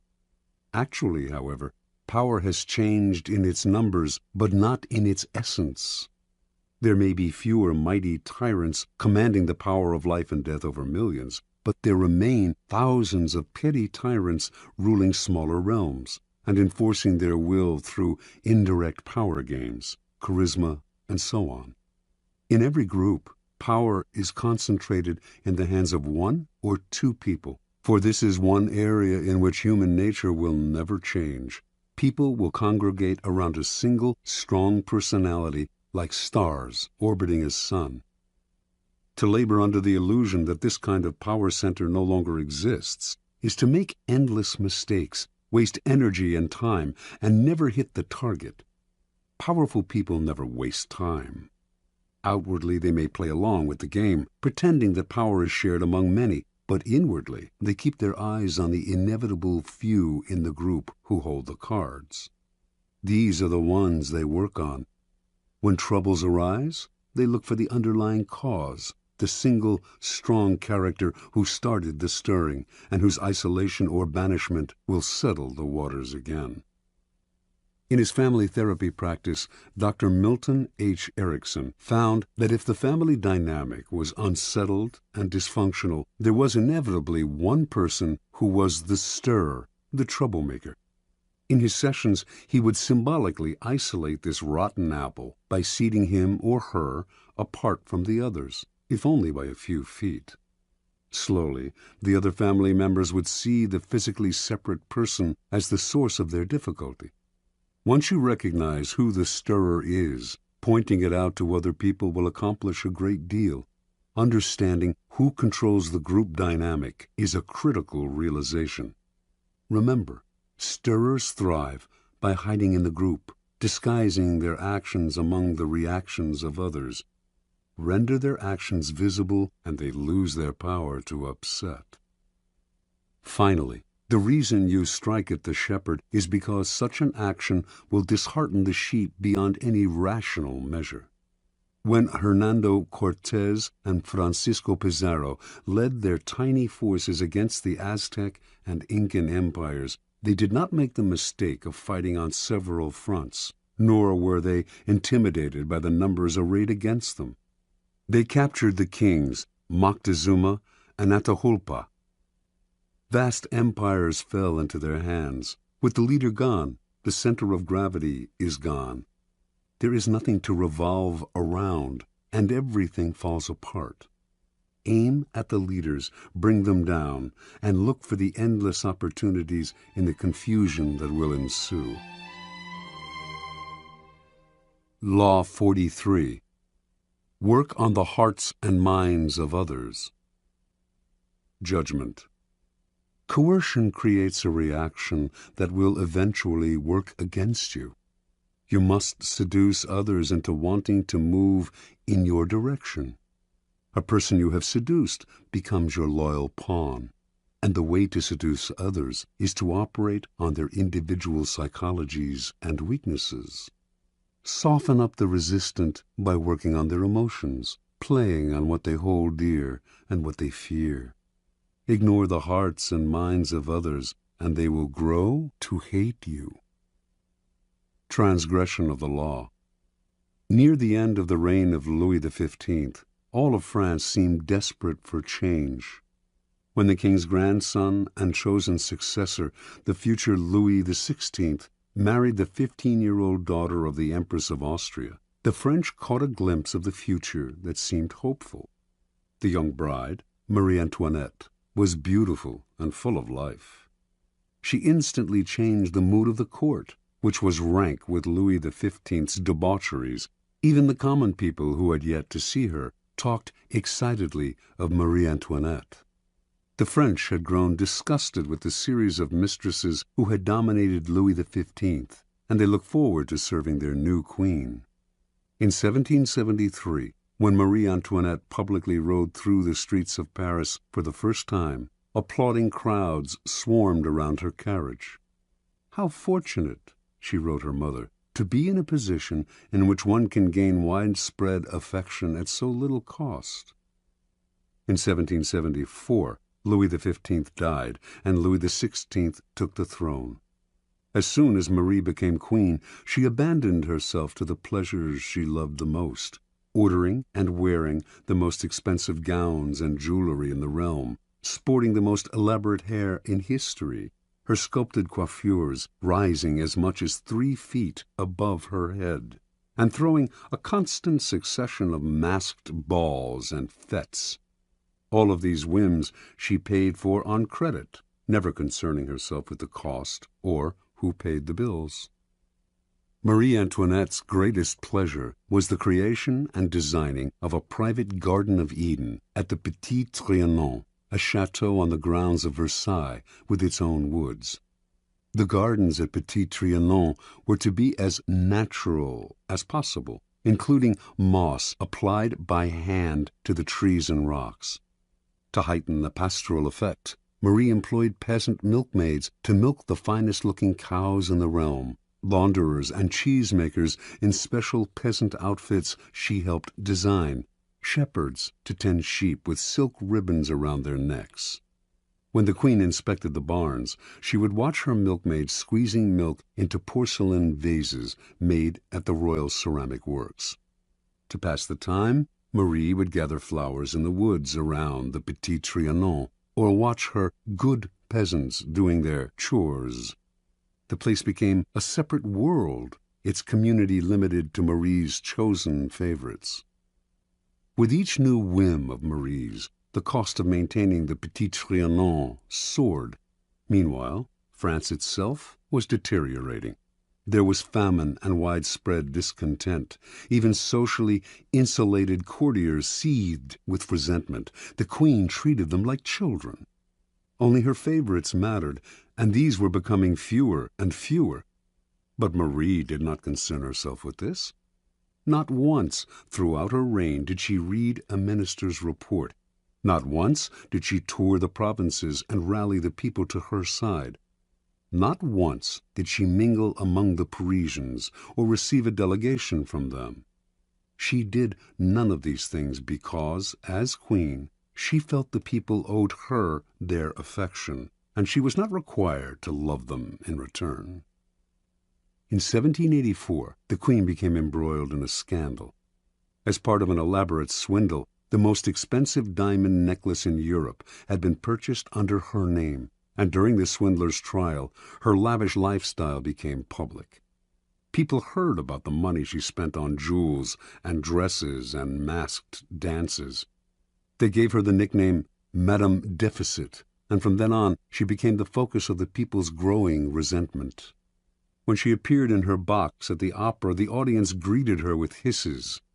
Even the court turned against her, for while she had been running up her huge expenditures, the country was headed for ruin. 5 years later, in 1789, an unprecedented event took place, the beginning of the French Revolution. The Queen did not worry. Let the people have their little rebellion, she seemed to think. It would soon quiet down, and she would be able to resume her life of pleasure. That year, the people marched on Versailles, forcing the royal family to quit the palace and take residence in Paris. This was a triumph for the rebels, but it offered the Queen an opportunity to heal the wounds she had opened and establish contact with the people. The Queen, however, had not learned her lesson. Not once would she leave the palace during her stay in Paris. Her subjects could rot in hell for all she cared. In 1792, the royal couple was moved from the palace to a prison as the revolution officially declared the end of the monarchy. The following year, Louis XVI was tried, found guilty, and guillotined. As Marie Antoinette awaited the same fate, hardly a soul came to her defense. Not one of her former friends in the court, not one of Europe's other monarchs, who, as members of their own country's royal families, had all the reason in the world to show that revolution did not pay. Not even her own family in Austria, including her brother, who now sat on the throne. She had become the world's pariah. In October of 1793, she finally knelt at the guillotine, unrepentant and defiant to the bitter end.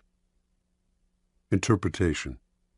From early on, Marie Antoinette acquired the most dangerous of attitudes. As a young princess in Austria, she was endlessly flattered and cajoled. As the future queen of the French court, she was the center of everyone's attention. She never learned to charm or please other people, to become attuned to their individual psychologies. She never had to work to get her way, to use calculation or cunning or the arts of persuasion. And like everyone who was indulged from an early age, she evolved into a monster of insensitivity. Marie became the focus of an entire country's dissatisfaction because it is so infuriating to meet with a person who makes no effort to seduce you or attempt to persuade you, even if only for the purpose of deception. And do not imagine that she represents a bygone era, or that she is even rare. Her type is today more common than ever. Such types live in their own bubble. They seem to feel they are born kings and queens, and that attention is owed them. They do not consider anyone else's nature, but bulldoze over people with the self-righteous arrogance of a Marie Antoinette. Pampered and indulged as children, as adults, they still believe that everything must come to them. Convinced of their own charm, they make no effort to charm, seduce, or gently persuade. In the realm of power, such attitudes are disastrous. At all times you must attend to those around you, gauging their particular psychology, tailoring your words to what you know will entice and seduce them. This requires energy and art. The higher your station, the greater the need to remain attuned to the hearts and minds of those below you, creating a base of support to maintain you at the pinnacle. Without that base, your power will teeter, and at the slightest change of fortune, those below will gladly assist in your fall from grace. Keys to power. In the game of power, you are surrounded by people who have absolutely no reason to help you unless it is in their interest to do so. And if you have nothing to offer their self-interest, you are likely to make them hostile, for they will see in you just one more competitor, one more waster of their time. Those that overcome this prevailing coldness are the ones who find the key that unlocks the stranger's heart and mind, seducing him into their corner, if necessary, softening them up for a punch. But most people never learn this side of the game. When they meet someone new, rather than stepping back and probing to see what makes this person unique, they talk about themselves, eager to impose their own willpower and prejudices. They argue, boast, and make a show of their power. They may not know it, but they are secretly creating an enemy, a resistor, because there is no more infuriating feeling than having your individuality ignored, your own psychology unacknowledged. It makes you feel lifeless and resentful. Remember, the key to persuasion is softening people up and breaking them down, gently. Seduce them with a two-pronged approach. Work on their emotions and play on their intellectual weaknesses. Be alert to both what separates them from everyone else, their individual psychology, and what they share with everyone else, their basic emotional responses. Aim at the primary emotions: love, hate, jealousy. Once you move their emotions, you have reduced their control, making them more vulnerable to persuasion. Mao Zedong always appealed to popular emotions and spoke in the simplest terms. Educated and well-read himself, in his speeches he used visceral metaphors, voicing the public's deepest anxieties and encouraging them to vent their frustrations in public meetings. Rather than arguing the practical aspects of a particular program, he would describe how it would affect them on the most primitive, down-to-earth level. Do not believe that this approach works only with the illiterate and unschooled. It works on one and all. All of us are mortal and face the same dreadful fate, and all of us share the desire for attachment and belonging. Stir up these emotions, and you captivate our hearts. Finally, learn to play the numbers game. The wider your support base, the stronger your power. Understanding that one alienated, disaffected soul can spark a blaze of discontent, Louis XIV made sure to endear himself to the lowest members of his staff. You, too, must constantly win over more allies on all levels. A time will inevitably come when you will need them. Law 44. Disarm and infuriate with the mirror effect. Judgment. The mirror reflects reality, but it is also the perfect tool for deception. When you mirror your enemies, doing exactly as they do, they cannot figure out your strategy. The mirror effect mocks and humiliates them, making them overreact. By holding up a mirror to their psyches, you seduce them with the illusion that you share their values. By holding up a mirror to their actions, you teach them a lesson. Few can resist the power of the mirror effect. Mirror effects. Preliminary topology. Mirrors have the power to disturb us. Gazing at our own reflection in the mirror, we most often see what we want to see, the image of ourselves with which we are most comfortable.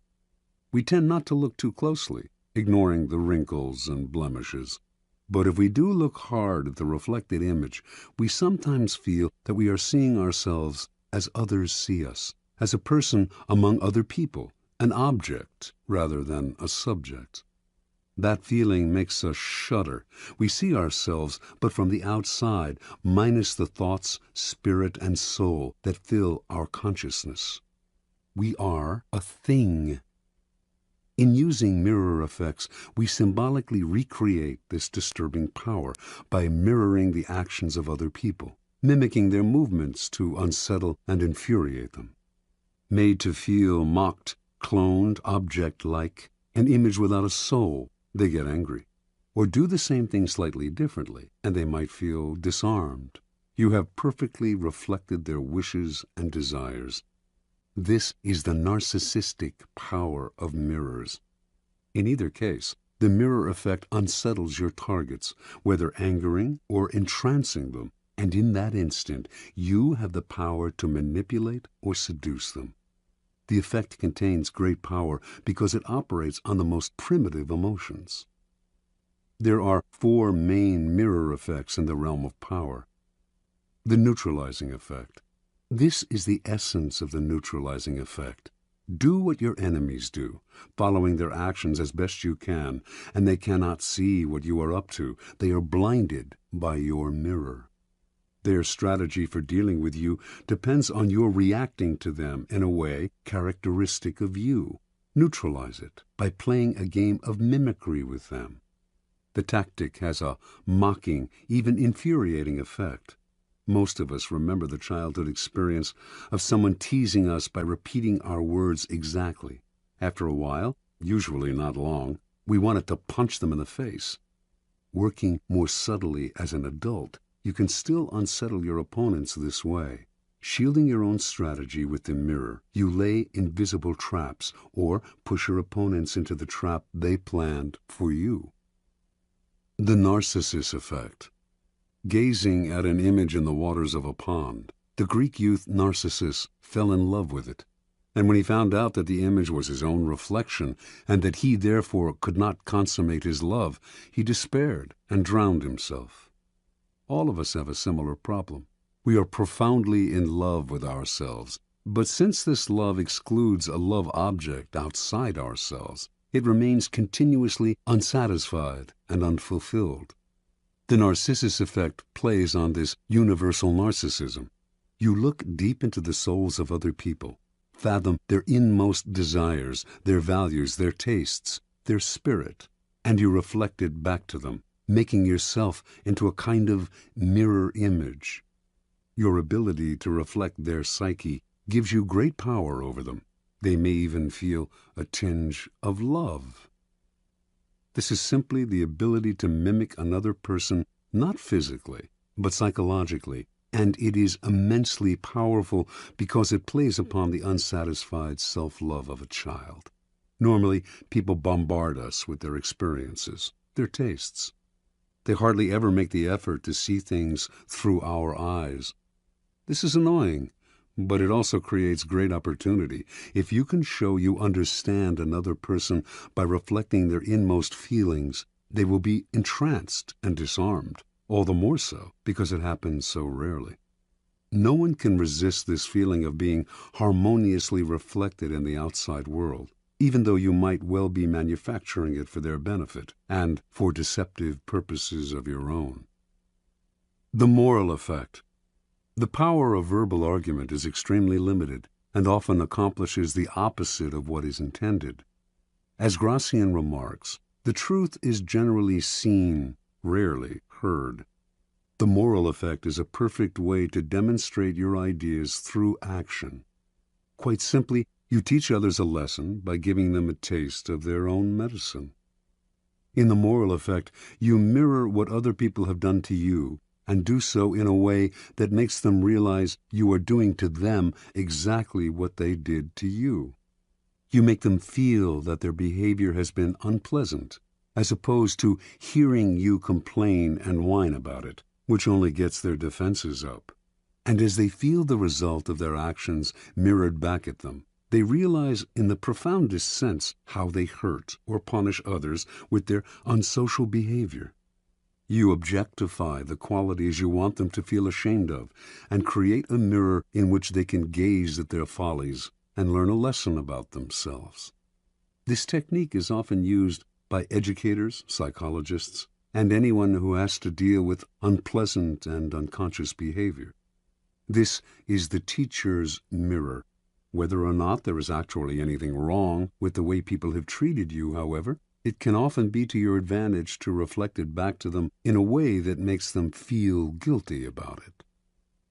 Hallucinatory effect. Mirrors are tremendously deceptive, for they create a sense that you are looking at the real world. Actually, though, you are only staring at a piece of glass, which, as everyone knows, cannot show the world exactly as it is. Everything in a mirror is reversed. When Alice goes through the looking glass in Lewis Carroll's book, she enters a world that is back to front, and more than just visually. The hallucinatory effect comes from creating a perfect copy of an object, a place, a person. This copy acts as a kind of dummy. People take it for the real thing because it has the physical appearance of the real thing. This is the preeminent technique of con artists, who strategically mimic the real world to deceive you. It also has applications in any arena that requires camouflage. This is the deceiver's mirror.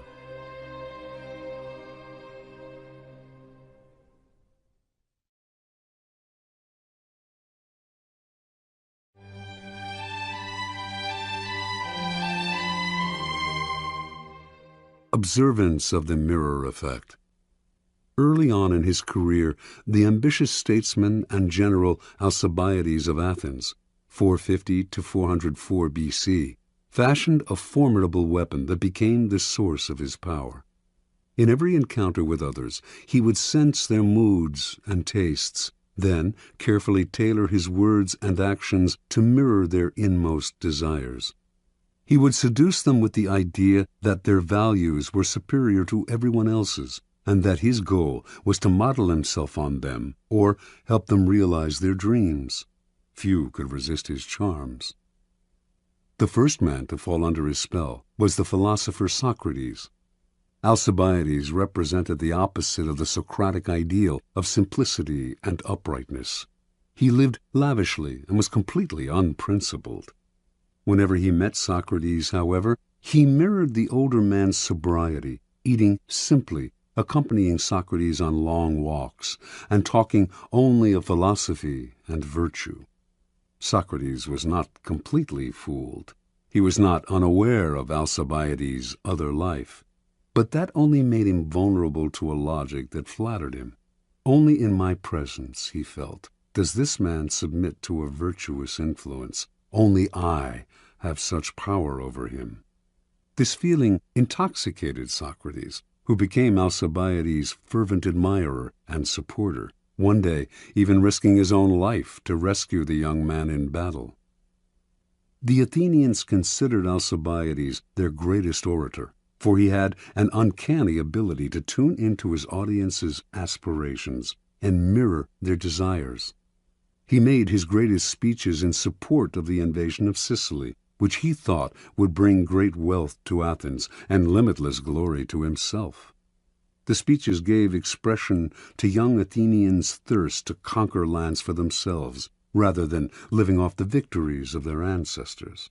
But he also tailored his words to reflect older men's nostalgia for the glory years, when Athens led the Greeks against Persia, and then went on to create an empire. All Athens now dreamed of conquering Sicily. Alcibiades' plan was approved, and he was made the expedition's commander. While Alcibiades was leading the invasion of Sicily, however, certain Athenians fabricated charges against him of profaning sacred statues. He knew his enemies would have him executed if he returned home, so at the last minute he deserted the Athenian fleet and defected to Athens' bitter enemy, Sparta. The Spartans welcomed this great man to their side, but they knew his reputation and were wary of him. Alcibiades loved luxury. The Spartans were a warrior people who worshipped austerity, and they were afraid he would corrupt their youth. But much to their relief, the Alcibiades who arrived in Sparta was not at all what they expected. He wore his hair untrimmed, as they did, took cold baths, ate coarse bread and black broth, and wore simple clothes. To the Spartans this signified that he had come to see their way of life as superior to the Athenian. He had chosen to be a Spartan rather than being born one, and should thus be honored above all others. They fell under his spell and gave him great powers. Unfortunately, Alcibiades rarely knew how to rein in his charm. He managed to seduce the king of Sparta's wife and make her pregnant. When this became public, he once more had to flee for his life.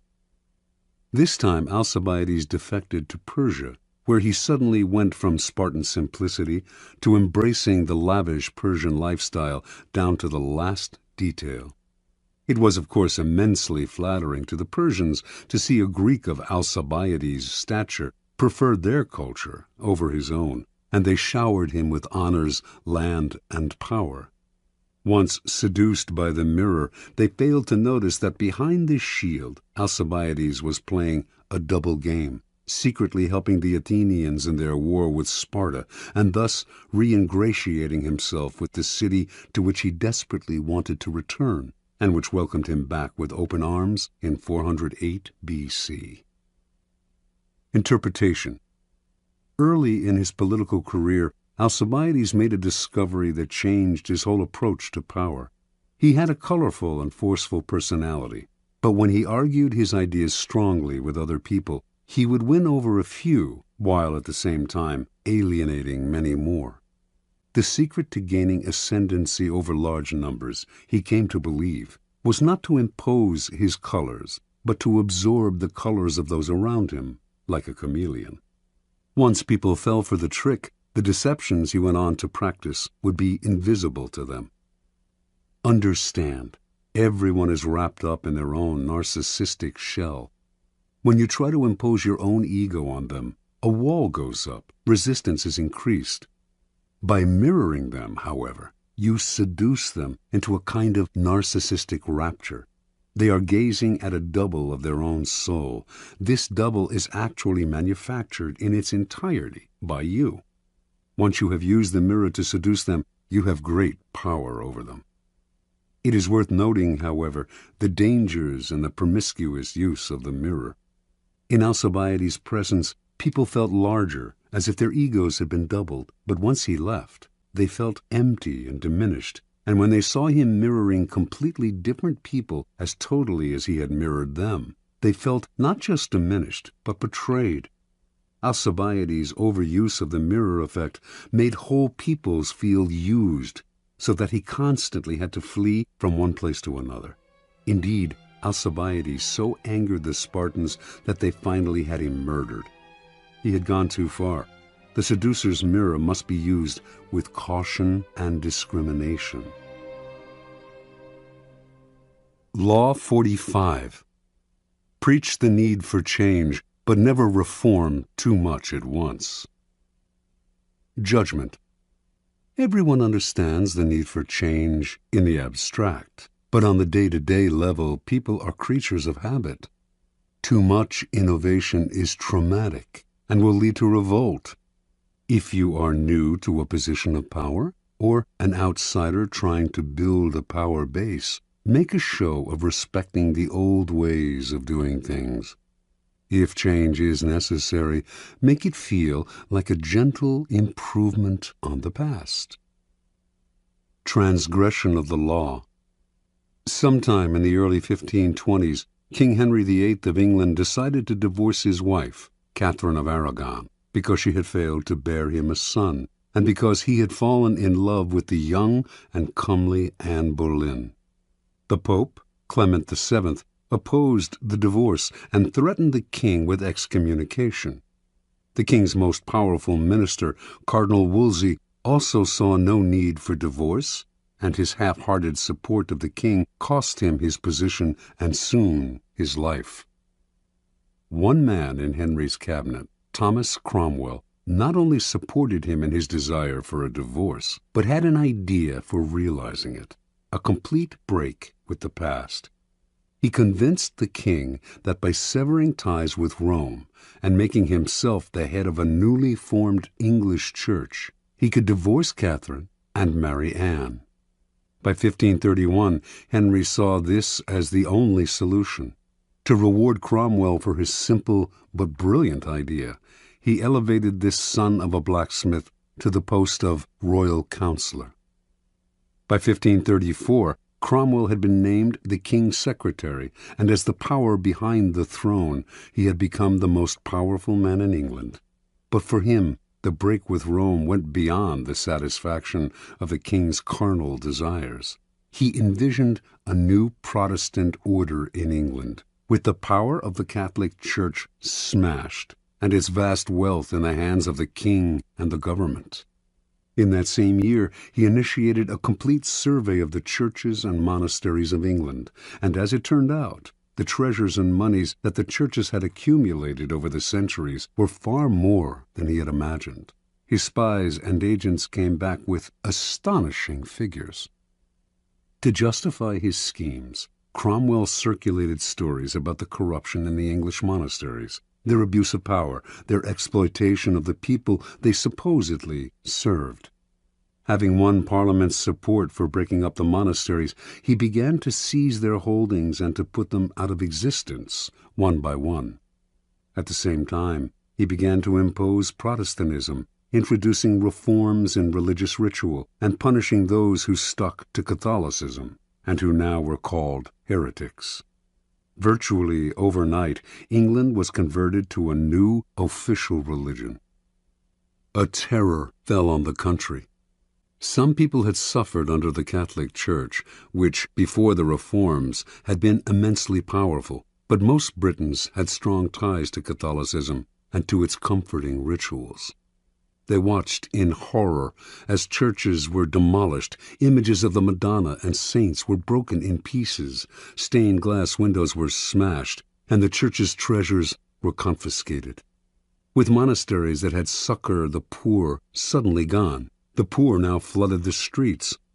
The growing ranks of the beggar class were further swelled by former monks. On top of all this, Cromwell levied high taxes to pay for his ecclesiastical reforms. In 1535, powerful revolts in the north of England threatened to topple Henry from his throne. By the following year, he had suppressed the rebellions, but he had also begun to see the costs of Cromwell's reforms. The king himself had never wanted to go this far. He had only wanted a divorce. It was now Cromwell's turn to watch uneasily as the king began slowly to undo his reforms, reinstating Catholic sacraments and other rituals that Cromwell had outlawed. Sensing his fall from grace, in 1540 Cromwell decided to regain Henry's favor with one throw of the dice. He would find the king a new wife. Henry's third wife, Jane Seymour, had died a few years before, and he had been pining for a new, young queen. It was Cromwell who found him one, Anne of Cleves, a German princess and, most important to Cromwell, a Protestant. On Cromwell's commission, the painter Holbein produced a flattering portrait of Anne. When Henry saw it, he fell in love and agreed to marry her. Cromwell seemed back in favor. Unfortunately, however, Holbein's painting was highly idealized, and when the king finally met the princess, she did not please him in the least. His anger against Cromwell, first for the ill-conceived reforms, now for saddling him with an unattractive and Protestant wife, could no longer be contained. In June of that year, Cromwell was arrested, charged as a Protestant extremist and a heretic, and sent to the Tower. 6 weeks later, before a large and enthusiastic crowd, the public executioner cut off his head. Interpretation. Thomas Cromwell had a simple idea. He would break up the power and wealth of the Church and lay the foundation for Protestantism in England. And he would do this in a mercilessly short time. He knew his speedy reforms would cause pain and resentment, but he thought these feelings would fade in a few years. More important, by identifying himself with change, he would become the leader of the new order, making the king dependent on him. But there was a problem in this strategy. Like a billiard ball hit too hard against the cushion, his reforms had reactions and caroms he did not envision and could not control. The man who initiates strong reforms often becomes the scapegoat for any kind of dissatisfaction, and eventually the reaction to his reforms may consume him, for change is upsetting to the human animal, even when it is for the good. Because the world is, and always has been, full of insecurity and threat, we latch on to familiar faces and create habits and rituals to make the world more comfortable. Change can be pleasant and even sometimes desirable in the abstract, but too much of it creates an anxiety that will stir and boil beneath the surface and then eventually erupt. Never underestimate the hidden conservatism of those around you. It is powerful and entrenched. Never let the seductive charm of an idea cloud your reason. Just as you cannot make people see the world your way, you cannot wrench them into the future with painful changes. They will rebel. If reform is necessary, anticipate the reaction against it and find ways to disguise the change and sweeten the poison. Keys to power. Human psychology contains many dualities, one of them being that even while people understand the need for change, knowing how important it is for institutions and individuals to be occasionally renewed, they are also irritated and upset by changes that affect them personally.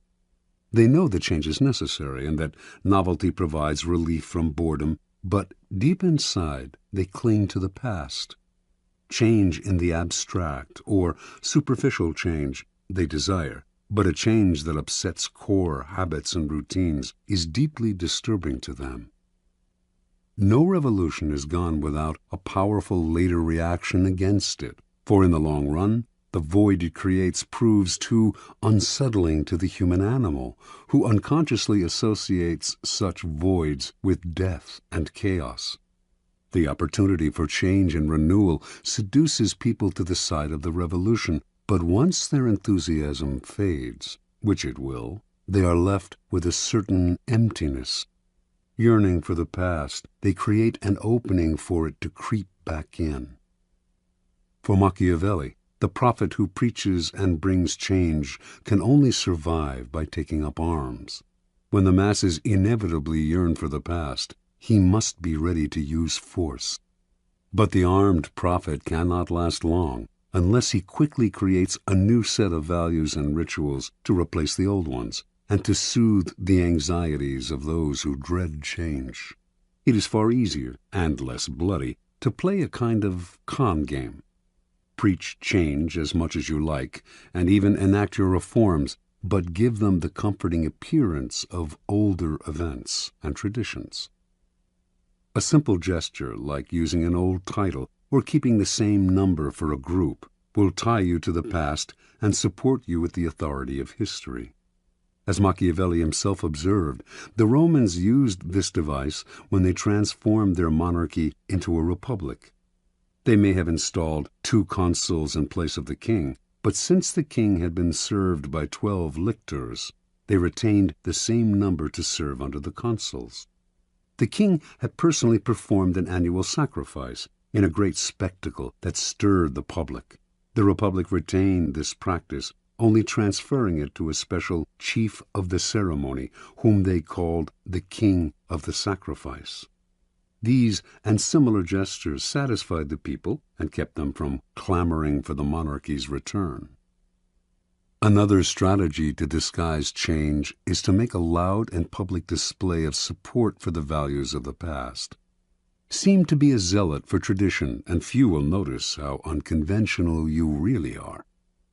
The answer to innate conservatism is to play the courtier's game. Galileo did this at the beginning of his scientific career. He later became more confrontational and paid for it. So pay lip service to tradition. Identify the elements in your revolution that can be made to seem to build on the past. Say the right things. Make a show of conformity, and meanwhile, let your theories do their radical work. Play with appearances and respect past protocol. Finally, powerful people pay attention to the zeitgeist.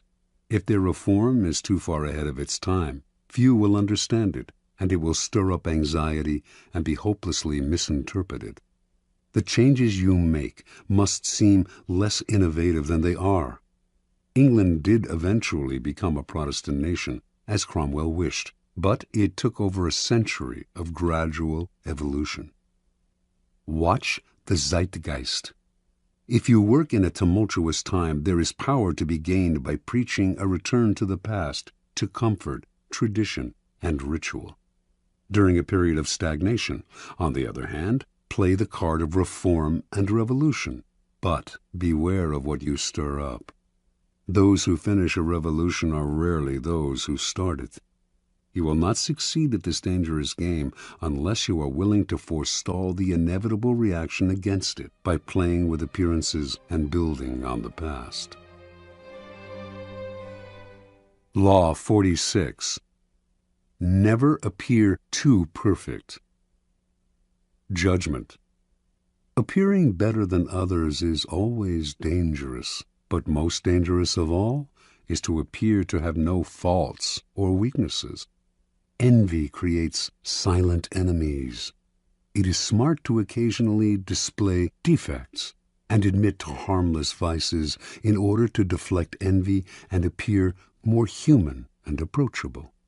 Only gods and the dead can seem perfect with impunity. Transgression of the law.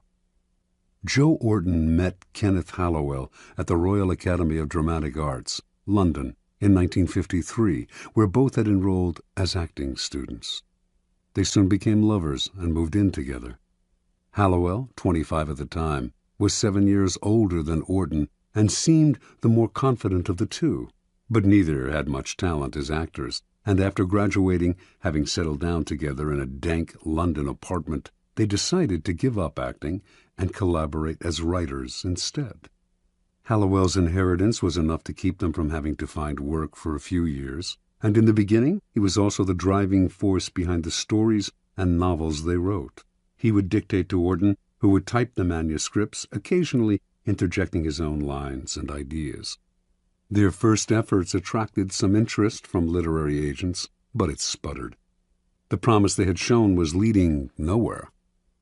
Eventually, the inheritance money ran out, and the pair had to look for work.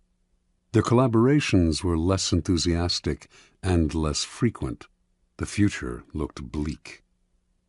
In 1957, Orton began to write on his own, but it wasn't until 5 years later, when the lovers were jailed for 6 months for defacing dozens of library books, that he began to find his voice, perhaps not by chance. This was the first time he and Hallowell had been separated in 9 years. He came out of prison determined to express his contempt for English society in the form of theatrical farces. He and Hallowell moved back in together, but now the roles were reversed. Orton did the writing, while Hallowell put in comments and ideas. In 1964, Joe Orton completed his first full-length play, Entertaining Mr. Sloane. The play made it to London's West End, where it received brilliant reviews. A great new writer had emerged from nowhere. Now success followed success at a dizzying pace. In 1966, Auden had a hit with his play Loot, and his popularity soared. Soon commissions came in from all sides, including from the Beatles, who paid Auden handsomely to write them a film script. Everything was pointing upwards, everything except Auden's relationship with Kenneth Hallowell. The pair still lived together, but as Auden grew successful, Hallowell began to deteriorate. Watching his lover become the center of attention, he suffered the humiliation of becoming a kind of personal assistant to the playwright, his role in what had once been a collaboration growing smaller and smaller. In the 1950s, he had supported Auden with his inheritance. Now Auden supported him. At a party or among friends, people would naturally gravitate towards Auden. He was charming, and his mood was almost always buoyant. Unlike the handsome Auden, Hallowell was bald and awkward. His defensiveness made people want to avoid him. With Auden's success, the couple's problems only worsened. Hallowell's moods made their life together impossible. Auden claimed to want to leave him and had numerous affairs, but would always end up returning to his old friend and lover. He tried to help Hallowell launch a career as an artist, even arranging for a gallery to show his work, but the show was a flop, and this only heightened Hallowell's sense of inferiority. In May of 1967, the pair went on a brief holiday together in Tangiers, Morocco. During the trip, Auden wrote in his diary, "We sat talking of how happy we felt, and how it couldn't surely last. We'd have to pay for it, or we'd be struck down from afar by disaster because we were, perhaps, too happy. To be young, good-looking, healthy, famous, comparatively rich and happy is surely going against nature." Hallowell outwardly seemed as happy as Auden. Inwardly, though, he was seething. And 2 months later, in the early morning of August 10th, 1967, just days after helping Auden put the finishing touches to the wicked farce What the Butler Saw, undoubtedly his masterpiece, Kenneth Hallowell bludgeoned Joe Auden to death with repeated blows of a hammer to the head. He then took 21 sleeping pills and died himself, leaving behind a note that read, "If you read Auden's diary, all will be explained." Interpretation. Kenneth Hallowell had tried to cast his deterioration as mental illness, but what Joe Auden's diaries revealed to him was the truth. It was envy, pure and simple, that lay at the heart of his sickness. The diaries, which Hallowell read on the sly, recounted the couple's days as equals and their struggle for recognition. After Auden found success, the diaries began to describe Hallowell's brooding, his rude comments at parties, his growing sense of inferiority. All of this Auden narrated with a distance that bordered on contempt. The diaries made clear Hallowell's bitterness over Auden's success. Eventually, the only thing that would have satisfied him would have been for Auden to have a failure of his own, an unsuccessful play perhaps, so that they could have commiserated in their failure as they had done years before. When the opposite happened, as Auden grew only more successful and popular, Hallowell did the only thing that would make them equals again. He made them equals in death. With Auden's murder, he became almost as famous as his friend, posthumously. Joe Auden only partly understood his lover's deterioration. His attempt to help Hallowell launch a career in art registered for what it was: charity and guilt.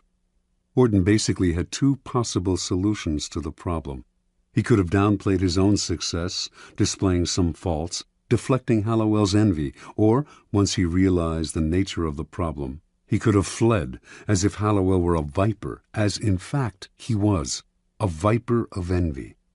Once envy eats away at someone, everything you do only makes it grow, and day by day it festers inside them. Eventually they will attack. Only a minority can succeed at the game of life, and that minority inevitably arouses the envy of those around them. Once success happens your way, however, the people to fear the most are those in your own circle, the friends and acquaintances you have left behind. Feelings of inferiority gnaw at them. The thought of your success only heightens their feelings of stagnation. Envy, which the philosopher Kierkegaard calls unhappy admiration, takes hold. You may not see it, but you will feel it some day, unless, that is, you learn strategies of deflection, little sacrifices to the gods of success. Either dampen your brilliance occasionally, purposefully revealing a defect, weakness, or anxiety, or attributing your success to luck, or simply find yourself new friends. Never underestimate the power of envy. Keys to power. There are several strategies for dealing with the insidious, destructive emotion of envy. First, accept the fact that there will be people who will surpass you in some way, and also the fact that you may envy them. But make that feeling a way of pushing yourself to equal or surpass them someday. Let envy turn inward, and it poisons the soul. Expel it outward, and it can move you to greater heights. Second, understand that as you gain power, those below you will feel envious of you. They may not show it, but it is inevitable. Do not naively accept the facade they show you.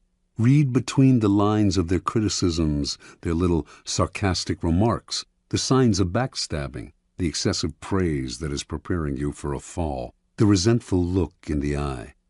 Half the problem with envy comes when we do not recognize it until it is too late. Finally, expect that when people envy you, they will work against you insidiously. They will put obstacles in your path that you will not foresee or that you cannot trace to their source. It is hard to defend yourself against this kind of attack, and by the time you realize that envy is at the root of a person's feelings about you, it is often too late. Your excuses, your false humility, your defensive actions only exacerbate the problem. Since it is far easier to avoid creating envy in the first place than to get rid of it once it is there, you should strategize to forestall it before it grows. It is often your own actions that stir up envy, your own unawareness. By becoming conscious of those actions and qualities that create envy, you can take the teeth out of it before it nibbles you to death. Kierkegaard believed that there are types of people who create envy and are as guilty when it arises as those who feel it. The most obvious type we all know. The moment something good happens to them, whether by luck or design, they crow about it. In fact, they get pleasure out of making people feel inferior. This type is obvious and beyond hope.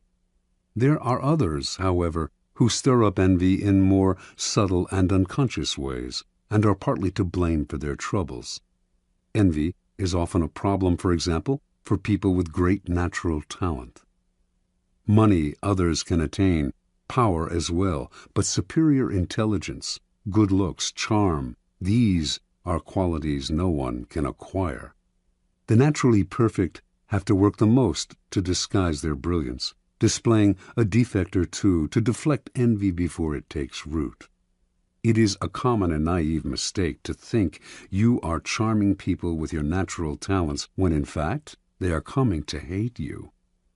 A great danger in the realm of power is the sudden improvement in fortune, an unexpected promotion, a victory or success that seems to come out of nowhere. This is sure to stir up envy among your former peers. Subtly emphasize how lucky you have been to make your happiness seem more attainable to other people, and the need for envy less acute. But be careful not to affect a false modesty that people can easily see through. This will only make them more envious. The act has to be good. Your humility and your openness to those you have left behind have to seem genuine. Any hint of insincerity will only make your new status more oppressive. Remember, despite your elevated position, it will do you no good to alienate your former peers. Power requires a wide and solid support base, which envy can silently destroy. According to the Elizabethan statesman and writer Sir Francis Bacon, The wisest policy of the powerful is to create a kind of pity for themselves, as if their responsibilities were a burden and a sacrifice. How can one envy a man who has taken on a heavy load for the public interest? Disguise your power as a kind of self-sacrifice rather than a source of happiness, and you make it seem less enviable. Emphasize your troubles, and you turn a potential danger, envy, into a source of moral support, pity. A similar ploy is to hint that your good fortune will benefit those around you. To do this, you may need to open your purse strings. To deflect envy, Gracian recommends that the powerful display a weakness, a minor social indiscretion, a harmless vice. Give those who envy you something to feed on, distracting them from your more important sins. Remember, it is the reality that matters. You may have to play games with appearances, but in the end, you will have what counts, true power. In some Arab countries, a man will avoid arousing envy by showing his wealth only on the inside of his house. Apply this wisdom to your own character. Beware of some of envy's disguises. Excessive praise is an almost sure sign that the person praising you envies you. They are either setting you up for a fall, it will be impossible for you to live up to their praise, or they are sharpening their blades behind your back. At the same time, those who are hypercritical of you, or who slander you publicly, probably envy you as well. Recognize their behavior as disguised envy, and you keep out of the trap of mutual mudslinging, or of taking their criticisms to heart. Win your revenge by ignoring their measly presence. Do not try to help or do favors for those who envy you. They will think you are condescending to them. Joe Wharton's attempt to help Hallowell find a gallery for his work only intensified his lover's feelings of inferiority and envy. Once envy reveals itself for what it is, the only solution is often to flee the presence of the enviers, leaving them to stew in a hell of their own creation. Law 47. Do not go past the mark you aimed for. In victory, learn when to stop. Judgment. The moment of victory is often the moment of greatest peril. In the heat of victory, arrogance and overconfidence can push you past the goal you had aimed for, and by going too far, you make more enemies than you defeat. Do not allow success to go to your head. There is no substitute for strategy and careful planning. Set a goal, and when you reach it, stop. Transgression of the law. In 559 BC, a young man named Cyrus gathered an immense army from the scattered tribes of Persia and marched against his grandfather Astyages, king of the Medes. He defeated Astyages with ease, had himself crowned king of Media and Persia, and began to forge the Persian Empire. Victory followed victory in quick succession. Cyrus defeated Croesus, ruler of Lydia, then conquered the Ionian islands and other smaller kingdoms. He marched on Babylon and crushed it. Now he was known as Cyrus the Great, king of the world. After capturing the riches of Babylon, Cyrus set his sights on the east, on the half-barbaric tribes of the Massagetae, a vast realm on the Caspian Sea. A fierce warrior race led by Queen Tomyris, the Massagetae lacked the riches of Babylon, but Cyrus attacked them anyway, believing himself superhuman and incapable of defeat. The Massagetae would fall easily to his vast armies, making his empire immense. In 529 BC, then, Cyrus marched to the wide river Araxes, gateway to the kingdom of the Massagetae. As he set up camp on the western bank, he received a message from Queen Tomyris, king of the Medes. She told him, "I advise you to abandon this enterprise, for you cannot know if in the end it will do you any good. Rule your own people and try to bear the sight of me ruling mine. But of course you will refuse my advice, as the last thing you wish for is to live in peace." Tomyris, confident of her army's strength and not wishing to delay the inevitable battle, offered to withdraw the troops on her side of the river, allowing Cyrus to cross its waters safely and fight her army on the eastern side, if that was his desire. Cyrus agreed, but instead of engaging the enemy directly, he decided to play a trick. The Massagetæ knew few luxuries. Once Cyrus had crossed the river and made his camp on the eastern side, he set the table for an elaborate banquet full of meat, delicacies, and strong wine. Then he left his weakest troops in the camp and withdrew the rest of the army to the river. A large Massagetæ detachment soon attacked the camp and killed all of the Persian soldiers in a fierce battle. Then, overwhelmed by the fabulous feast that had been left behind, they ate and drank to their heart's content. Later, inevitably, they fell asleep. The Persian army returned to the camp that night, killing many of the sleeping soldiers and capturing the rest. Among the prisoners was their general, a youth named Spargapises, son of Queen Tamiris. When the queen learned what had happened, she sent a message to Cyrus, chiding him for using tricks to defeat her army. "Now listen to me," she wrote, "and I will advise you for your own good. Give me back my son, and leave my country with your forces intact, and be content with your triumph over a third part of the Massagetæ. If you refuse, I swear by the sun, our master, to give you more blood than you can drink, for all your gluttony." Cyrus scoffed at her. He would not release her son. He would crush these barbarians. The queen's son, seeing he would not be released, could not stand the humiliation, and so he killed himself. The news of her son's death overwhelmed Tamiris. She gathered all the forces that she could muster in her kingdom, and whipping them into a vengeful frenzy, engaged Cyrus's troops in a violent and bloody battle. Finally, the Massagetæ prevailed. In their anger, they decimated the Persian army, killing Cyrus himself. After the battle, Tamiris and her soldiers searched the battlefield for Cyrus's corpse. When she found it, she cut off his head and shoved it into a wineskin full of human blood, crying out, "Though I have conquered you and live, yet you have ruined me by treacherously taking my son. See now, I fulfill my threat. You have your fill of blood." After Cyrus's death, the Persian Empire quickly unraveled. One act of arrogance undid all of Cyrus's good work. Interpretation. There is nothing more intoxicating than victory, and nothing more dangerous. Cyrus had built his great empire on the ruins of a previous one. 100 years earlier, the powerful Assyrian Empire had been totally destroyed, its once splendid capital of Nineveh but ruins in the sand. The Assyrians had suffered this fate because they had pushed too far, destroying one city-state after another until they lost sight of the purposes of their victories and also of the costs. They overextended themselves and made many enemies who were finally able to band together and destroy them. Cyrus ignored the lesson of Assyria. He paid no heed to the warnings of oracles and advisers.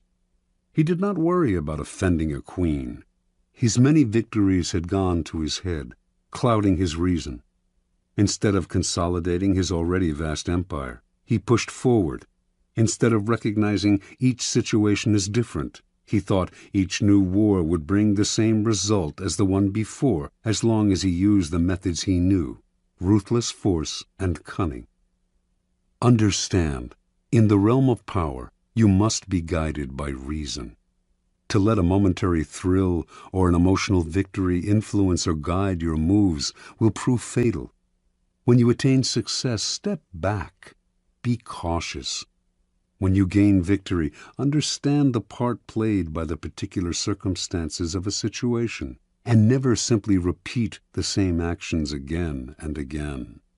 History is littered with the ruins of victorious empires and the corpses of leaders who could not learn to stop and consolidate their gains. Keys to power. Power has its own rhythms and patterns.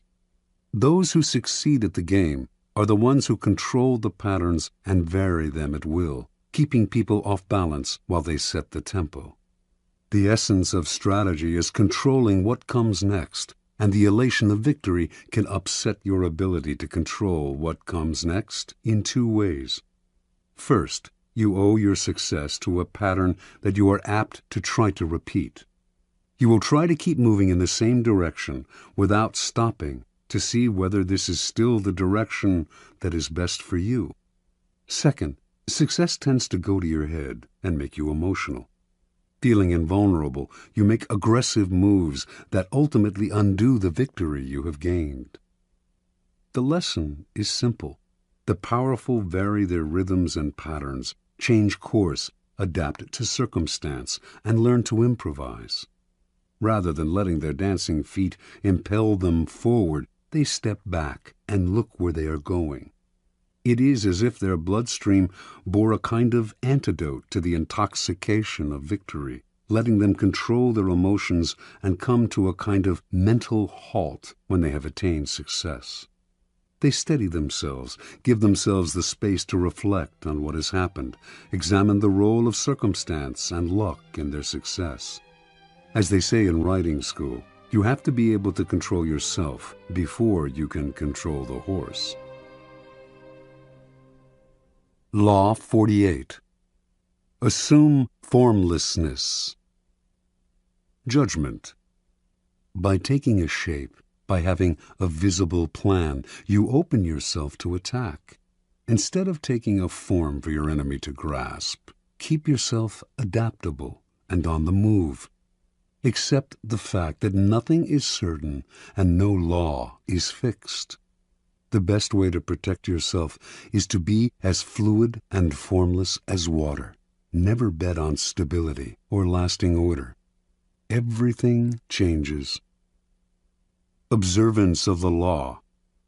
When World War II ended and the Japanese, who had invaded China in 1937, had finally been thrown out, the Chinese nationalists, led by Chiang Kai-shek, decided the time had come to annihilate the Chinese communists, their hated rivals, once and for all.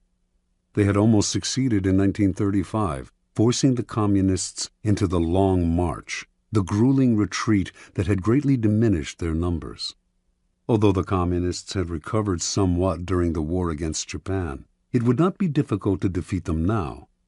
They controlled only isolated areas in the countryside, had unsophisticated weaponry, lacked any military experience or training beyond mountain fighting, and controlled no important parts of China, except areas of Manchuria, which they had managed to take after the Japanese retreat. Chiang decided to commit his best forces in Manchuria. He would take over its major cities, and from those bases would spread through the northern industrial region, sweeping the communists away. Once Manchuria had fallen, the communists would collapse. In 1945 and 46, the plan worked perfectly. The nationalists easily took the major Manchurian cities. Puzzlingly, though, in the face of this critical campaign, the communist strategy made no sense.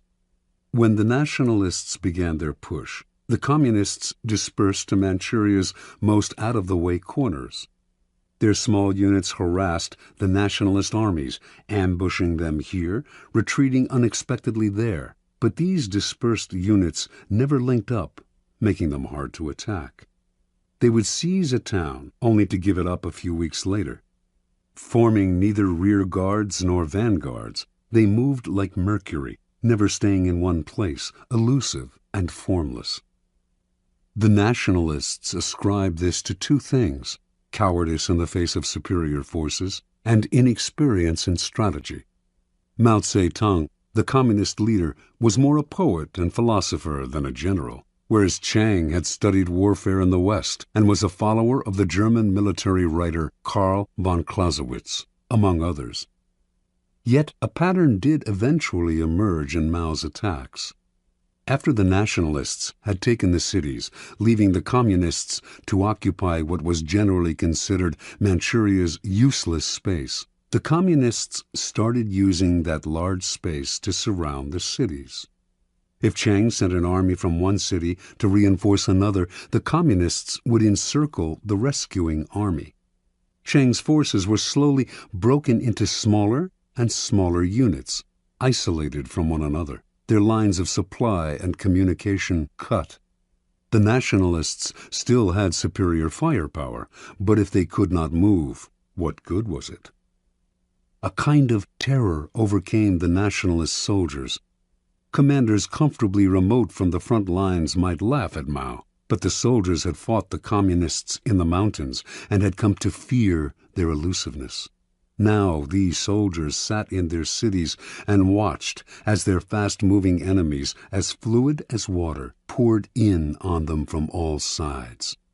There seemed to be millions of them. The Communists also encircled the soldiers' spirits, bombarding them with propaganda to lower their morale and pressure them to desert. The nationalists began to surrender in their minds. Their encircled and isolated cities started collapsing even before directly attacked. One after another fell in a quick succession. In November of 1948, the nationalists surrendered Manchuria to the Communists, a humiliating blow to the technically superior nationalist army, and one that proved decisive in the war. By the following year, the Communists controlled all of China. Interpretation. The two board games that best approximate the strategies of war are chess and the Asian game of Go. In chess, the board is small. In comparison to Go, the attack comes relatively quickly, forcing a decisive battle. It rarely pays to withdraw or to sacrifice your pieces, which must be concentrated at key areas. Go is much less formal. It is played on a large grid with 361 intersections, nearly 6 times as many positions as in chess. Black and white stones, one color for each side, are placed on the board's intersections, one at a time, wherever you like. Once all your stones, 52 for each side, are on the board, the object is to isolate the stones of your opponent by encircling them. A game of Go, called Wei Qi in China, can last up to 300 moves. The strategy is more subtle and fluid than chess, developing slowly. The more complex the pattern your stones initially create on the board, the harder it is for your opponent to understand your strategy. Fighting to control a particular area is not worth the trouble. You have to think in larger terms, to be prepared to sacrifice an area in order eventually to dominate the board. What you are after is not an entrenched position, but mobility. With mobility, you can isolate the opponent in small areas and then encircle them. The aim is not to kill off the opponent's pieces directly, as in chess, but to induce a kind of paralysis and collapse. Chess is linear, position-oriented, and aggressive. Go is nonlinear and fluid. Aggression is indirect until the end of the game, when the winner can surround the opponent's stones at an accelerated pace. Chinese military strategists have been influenced by Go for centuries. Its proverbs have been applied to war time and again. Mao Zedong was an addict of Wei Qi, and its precepts were ingrained in his strategies. A key Wei Qi concept, for example, is to use the size of the board to your advantage, spreading out in every direction so that your opponent cannot fathom your movements in a simple, linear way.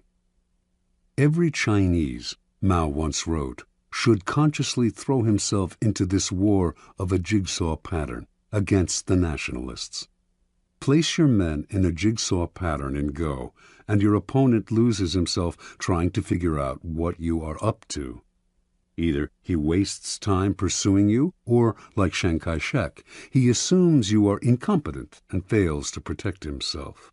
And if he concentrates on single areas, as Western strategy advises, he becomes a sitting duck for encirclement.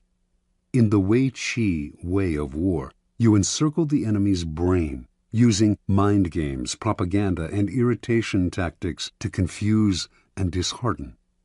This was the strategy of the Communists. an apparent formlessness that disoriented and terrified their enemy. Where chess is linear and direct, the ancient game of Go is closer to the kind of strategy that will prove relevant in a world where battles are fought indirectly, in vast, loosely connected areas. Its strategies are abstract and multidimensional, inhabiting a plane beyond time and space, the strategist's mind. In this fluid form of warfare, you value movement over position. Your speed and mobility make it impossible to predict your moves. Unable to understand you, your enemy can form no strategy to defeat you. Instead of fixing on particular spots, this indirect form of warfare spreads out just as you can use the large and disconnected nature of the real world to your advantage. Be like a vapor. Do not give your opponents anything solid to attack. Watch as they exhaust themselves pursuing you, trying to cope with your elusiveness. Only formlessness allows you to truly surprise your enemies. By the time they figure out where you are and what you are up to, it is too late. Keys to power. The human animal is distinguished by its constant creation of forms. Rarely expressing its emotions directly, it gives them form through language, or through socially acceptable rituals. We cannot communicate our emotions without a form. The forms that we create, however, change constantly, in fashion, in style, in all those human phenomena representing the mood of the moment. We are constantly altering the forms we have inherited from previous generations, and these changes are signs of life and vitality. Indeed, the things that don't change, the forms that rigidify, come to look to us like death, and we destroy them. The young show this most clearly. Uncomfortable with the forms that society imposes upon them, having no set identity, they play with their own characters, trying on a variety of masks and poses to express themselves. This is the vitality that drives the motor of form, creating constant changes in style. The powerful are often people who, in their youth, have shown immense creativity in expressing something new through a new form. Society grants them power because it hungers for and rewards this sort of newness. The problem comes later, when they often grow conservative and possessive. They no longer dream of creating new forms. Their identities are set, their habits congeal, and their rigidity makes them easy targets. Everyone knows their next move. Instead of demanding respect, they elicit boredom. "Get off the stage," we say. "Let someone else, someone younger, entertain us." When locked in the past, the powerful look comical. They are overripe fruit, waiting to fall from the tree. Power can only thrive if it is flexible in its forms. To be formless is not to be amorphous. Everything has a form. It is impossible to avoid. The formlessness of power is more like that of water or mercury, taking the form of whatever is around it. Changing constantly, it is never predictable. The powerful are constantly creating form, and their power comes from the rapidity with which they can change. Their formlessness is in the eye of the enemy, who cannot see what they are up to, and so has nothing solid to attack. This is the premier pose of power, ungraspable, as elusive and swift as the god Mercury, who could take any form he pleased and used his ability to wreak havoc on Mount Olympus. Human creations evolved toward abstraction, toward being more mental and less material. This evolution is clear in art, which, in this country, made the great discovery of abstraction and conceptualism. It can also be seen in politics, which over time have become less overtly violent, more complicated, indirect, and cerebral. Warfare and strategy, too, have followed this pattern. Strategy began in the manipulation of armies on land, positioning them in ordered formations. On land, strategy is relatively two-dimensional and controlled by topography. but all the great powers have eventually taken to the sea for commerce and colonization. And to protect their trading lanes, they have had to learn how to fight at sea. Maritime warfare requires tremendous creativity and abstract thinking, since the lines are constantly shifting. Naval captains distinguish themselves by their ability to adapt to the literal fluidity of the terrain and to confuse the enemy with an abstract, hard-to-anticipate form. They are operating in a third dimension, the mind. Back on land, guerrilla warfare too demonstrates this evolution toward abstraction. T.E. Lawrence was perhaps the first modern strategist to develop the theory behind this kind of warfare and to put it into practice. His ideas influenced Mao, who found in his writings an uncanny Western equivalent to Wei Qi. Lawrence was working with Arabs, fighting for their territory against the Turks. His idea was to make the Arabs blend into the vast desert, never providing a target, never collecting together in one place. As the Turks scrambled to fight this vaporous army, they spread themselves thin, wasting energy in moving from place to place. They had the superior firepower, but the Arabs kept the initiative by playing cat and mouse, giving the Turks nothing to hold on to, destroying their morale. Most wars were wars of contact. Ours should be a war of detachment, Lawrence wrote. We were to contain the enemy by the silent threat of a vast, unknown desert, not disclosing ourselves till we attacked. This is the ultimate form of strategy.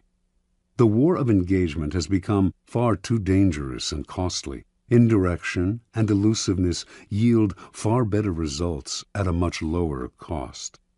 The main cost, in fact, is mental, the thinking it takes to align your forces in scattered patterns and to undermine the minds and psychology of your opponents. And nothing will infuriate and disorient them more than formlessness. In a world where wars of detachment are the order of the day, formlessness is crucial. The first psychological requirement of formlessness is to train yourself to take nothing personally. Never show any defensiveness. When you act defensive, you show your emotions, revealing a clear form. Your opponents will realize they have hit a nerve, an Achilles heel, and they will hit it again and again. So train yourself to take nothing personally. Never let anyone get your back up. Be like a slippery ball that cannot be held. Let no one know what gets you or where your weaknesses lie. Make your face a formless mask, and you will infuriate and disorient your scheming colleagues and opponents. One man who used this technique was Baron James Rothschild. A German Jew in Paris, in a culture decidedly unfriendly to foreigners, Rothschild never took any attack on him personally or showed he had been hurt in any way. He furthermore adapted himself to the political climate, whatever it was. The stiffly formal Restoration monarchy of Louis XVIII, the bourgeois reign of Louis Philippe, the Democratic Revolution of 1848, the upstart Louis Napoleon crowned emperor in 1852.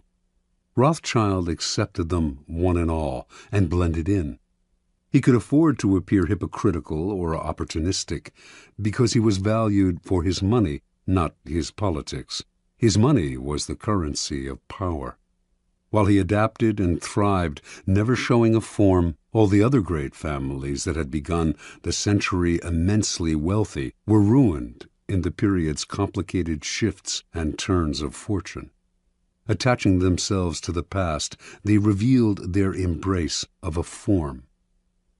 Throughout history, the formless style of ruling has been most adeptly practiced by the queen who reigns alone. A queen is in a radically different position from a king. Because she is a woman, her subjects and courtiers are likely to doubt her ability to rule, her strength of character. If she favors one side in some ideological struggle, she is said to be acting out of emotional attachment. Yet, if she represses her emotions and plays the authoritarian in the male fashion, she arouses worse criticism still. Either by nature or by experience, then, queens tend to adopt a flexible style of governing that in the end often proves more powerful than the more direct male form. This feminine, formless style of ruling may have emerged as a way of prospering under difficult circumstances, but it has proved immensely seductive to those who have served under it. Being fluid, it is relatively easy for its subjects to obey, for they feel less coerced, less bent to their ruler's ideology. It also opens up options where an adherence to a doctrine closes them off. Without committing to one side, it allows the ruler to play one enemy off another. Rigid rulers may seem strong, but with time, their inflexibility wears on the nerves, and their subjects find ways to push them from the stage. Flexible, formless rulers will be much criticized, but they will endure, and people will eventually come to identify with them, since they are as their subjects are, changing with the wind, open to circumstance. Despite upsets and delays, the permeable style of power generally triumphs in the end. When you find yourself in conflict with someone stronger and more rigid, allow them a momentary victory. Seem to bow to their superiority. Then, by being formless and adaptable, slowly insinuate yourself into their soul. This way you will catch them off guard, for rigid people are always ready to ward off direct blows, but are helpless against the subtle and insinuating. To succeed at such a strategy, you must play the chameleon, conform on the surface, while breaking down your enemy from the inside. In evolution, largeness is often the first step toward extinction. What is immense and bloated has no mobility, but must constantly feed itself. The unintelligent are often seduced into believing that size connotes power. The bigger, the better. In 483 BC, King Xerxes of Persia invaded Greece, believing he could conquer the country in one easy campaign. After all, he had the largest army ever assembled for one invasion. The historian Herodotus estimated it at over more than 5 million. The Persians planned to build a bridge across the Hellespont to overrun Greece from the land, while their equally immense navy would pin the Greek ships in harbor, preventing their forces from escaping to sea. The plan seemed sure, yet as Xerxes prepared the invasion, his advisor Artabanus warned his master of grave misgivings. "The two mightiest powers in the world are against you," he said. Xerxes laughed. What powers could match his gigantic army? "I will tell you what they are," answered Artabanus. "The land and the sea. There are no safe harbors large enough to receive Xerxes' fleet, and the more land the Persians conquered, the longer their supply lines stretched, the more ruinous the cost of feeding this immense army would prove." Thinking his advisor a coward, Xerxes proceeded with his invasion. Yet, as Artabanus predicted, bad weather at sea decimated the Persian fleet, which was too large to take shelter in any harbor. On land, meanwhile, the Persian army destroyed everything in its path, which only made it impossible to feed, since the destruction included crops and stores of food. It was also an easy and slow-moving target. The Greeks practiced all kinds of deceptive maneuvers to disorient the Persians. Xerxes' eventual defeat at the hands of the Greek allies was an immense disaster. The story is emblematic of all those who sacrifice mobility for size. The flexible and fleet of foot will almost always win, for they have more strategic options. The more gigantic the enemy, the easier it is to induce collapse. The need for formlessness becomes greater the older we get, as we grow more likely to become set in our ways and assume too rigid a form. We become predictable, always the first sign of decrepitude, and predictability makes us appear comical. Although ridicule and disdain might seem mild forms of attack, they are actually potent weapons and will eventually erode a foundation of power. An enemy who does not respect you will grow bold, and boldness makes even the smallest animal dangerous. As you get older, you must rely even less on the past. Be vigilant, lest the form your character has taken makes you seem a relic.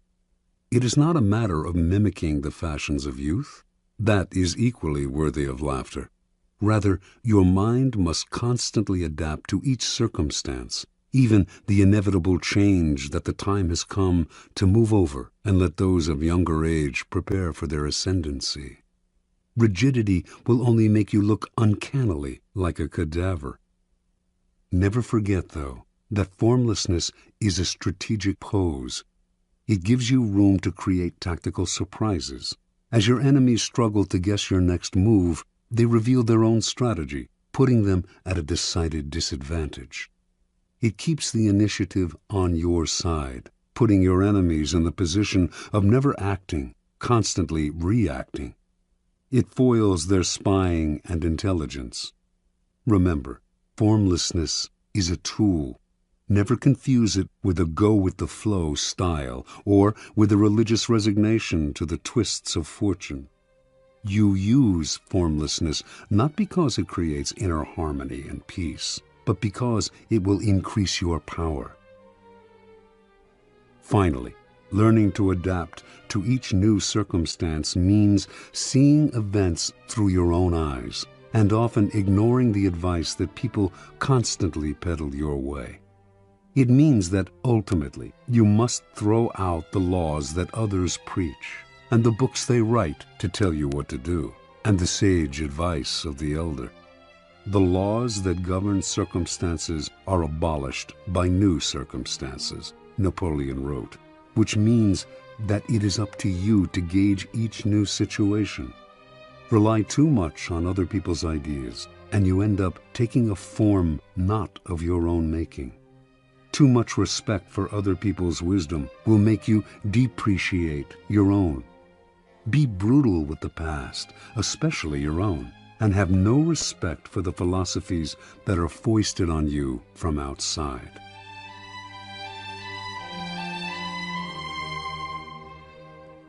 This has been a Highbridge audio production.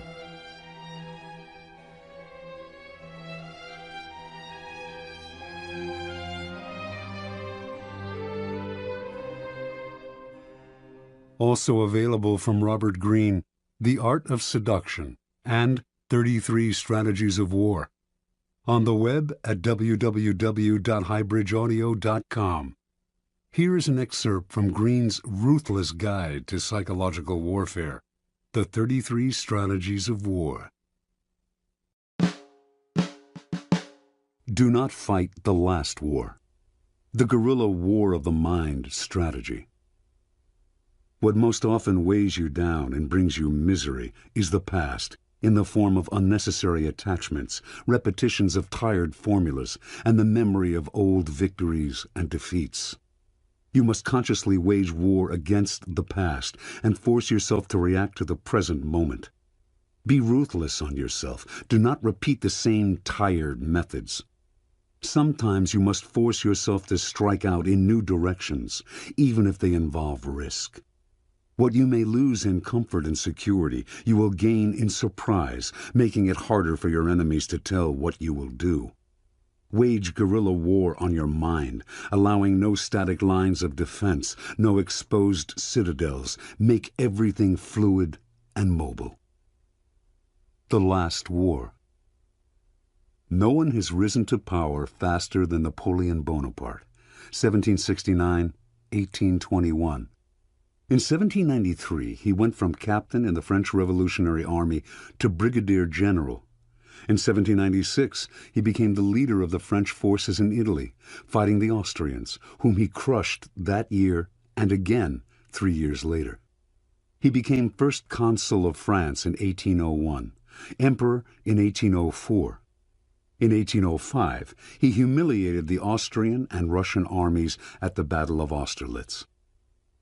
For many, Napoleon was more than a great general.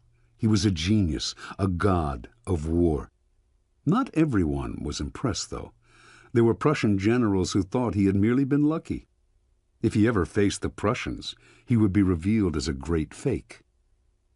Among these Prussian generals was Friedrich Ludwig, Prince of Hohenlohe-Ingelfingen. Hohenlohe came from one of Germany's oldest aristocratic families, one with an illustrious military record. To Hohenlohe, success in war depended on organization, discipline, and the use of superior strategies developed by trained military minds. The Prussians exemplified all of these virtues. Prussian soldiers drilled relentlessly until they could perform elaborate maneuvers as precisely as a machine. Prussian generals intensely studied the victories of Frederick the Great. War for them was a mathematical affair, the application of timeless principles.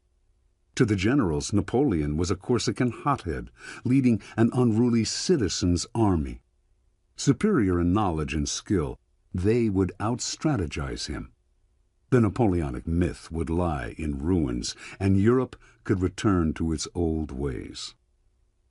In August 1806, Hohenlohe and his fellow generals finally got what they wanted. King Friedrich Wilhelm III of Prussia, tired of Napoleon's broken promises, decided to declare war on him in 6 weeks. In the meantime, he asked his generals to come up with a plan to crush the French. Hohenlohe was ecstatic. The campaign would be the climax of his career. He had been thinking for years about how to beat Napoleon, and he presented his plan to the generals' first strategy session. Precise marches would place the army at the perfect angle from which to attack the French as they advanced through southern Prussia. An attack in oblique formation, Frederick the Great's favorite tactic, would deliver a devastating blow. The other generals, all in their 60s and 70s, presented their own plans, but these too were merely variants on the tactics of Frederick the Great. Discussion turned into argument. Several weeks went by. Finally, the king had to step in and create a compromise strategy that would satisfy all of his generals. A feeling of exuberance swept the country, which would soon relive the glory years of Frederick the Great. On October 5th, a few days before the king was to declare war, disturbing news reached the generals. A reconnaissance mission revealed that divisions of Napoleon's army, which they had believed was dispersed, had marched east, merged, and was massing deep in southern Prussia.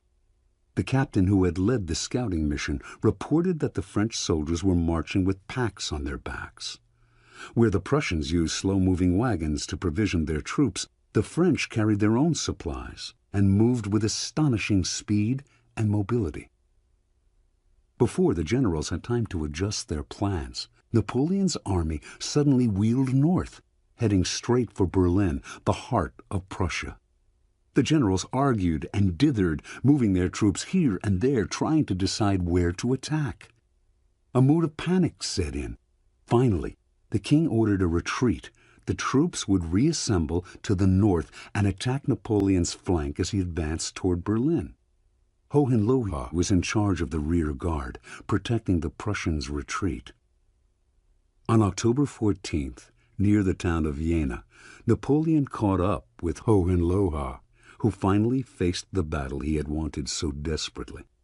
The numbers on both sides were equal, but while the French were an unruly force, fighting pell-mell and on the run, Hohenlohe kept his troops in tight order, orchestrating them like a corps de ballet. The fighting went back and forth until finally the French captured the village of Vierzehnheiligen. Hohenlohe ordered his troops to retake the village. In a ritual dating back to Frederick the Great, a drum major beat out a cadence, and the Prussian soldiers, their colors flying, reformed their positions in perfect parade order, preparing to advance. They were in an open plain, though, and Napoleon's men were behind garden walls and on the house roofs. The Prussians fell like ninepins to the French marksmen. Confused, Hohenlohe ordered his soldiers to halt and change formation. The drums beat again. The Prussians marched with magnificent precision, always a sight to behold, but the French kept shooting. decimating the Prussian line.